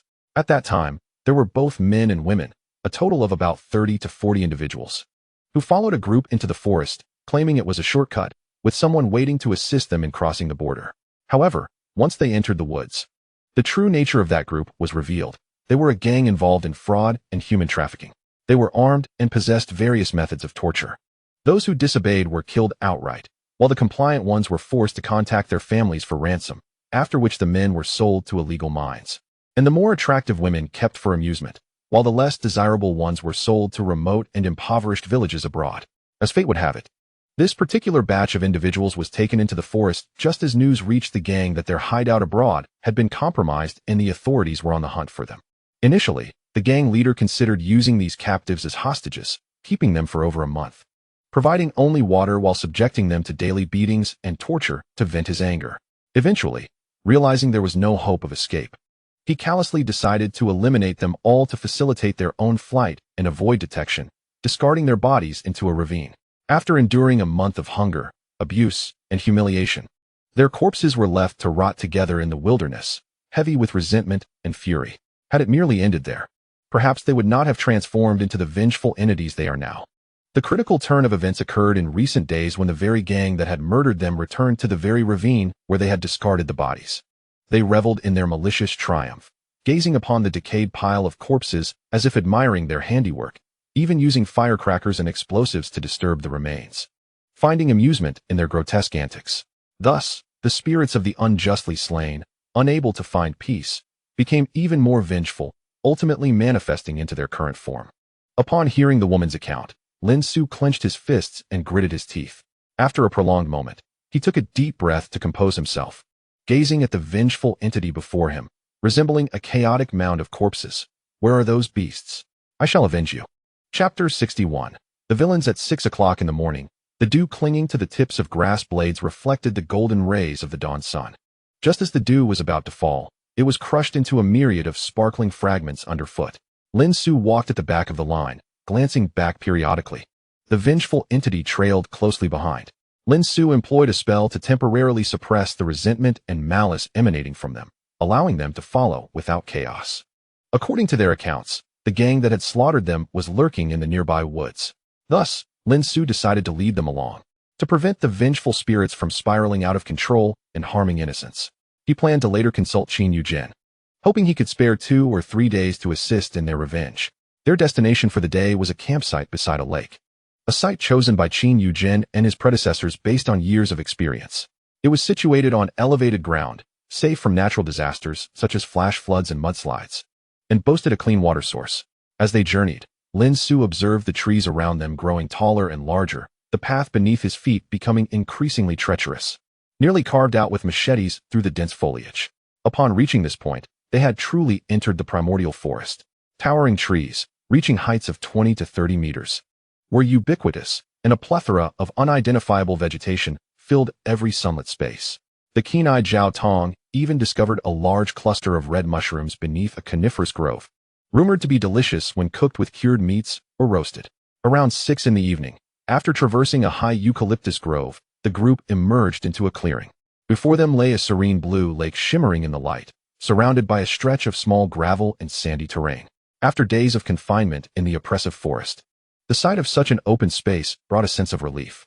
However, their respite was short-lived as Lin Xu noticed the vengeful entity beginning to surge with agitation. They started to rush toward the lake, the woman's eyes turning red once more as she let out a frenzied scream. Lin Xu quickly stepped back a few paces, retrieving the still sleeping Yazi from his pocket and tossing it toward the vengeful entity. Yazi awoke in midair, landing smoothly atop the entity, blinking its drowsy eyes at it before curling up and falling back asleep. Feeling the pressure of the divine beast, the vengeful entity calmed down and regained its composure. Huh, there's someone ahead. Qin Feng, who had just emerged from the woods, expressed his surprise. It was at this moment that the group noticed several tents already set up on the gravelly shore of the lake. A few individuals sat nearby on stones, smoking and conversing. Do not interfere or speak out of turn, Qin Yujin cautioned the group with a serious expression, before leading them away from the tents and toward the opposite side of the lake. Lin Xu had yet to fully grasp the situation when he suddenly heard various cries and wails emanating from the vengeful entity. It's them. They are the ones who killed me. Lin Xu's expression darkened as he turned his gaze back to the group by the lake, observing their fierce demeanor and murderous intent. It seemed there was no need to search for them any longer. He promptly recalled Yazi and lifted the spell suppressing the vengeful entity. Instantly, the entity erupted into chaos, with dismembered limbs flailing wildly, nearly ensnaring Lin Xu. A man with red eyes, mouth agape and drooling, fixated his gaze on Zhao Tong, prompting the entire vengeful entity to surge toward him. Lin Xu frowned, producing 2 talismans to block their path. Revenge. Meanwhile, the woman's face, upon seeing the group by the lake, began directing the vengeful entity toward them. The massive, chaotic mass surged forward, flowing like a dark, semi-liquid shadow from the nearby forest toward the unsuspecting individuals by the lake.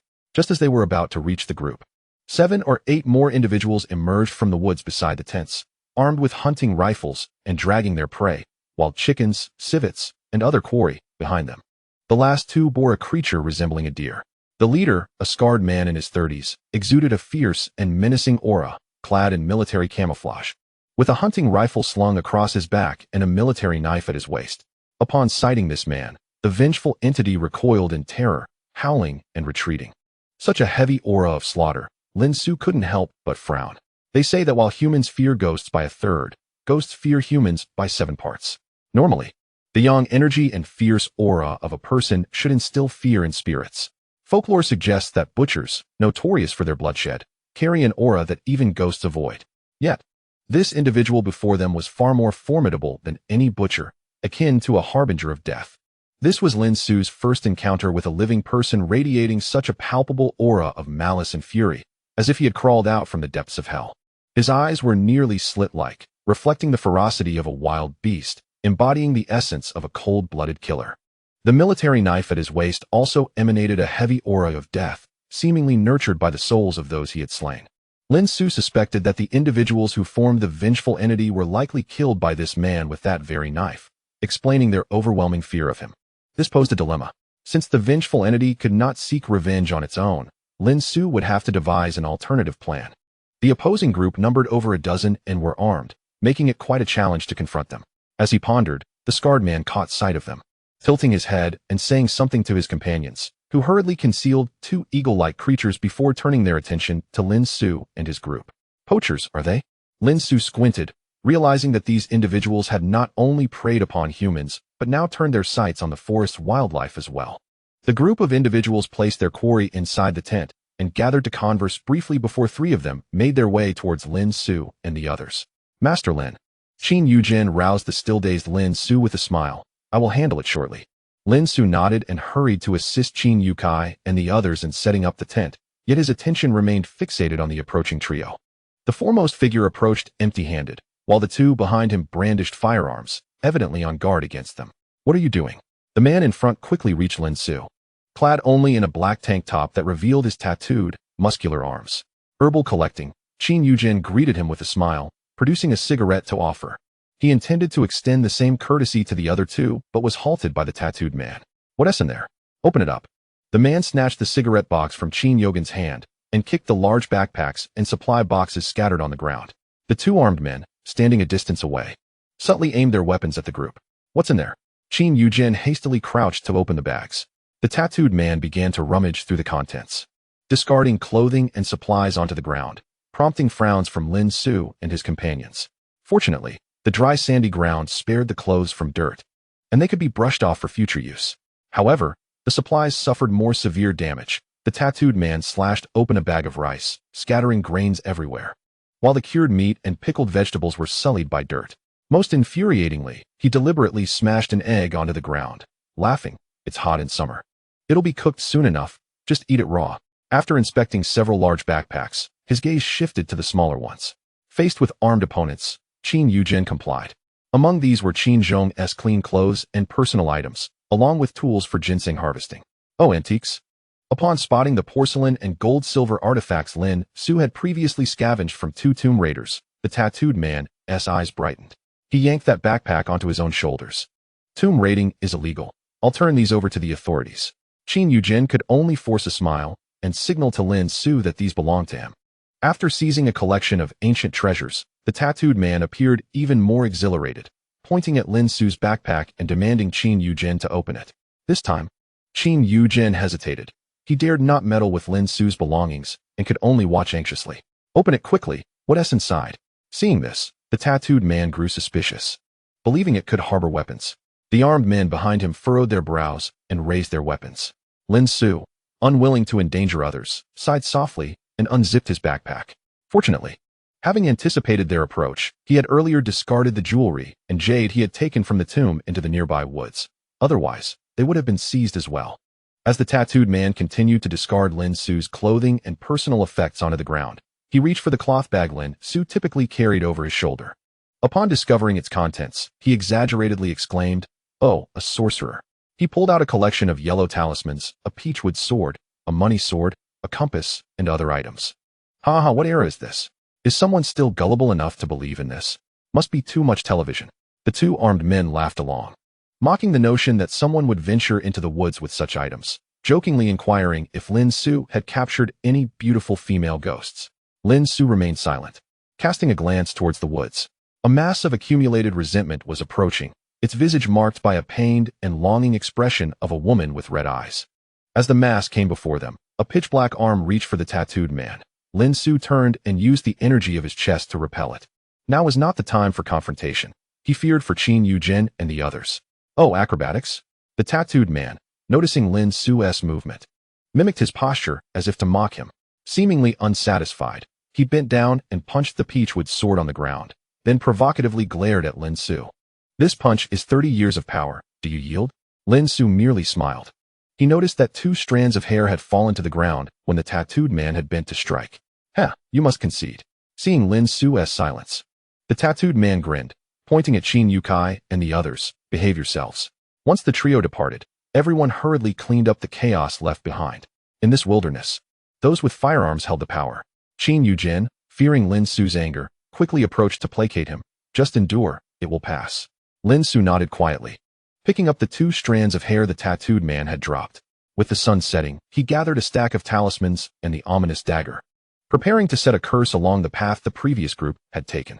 After tidying up, he slipped into the nearby woods. His master had once taught him that to save others, one must first learn to harm, understanding the underlying principles to dismantle such threats. Therefore, Lin Xu had acquired various harmful techniques. Previously, Jia Zhenjin had secretly taken his hair to cast a curse against him. Indeed, there were many similar spells. This time, Lin Xu was disinclined to resort to lethal poison curses, as that would be too merciful for that individual. Since the tattooed man had broken his peachwood sword, he decided to cast a bone-breaking curse instead, applying a spell to the accumulated resentment mass to temporarily suppress it and prevent a rampage. Lin Xu searched the ground for a bifurcated branch. The central trunk resembled a person's torso, with 2 limbs on either side. He tucked the tattooed man's hair within a talisman and wrapped it around the branch. Focusing intently, he chanted the spell, gesturing dramatically toward the humanoid branch on the ground. Instantly, the talisman-wrapped branch stood upright, resembling a person frozen in place. Meanwhile, across the lake, the tattooed man, having just returned to camp, eagerly presented the backpack to the scar-faced man.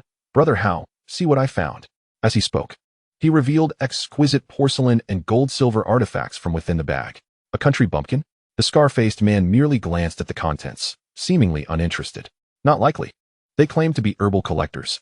I inspected their belongings, and they indeed appeared to be herbalists. These items were likely picked up along the way.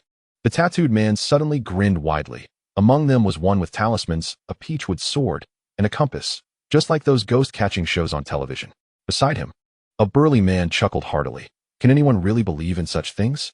If ghosts existed, why wouldn't those we've slain come back for vengeance? Ha. It would be best if a female ghost came. I haven't been with a woman in ages. Such a shame about that last batch. There was one girl I hadn't had enough of. On the other side, a slender man smirked lewdly. Just then, the scar-faced man suddenly slammed his palm onto the folding table before him. Once he had the attention of those around him, he slowly stated, if you love your trade, speak less and work more. As he spoke, he adjusted his brow, which had been marred by a scar, glancing over at Lin Xu and the others' camp, signaling them to be cautious not to be overheard. Otherwise, let us just kill them. A long-haired youth lounging on a rock languidly suggested while filing his nails. The previously slender man hesitated. The winds are tense lately. Let us not risk it. We've just changed our identities and professions. As the crowd engaged in conversation, the heavily tattooed man suddenly raised his neck, his entire body becoming rigid, as if both his neck and limbs had instantaneously stiffened. Was this the result of 30 years of mastery? In the nearby forest, Lin Xu gazed at the figure resembling a standing branch, his attention fixated on the slender twig representing the right arm. Chapter 63. The Expert. During his elementary school years, Lin Xu had once, in a fit of frustration over his grades, used a fire spell to singe a classmate's hair and backpack. Subsequently, he faced punishment from his master, who forbade him from employing any form of magic until he completed his studies, leaving him quite vexed. From that moment on, Lin Xu learned that, under normal circumstances, magic was strictly prohibited from being used against individuals. Of course, an unusual incident later revealed to him what constituted an exceptional situation. such as ridding the world of evil or upholding justice. 30 years of mastery. Lin Xu pointed his fingers like a sword at the branching twig, unleashing his energy from the tips, which resulted in the twig snapping with a sharp crack. A cry of agony erupted from the tattooed man across the lake as his right arm shattered and fell limply to the ground. The onlookers were momentarily paralyzed by the bizarre scene, unsure of how to react. "Oh, it hurts. Someone help me." Despite losing his right arm, the tattooed man remained in a rigid stance, his limbs outstretched, his face contorted in terror and agony, tears streaming down. "Enjoy throwing things, do you?" Lin Xu replicated his earlier action, breaking the right twig once more. The tattooed man emitted another blood-curdling scream, his left arm now uselessly hanging. Yet his body stood eerily upright like a broken scarecrow in a field, exuding an unsettling aura. The surrounding spectators recoiled in horror, some even brandishing firearms, aiming at the tattooed man. Only the scarred-faced man remained seated on a rock, his narrowed eyes fixated on the tattooed man, his crimson irises glinting ominously. Just as Lin Xu prepared to break the 3 lower branches as well, the scarred-faced man abruptly sprang to his feet, drawing his officer's knife with a flash of cold light. His movements were swift, and his strikes even swifter. The blade danced like crashing waves, delivering rapid, forceful blows upon the tattooed man. "Yeah!" The scarred-faced man bellowed at the tattooed man's face, causing the latter's previously stiff body to crumple and collapse to the ground. In the forest, Lin Xu's sword-like fingers rested on the branch, yet it did not break again. Frowning, he initially assumed it was due to a lack of strength. He tried once more, and this time, the yellow talisman wrapped around the branch emitted a plume of green smoke, followed by a sudden flare of fire, engulfing both the talisman and the twig. A sudden pain surged through his chest, akin to being struck by a fist, forcing a suppressed groan from his lips. Lin Xu's expression shifted as he realized someone had disrupted his spell. Gritting his teeth against the pain, he peered out from the thicket towards the encampment across the lake.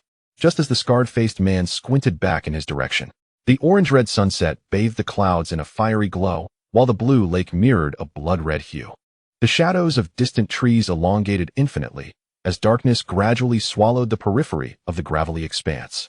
Lin Xu clasped his chest and dashed from the forest, racing towards the campsite, calling out to Qin Yujin and the others, who were cooking over a fire, grab some food and hurry into the woods. "Huh?" Qin Yukai, taken aback, looked up at him in confusion. "I recognize that group. They kill without a second thought." In the urgency of the moment, Lin Xu had no time for lengthy explanations. Startled, the others turned to see 7 or 8 shadowy figures armed with rifles approaching. "Move quickly." Qin Yujin, as the leader, swiftly rallied the group to grab their small backpacks filled with clothes, food, and tools, rushing into the dense forest behind them. "Master Lin." Noticing Lin Xu still standing in place, Qin Yujin questioned, puzzled. "You go ahead. I will catch up with you later." Lin Xu waved his hand. "Remember to stay far away." Qin Yujin hesitated, but seeing the armed shadows drawing near, he could only utter a farewell and hastily disappeared into the trees. "Damn it! Those who dare to ambush us." Along the lakeshore, 7 or 8 individuals cursed as they approached.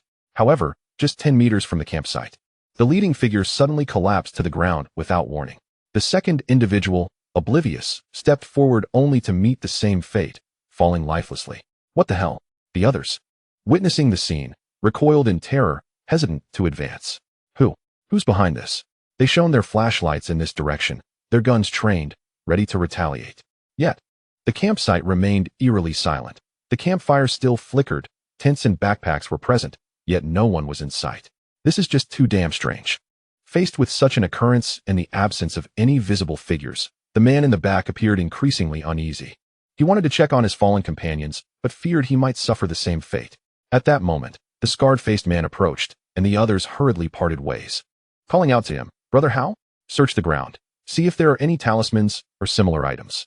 Brother Hao glanced at the 2 sprawled bodies, surveyed the now deserted campsite, then raised his gaze toward the surrounding woods. "My dear fellow, my brothers may have wronged you in the past. I implore you to show mercy. We are merely trying to make a living. Let us share a drink and resolve our differences amicably." While he spoke, he appeared to stand casually, yet one hand rested on his officer's knife, the other on the holster of his pistol, his eyes scanning the forest like a hunter in search of prey. However, the woods offered no reply, cloaked in darkness after sunset, devoid of any visible presence. "I found something," a slender man wearing a headlamp exclaimed, illuminating a stack of stones on the ground, where 2 yellow talismans were nestled between them. "Over here too." Another individual discovered a similar stone arrangement nearby. Is this the cause of the trouble? The slender man reached out to grasp the yellow talisman. But the moment his fingers brushed the paper, he collapsed to the ground, motionless, just like the previous two. Fool! Brother Hao cursed, kicking the slender man's body aside, drawing his officer's knife, and began digging beside the stack of stones. The sand and gravel here were darker and damper, evidently recently disturbed. Soon, he unearthed a sharp dagger from the earth. What a wicked little dagger! Brother Hao chuckled coldly, but alas, it pales in comparison to mine. As he spoke, he tossed the dagger into the air, and with a swift motion of his knife, a resounding crack echoed as the dagger was cleaved in two mid-air.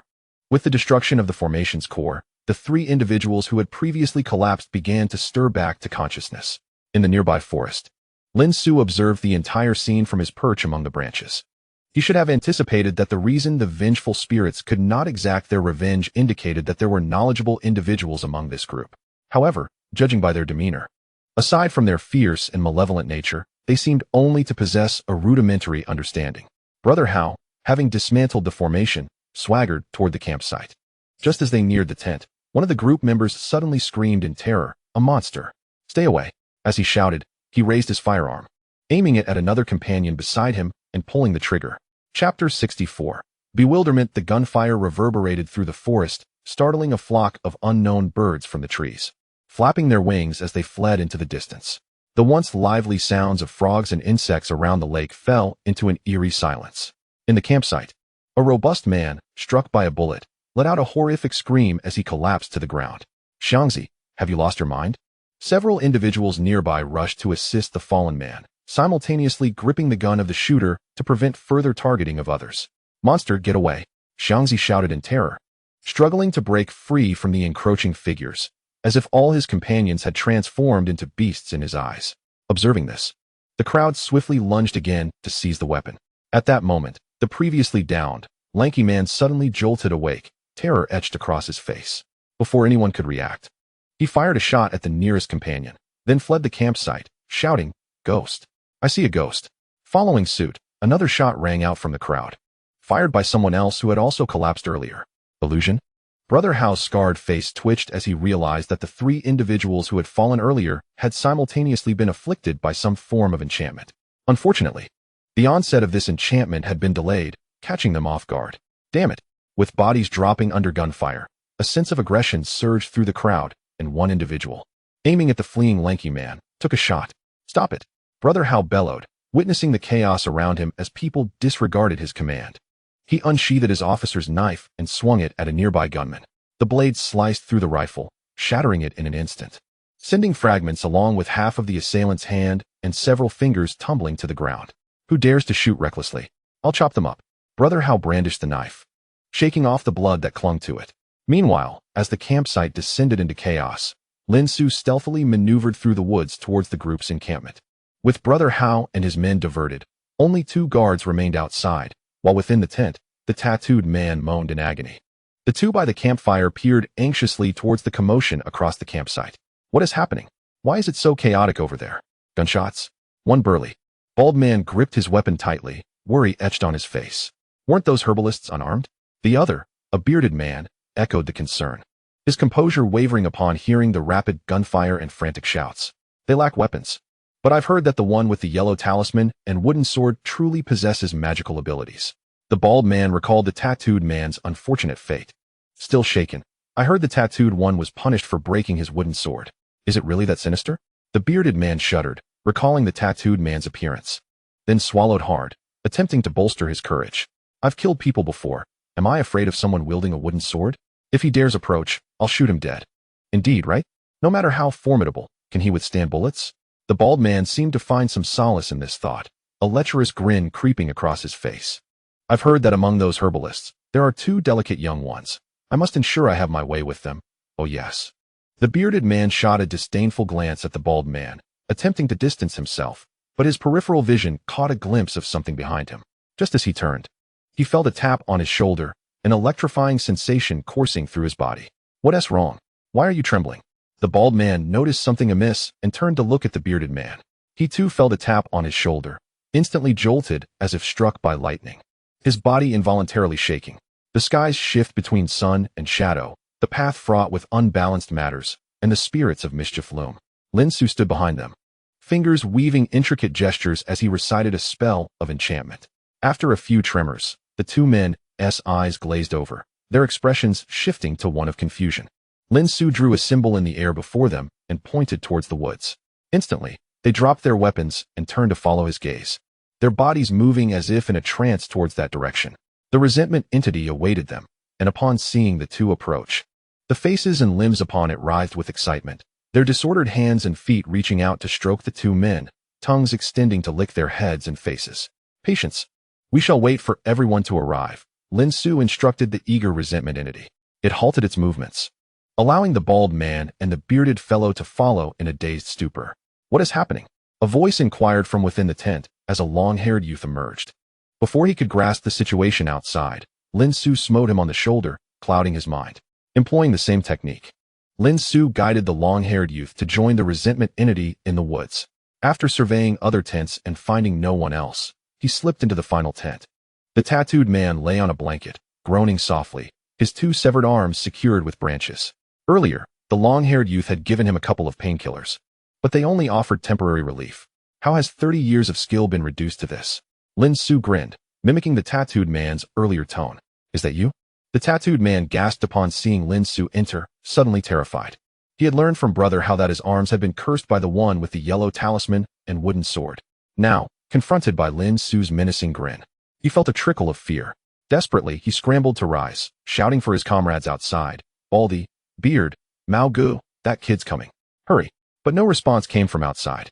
The tattooed man finally realized that his companions were in peril, and, recalling Lin Xu's ruthless methods, he quickly knelt and begged for mercy. I didn't mean it. Did you not kill with intention? Lin Xu replied with a smile, tilting his head in inquiry. The tattooed man froze, raising his head to question why Lin Xu said that, only to witness the tent being torn apart. Not far from the edge of the woods, the long-haired youth, bald man, and bearded fellow stood in a daze.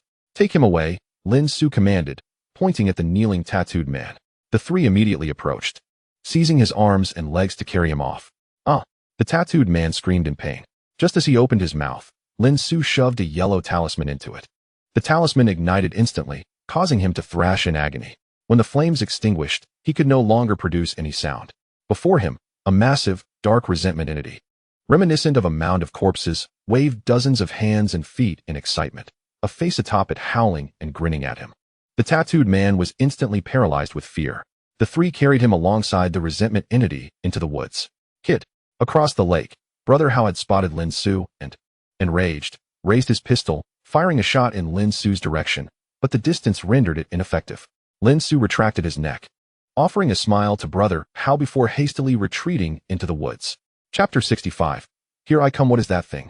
Upon entering the woods, Lin Xu felt a stir in his pocket, and the ethereal figure of the white-clad Xu Nu appeared, curiously gazing at him. What? Lin Xu failed to comprehend her query. That thing in the villain's hand. Some are long, some are short. Is it a type of concealed weapon? Xu Nu floated beside Lin Xu, mimicking the action of pulling a trigger with her hand while making the sound of gunfire. Oh, that is a gun. Lin Xu finally understood what she was referring to. A gun? Suddenly taken aback, Xu Nu felt that the firearm before her was rather different from her preconceived notion of guns. Have firearms evolved to this extent?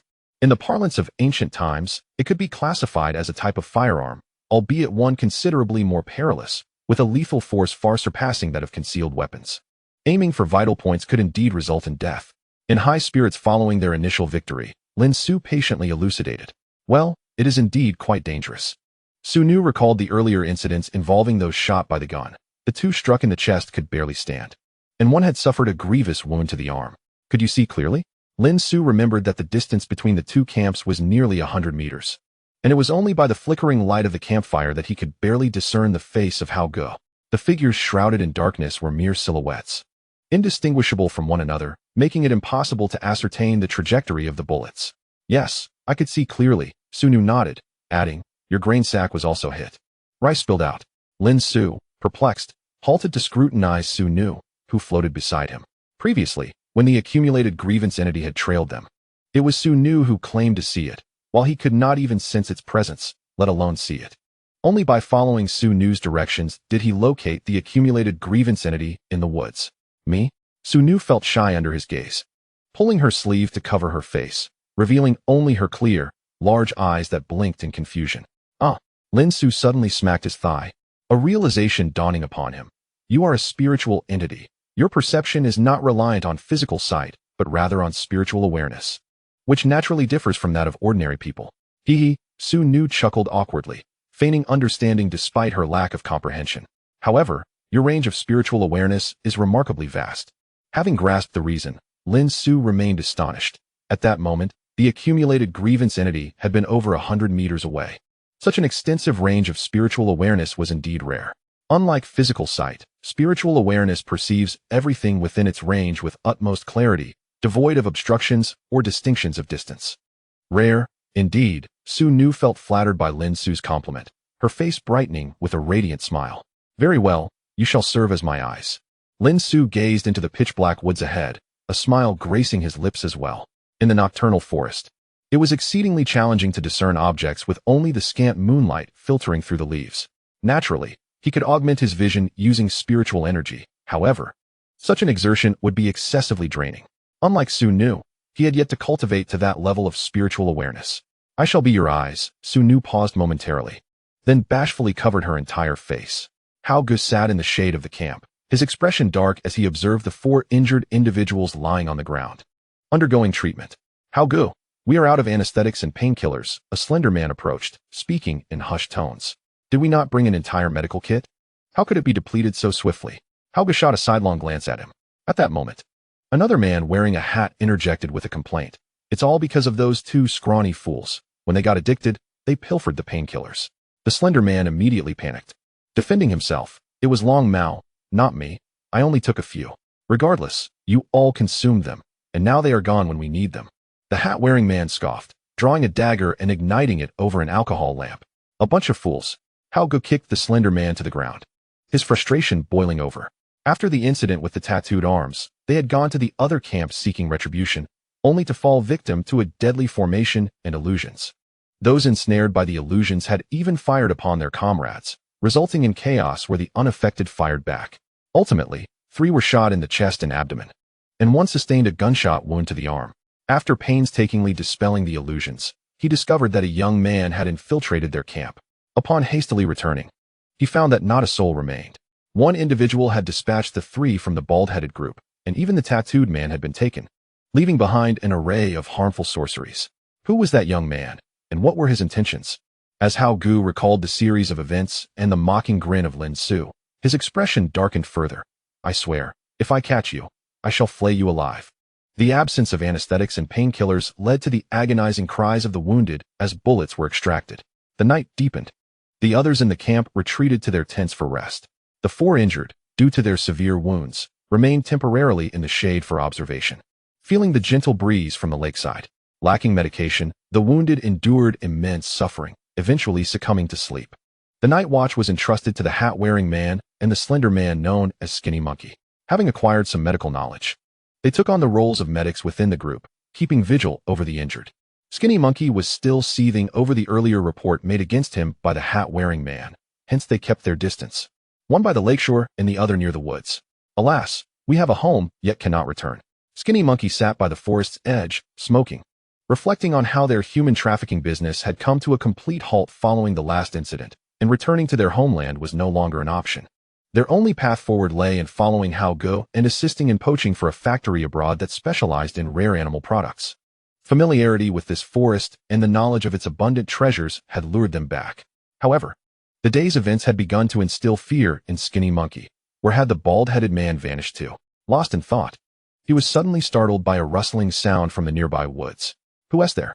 Skinny Monkey, immediately alert, raised his flashlight and gun towards the trees. He saw the shadows of leaves shaking, and suddenly, a large portion of a person's body emerged. Skinny Monkey jumped back in shock, ready to cry out, but then noticed the gleaming bald head reflecting the flashlight. Recognizing a familiar face, he sighed in relief. Baldy, is that you? Where have you been? We've been searching everywhere for you. The figure in the woods, half visible, did not respond but merely beckoned with a charming smile. You rascal, Skinny Monkey blinked, suddenly feeling bashful as he lowered his head. Wait for me a moment, I'll fetch some lubricant. He tiptoed back to the cool pavilion, opened the medical kit, retrieved a plastic bottle, and discreetly peeked at the hat-wearing man who was dozing by the lakeside. In haste, he returned to the forest's edge, finding Baldy still smiling and beckoning, and he could hardly contain his eagerness as he dashed forward. I'm here. Chapter 66. The Trap. What is this? What is it used for? Su Nu inquired curiously, gazing at the plastic bottle that had fallen to the ground. It's nothing, Lin Xu replied, unsure how to explain it to her. He made a gesture, directing the bewildered skinny monkey and Baldy to search for the accumulated grievance entity in the woods. He had manipulated Baldy into luring skinny monkey in, but he had not anticipated stumbling upon their little secret. Keep an eye on the others for me. Alert me if they awaken, he instructed Su Nu before stealthily stepping out of the woods, concealing himself in the shadows of the tent. He made his way towards the pavilion. The hat-wearing man continued to doze by the lakeside, his hat pulled low over his eyes. In his drowsy state, he vaguely heard Skinny Monkey conversing with someone, which only served to relax his vigilance further. He speculated who might be so alert at this late hour, engaging Skinny Monkey in conversation. Then, it seemed he overheard Skinny Monkey mention Baldy. His fatigue-laden mind took a while to register. Hadn't Baldy gone missing? Realizing this, the hat-wearing man quickly rose and turned back to investigate. Skinny Monkey was nowhere to be found. In the pavilion, the 4 injured individuals who had been lying on the ground were now reduced to 3. Frowning, he suspected that Skinny Monkey had assisted one of the injured to relieve himself.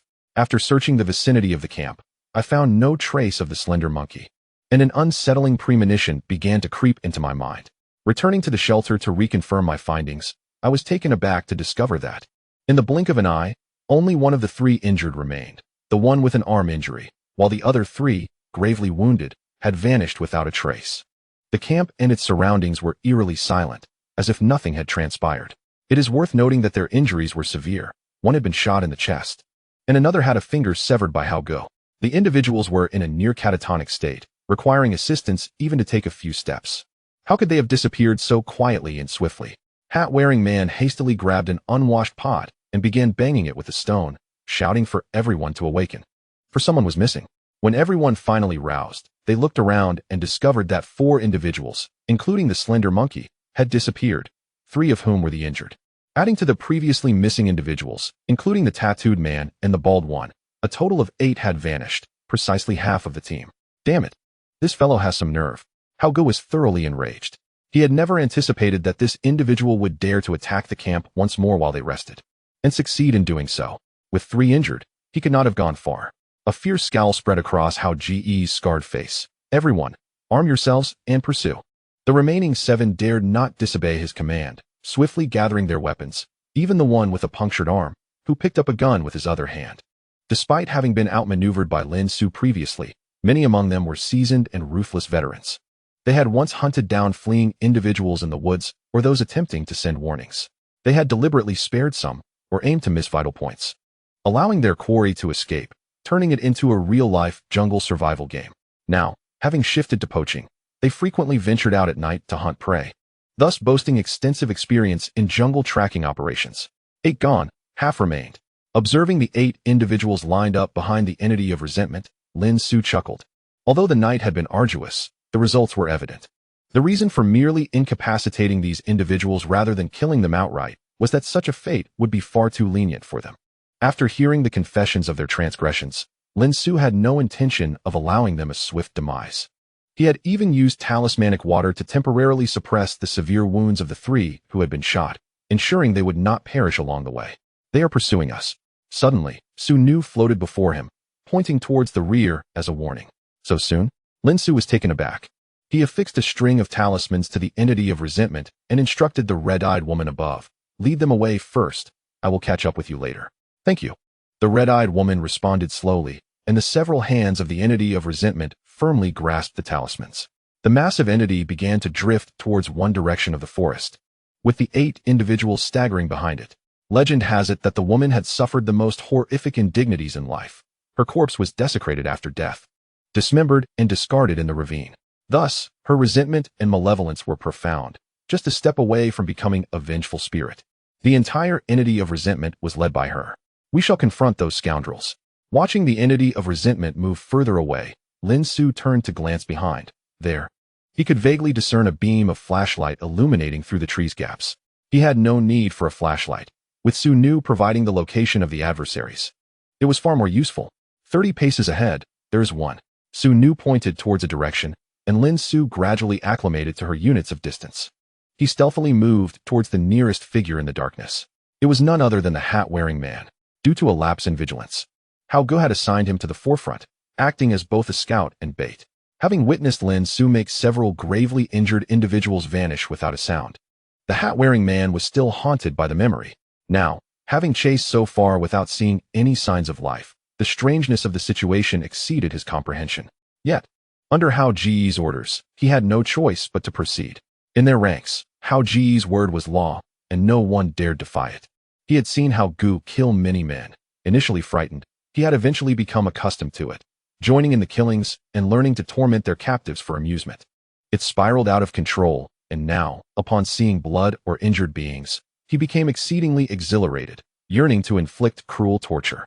During the night watch, he had refrained from looking at the injured, turning away from the shelter to gaze at the lake, fearing he might succumb to the urge to slaughter them all, despite knowing they would not last much longer.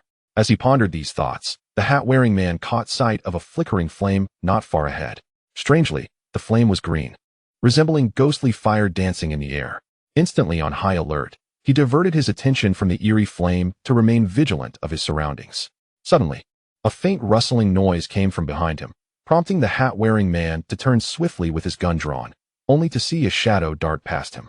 He opened his mouth to scream, but a copper coin was thrust into his mouth, lodging itself in his throat and silencing him.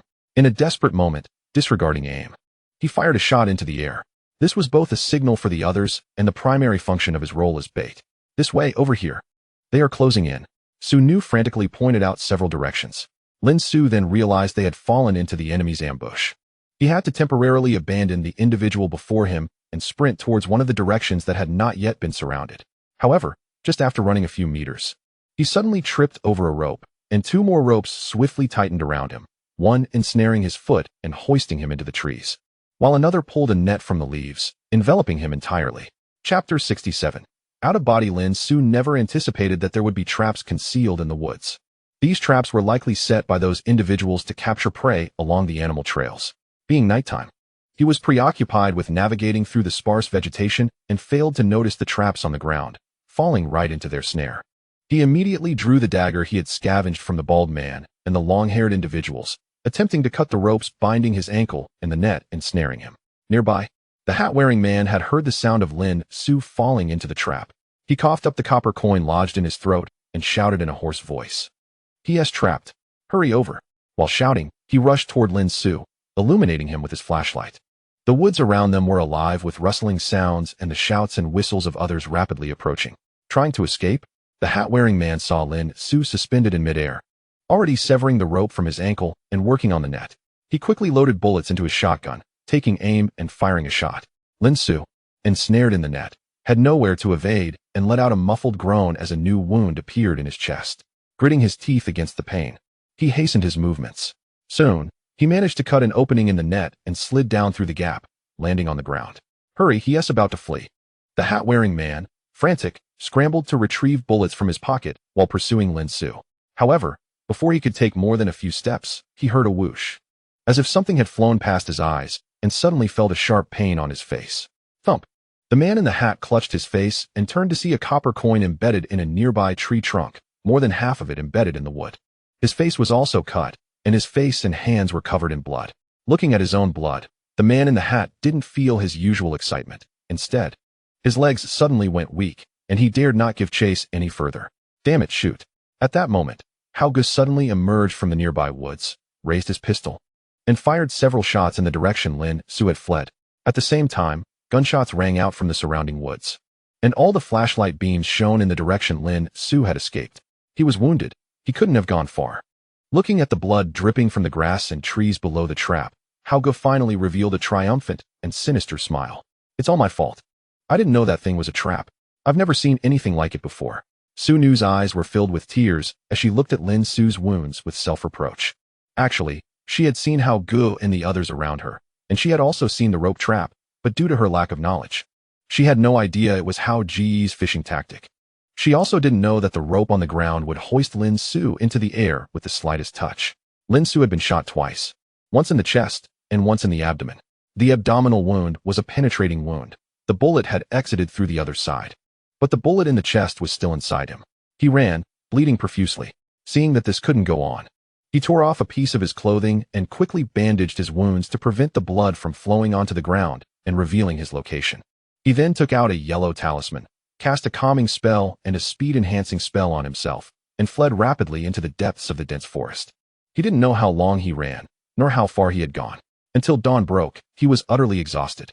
After confirming he was safe, he gathered some herbs in the woods, cast the awakening spell again, and, enduring the pain, used a dagger to remove the bullet from his chest.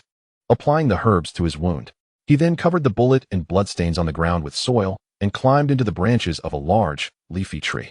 The dense foliage above and below concealed him completely. The branch was like a secret nest within the tree, hiding him perfectly. By now, the effects of the various spells on his body had finally worn off, and Lin Xu, having exhausted his strength and spiritual energy, could no longer hold on and fainted. In his dazed state, he heard Su Nu crying. Opening his eyes, he found it was night again. A full moon hung in the sky, and the sounds of frogs and insects filled the air.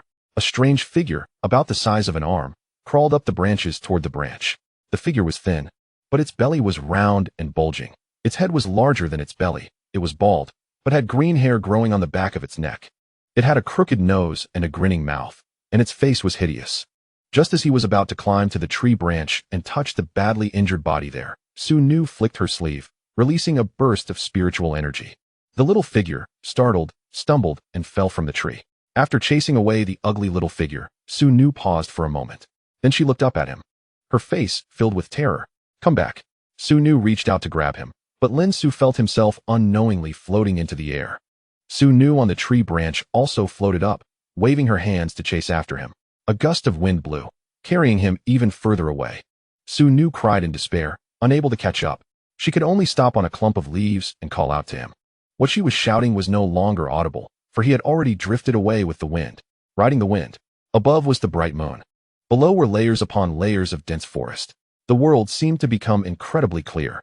A strange black bird flew by, riding the wind alongside him. Humanoid plant spirits, barely larger than a finger and radiating a faint glow, curiously drifted over to observe him. Below, atop the trees, countless unknown insects unfurled their translucent wings, emitting tiny fluorescent glows, also following along. Several tree frogs on the branches puffed out their chins and croaked a few times, then kicked their legs, seemingly trying to board this windy journey, only to fall midway, landing with a thud on the grass. The wind swept over a mountain, then abruptly turned downwards. Arriving above a small river, the water shimmered, reflecting another full moon below. Suddenly, the moon's reflection distorted and shattered, and a slender, silvery white fish leaped from the water. Immediately afterward, countless slender fish broke through the water's surface and soared into the air, the entire surface of the water erupting in a lively, chaotic spectacle. Just as Lin Xu, finding it amusing, reached out to catch one of the leaping fish. A large, round, dark shadow appeared beneath the water's surface, causing the fish to scatter and disappear into the water, too afraid to leap out. Wrong, wrong. A round head suddenly emerged from the shadow, bursting out of the water and speaking in human language. Over there, the round head said, turning and swimming towards the riverbank. Reaching the shore, the creature crawled out of the water. It was a giant turtle. "Lord Mountain Lord's cave is over here." "Sigh, what a bunch of ignorant little monsters." The giant turtle, carrying its massive shell, swayed as it came ashore. The heavy shell instantly shrank, transforming into a small vest. The turtle also transformed into a bald old man, wearing the vest and leaning on a cane, slowly walking towards the path on the bank. Lin Xu, dazed, followed it. Chapter 68. The Tao Heart of Cause and Effect. Lin Xu unconsciously followed behind the old turtle. The strange black bird folded its wings, its feathers transforming into a long robe, and its head becoming that of a young man with a pointed nose. However, it still retained 2 bird claws, occasionally peeking out from the gaps in its black robe as it walked. Radiant plant spirits, like fireflies, floated around them, following behind. As they walked, a rustling sound came from the forest.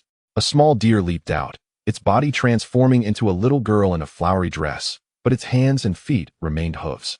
Following it were several squirrels and toads. Everyone tried their best to transform into human form, following behind the group, making it grow larger and larger.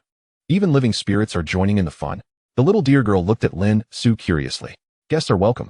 Today, Lord Mountain Lord is returning to the mountains and is hosting a banquet before his seclusion. Please don't cause trouble. The old tortoise at the front turned and gave a brief instruction. The group of mountain spirits and wild demons behind them nodded repeatedly, daring not to say another word. A group of creatures resembling humanoid demons passed through the forest and arrived at the foot of a large mountain. At the foot of the mountain was a cave, its interior illuminated. The old tortoise led them into the cave. Along the cave walls, a group of strange-looking humanoid demons, weapons in hand, stared at them. After walking a while, the cave space expanded, becoming like a large hall, bright as day. Low tables and food were laid out on the floor. Various strange-looking mountain spirits and demons sat around the tables, whispering amongst themselves, creating a lively atmosphere. On a stone platform at the very front, a thin, long figure, like a bamboo pole, dressed in loose robes, leaned against a stone couch. A flagpole leaned against the adjacent stone wall, on which were written 8 characters: Gukung, mouth and tongue hole, sun and moon reunited. Lord Mountain Lord, the old tortoise said, leading his newly arrived group of mountain spirits and demons to the stone platform. Just as he was about to speak, the person on the platform suddenly stood up, startling him. The various demons in the entire cave instantly fell silent, all eyes fixed on them. Lin Xu felt the person before him was familiar, but couldn't quite place who it was. Why are you here? Chuan Xian frowned, his thin, short, arched eyebrows furrowing as he carefully examined the wisp of life beneath the stone platform. What happened to you? Chuan. Lin Xu felt a name about to slip from his lips, but he couldn't bring himself to say it.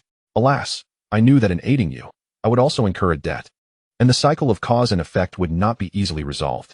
The celestial spirit sighed helplessly, then suddenly tilted its head and fell into a reverie. The other mountain spirits and demons in the cave mirrored this gesture, also becoming lost in thought. It was I who expressed the desire to accompany you and experience the presence of Lord Yazi. In the wake of this, I realized that I owe you a great deal. The celestial spirit seemed to have comprehended something, once again directing its gaze towards Lin Xu below. Lin Xu, with his mouth agape, struggled to recall the identity of the figure before him. Suddenly, a fierce gust of wind swept through, instantly propelling him out of the cave. The scenery beneath his feet raced backward, rivers, forests, and a startled owl soaring in the air. Lin Xu once again beheld the familiar tree branch enveloped in leaves, as the whirlwind swept him directly into that well-known body. The once weeping Su Nu, who had collapsed upon Lin Xu, was suddenly startled to discover that the drifting soul had returned. How could this be? Overwhelmed with surprise and joy, Su Nu scrutinized the individual before her, employing her spiritual energy to probe, ultimately confirming that Lin Xu's soul had indeed returned, which finally set her at ease. However, not long after this moment of relief, she noticed something approaching them. It was 2 transformed birds. Initially, she assumed they were merely passing by, but to her astonishment, the 2 bird spirits flew directly toward their tree branch. Move away quickly. Su Nu exerted her spiritual energy in an attempt to frighten them off. Yet, the birds were undeterred, landing on the branch and transforming into 2 human figures. One produced a pill and fed it to the unconscious Lin Xu, while the other carefully sprinkled a package of dried medicinal powder, wrapped in leaves, onto Lin Xu's wounds. Lin Xu's face contorted in pain, but he soon regained his composure, and the previously furrowed brow relaxed. After completing their tasks, the 2 bird spirits transformed back into their avian forms and flew away without looking back. Several squirrels, similar in size to foxes, leaped among the branches and soon arrived at the tree branch, depositing a few leaf-wrapped bundles containing fruits and cooked meats. Su Nu was left dumbfounded. Lin Xu felt as though he had experienced a peculiar dream, one filled with various spirits, including the celestial spirit. In his dazed state, he was transported back to his childhood. His master had sent him to school, but he had resisted, crying and throwing tantrums. After receiving a sound beating, he finally settled down. Upon completing his first semester exams, he presented his score to his master. Master, I received a score of 95, second in the class. His master merely nodded in silence. In the second semester, he again presented his results, claiming, Master, I am second again. His master nodded once more, without a word. This left Lin Xu feeling frustrated, suspecting his master was disappointed that he had not achieved first place. Thus, in the third semester, he doubled his efforts, determined to secure the top position for his master's approval. However, the top student in class was exceptionally skilled, consistently outpacing him for several semesters. Eventually, he could no longer contain himself. During yet another final exam, he used a spell to set fire to the top student's backpack. If that student could not answer the questions, he would be number one. Yet, he failed to control his spiritual energy, not only burning the backpack, but also singeing the student's hair and causing injuries. When his master learned of the situation, he gave Lin Xu a severe spanking and made him face the wall for a week. I sent you to school to cultivate your understanding of right and wrong, not to compete for grades. From this day forward, until you complete your education, you are forbidden from using any spells. Should you dare break this rule, I will send you back to your hometown. This was the angriest Lin Xu had ever seen his master. Later, in middle school, he encountered a man on a bus who suddenly drew a knife, indiscriminately attacking the other passengers. Die. All of you die. The man's face was twisted with rage, and many students and ordinary passengers were injured, unable to escape amidst the bloodshed. Lin Xu sat at the back of the bus, clenching his teeth at the horrific scene, recalling his master's admonitions. Ultimately, he could not hold back. He lunged forward, using lightning magic, and after sustaining a cut on his arm, he subdued the assailant. Initially, he thought this breach of discipline would earn him his master's ire and punishment, possibly even banishment. However, this time, his master neither scolded nor punished him, but instead personally bandaged his wounds, inquiring if he felt pain. Not at all, Lin Xu replied. His master smiled, saying, "It's strange if it doesn't hurt." Then, suddenly adopting a serious expression, he asked, "Xu, what do you believe we, as cultivators, practice?" The way of heaven. Lin Xu recalled passages from the Tao Te Ching. "It is the heart of the way," his master corrected. "Each person has their own path. I cannot impart mine to you. I can only guide you in discovering your own path. The essence of understanding the way lies in the heart, and you possess a heart for the way." A heart for the way? Lin, another man, cigarette in mouth and a cross tattoo on the back of his hand, wore a bitter smile. They had been trailing these footprints all the way, certain that they belonged to the man who had attacked their camp. However, the strides in the forest were nearly 3 meters long, and given the man's injuries and the challenging terrain, it was utterly absurd. Initially, they suspected that their adversary was deliberately misleading them, but after pursuing for over 30 kilometers, the footprints continued to stretch ahead. It was nothing short of monstrous. The Hat Man recalled the encounter with that individual from the previous night, when a mere coin had nearly cost him his life.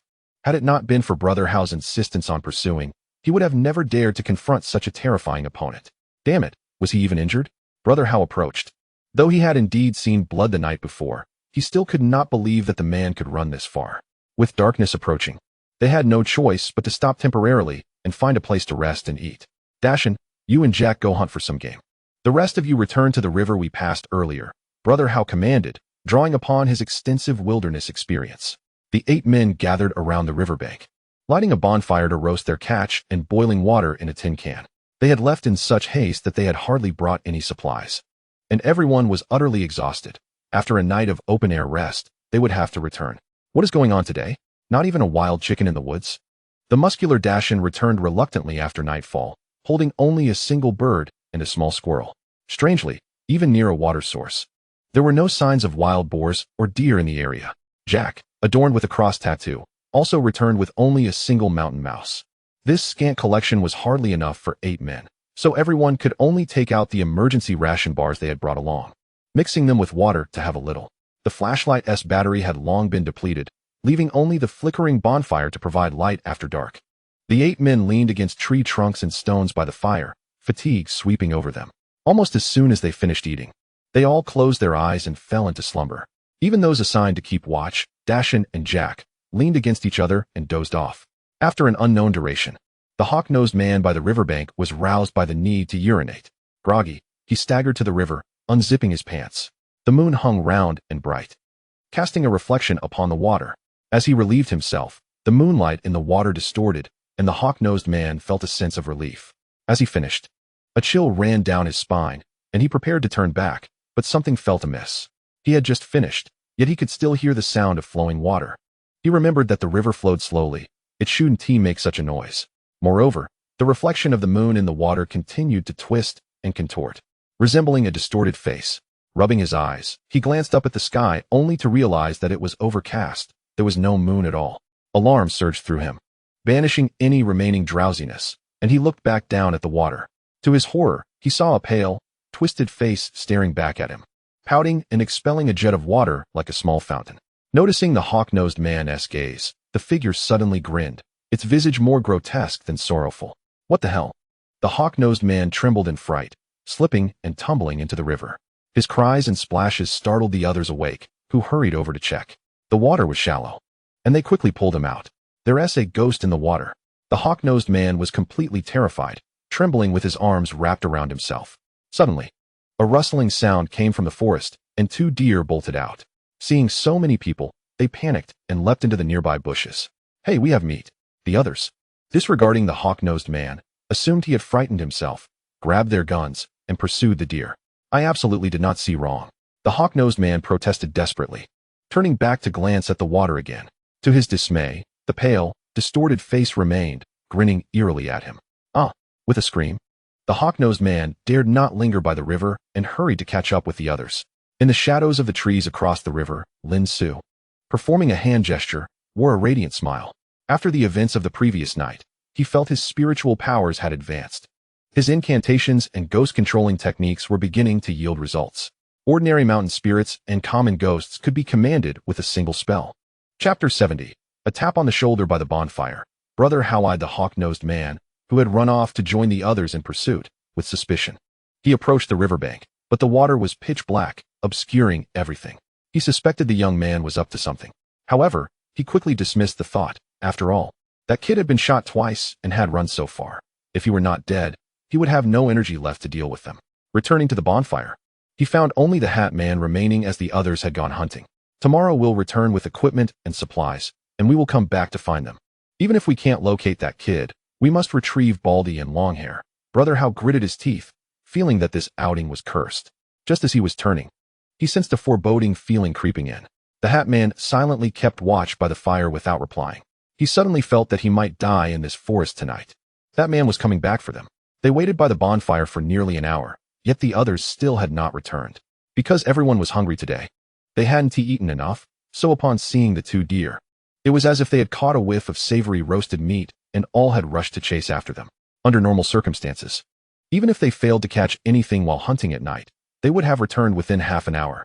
The dangers of the night forest were numerous, and everyone was both tired and hungry. It was implausible that they would spend so long hunting. A sense of dread suddenly welled up within Brother Hao. After waiting another half hour, he could no longer contain himself. "Let us go find them." He stood up, calling to the Hat Man, only to find the latter's face pale, eyes filled with terror. "What are you afraid of? That kid has been shot twice. He might even be dead by now." Brother Hao patted the Hat Man's shoulder firmly. He spat and drew his officer's knife from his waist. This knife was acquired from the black market. The previous owner was a Vietnamese officer during the war. He preferred to use this knife personally to carry out executions, and those who died by its edge numbered no less than 800. Once I obtained it, I had a monk bless it with incantations to enhance its lethality. You've seen how I often offer blood and life as sacrifices to this blade. As long as I possess it, I can counter that kid's nefarious tricks. Moreover, I've consulted with someone. My fate inherently carries a touch of malice, which has intensified after my disfigurement. With my frequent killings, I've absorbed a malevolent aura, rendering me impervious to harm. I kill, and no one can kill me. After speaking, he swaggered into the forest. The Hat Man hesitated for a moment before hastily following behind. He felt that Brother Hao's words held merit. He had heard many strange tales of the forest. Yet in the years he had followed Brother Hao, he had encountered no oddities. It was only after meeting that boy with the wooden sword and talismans that peculiar events had occurred. He hoped that Brother Hao's assertions were indeed true. The 2 individuals ventured forward, tracing the remnants of others' passage. Fresh markings were etched upon the trees, a sign of previous travelers, which offered them a modicum of reassurance. However, as they continued, the markings became increasingly chaotic. On several trees in one area, there were carvings indicating various directions, some even pointing backward. Further ahead, all signs vanished, leaving only a series of footprints on the ground. Had they stumbled into a spatial anomaly? The man in the hat expressed his unease. Unperturbed, Hao drew his officer's knife and his pistol, maintaining a stoic demeanor as he pressed onward. Though apprehensive, the man in the hat felt compelled to follow. As they walked, a sudden chill crept over him. Assuming it was the boy from earlier, he heightened his vigilance, yet no footsteps or sounds followed. Glancing back and feeling his own back revealed nothing amiss. However, as he moved forward, the icy sensation returned, more pronounced than before, as if a cold breeze were blowing against the nape of his neck, sending chills down his spine. Frightened, he quickened his pace to draw closer to Hao. At that moment, a hand unexpectedly slapped his left shoulder. The man in the hat instinctively raised his gun and whirled around to fire, but found nothing behind him. In that moment of confusion, another hand suddenly struck his right shoulder. This time, he distinctly felt the soft yet frigid touch of the hand as it made contact. In a panic, he spun around once more, raising his weapon. A recollection surfaced from the tales of elders, warning that each person has a light on their shoulders and atop their head, symbolizing their vitality. When traversing dark paths, if someone calls out or touches your shoulder from behind, one must never look back. Doing so would extinguish the lights. The extinguishing of one would lead to illness, two to encounters with the supernatural, and the extinguishment of all three would result in death. This time, he beheld a grotesque sight, a mound of dismembered limbs, writhing and grasping at his face. A woman's south visage loomed perilously close, her mouth agape in an exaggerated manner, an abyss of darkness threatening to consume him. He recognized her. She was among the last group of individuals trafficked before he had opted to disassemble her while she still lived. As the man in the hat attempted to call out to Hao, a ghastly pale hand, contorted at an unnatural angle, suddenly covered his mouth. Simultaneously, another hand and 2 feet swiftly encircled his body. These limbs were eerily familiar, bearing the same cuts he had inflicted during her dismemberment. Enveloped in a suffocating chill, he yearned to struggle but found himself paralyzed. Agonizing pain surged through him as the woman tore at his hands, then his arms, his legs. Oddly, while he had previously reveled in the sight of others' blood and severed limbs, witnessing his own blood and dismemberment invoked only abject terror. How? The man in the hat's voice echoed, but Hao, turning around, found him missing. Damn it, where did you go? Alone, Hao's voice trembled as he shouted repeatedly, eventually resorting to slashing wildly at the surrounding trees with his knife.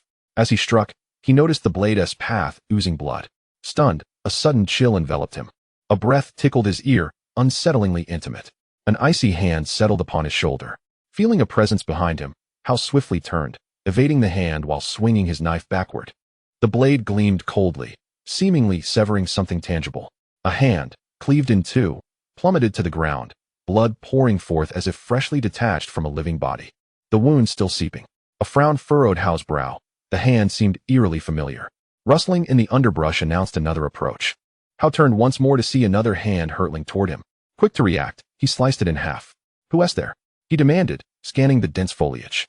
The darkness obscured his vision, with shadows dancing among the trees, concealing the unknown. Suddenly, 2 objects whizzed past the leaves, landing at his feet. To his horror, they were 2 human legs. Recognizing the pants, he deduced these belonged to the man in the hat, coupled with the previous severed arms. He comprehended the grim fate that had befallen his companion, meticulously dismembered. Moments later, the rest of the man in the hat's body and head were tossed before him. The man's face was ghostly pale, eyes wide with terror, as if he had endured unspeakable fear before his demise. The torn edges of his body suggested he had still been alive during the dismemberment, blood gushing from the severed areas, muscles twitching involuntarily. Damn it, even seasoned by bloodshed. Hao felt his stomach churn at the sight, recalling the living man in the hat mere moments before. "Do you dare to face me?" Provoked by the horrifying spectacle, Hao raised his pistol and fired several shots into the surrounding darkness, aware that the boy was behind this. Yet only the chirping of insects in the woods answered him. After a few moments of tense vigilance, unable to endure the gruesome sight of the man in the hat any longer, Hao resumed his forward march. Just a few steps in, a faint noise emanated from behind him. Turning to investigate yielded nothing. Yet, as he pressed onward, the sound returned, footsteps mirroring his own. The sound of boots crunching on the leaf-strewn earth, growing louder and closer. In a sudden motion, Hao spun around, slashing with his officer's knife. This time, he struck nothing but air. Behind him lay only the 2 severed legs of the man in the hat, trailing him with an eerie mimicry of their former owner's movements. What the hell? Hao's expression shifted to one of horror as he cursed, hacking at the legs until they lay in disarray, silent. A foreign monk had once told him that his knife could repel evil. After catching his breath, Hao, still uneasy, thrust the blade into the remnants of the legs for good measure. Satisfied they were no longer moving, he turned and sprinted forward. Yet, the footsteps resumed, echoing behind him.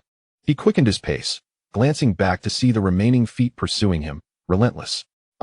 This time, fear gripped Hao, for his weapon had proven ineffective against the undead remnants. He dreaded meeting the same fate as the man in the hat, ripped apart in a horrifying manner. Suddenly, a cold laugh reverberated through the surrounding woods. A disheveled, translucent figure drifted above the underbrush, keeping pace with Hao. "Is that you?" Hao raised his pistol and unleashed a volley of shots at the apparition. However, the shadow showed no fear of bullets, continuing to float a few meters away. Its eerie voice resonating as though it emerged from the depths of hell. I thought a villain like you would fear nothing. It seems you too have your moments of fear. Are you the one? Upon realizing the bullets were ineffective, Hao raised his officer's sword once more and lunged toward the gray figure. Yet, every few steps he took, the figure glided back, maintaining a distance of 4 or 5 meters. The gray figure could weave through the underbrush, while Hao was hindered, suffering numerous scratches on his hands and face from the thorns, each sting igniting a fiery pain. Who are you? Do we have a grudge? Knowing he could not catch up, Hao halted, seeking to discern the entity's identity. I am but a passerby, we harbor no enmity. The gray figure's voice was hoarse, tinged with mockery. No enmity? Hao furrowed his brow, suspecting the figure might be seeking to extort him. With no means or strength to confront his adversary, he began to feign weakness, negotiating. If you spare me and my brothers, I can offer you money. Your money? I dare not touch it. It is too tainted. The gray figure scoffed coldly. Then what is it that you desire? Hao was momentarily perplexed. If revenge was not the aim, what could it possibly be beyond financial gain? I want your lives. The gray figure suddenly lifted its face, revealing a pale, ghastly visage beneath disheveled hair. Startled by this abrupt revelation, Hao stumbled back several paces, losing his footing and falling to the ground. Suddenly, a series of rapid footsteps echoed behind him, 2 bloodied feet swiftly advancing. One foot directly stepped on the hand that held the gun against the ground, while the other aimed mercilessly at his face. It was at this moment that Hao noticed a yellow talisman affixed to the sole of that foot. With his gun hand pinned, he could only raise his blade in a desperate attempt to strike at the descending foot. However, as he lifted his hand, a sharp sound pierced the air. A talisman spear, entwined with red thread, pierced through Hao's palm, and the foot delivered a forceful kick, making the officer's sword clatter to the ground amidst Hao's anguished cry. The other end of the red thread extended to a nearby thicket, which trembled slightly before Lin Xu emerged, grasping the fallen officer's sword. Indeed, this blade possesses a more formidable aura than my dagger, and it is sharper. Lin Xu examined the officer's sword, deciding to replace his severed dagger with this weapon. Upon finally encountering Lin Xu in person, Hao appeared more terrified than he would be before a ghost. Struggling to free his pinned hand, he found it impossible. The bloodied foot felt like a boulder pressing down on him. In a moment of desperation, he bit his tongue and spat a mouthful of blood onto the foot that restrained him. Chapter 72. It is time to depart. Hao's reflexes were quick, but Lin Xu's were swifter. As Hao spat blood toward the foot, Lin Xu's blade descended. With a cry, Hao, having just used his blood to dispel the talisman, raised his gun hand, only for it to fall alongside the weapon to the ground. The clean cut on his wrist confirmed Lin Xu's previous assessment. The blade was indeed razor-sharp. Hao seemed to be overwhelmed by excruciating pain, perhaps frightened out of his wits. Tears and mucus streaming down his face as he scrambled to his feet, fleeing frantically into the woods. At that moment, his mind was singularly focused on survival. Lin Xu chose not to pursue further, for he had already laid a trap within this forest, and he possessed a living radar, aware of everyone's positions. Oh dear. The living radar gazed fearfully at the bloodied feet on the ground. The terrifying scene of Lin Xu controlling those legs to confront Hao had left her shaken. In truth, Lin Xu had no other choice. With Hao armed, he dared not confront him head-on as he had before. Thus, he had manipulated the corpse of the hat-wearing man, extinguishing the 2 lights on Hao's shoulders, instilling fear within him. A ruthless individual like Hao, exuding a malevolent aura, typically repels all malevolent spirits. But a corpse could circumvent that. By snuffing out his light and inducing terror, the malevolence surrounding him would naturally dissipate. Previously, Lin Xu had thought highly of Hao. Yet when faced with fear, he was no different from an ordinary person. Without the officer's sword, Hao had lost his weapon against evil and sorcery. Relying on a mere taste of blood? Let us see how many times he can bite his tongue. Report positions, Lin Xu commanded, preparing himself with the talisman spear and officer's sword. On this end, the diligent Xu Nu began to relay the positions of the others. Hao had run far, his mind a blank slate, consumed only by the instinct to escape. Suddenly, he noticed a figure flitting ahead and hastily concealed himself behind a nearby tree trunk. What the hell? How did I end up back here? The muscular giant, Daxian, surveyed the series of marks carved into the bark, his expression pained. Beside him, Jack inhaled deeply. It seems our only option is to head in the 9 o'clock direction. Who? The hawk-nosed man suddenly heard a commotion in the nearby woods and instantly raised his gun, aiming toward the sound. The others followed suit, gripping their weapons, cautiously peering into the trees. "It's me." Hao's voice was hoarse as he wiped the tears and mucus from his face with his sleeve. Emerging from the forest with an arm missing a hand and a pierced hand. Hao. The group, upon recognizing him, lowered their weapons. Yet, as they took in Hao's appearance, they couldn't help but frown. Was this truly Hao? Though his face remained unchanged, his demeanor was utterly despondent, streaked with tears and mucus. One hand was entirely gone. The other injured. He had lost a shoe, and his clothing bore multiple tears, his body marked with scratches from branches and various plant thorns. He resembled a stray dog. "Quick, help me bandage my wounds," Hao urged, raising his two hands impatiently. The hawk-nosed man snapped back to reality, unwrapping the bandage from the gun's grip to assist him. The others stood silently by, observing without a word. The transformation in Hao was so profound, coupled with the events of the past few days, that it filled them with an unsettling premonition. "Where have you all been? We waited at camp for 2 hours without seeing you return." After resting for a moment, Hao finally regained some composure and looked up to question the others. "We encountered a ghost wall," Daxian sighed, pointing at a nearby tree trunk, which bore several directional markings from top to bottom. "These markings indicate the paths we've taken, yet each time we end up back here, urinating, cursing, taking curved paths. None of it worked." As he spoke, Daxian pulled out a dagger and carved a new mark into the trunk. "Now, the only direction we haven't gone is 9 o'clock. Let us hope we can find a way out from there." "God bless." Jack kissed the cross on his hand, closing his eyes in prayer. The others silently joined in, hoping for an early escape. They were now both hungry and exhausted, having nearly reached a dead end. If they could not find a way out, they would be trapped in this forest forever. It was that Brad's doing. A flicker of fear crossed Hao's face. "We encountered him on the road. The Hat Man was killed by him, and I was injured. What on earth does he want?" Daxian frowned. It was the tattooed man who provoked him. He should be seeking revenge on the tattooed man. What does it have to do with us? Could it be that the hook-nosed man recalled the specter he had encountered in the water, shivering slightly, and lowered his voice to say, "Are they the family members of those we deceived and those we killed, come seeking revenge?"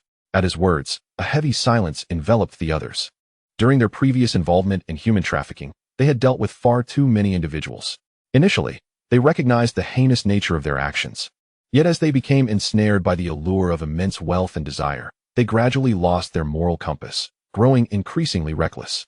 Just days prior, upon returning to this place, they had even desecrated corpses to celebrate their temporary evasion of scrutiny and their successful shift in vocation. Time to leave. Just as the group fell into silence, a hoarse and eerie voice suddenly emanated from the woods behind them. "Who?" The men immediately raised their weapons toward the source of the sound. There, amidst the trees, a shadowy figure drifted forth, hair disheveled, its body a shade of gray-black, appearing almost translucent in the gloom. Bang! Bang! They fired at the apparition, yet it remained unfazed, lifting its head to reveal a pale, contorted face adorned with a sinister grin. The hook-nosed man was taken aback, preparing to flee when he suddenly felt something grasping his ankle. Looking down, he was horrified to see a hand emerging from the ground, putrid and decaying, with tendons and bones visible in places. Not only was he ensnared, but the earth around them also erupted with ghostly hands, reaching for the feet of the others. "My God!" The group, terrified, kicked frantically, wishing to take flight. Dashin, however, maintained a semblance of calm, glancing in the direction of escape, and dashed toward the unexplored area at the 9 o'clock position. The remaining 6 hastily broke free from the ghastly grips and followed him into the forest. 2 of them tore their pants in the process, while Hao, unable to extricate himself, simply unbuckled his belt and discarded his trousers before plunging into the woods.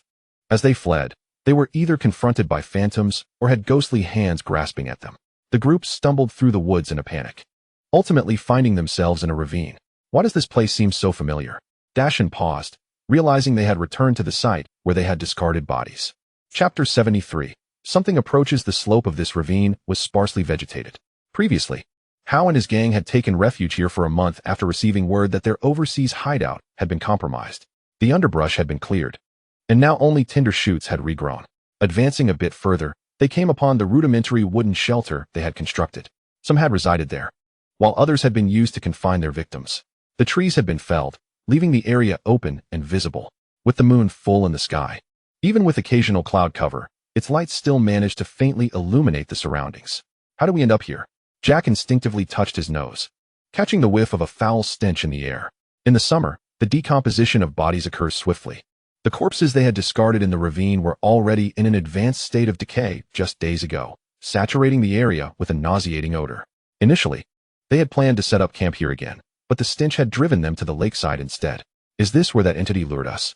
The hook-nosed man, pale with fear, recalled the specters and ghostly hands, now arriving at such a foul place. This conjured memories of the rotting corpses they had seen in the ravine days earlier, causing him to retch.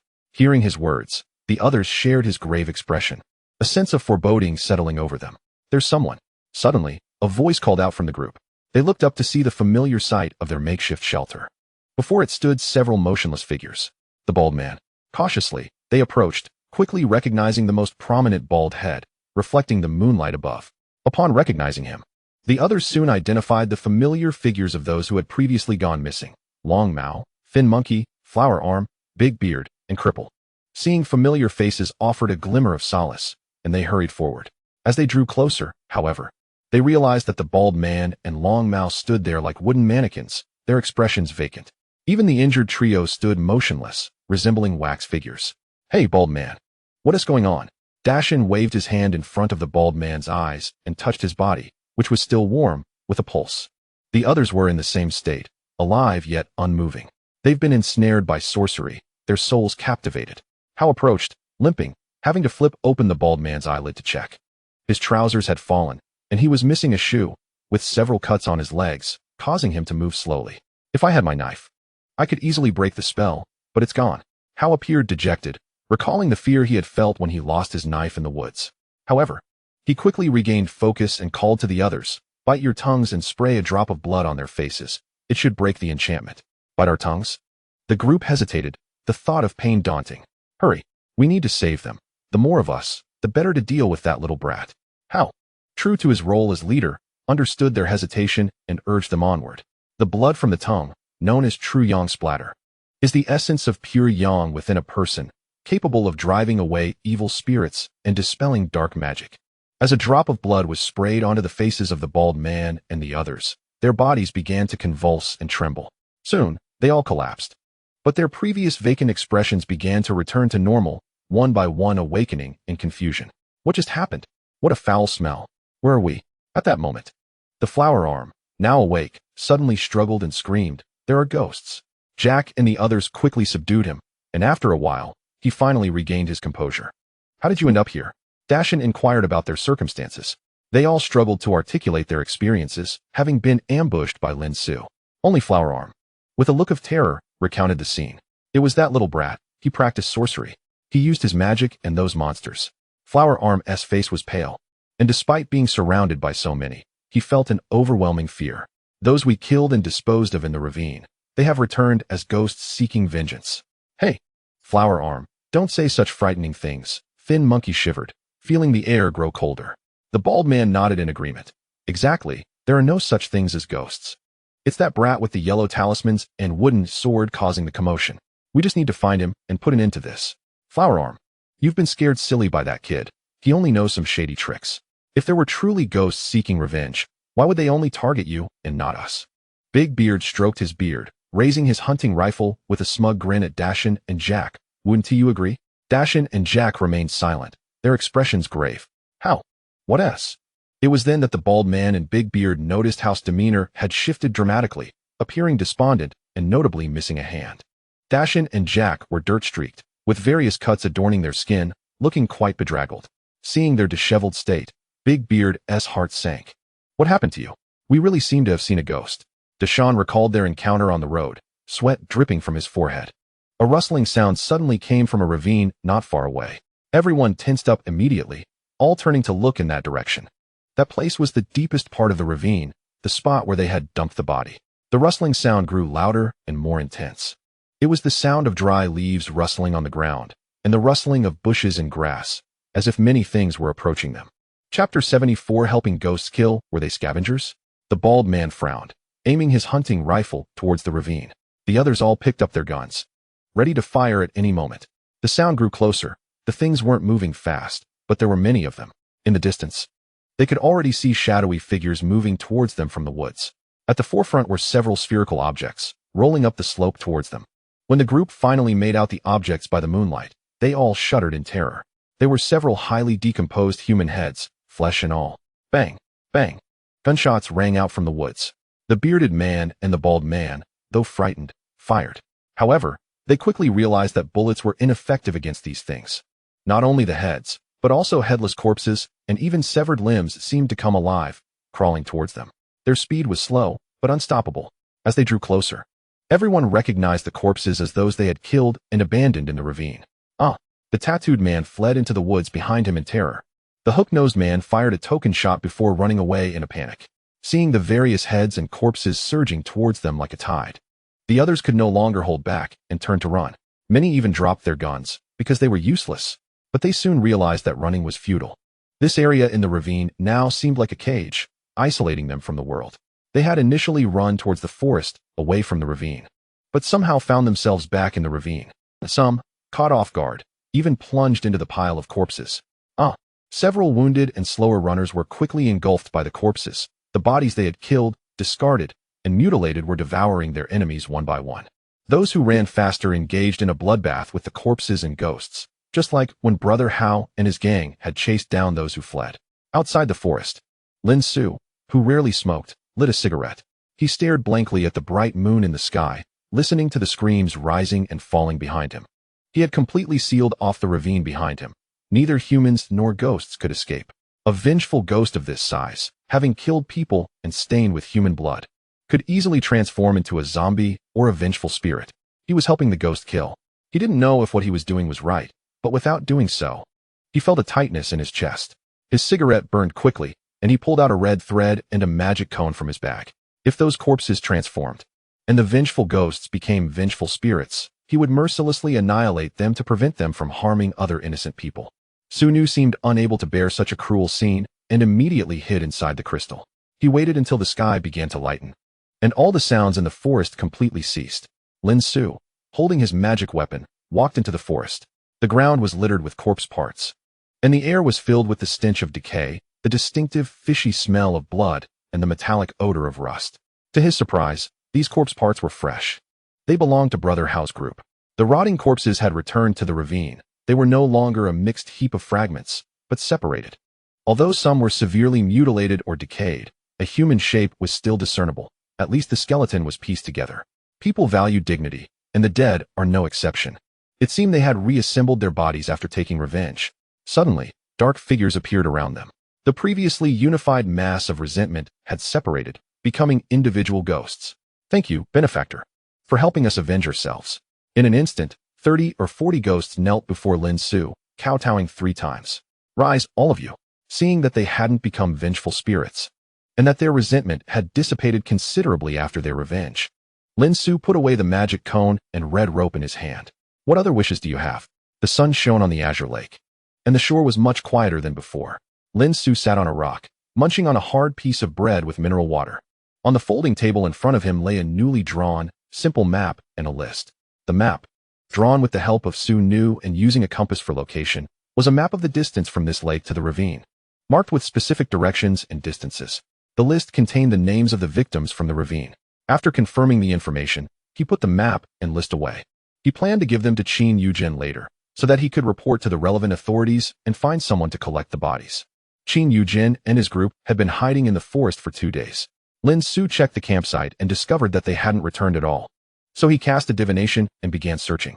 Finally, in the afternoon, he found Qin Yujin and his group of 5 by a small river. They had built a makeshift camp there using ropes, leaves, and branches, and had even gathered some medicinal herbs nearby. Gastrodia elata, Ganoderma lucidum, Panax nodoginseng, Dendrobium nobile, and Polygonum multiflorum were all high-quality and valuable medicinal materials. Upon seeing Lin Xu, the group reacted as if they'd seen a savior, hurriedly inquiring about the details. Lin Xu simply recounted what Hao Ji's group had done, then gave them a map and a list. Hearing that the group had killed so many people, Qin Yujin and the others turned pale with fright. No wonder those guys were so arrogant. What should we do now? Should we cancel this herb-gathering trip and just go back? Those people are harmless now, Lin Xu said with a smile, seemingly dismissing the question. Huh? What do you mean harmless? Qin Yujin wanted to ask more, but seeing Lin Xu's silence, and noticing the 2 blood-stained bullet holes in his clothes and the officer's knife at his waist, he seemed to understand something and immediately shut his mouth. For the next period, Qin Yujin and the others continued their herb gathering as usual. However, their attitude towards Lin Xu was much more respectful than before, even somewhat fearful of him. 20 days later, the team called it a day and went home, with Lin Xu's help in determining the location and even searching for ginseng. Their efficiency was greatly enhanced. I will definitely handle the matter you entrusted to me. I will contact you again later. Back in the city, Qin Yujin and Qin Yukai saw Lin Xu off like a god seeing off a departing relative. They also instructed Qin Zhong and Zhao Tong not to reveal anything about what Lin Xu had done on the mountain, no matter who asked. Lin Xu had been busy for almost a month when he discovered that his uncle Zheng Guoqiang and cousin Zheng Hao had been discharged from the hospital and returned home. To his surprise, a large group of people were sitting in the courtyard. Ali and Zhang Wei were also there. Chapter 75: The Gluttonous and Lustful Marquis. Upon seeing Lin Xu return, everyone rushed to greet him with delight. After inquiring, they learned that it was his grandmother's birthday. Grandson Zheng Hao's leg hadn't healed yet, and his grandson was away on a business trip. The elderly couple hadn't originally planned to host a celebration, but the Liu family, remembering Lin Xu's previous help, took this opportunity to bring gifts to celebrate Grandma's birthday. As for Zhang Wei, she actually came to see Ali and the others. Previously, they jointly sued the waste recycling company owned by the Xiao family, a matter that Zhang Wei managed. Upon learning from Ali about Lin Xu's grandmother's birthday today, she hurried to purchase some gifts and join the gathering. Coincidentally, Lin Xu returned home as well. Although the gathering was small, the meal was lively and filled with warmth. Particularly, Lin Xu's grandmother kept her gaze fixed on Zhang Wei, the beautiful city girl who dressed fashionably and was a lawyer, who had come specifically to celebrate her birthday. This made her feel both flattered and somewhat enlightened. She insisted on serving Zhang Wei dishes and, rather pointedly, inquired about her family background, causing Zhang Wei to feel a bit awkward and shy. It was only after Lin Xu's grandfather shot a glance at her that his grandmother finally ceased her inquiries. Albeit reluctantly, Lin Xu merely smiled. He understood his grandmother's intentions, but had only recently met Zhang Wei a few times. Moreover, there was a significant disparity in their family backgrounds, so he harbored no particular thoughts. During the meal, he noticed something intriguing. His cousin, Zheng Hao, was still in the recovery phase from an injury, making movement quite challenging. Ali sat beside him, occasionally helping him with food and refills. Interestingly, they both displayed a certain blush, exchanging glances filled with unspoken affection. Clearly, there was a story brewing there. After the meal, Zhang Wei awkwardly took her leave. Lin Xu, under the urging gaze of his grandmother, went to see her off. Apologetically, he noted his grandmother's character. Observing Zhang Wei's flustered demeanor, he felt a wave of regret. His grandmother was in good health and spirits. Zhang Wei, shyly smiling, suddenly displayed a mischievous glint. I heard there's a stalker in the city targeting lone girls. Shouldn't you escort me home? Lin Xu glanced at the glaring midday sun and then at her car parked by the roadside, nodding in agreement. All right. Zhang Wei burst into laughter. You're really going to escort me? After being out for so long, you should head back and rest well. Goodbye. Waving at Lin Xu, she drove away. Back in the courtyard, Ali was busy with household chores. Lin Xu cast a meaningful glance at Zheng Hao, who was sitting at the table, and lowered his voice. Does Uncle and Grandma know? Zheng Hao was momentarily taken aback, then noticed Lin Xu gesturing towards Ali in the kitchen, his face flushing. Not yet. How did you figure it out? Your gazes are filled with affection. It's hard not to notice, Lin Xu grinned. If you get a chance, ask her for her birth date. I can help you two combine your destinies. In today's society, the dynamics between men and women are more open, and there is no longer a concept of mourning for the deceased spouse. Moreover, Ali has an auspicious face, is young, and hardworking. I've already got it. Just waiting for you to return, he added. Zheng Hao suddenly smiled. I didn't expect you to notice before I even said anything. You're quite perceptive. Lin Xu was taken aback and quickly requested their birth dates to analyze their compatibility. The analysis of marriage compatibility primarily considers several aspects: the 8 characters, the balance of yin and yang, the day master and earthly branches, and the life palace, assessing whether they complement each other or clash. Xiaosu while busying himself. Zheng Guoqiang approached. Lin Xu briefly analyzed and found that they truly were a match made in heaven, giving Zheng Hao a thumbs up while turning to Zheng Guoqiang. Uncle. Zheng Guoqiang had come to discuss future plans. Following the recent incident, the factory compensated them with 100,000 for work-related injuries. He had come to a realization. Continuing at the factory was indeed too perilous and offered little future. Coupled with Lin Xu's previous suggestion to start a business, he felt a stir of ambition. I'm thinking of starting a small stall first to manage costs. Once it's running well, I can consider expanding into a store. Zheng Guoqiang expressed his idea. I've already thought of the project, a barbecue stall. I saw on TV that some stall owners earn several thousand a day. I prepared everything, and Ali said she'd help. We can start in a couple of days. Observing Zheng Guoqiang's confidence, Lin Xu nodded with a smile. If you succeed, I'll fund the store.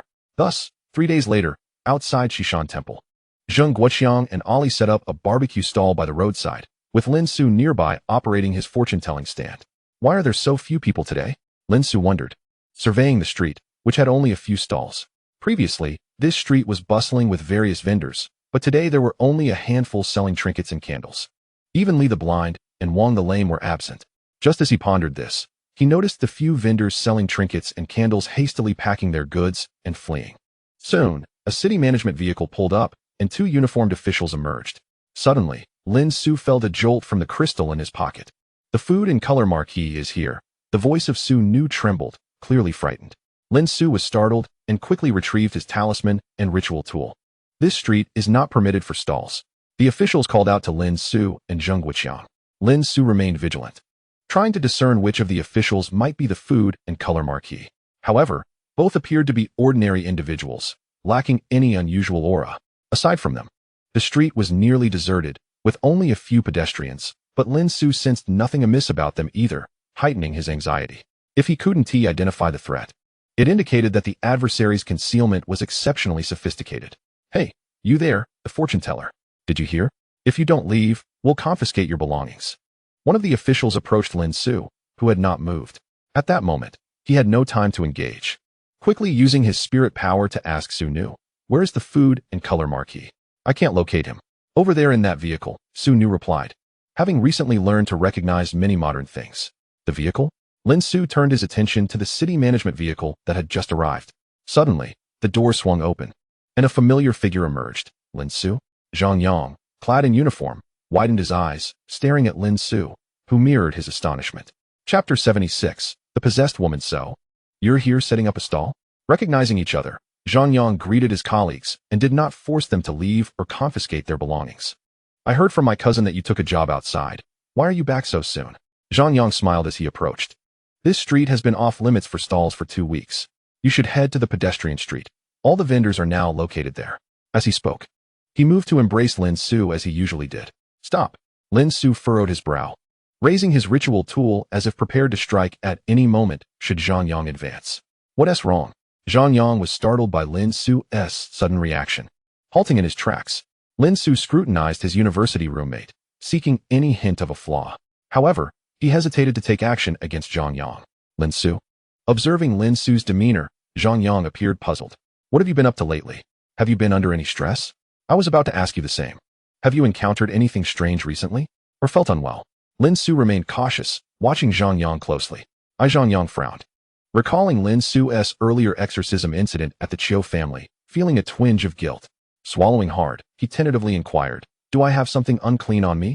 After contemplating, Lin Xu held out the ritual tool. You can check for yourself. The cone of law in question is none other than the 7-star cone that was previously retrieved from the tomb. However, due to the seal that suppressed the licentious marquee for decades, some of the runes and sharpness on its surface have been partially eroded. Upon his return, he removed the dark spots, restoring it to its original appearance. Yet, its power and magical essence require a prolonged period of refinement to fully recuperate. Nevertheless, even in its diminished state, the 7-star cone remains the nemesis of the licentious marquis, who, having sustained severe injuries and reduced to mere spirit, would undoubtedly hesitate to approach it. Zhang Yang cautiously extended his hand, gently touching the 7-star cone held by Lin Xu. Nothing transpired. Lin Xu was momentarily taken aback and quickly inquired of Su Nu regarding the situation. Still in the car, Su Nu replied from within the crystal. At that moment, another female city inspector emerged from the vehicle, striding directly towards Zheng Guoqiang and Ali. How many people are there in your car? Lin Xu hastily questioned Zhang Yang. Just the 4 of us. Zhang Yang gestured towards the 2 young men who had previously exited, as well as the newly appeared female colleague, Xiao Yang, Wu Gu, and Qi Qi. Suddenly, the 7-star cone in Lin Xu's hand emitted a low hum, its tip rotating to point at the female city inspector's silhouette. Lin Xu's expression sharpened, and he dashed forward with the law cone raised. Hey! Zhang Yang, alarmed by Lin Xu's sudden aggression, turned pale and hurried to catch up. Just 2 steps behind the female inspector, Zhang Yang finally managed to grab hold of Lin Xu, exclaiming, "Calm down, Sugu. What on earth is happening?" He then called out to the female inspector, who remained unaware of the commotion behind her. "Tan Shi, get out of the way," startled by the sudden shout. The inspector named Tan Shi turned around, visibly shaken. What is going on? At this juncture, the other two male inspectors also recognized the anomaly and rushed over to help restrain Lin Xu. Zheng Guoqiang and Ali, taken aback, joined in to persuade and assist. "It's him, the licentious Marquis. I will never forget his aura after 1,000 years." The crystal in Lin Xu's pocket quivered slightly, as Su Nu's voice echoed in his ears. As he drew closer, Lin Xu finally detected a faint malevolent energy emanating from the woman named Tan Shi. At this point, he was certain that the licentious Marquis that had escaped from the tomb resided within this woman, or rather, that she was the licentious Marquis herself. Faced with the demon so near, Lin Xu yearned to unleash his magic upon Zhang Yang and the others holding him back, only to confront this foe. However, the risks of employing magic against ordinary individuals were too great, especially since they were public servants. A single misstep could lead to dire consequences. With his uncle and Ali present, he did not wish to implicate them in any trouble. Observing the licentious Marquis's demeanor, it seemed she had assumed Tan Shi's identity and would likely refrain from harming others for the time being. Ultimately, he suppressed his instincts. "I know who you are. You cannot escape," Lin Xu declared, gazing intently at the feigning frightened licentious Marquis. Taking a deep breath, he ceased his struggles, allowing Zhang Yang and the others to pin him to the ground and seize the law cone from his grasp. It's all right. My brother just had too much to drink today." Zhang Yang quickly apologized to his three colleagues, signaling them to release Lin Xu. He then anxiously supported Lin Xu, asking, "Sugu, are you okay? Did you get hurt?" "I'm fine," Lin Xu replied, shaking his head as he contemplated how to deal with this individual. "Is a mere apology sufficient?" Tan Shi's eyes suddenly flickered with an imperceptible red hue, and she angrily pointed at them. "Was he trying to hit me? To commit an act of violence in public? If it weren't for you all holding him back, I might have already been killed. I'm sorry, Chijia. My brother just had too much to drink. Please, let me treat you tonight," Zhang Yang quickly offered, realizing that everyone had witnessed Lin Xu's earlier actions. And had he been a moment later, Tan Shi's head might have suffered a grievous fate. "What kind of work does your brother do? Thinking he can act violently just because he has drunk?" Tan Shi persisted, hands on her hips, glaring at the two. "My brother." Zhang Yang glanced at Lin Xu's stall by the roadside, preparing to explain when Tan Shi interrupted him. "Oh, so he's a fortune teller? No wonder he's so erratic. What's the matter? Didn't he manage to deceive anyone today, so you're taking it out on us?" At her words, Lin Xu suddenly lifted his head, glaring fiercely at her. Tan Shi, startled, patted her chest in panic. "What are you doing? Are you going to make a move? I'm the one who has drunk." Lin Xu feigned slurred speech but communicated through his spiritual energy to Tan Shi, "Licentious Marquis, quite the actor, aren't you? Keep talking, and I swear I'll take us both down together." Confronted with her identity being exposed and hearing his words, Tan Shi trembled, her face paling in an instant. "If that's the case, be careful next time," she retorted, the red hue in her eyes vanishing as she hurried back to the car, ignoring them henceforth. With the principal now back in the vehicle, the others felt it prudent to remain silent. "Take this. You must keep it with you at all times." Lin Xu handed a protective talisman to Zhang Yang, whispering in his ear that Tan Shi has likely been possessed or had her soul devoured. "She is no longer your colleague. Send me all her information via text later." "Understood." At this moment, Zhang Yang finally grasped why Lin Xu had suddenly attacked Tan Shi earlier. He had noticed her behavior in recent days had been markedly different from before. The thought of a colleague he had spent so much time with, possessing the same appearance while being a completely different person inside, was deeply unsettling. Chapter 77, Tan Shi. As Lin Xu watched the city enforcement vehicle drive away, a sense of foreboding enveloped him. He had not anticipated that the licentious Marquis had made his way to this county seat. After packing up his stall, he contemplated how to confront this adversary. His conviction that Tan Shi was possessed stemmed from his inability to sense any abnormalities in her demeanor. Typically, when malevolent entities possess a host, there would be signs of rejection. Either the entity resides externally, in which case symptoms may not be immediately visible but would manifest over time in the form of spots, rashes, or tumors, or it may inhabit a specific part of the body, causing illness or mutation. The more formidable entities can take over the entire body, usurping control of the soul and governing the host completely. Such feats are generally reserved for powerful beings. The previous method of intertwining spirits was quite unique. It involved extracting the soul of a dying person and subsequently implanting it with a mountain spirit or wild creature, enabling control over the entire body.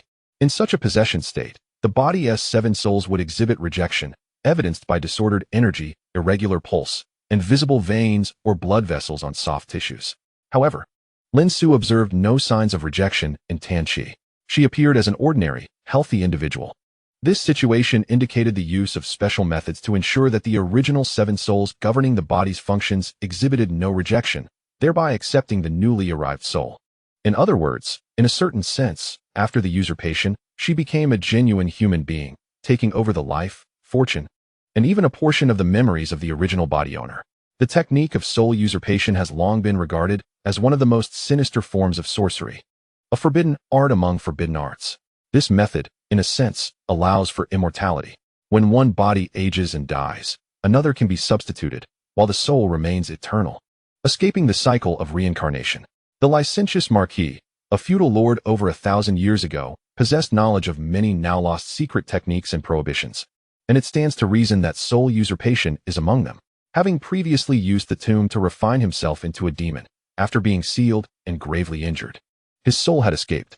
Allowing such a being to infiltrate the urban populace was akin to a wolf among sheep, posing endless future dangers. I was too impulsive. Lin Xu sighed deeply. Although the true purpose of the gluttonous Marquis remains elusive, it is undoubtedly nefarious.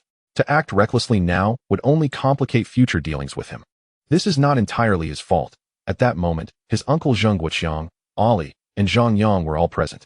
The sudden and bizarre appearance of the gluttonous Marquis instilled fear in him, as he dreaded that the malevolent being might harm those around him, prompting such impulsive behavior. Pushing the barbecue cart alongside Zheng Guoqiang and Ali to the adjacent pedestrian street, they discovered it was already teeming with people. According to Zhang Yang, the county plans to elevate its status to a city due to its vast area and large population, which has led to a citywide beautification initiative concentrating street vendors into 3 designated streets. The pedestrian street they visited primarily features a variety of street food stalls. Additionally, there are scenic districts highlighting tourist attractions and areas showcasing local handicrafts and cultural heritage. Zheng Guoqiang parked the barbecue cart aside, and the trio wandered the street, but found no available spots. After inquiring, they learned that all vendor spaces required prior reservations and monthly fees. Lacking preparation and experience, their visit today was ultimately futile. Moreover, many stalls operated in shifts, with night business proving more lucrative and costly. While meandering, Lin Xu noticed several well-located establishments were closed, with signs indicating they were available for lease. He approached Zheng Guoqiang with a suggestion. Why not consider leasing a storefront? Zheng Guoqiang hesitated, fearing the substantial financial commitment and the possibility of failure. It's all right. I've made some money recently, and leasing a shop would be entirely feasible. Sensing his uncle's apprehension, Lin Xu encouraged him with a smile. Uncle, you are a professional chef. I believe in your capabilities. Turning to Ali, he added, sisterly, please assist in selecting a suitable shop and inform me. I must step away for a moment. Ali tugged anxiously at her clothing, feeling daunted by such a significant decision. Yet, upon seeing Lin Xu's resolute gaze, she nodded in agreement. Lin Xu was her benefactor, and his capabilities inspired confidence in her judgment. Recently, whispers circulated in the village that the downfall of the Xiao family was orchestrated by Lin Xu. The residents of surrounding villages now regarded Lin Xu and the Zheng family with great respect, and even those who once considered themselves prominent figures would greet the Zhengs with humility. Also, remember to keep this on you, Lin Xu instructed, handing them each a talisman before departing. He then retrieved his phone, where he found a message from Zhang Yang containing information about Tan Qi. Tan Qi's family operates a restaurant, and her uncle is a police officer. After graduating, she worked in a city for several years, but returned to the county as a city manager after failing to find success. Rumor had it her family was actively seeking suitors for her, though each relationship ended within a few months. Strangely, 3 men she had recently dated had all passed away in succession. In the past 2 weeks, her parents had also fallen ill and required hospitalization. Brother Su, do you think the deaths of those 3 men and her parents' illnesses are connected to Tan Qi and that thing she harbors? Could she be a threat to me, given that I spend so much time with her? Will the talismans you provided protect me? Brother Su, Master Lin, please say something. Zhang Yang's anxiety and fear were palpable. Lin Xu furrowed his brow. It seems that being is indeed using Tan Qi's identity to harm others. Send me her family's address. Oh, sure. Zhang Yang promptly shared the address. By the way, Her Uncle Tan Wei is in my father's criminal investigation unit. Should we inform my dad about this? Lin Xu rolled his eyes. Do you think he would believe such a story? Well, maybe, possibly, he might. I've heard him mention that they occasionally encounter inexplicable cases and consult a master from the city for assistance. That master is a cripple. You're certainly more capable than he is. The cripple Wang? Lin Xu found the name oddly familiar, suddenly recalling the fortune-telling Wang from their previous encounters. What a peculiar coincidence. Chapter 78. Invited to the Hall Water Lane, an ancient street in the city, derives its name from its proximity to a river, with picturesque bridges and flowing water creating a serene and charming atmosphere. The oldest buildings here reportedly date back to the Ming Dynasty, although their exact number of renovations remains unknown. In contrast to the bustling food street, this area exudes tranquility and elegance. Recently, however, colorful lights have adorned some bridges and trees, and with vigorous planning and promotional efforts, the street has begun to attract more visitors, becoming increasingly lively. Navigating the winding paths of this street, Lin Xu finally arrived at a quaint shop nestled deep within an alley, Lin Xu. Gazing at the wooden plaque above the entrance, he softly pronounced the name. The establishment exudes an antique charm, featuring a substantial wooden door with a glossy finish. Flanking the entrance are couplets. Yin and Yang Feng Shui brings smooth sailing on the right, and Zhou Yi and Destiny ensure longevity on the left. Inside, the shop boasts an antique wooden counter, flanked by display shelves adorned with various items such as pai xiu, golden cicadas, bagua mirrors, and an array of ornaments. Lin Xu had learned from a phone call with Wang the Cripple that he and Li the Blind had established a shop here. Previously, this street had seen little foot traffic, and their shop was somewhat isolated, prompting them to set up stalls in the more populated area outside West Mountain Temple, leaving their daughter and son-in-law to occasionally oversee the shop. With restrictions on street vending in that area and Water Lane now undergoing significant development, they returned to manage their shop's business. Are you here for feng shui or fortune-telling? A man in his 30s at the counter inquired as Lin Xu entered. I'm here to see someone, Wang Changming, Lin Xu replied. Oh, you must be Master Lin. Upon Lin Xu's nod, the man immediately became enthusiastic, leading him further inside. Please, come in, my father and Mr. Li are waiting for you. Following the man into the back of the shop, Lin Xu discovered a charming courtyard surrounded by several wooden partitioned rooms and a tea area. Dad, Master Lin has arrived. The man called out. The wooden door to the tea area swung open, revealing a beaming Wang the Cripple and Li the Blind. We've been waiting for you, Wang the Cripple greeted, hobbling towards him with a warm smile, followed closely by Li the Blind. You're too kind, Lin Xu replied, a bit bashful, as he hurried to assist them.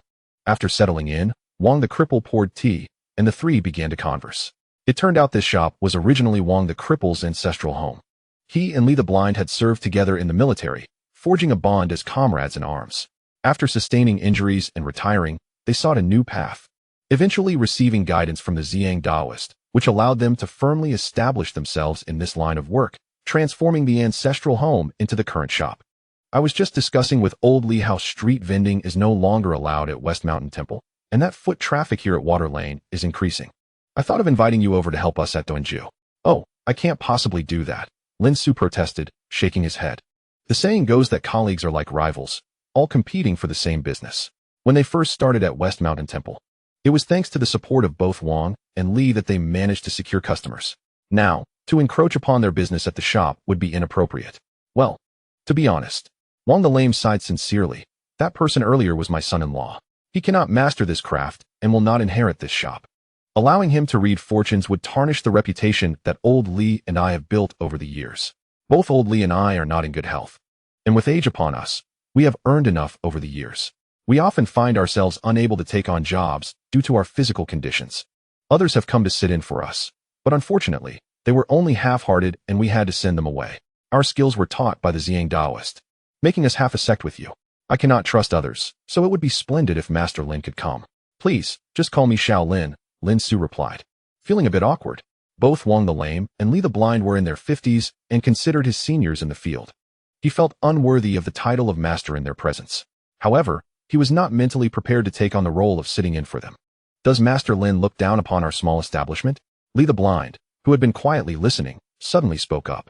Indeed, we are a small place and not worthy of a true master like you. Old Li has a temper like that. Don't take it to heart, Xiao Lin. Wang the Lame said, patting Li the Blind's hand and looking at Lin Xu with an apologetic expression. I understand, Lin Xu nodded. In truth, You know I do not look down on this place. I just need some time to adjust.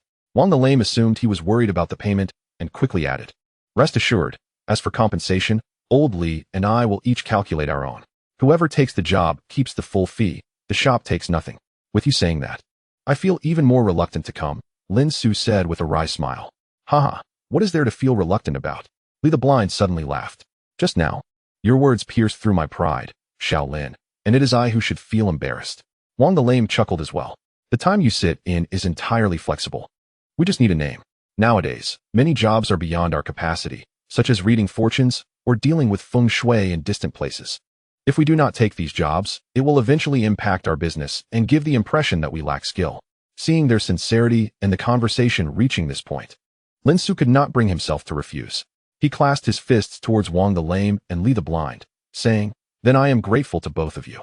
The three of them toasted with tea instead of wine. Actually, I came here to ask you something, Uncle Wang. After confirming his role, Lin Xu inquired about another matter. I heard that the county's criminal police team asked for your help in investigating a case. Wang the Lame was taken aback when Lin Xu addressed him as uncle but nodded. I have learned some unconventional methods. Sometimes, when they encounter strange cases, they call on me for assistance. I see. Lin Xu realized his guess was correct. The Wang master spoken of by Zhang Yang was indeed Wang the Lame. He became serious. A few days ago, when I went to the mountains in the south, I encountered a matter. Lin Xu recounted the incident involving the food coloring spirit. He is currently inhabiting that woman named Tan Shi, and he employs a method akin to possession, making it difficult to detect. If I am not mistaken, he has already harmed many people. Upon hearing this, both Li the Blind and Wang the Lame changed their expressions. Wang the Lame promptly took out his phone. I will call Captain Zhang right away. Chapter 79. We are professionals. Before long, two uniformed police officers arrived at Daeunju. Brother Wang, Brother Li, Tan Wei greeted Wang the Lame and Li the Blind, then extended his hand to Lin Xu. I am Tan Wei from the county's criminal police team. The young officer following him introduced himself as Lu Lo. Lin Xu shook hands with him and introduced himself in return. Upon learning that Lin Xu was a recent graduate, Tan Wei appeared surprised, while Lu Lu was filled with curiosity. They had received news that Wang the Lame had a master who claimed that something sinister was occurring in the city. However, upon arrival, they found that this so-called master was merely a fresh graduate. Nevertheless, since Wang the Lame was an old acquaintance of the criminal police team, they did not immediately dismiss the situation as false, only surprised. Lin Xu was equally astonished, not expecting Zhang Yang's father to send Tan Shi's uncle, Tan Wei, to investigate. Could you elaborate on the specifics? Tan Wei inquired as they settled into the inner room. Lulu took out a notebook, preparing to take notes. Here is the matter. Lin Xu recounted his recent encounter with the food coloring spirit. Tan Wei remained composed, as he was an experienced officer who could remain unflappable even in bizarre situations. Lulu, however, struggled to contain his amusement, finding it hard to believe that such incidents could happen outside of a movie. As Lin Xu described the spirit inhabiting Tan Shi, even Tan Wei furrowed his brow. After all, she was his niece, and it was displeasing to hear her described as a monster. I suspect that the individuals who previously dated her and her ailing parents are all victims of Tan Shi, Lin Xu concluded. If this continues unchecked, there will be more victims. Tan Wei furrowed his brow thoughtfully. So, these are merely your suspicions without concrete evidence? If I could confront Tan Shi directly, I might be able to present evidence, Lin Xu replied honestly, as this was his first encounter with someone possessed. Huh. Lu finally burst into laughter, quickly covering his mouth to stifle it. He felt that rather than seeking the police, Lin Xu should consult a psychiatrist. It cannot just be mere suspicion. We should bring her in for questioning, Tan Wei said, rubbing his temples in frustration. His brother's family had indeed experienced some troubles recently, with his brother and sister-in-law both falling ill. However, to attribute it to the nebulous entity Lin Xu described was something he could not accept. Lin Xu noticed Tan Wei's dilemma, understanding that most people would find such matters absurd. After some contemplation, he suggested, if you could take me to see the bodies of those who dated her or meet her sick parents, perhaps I could find evidence. Well, Tan Wei mused. It seems the reports for those who died were only submitted last month, but the forensic examination revealed no results, and they were buried last month. As for Tan Shi's parents, I will inquire. If I can obtain their consent, I will allow you to meet them. With that, he stood and extended his hand. Thank you for providing the leads. Anytime, Lin Xu chuckled bitterly, sensing that Tan Wei was skeptical and merely going through the motions of taking notes. Xiao Tan, Wang the Lame interjected, noticing Tan Wei's attitude. What he says is true. With his skills, old Li and I combined do not measure up. Tanwei nodded, and with a smile on his face, he and Lulu exited. I might be able to heal Tanwei's parents, Lin Xu thought, unwilling to give up so easily. Tanwei nodded but did not turn back or say anything as he left the shop. What do we need to do? Wang the Lame asked Lin Xu. Having discerned the likely outcome of the situation, knowing it would likely be brushed aside. No need. It's too dangerous, Lin Xu shook his head, wishing to keep Wang the Lame and lead the blind out of this. As he left Dewanju, Lin Xu contemplated how to deal with the food coloring spirit. Suddenly, his phone buzzed with notifications. It was a bank transfer alert. Shortly after, 2 phone calls came in succession. The first was from Qin Yujin, who transferred 590,000 yuan to Lin Xu. Among this amount, 90,000 was a follow-up reward for the recent mission, while the remaining 500,000 was a token of gratitude for resolving the troubles caused by the serpent spirit that had been haunting Qinzhong. As for the antique items, they were currently undergoing appraisal. A detailed list would be sent once their value was confirmed, but the actual liquidation might take some time. The second call was from Qinzhong, who fulfilled his promise by sending Lin Xu 500,000 yuan, thanking him for sparing Ahua's life. He was now happily living with her, with a total of 1,090,000 yuan credited to his account, alongside the previous balance of over 100,000. Lin Xu could now be considered to possess a modest fortune. However, as he glanced at the wealth in his account, his joy was fleeting, overshadowed by the lingering threat of the gluttonous specter. The longer the delay, the more victims that fiend would ensnare. Lacking the trust and support from Tanwei, he was left to act alone, a riskier endeavor. In the afternoon, he made a call to his uncle, Zheng Guoqiang. Zheng informed him that he had contacted 2 shops that were up for transfer and would take a look at them tomorrow. He and who had already left. Lin Xu told Zheng that he had matters to attend to in the city, then messaged Zhang Yang to confirm Tan Qi's whereabouts. Since Zhang was with Tan Qi during the day, Lin Xu planned to follow her after work, intending to catch her off guard. He resolved that should she engage in any misdeeds, he would confront her directly. Zhang Yang readily agreed to accompany him. And this partnership gave Lin Xu a sense of purpose, akin to a hero lurking in the shadows, ready to eradicate evil. When Zhang Yang sent a message, Lin Xu replied, I have no assurance that I can handle that fiend. If you don't fear death, then join me. After a brief silence, Zhang Yang responded with an animated emoji. There's an old Chinese saying, the diligent are the true heroes. Brother Xu, such grand deeds are best left to you.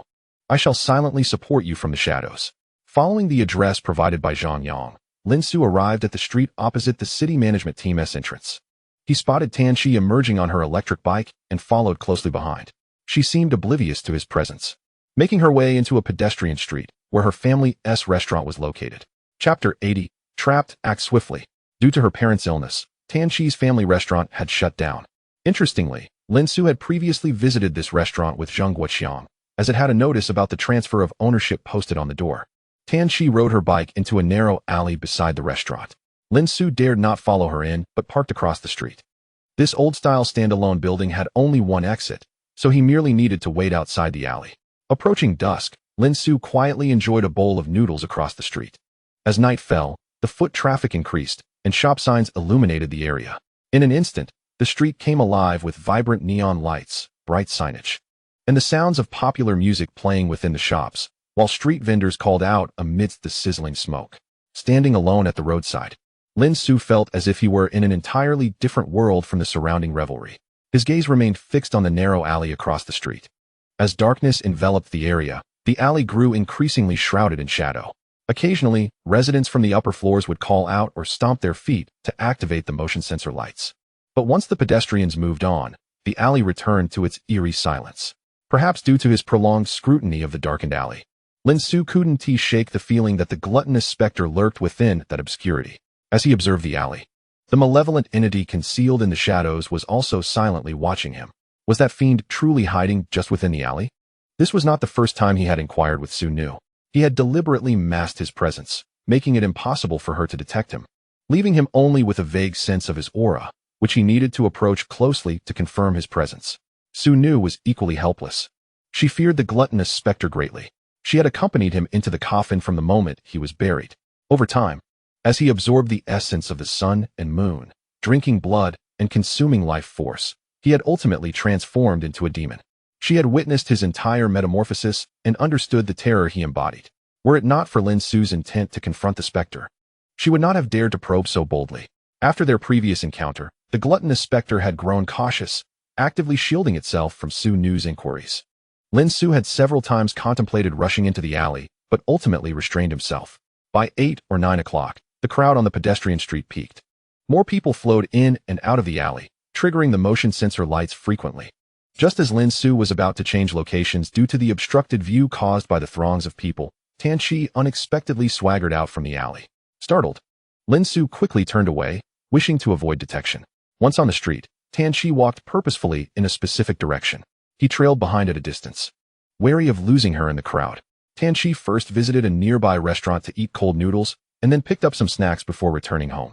The entire process took less than half an hour, after which she vanished into the darkness of the alley once more.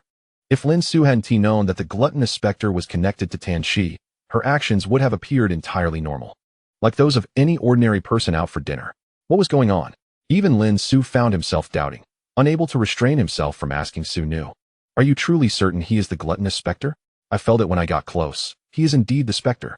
Su Nu confirmed emphatically. Then why does he mimic the life of an ordinary person?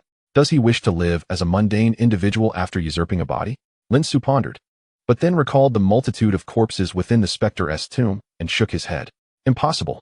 This monster, who has caused untold suffering, would never settle for being an ordinary person. Having reconciled this, he turned his gaze back to the alley. At that moment, someone unexpectedly tapped him on the shoulder. Startled, Lin Xu had been so focused on the alley that he hadn't noticed anyone approaching him. Turning around, he was surprised to find Tan Wei and Lu Lu.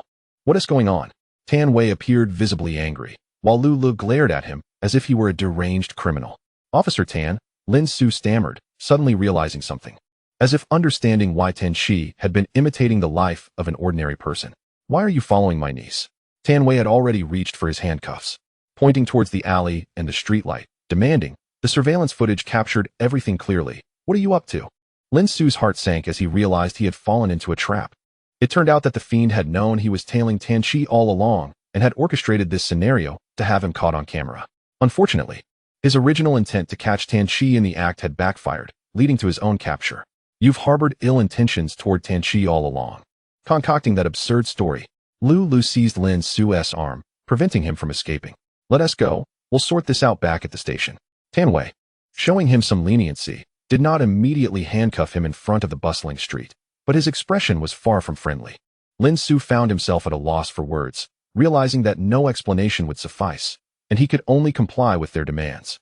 He now understood that the gluttonous specter possessed considerable intelligence and had learned the rules of modern society, making it far more formidable than he had anticipated. Taking advantage of Tan Wei and the others' inattention, he quickly sent a text message to Zhang Yang. "I've fallen into a trap. Urgent rescue." It wasn't until Lin Xu was verbally reprimanded the following morning that he was finally released from the police station. This was only possible after Zhang Yang contacted his father and Zhang Wei. Otherwise, Lin Xu would have had to wait a full 24 hours for his release. This is what I have to say to Zhang Yang and Zhang Wei upon seeing them, Lin Xu thought, knowing the context of the situation beforehand. Zhang Yang certainly did not believe Lin Xu to be a stalker. Moreover, like Lin Xu, he found that the creature known as the Colorful Duke was indeed formidable. "Master Lin, who vanquishes demons, fell prey to a woman older than me?" Zhang Wei teased, having heard the bizarre tale from Zhang Yang. Despite its strangeness, she chose to trust Lin Xu, recognizing that he was not that sort of person. As the three emerged from the police station, they noticed several police officers hastily exiting. Zhang Yang and Lin Xu curiously glanced over, speculating on what had transpired. However, Zhang Wei furrowed her brow, fixating on the group of officers until they departed in their vehicle.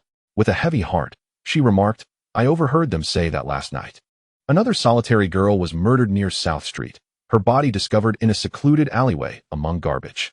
Lin Xu's instinct told him that this case was indeed the work of the Colorful Duke. After he had been taken away by Tan Wei last night, that creature had resurfaced to commit further atrocities. "Did I not mention to you before that there has been a stalker in the city targeting young, solitary girls? 8 or 9 victims have already fallen prey," Lin Xu lamented. Zhang Wei sighed. "Uncle Tan suspects you might be connected to this serial murder case, which is why he brought you in. Otherwise, you would have been released last night." Chapter 81. Not her. After spending a night in the police station, Lin Xu had finally cleared himself of the suspicions surrounding the serial murder case. Yet, due to last night's oversight, he had been ensnared by the Colorful Duke, allowing that creature yet another opportunity to harm others. This left Lin Xu feeling humiliated, as though he had been toyed with. The trio chose a nearby bun shop for breakfast. It seemed evident that the colorful Duke was responsible for the serial murders. Reflecting on the events of the previous night, Zhang Yang immediately connected the two incidents. It was my oversight, Lin Xu admitted, feeling a sense of guilt. Wait a moment. Zhang Yang suddenly frowned while chewing on his bun. Did you not say that the colorful Duke has a penchant for women? The tomb was filled with images of women and some sort of yin-yang absorption technique. Yet, all of Tan Shi's past relationships were with men. Could it be that this creature has no preference? Or perhaps it has assumed a female body and changed its orientation. It might simply be a means to absorb essence and souls, irrespective of gender. Lin Xu awkwardly shook his head. Zhang Wei rolled her eyes, playfully striking Zhang Yang on the head with her chopsticks. What on earth are you thinking about? I thought you were genuinely contemplating something. Isn't it just reasonable suspicion? Zhang Yang quickly covered his head in mock submission. He had always been overshadowed by his cousin, and despite now outgrowing her in height and build, the feeling of being dominated by an older sister was ingrained in him. Perhaps I should follow her, Zhang Wei suggested suddenly. Tomorrow is the weekend, and I have the day off. No, that's far too dangerous. Lin Xu vehemently shook his head. That creature is not something an ordinary person can contend with. I fear that if you attempt to follow her, you may become its next target. I have this, Zhang Wei said as she pulled out a triangular talisman from her bag, the same one Lin Xu had given her during their last encounter at Qiu's house. That creature is quite unique. I'm not sure if this talisman will have any effect on it. Lin Xu sighed in resignation. Then please provide me with some additional protective items. With a smile, Zhang Wei encouraged. Right now, I am the most suitable to tail her. If you go, Uncle Tan will surely be furious. Ultimately, they decided that Zhang Wei would guard the alleyway leading to the pedestrian street that night, while Lin Xu and Zhang Yang would remain vigilant from a distance of about 100 meters. Should Zhang Wei send an alert, they would rush to her aid immediately. This distance was primarily to avoid detection by the colorful Duke, while also allowing the creature to observe Zhang Wei in real time. Zhang Wei would not merely stand by the roadside like Lin Xu did the previous night. Instead, she reserved a private room at a hot pot restaurant across the street. She informed the owner to operate normally, but to leave the door open and only turn off the lights when there were no customers late at night. Thus, she concealed herself within the restaurant, observing the alley from behind glass. To preempt any unforeseen circumstances, Lin Xu had given her a bagua mirror and a 7 stars cone. After finishing work that day, Tan Shi visited the hospital to see her parents. Zhang Yang, seizing the opportunity to tag along under the pretense of buying fruits, stubbornly followed her. Her father's illness appeared to be quite severe, lying on the hospital bed, while her mother, reportedly in a state of weakness, stayed by her father's side. After leaving the hospital, Tan Shi returned home alone, just as she had the previous day. Later that evening, around 8, she set out to buy a late-night snack and then returned home without venturing out again. It was not until the following morning, shortly after 7, that Tan Shi emerged from the alley to have breakfast. Zhang Wei, yawning, arrived at the street corner to meet Lin Xu and Zhang Yang in the car. If not for her trust in Lin Xu, she would have perceived Tan Shi as an ordinary person, given her behavior exhibited no signs of abnormality. The three had breakfast together before returning home to rest. For practicality, Zhang Yang brought Lin Xu back to his house. However, no sooner had they arrived than Zhang Wei called. After the call, both Lin Xu and Zhang Yang were left bewildered. According to Zhang Wei's intel, another woman had been murdered last night, with the modus operandi resembling that of previous incidents, preliminarily attributed to the same perpetrator. Yet, Zhang Wei had been guarding the alleyway, and Tan Shi had not emerged again. Could there be another exit from that building? This was the only explanation Lin Xu could conceive. With sleep eluding him, he hurried to the alleyway of the pedestrian street to verify the situation. Upon inspecting it during the day, he discovered it was indeed a dead-end alley. The entrances to the apartment buildings flanked it, with the back wall of another building at the bottom. If Tan Shi intended to bypass the alley, she would have to scale the entire building and descend the bare wall from the other side.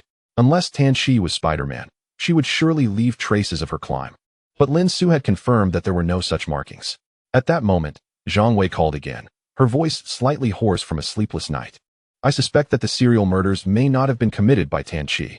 Lin Xu furrowed his brow, remaining silent as he awaited Zhang Wei's subsequent reasoning. I have a friend who is a police officer, currently handling this case. According to their findings, they discovered the suspect's footprints and hair at the scene, suggesting a male aged between 25 and 30, approximately 6 feet tall. Zhang Wei paused before continuing. All the female victims showed signs of having been sexually assaulted, yet no matches have been found in the genetic database. This revelation left Lin Xu stunned. Could it be that the colorful duke was indeed unrelated to the serial murders? Was there another perpetrator? As Zhang Yang speculated, could that creature, after seizing a woman's body, have also transformed its orientation to that of a man? Can your friend provide more detailed information about the case? Lin Xu inquired after a moment's thought. This case has been classified as a major criminal investigation, and all details are confidential, Zhang Wei replied, somewhat helplessly. Moreover, the individual supplying me with information is Lu, the same officer who apprehended you last time. We were classmates.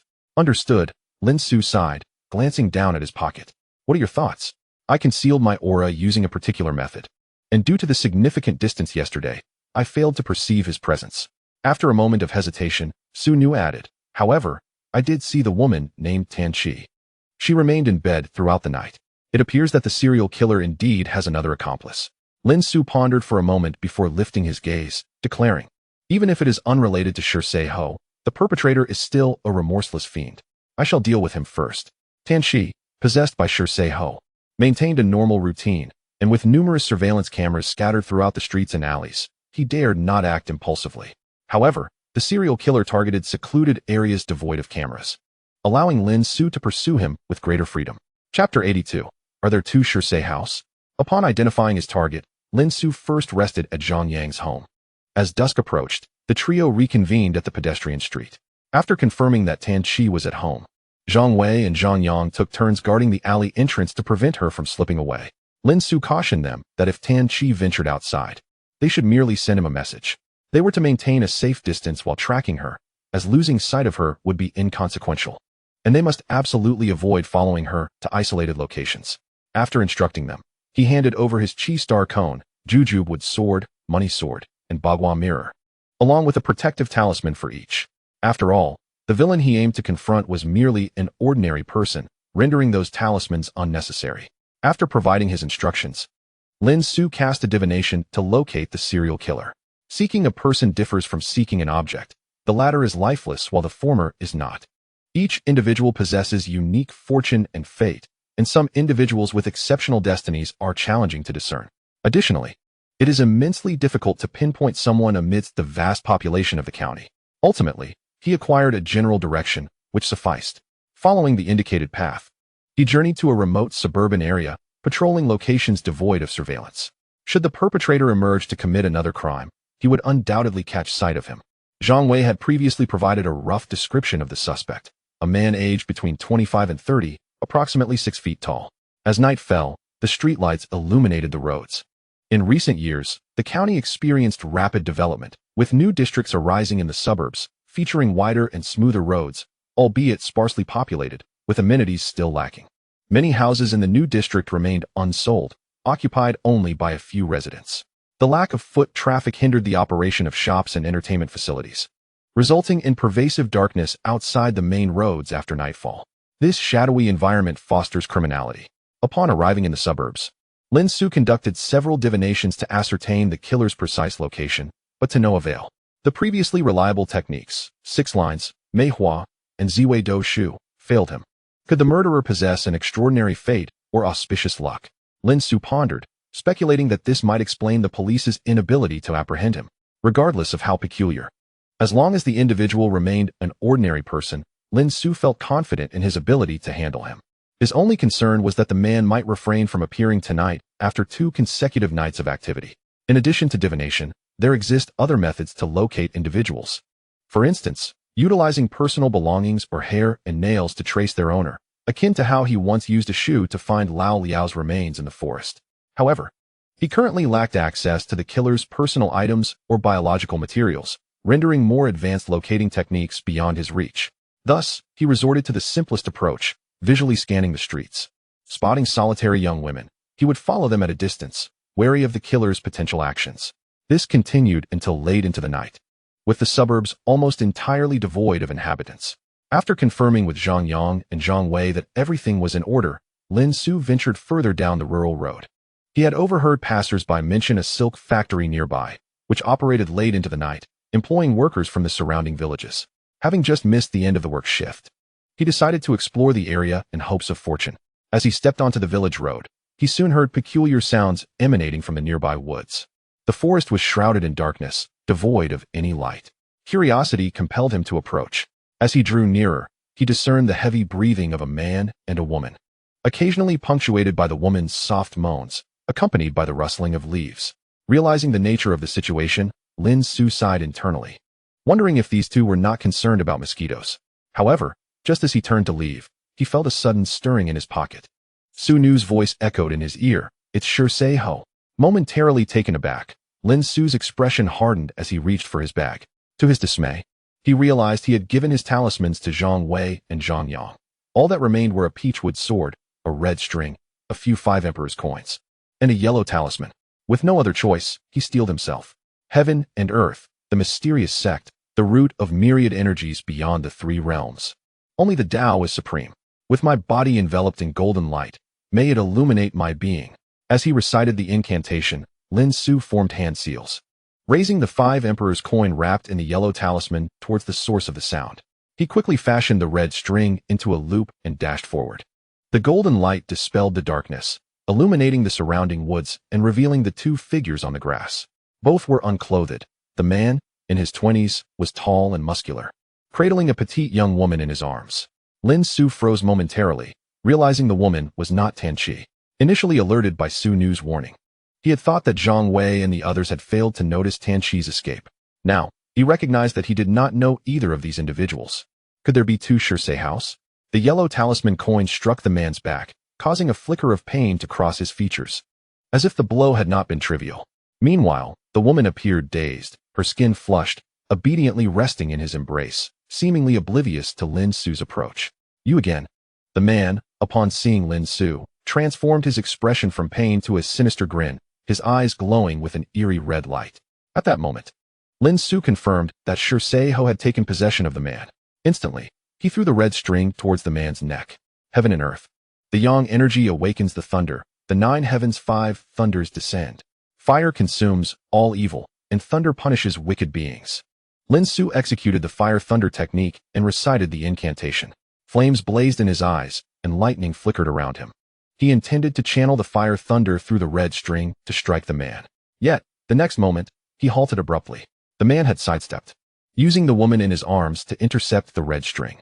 The string tightened around her neck, and seeing Lin Xu's sudden stop, the man flashed a wicked smile, lifting the woman and fleeing. With the red string taut in Lin Xu's grasp, the pressure around the woman's neck intensified. Desperate, Lin Xu sprinted after them.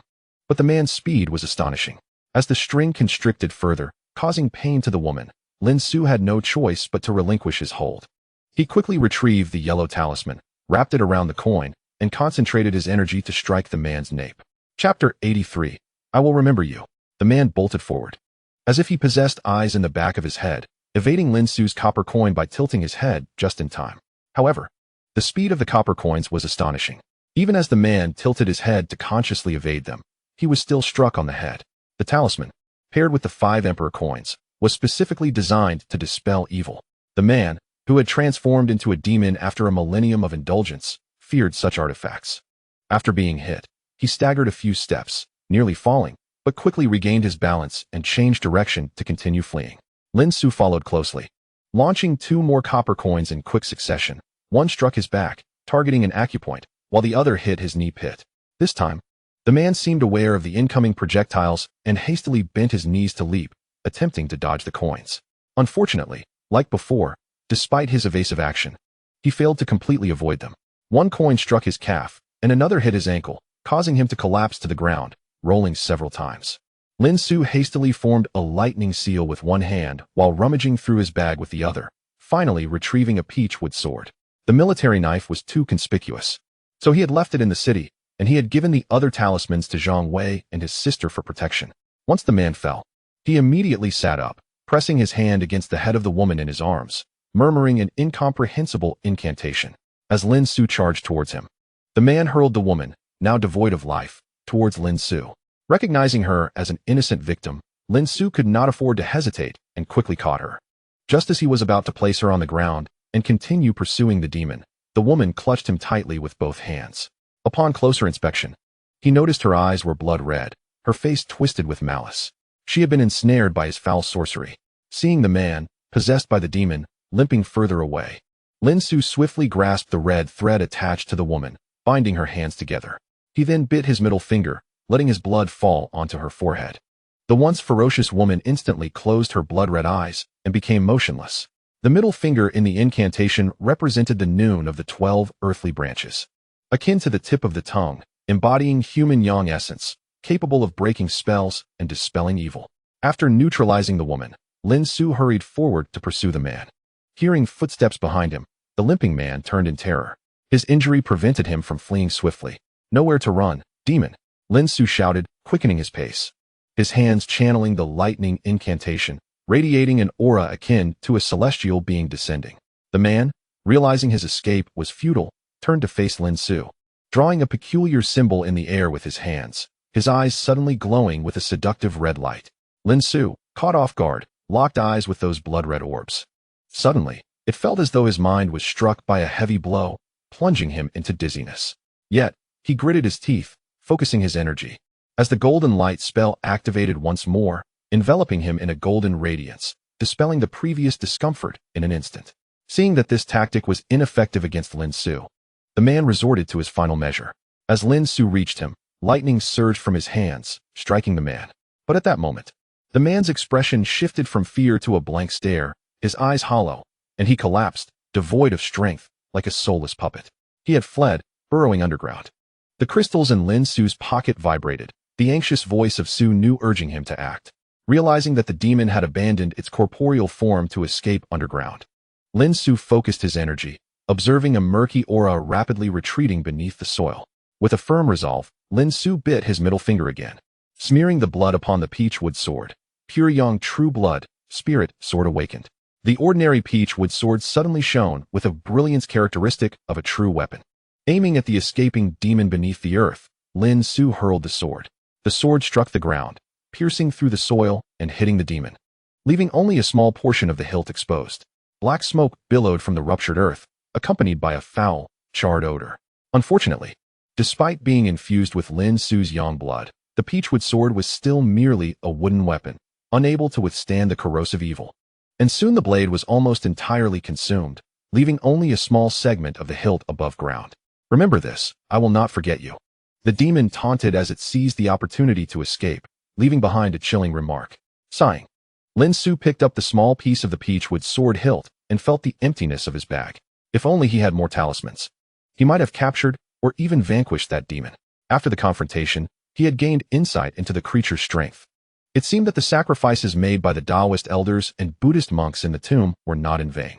They had sealed it with two powerful artifacts, thoroughly purging the demon's corporeal form and weakening its soul to an extreme degree. Even after emerging to feed off the essence of others, it remained feeble. Lin Xu also understood why the demon sought to possess ordinary humans. It was too weak to maintain its identity. Clearly, it had multiple vessels for possession. Witnessing the demon abandon its body and soul to escape, Lin Xu finally comprehended its strategy. It had initially used Tan Qi to divert his and Zhang Wei's attention while its soul had already fled, utilizing the man's body to prey upon solitary women. Thus, the series of murders were perpetrated by it, merely in a different guise. No wonder he could not pinpoint its exact location. It was not due to a special fate or luck. He was not human at all. After retrieving the fallen copper coins and the red thread from the woman, Lin Xu draped his jacket over her, tossing a talisman over the man's exposed form. He checked the woman's condition and found her spirit intact, though she had lost considerable vital essence. It appeared that the demon had been consuming others' vitality in this manner, explaining the previous male victims, including Tan Qi. As midnight approached, Lin Xu called Zhang Wei and the others, sharing his location. Soon, several vehicles arrived at the nearest rural road, one belonging to Zhang Wei and the others were police cars. The officers who disembarked were familiar faces, Tan Wei and Lu Lo. This time, however, there were more personnel present, led by someone Lin Xu recognized, Zhang Bo Wu, the head of the county's criminal investigation team and Zhang Yang's father. Observing the situation, Lin Xu realized he would not be getting any sleep that night. Chapter 84. We would like to invite you as a consultant. After briefly recounting the entire incident, he pointed out several key areas of the scene. Leaving a group behind to gather evidence, Lin Xu was escorted back to the station. Unlike the previous police station, this interrogation room was more spacious, equipped with a powerful air conditioner. The questioning and note-taking were still handled by Tan Wei and Lu Lu, who had been involved in the case from the beginning. However, As the number of victims grew and the situation escalated, the case had been taken over by the department, and they had been reassigned to assist. Lin Xu recounted the events once more, and this time, Lu managed to suppress his laughter, as there were superiors observing from the adjacent room. Tan Wei, having experienced the earlier events, appeared visibly agitated upon hearing Lin Xu speak of demons and supernatural entities again. Are you suggesting that the demonic entity escaped from Tan Shi and then used that man's body to commit over a dozen murders? Tan Wei snatched the notes from Lu, skimming through them. So you caught the man in the act and expelled the demonic entity from his body? To be precise, that entity is a fragment of a soul. Lin Xu added. It's about the colorful duke I mentioned last time, the one who escaped from the ancient tomb. He was already quite feeble, and today I injured him further. He is likely to return to Tan Shi. We must find her quickly. Are you kidding me? Tan Wei finally lost his temper at the mention of his niece, slamming the table and glaring at Lin Xu. Do you know what the penalties are for making false reports and providing misleading information? I am speaking nothing but the truth, Lin Xu shrugged. Perhaps Tan Shi has already fled, or the colorful duke has left only her shell behind. Tan Wei stood up, agitated and ready to retort, when a voice in his earpiece interrupted him. Yes, I understand. Tan Wei took the record and exited the room. Lu was momentarily stunned, then hurriedly followed him out. Lin Xu sat alone in the interrogation room, and after a long time with no one entering, he simply laid his head down on the table and fell asleep. After an unknown period, someone entered and tapped the table. Lin Xu looked up to see Tan Wei and Lu again. Our captain wishes to see you. Please follow me. Tan Wei led Lin Xu out to a nearby cloakroom. Zhang Bo was inside, smoking. He appeared to be around the same age as Tan Wei, but seemed older and more composed. I've long heard of your esteemed reputation, Master Lin. Zhang Bo said with a smile, offering a cigarette. Lin Xu declined with a wave of his hand. I've heard of your exploits from Zhang Wei, Yang, and Old Xiao. Zhang Bo put the cigarette back in the case, appearing somewhat apologetic. The on-site investigation has concluded, and your account has been fully corroborated. I apologize for the delay. The innocent are always exonerated. Lin Xu nodded, understanding that his detention stemmed from suspicions of his involvement in the case. Noticing Lin Xu's calm demeanor and concise speech, Zhang Bo suddenly smiled, a hint of admiration in his eyes. However, he soon frowned. In my years of experience, I've occasionally encountered cases that defy scientific explanation, but this one is exceptionally bizarre. If word gets out, it might incite panic, so I must ask for your discretion. Master Lin, just call me Xiao Lin. I will keep this matter confidential, as he was a roommate and classmate of Zhang Yang. Lin Xu found the title Master Lin rather awkward. Here is the record for you to review. Please affix your fingerprint if everything is in order, including where corrections have been made. Zhang Bo nodded and retrieved a handwritten record and a red ink pad from a nearby cabinet. Lin Xu glanced over it briefly. It was a revised account that aligned with his narrative, but all references to the colorful duke and other supernatural elements were omitted. Understanding the implication, Lin Xu pressed his fingerprint. Thank you for your cooperation. Zhang Bo reviewed the record, confirmed its accuracy, and put it away, then regarded Lin Xu with a meaningful gaze. Does Uncle Zhang have further inquiries? Lin Xu, feeling uncomfortable under his scrutiny, could not help but ask. Indeed, I have a few more questions for you. Zhang Bo sighed and retrieved a file from the cabinet, pulling out several transparent evidence bags. Two contained ancient coins, and the others held blood-stained yellow talismans, along with a stack of yellow talismans interlinked into a ring. Recently, there was a report from the southern town about numerous human remains discovered in the forest, along with a list. As he spoke, Zhang Bo produced a list with over 30 names. These items were all left behind by Lin Xu in the woods, and the list was something he had given to Qin Yuzhen for reporting. Wanting to avoid trouble, he had delegated the task to Qin Yuzhen, not realizing that everything he left behind would become evidence. This realization left Lin Xu feeling quite embarrassed. Although those herbalists tried to conceal your involvement, we managed to ascertain your connection to this matter. Zhang Bo noticed Lin Xu's expression and understood that these items were linked to him. He sighed again, looking earnestly at Lin Xu. Regardless of the circumstances, many lives have been lost, and I seek the truth behind this tragedy. Shaolin, please tell me. Very well. Lin Xu hesitated, realizing he could not hide the truth from him. Rather than wait for them to uncover it gradually, he decided to seize this opportunity to disclose everything. In the interrogation room, he would have remained silent, but Zhang Bo chose this place and had specifically brought evidence, clearly indicating his intent. Thus, he organized his thoughts and recounted the encounter with Hao Gu and his associates in the woods. However, he slightly modified the part about helping the ghosts to kill.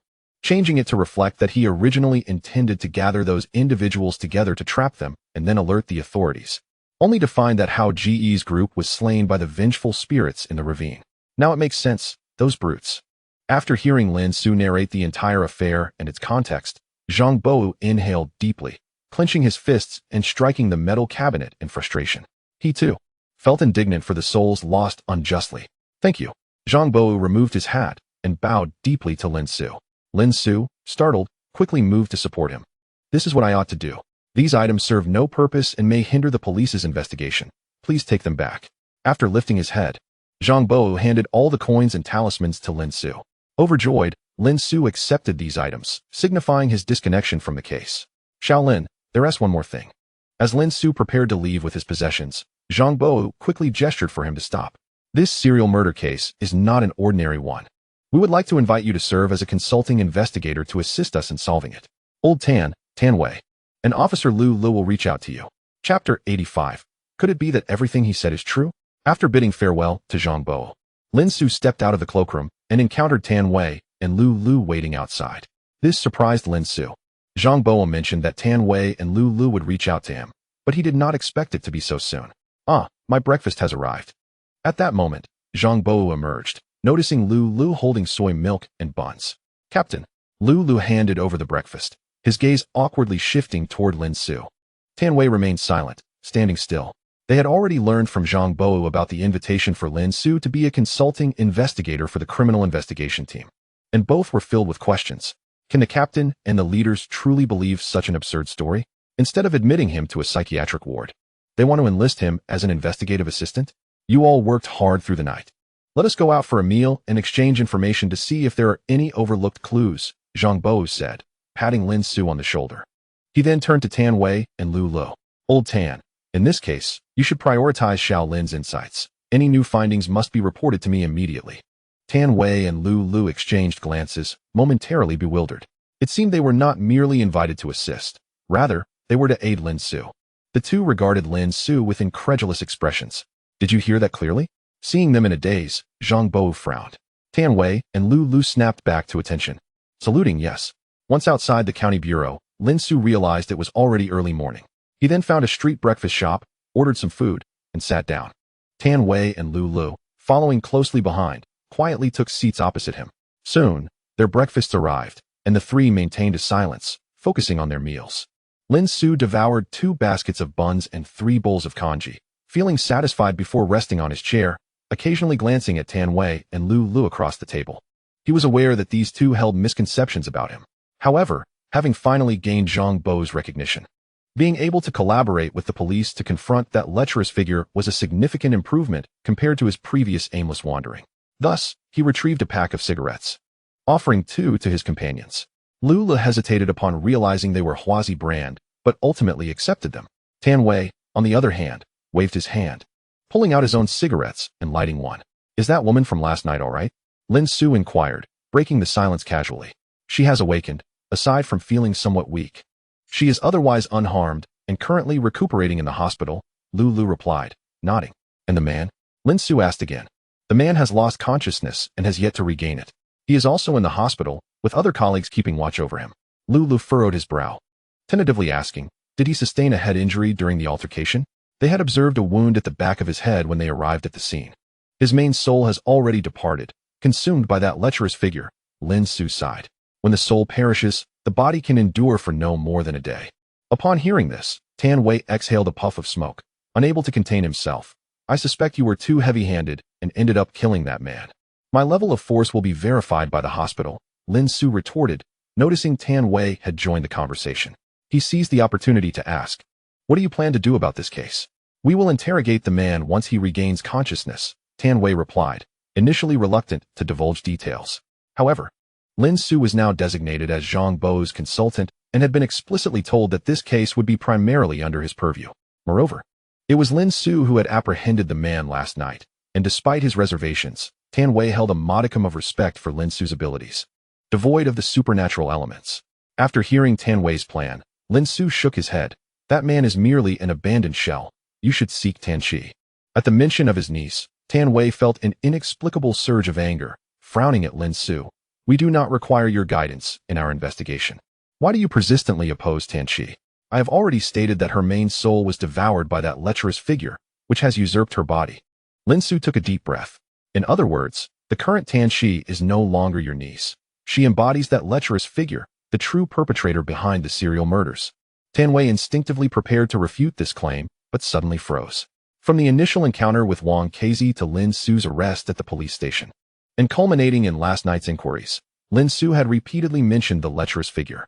Initially, both he and Lu Lu were skeptical, but after Zhang Bo summoned him, along with the chief and deputy chief, they had appeared to have reached a consensus, revealing that this case was indeed complex and could not be interpreted through conventional reasoning. At that moment, he had been perplexed. What did it mean to reject conventional reasoning? Now, observing Lin Xu's articulate discourse as a consulting investigator, he seemed to grasp the gravity of the situation. Did this imply that the captain and chief had validated the assertions made by this young man? If so, it meant his niece, Tianqi. Suddenly, the shrill ring of a phone jolted Tan Wei from his reverie. Hello? Tan Wei answered the call, his expression darkening swiftly. After hanging up, he struggled to comprehend the news before announcing, Tianqi has escaped. What? Lu Lu was taken aback, momentarily bewildered by the situation. Colleagues reviewed the surveillance footage and discovered she took a taxi out of the city around 2 last night. This morning, the taxi was found abandoned on a rural road in the southern outskirts, the driver deceased, and Tianqi's whereabouts remained unknown. Tan Wei was left speechless, as this news indirectly validated Lin Xu's earlier claims, which now seemed plausible. Alas, she has evaded us again, Lin Xu sighed. Had Tan Wei and the others heeded my advice sooner, Tianqi would not have escaped. Usurping a body was no simple feat. The lecherous figure, in a weakened state, needed to maintain the host's life, likely only managing to possess both Tianqi and the man simultaneously. After being expelled from the man's body last night, in order to facilitate its escape and continuously feed on vital essence, it would have sought out Tianqi as the remaining vessel. We are currently intensifying our efforts to track her location, Tan Wei said, casting an awkward glance at Lin Xu. Despite the absurdity of the situation, he had begun to believe Lin Xu's words. Since she has fled with a body, we shall wait until your police department has ascertained her general location before proceeding. Lin Xu replied, noting the visible change in Tan Wei's demeanor and his evolving attitude. Suddenly breaking into a grin, he remarked, was it not mentioned that Tianqi's parents are ill? I suspect the lecherous figure is involved. How about you take me to see them first? This prompted Tan Wei to recall Lin Xu's previous assertion that he could cure Tianqi's parents' ailments. Nodding affirmatively, he stood up. All right, I will take you there immediately. Without fully grasping the situation, Lu Lu hurriedly followed behind.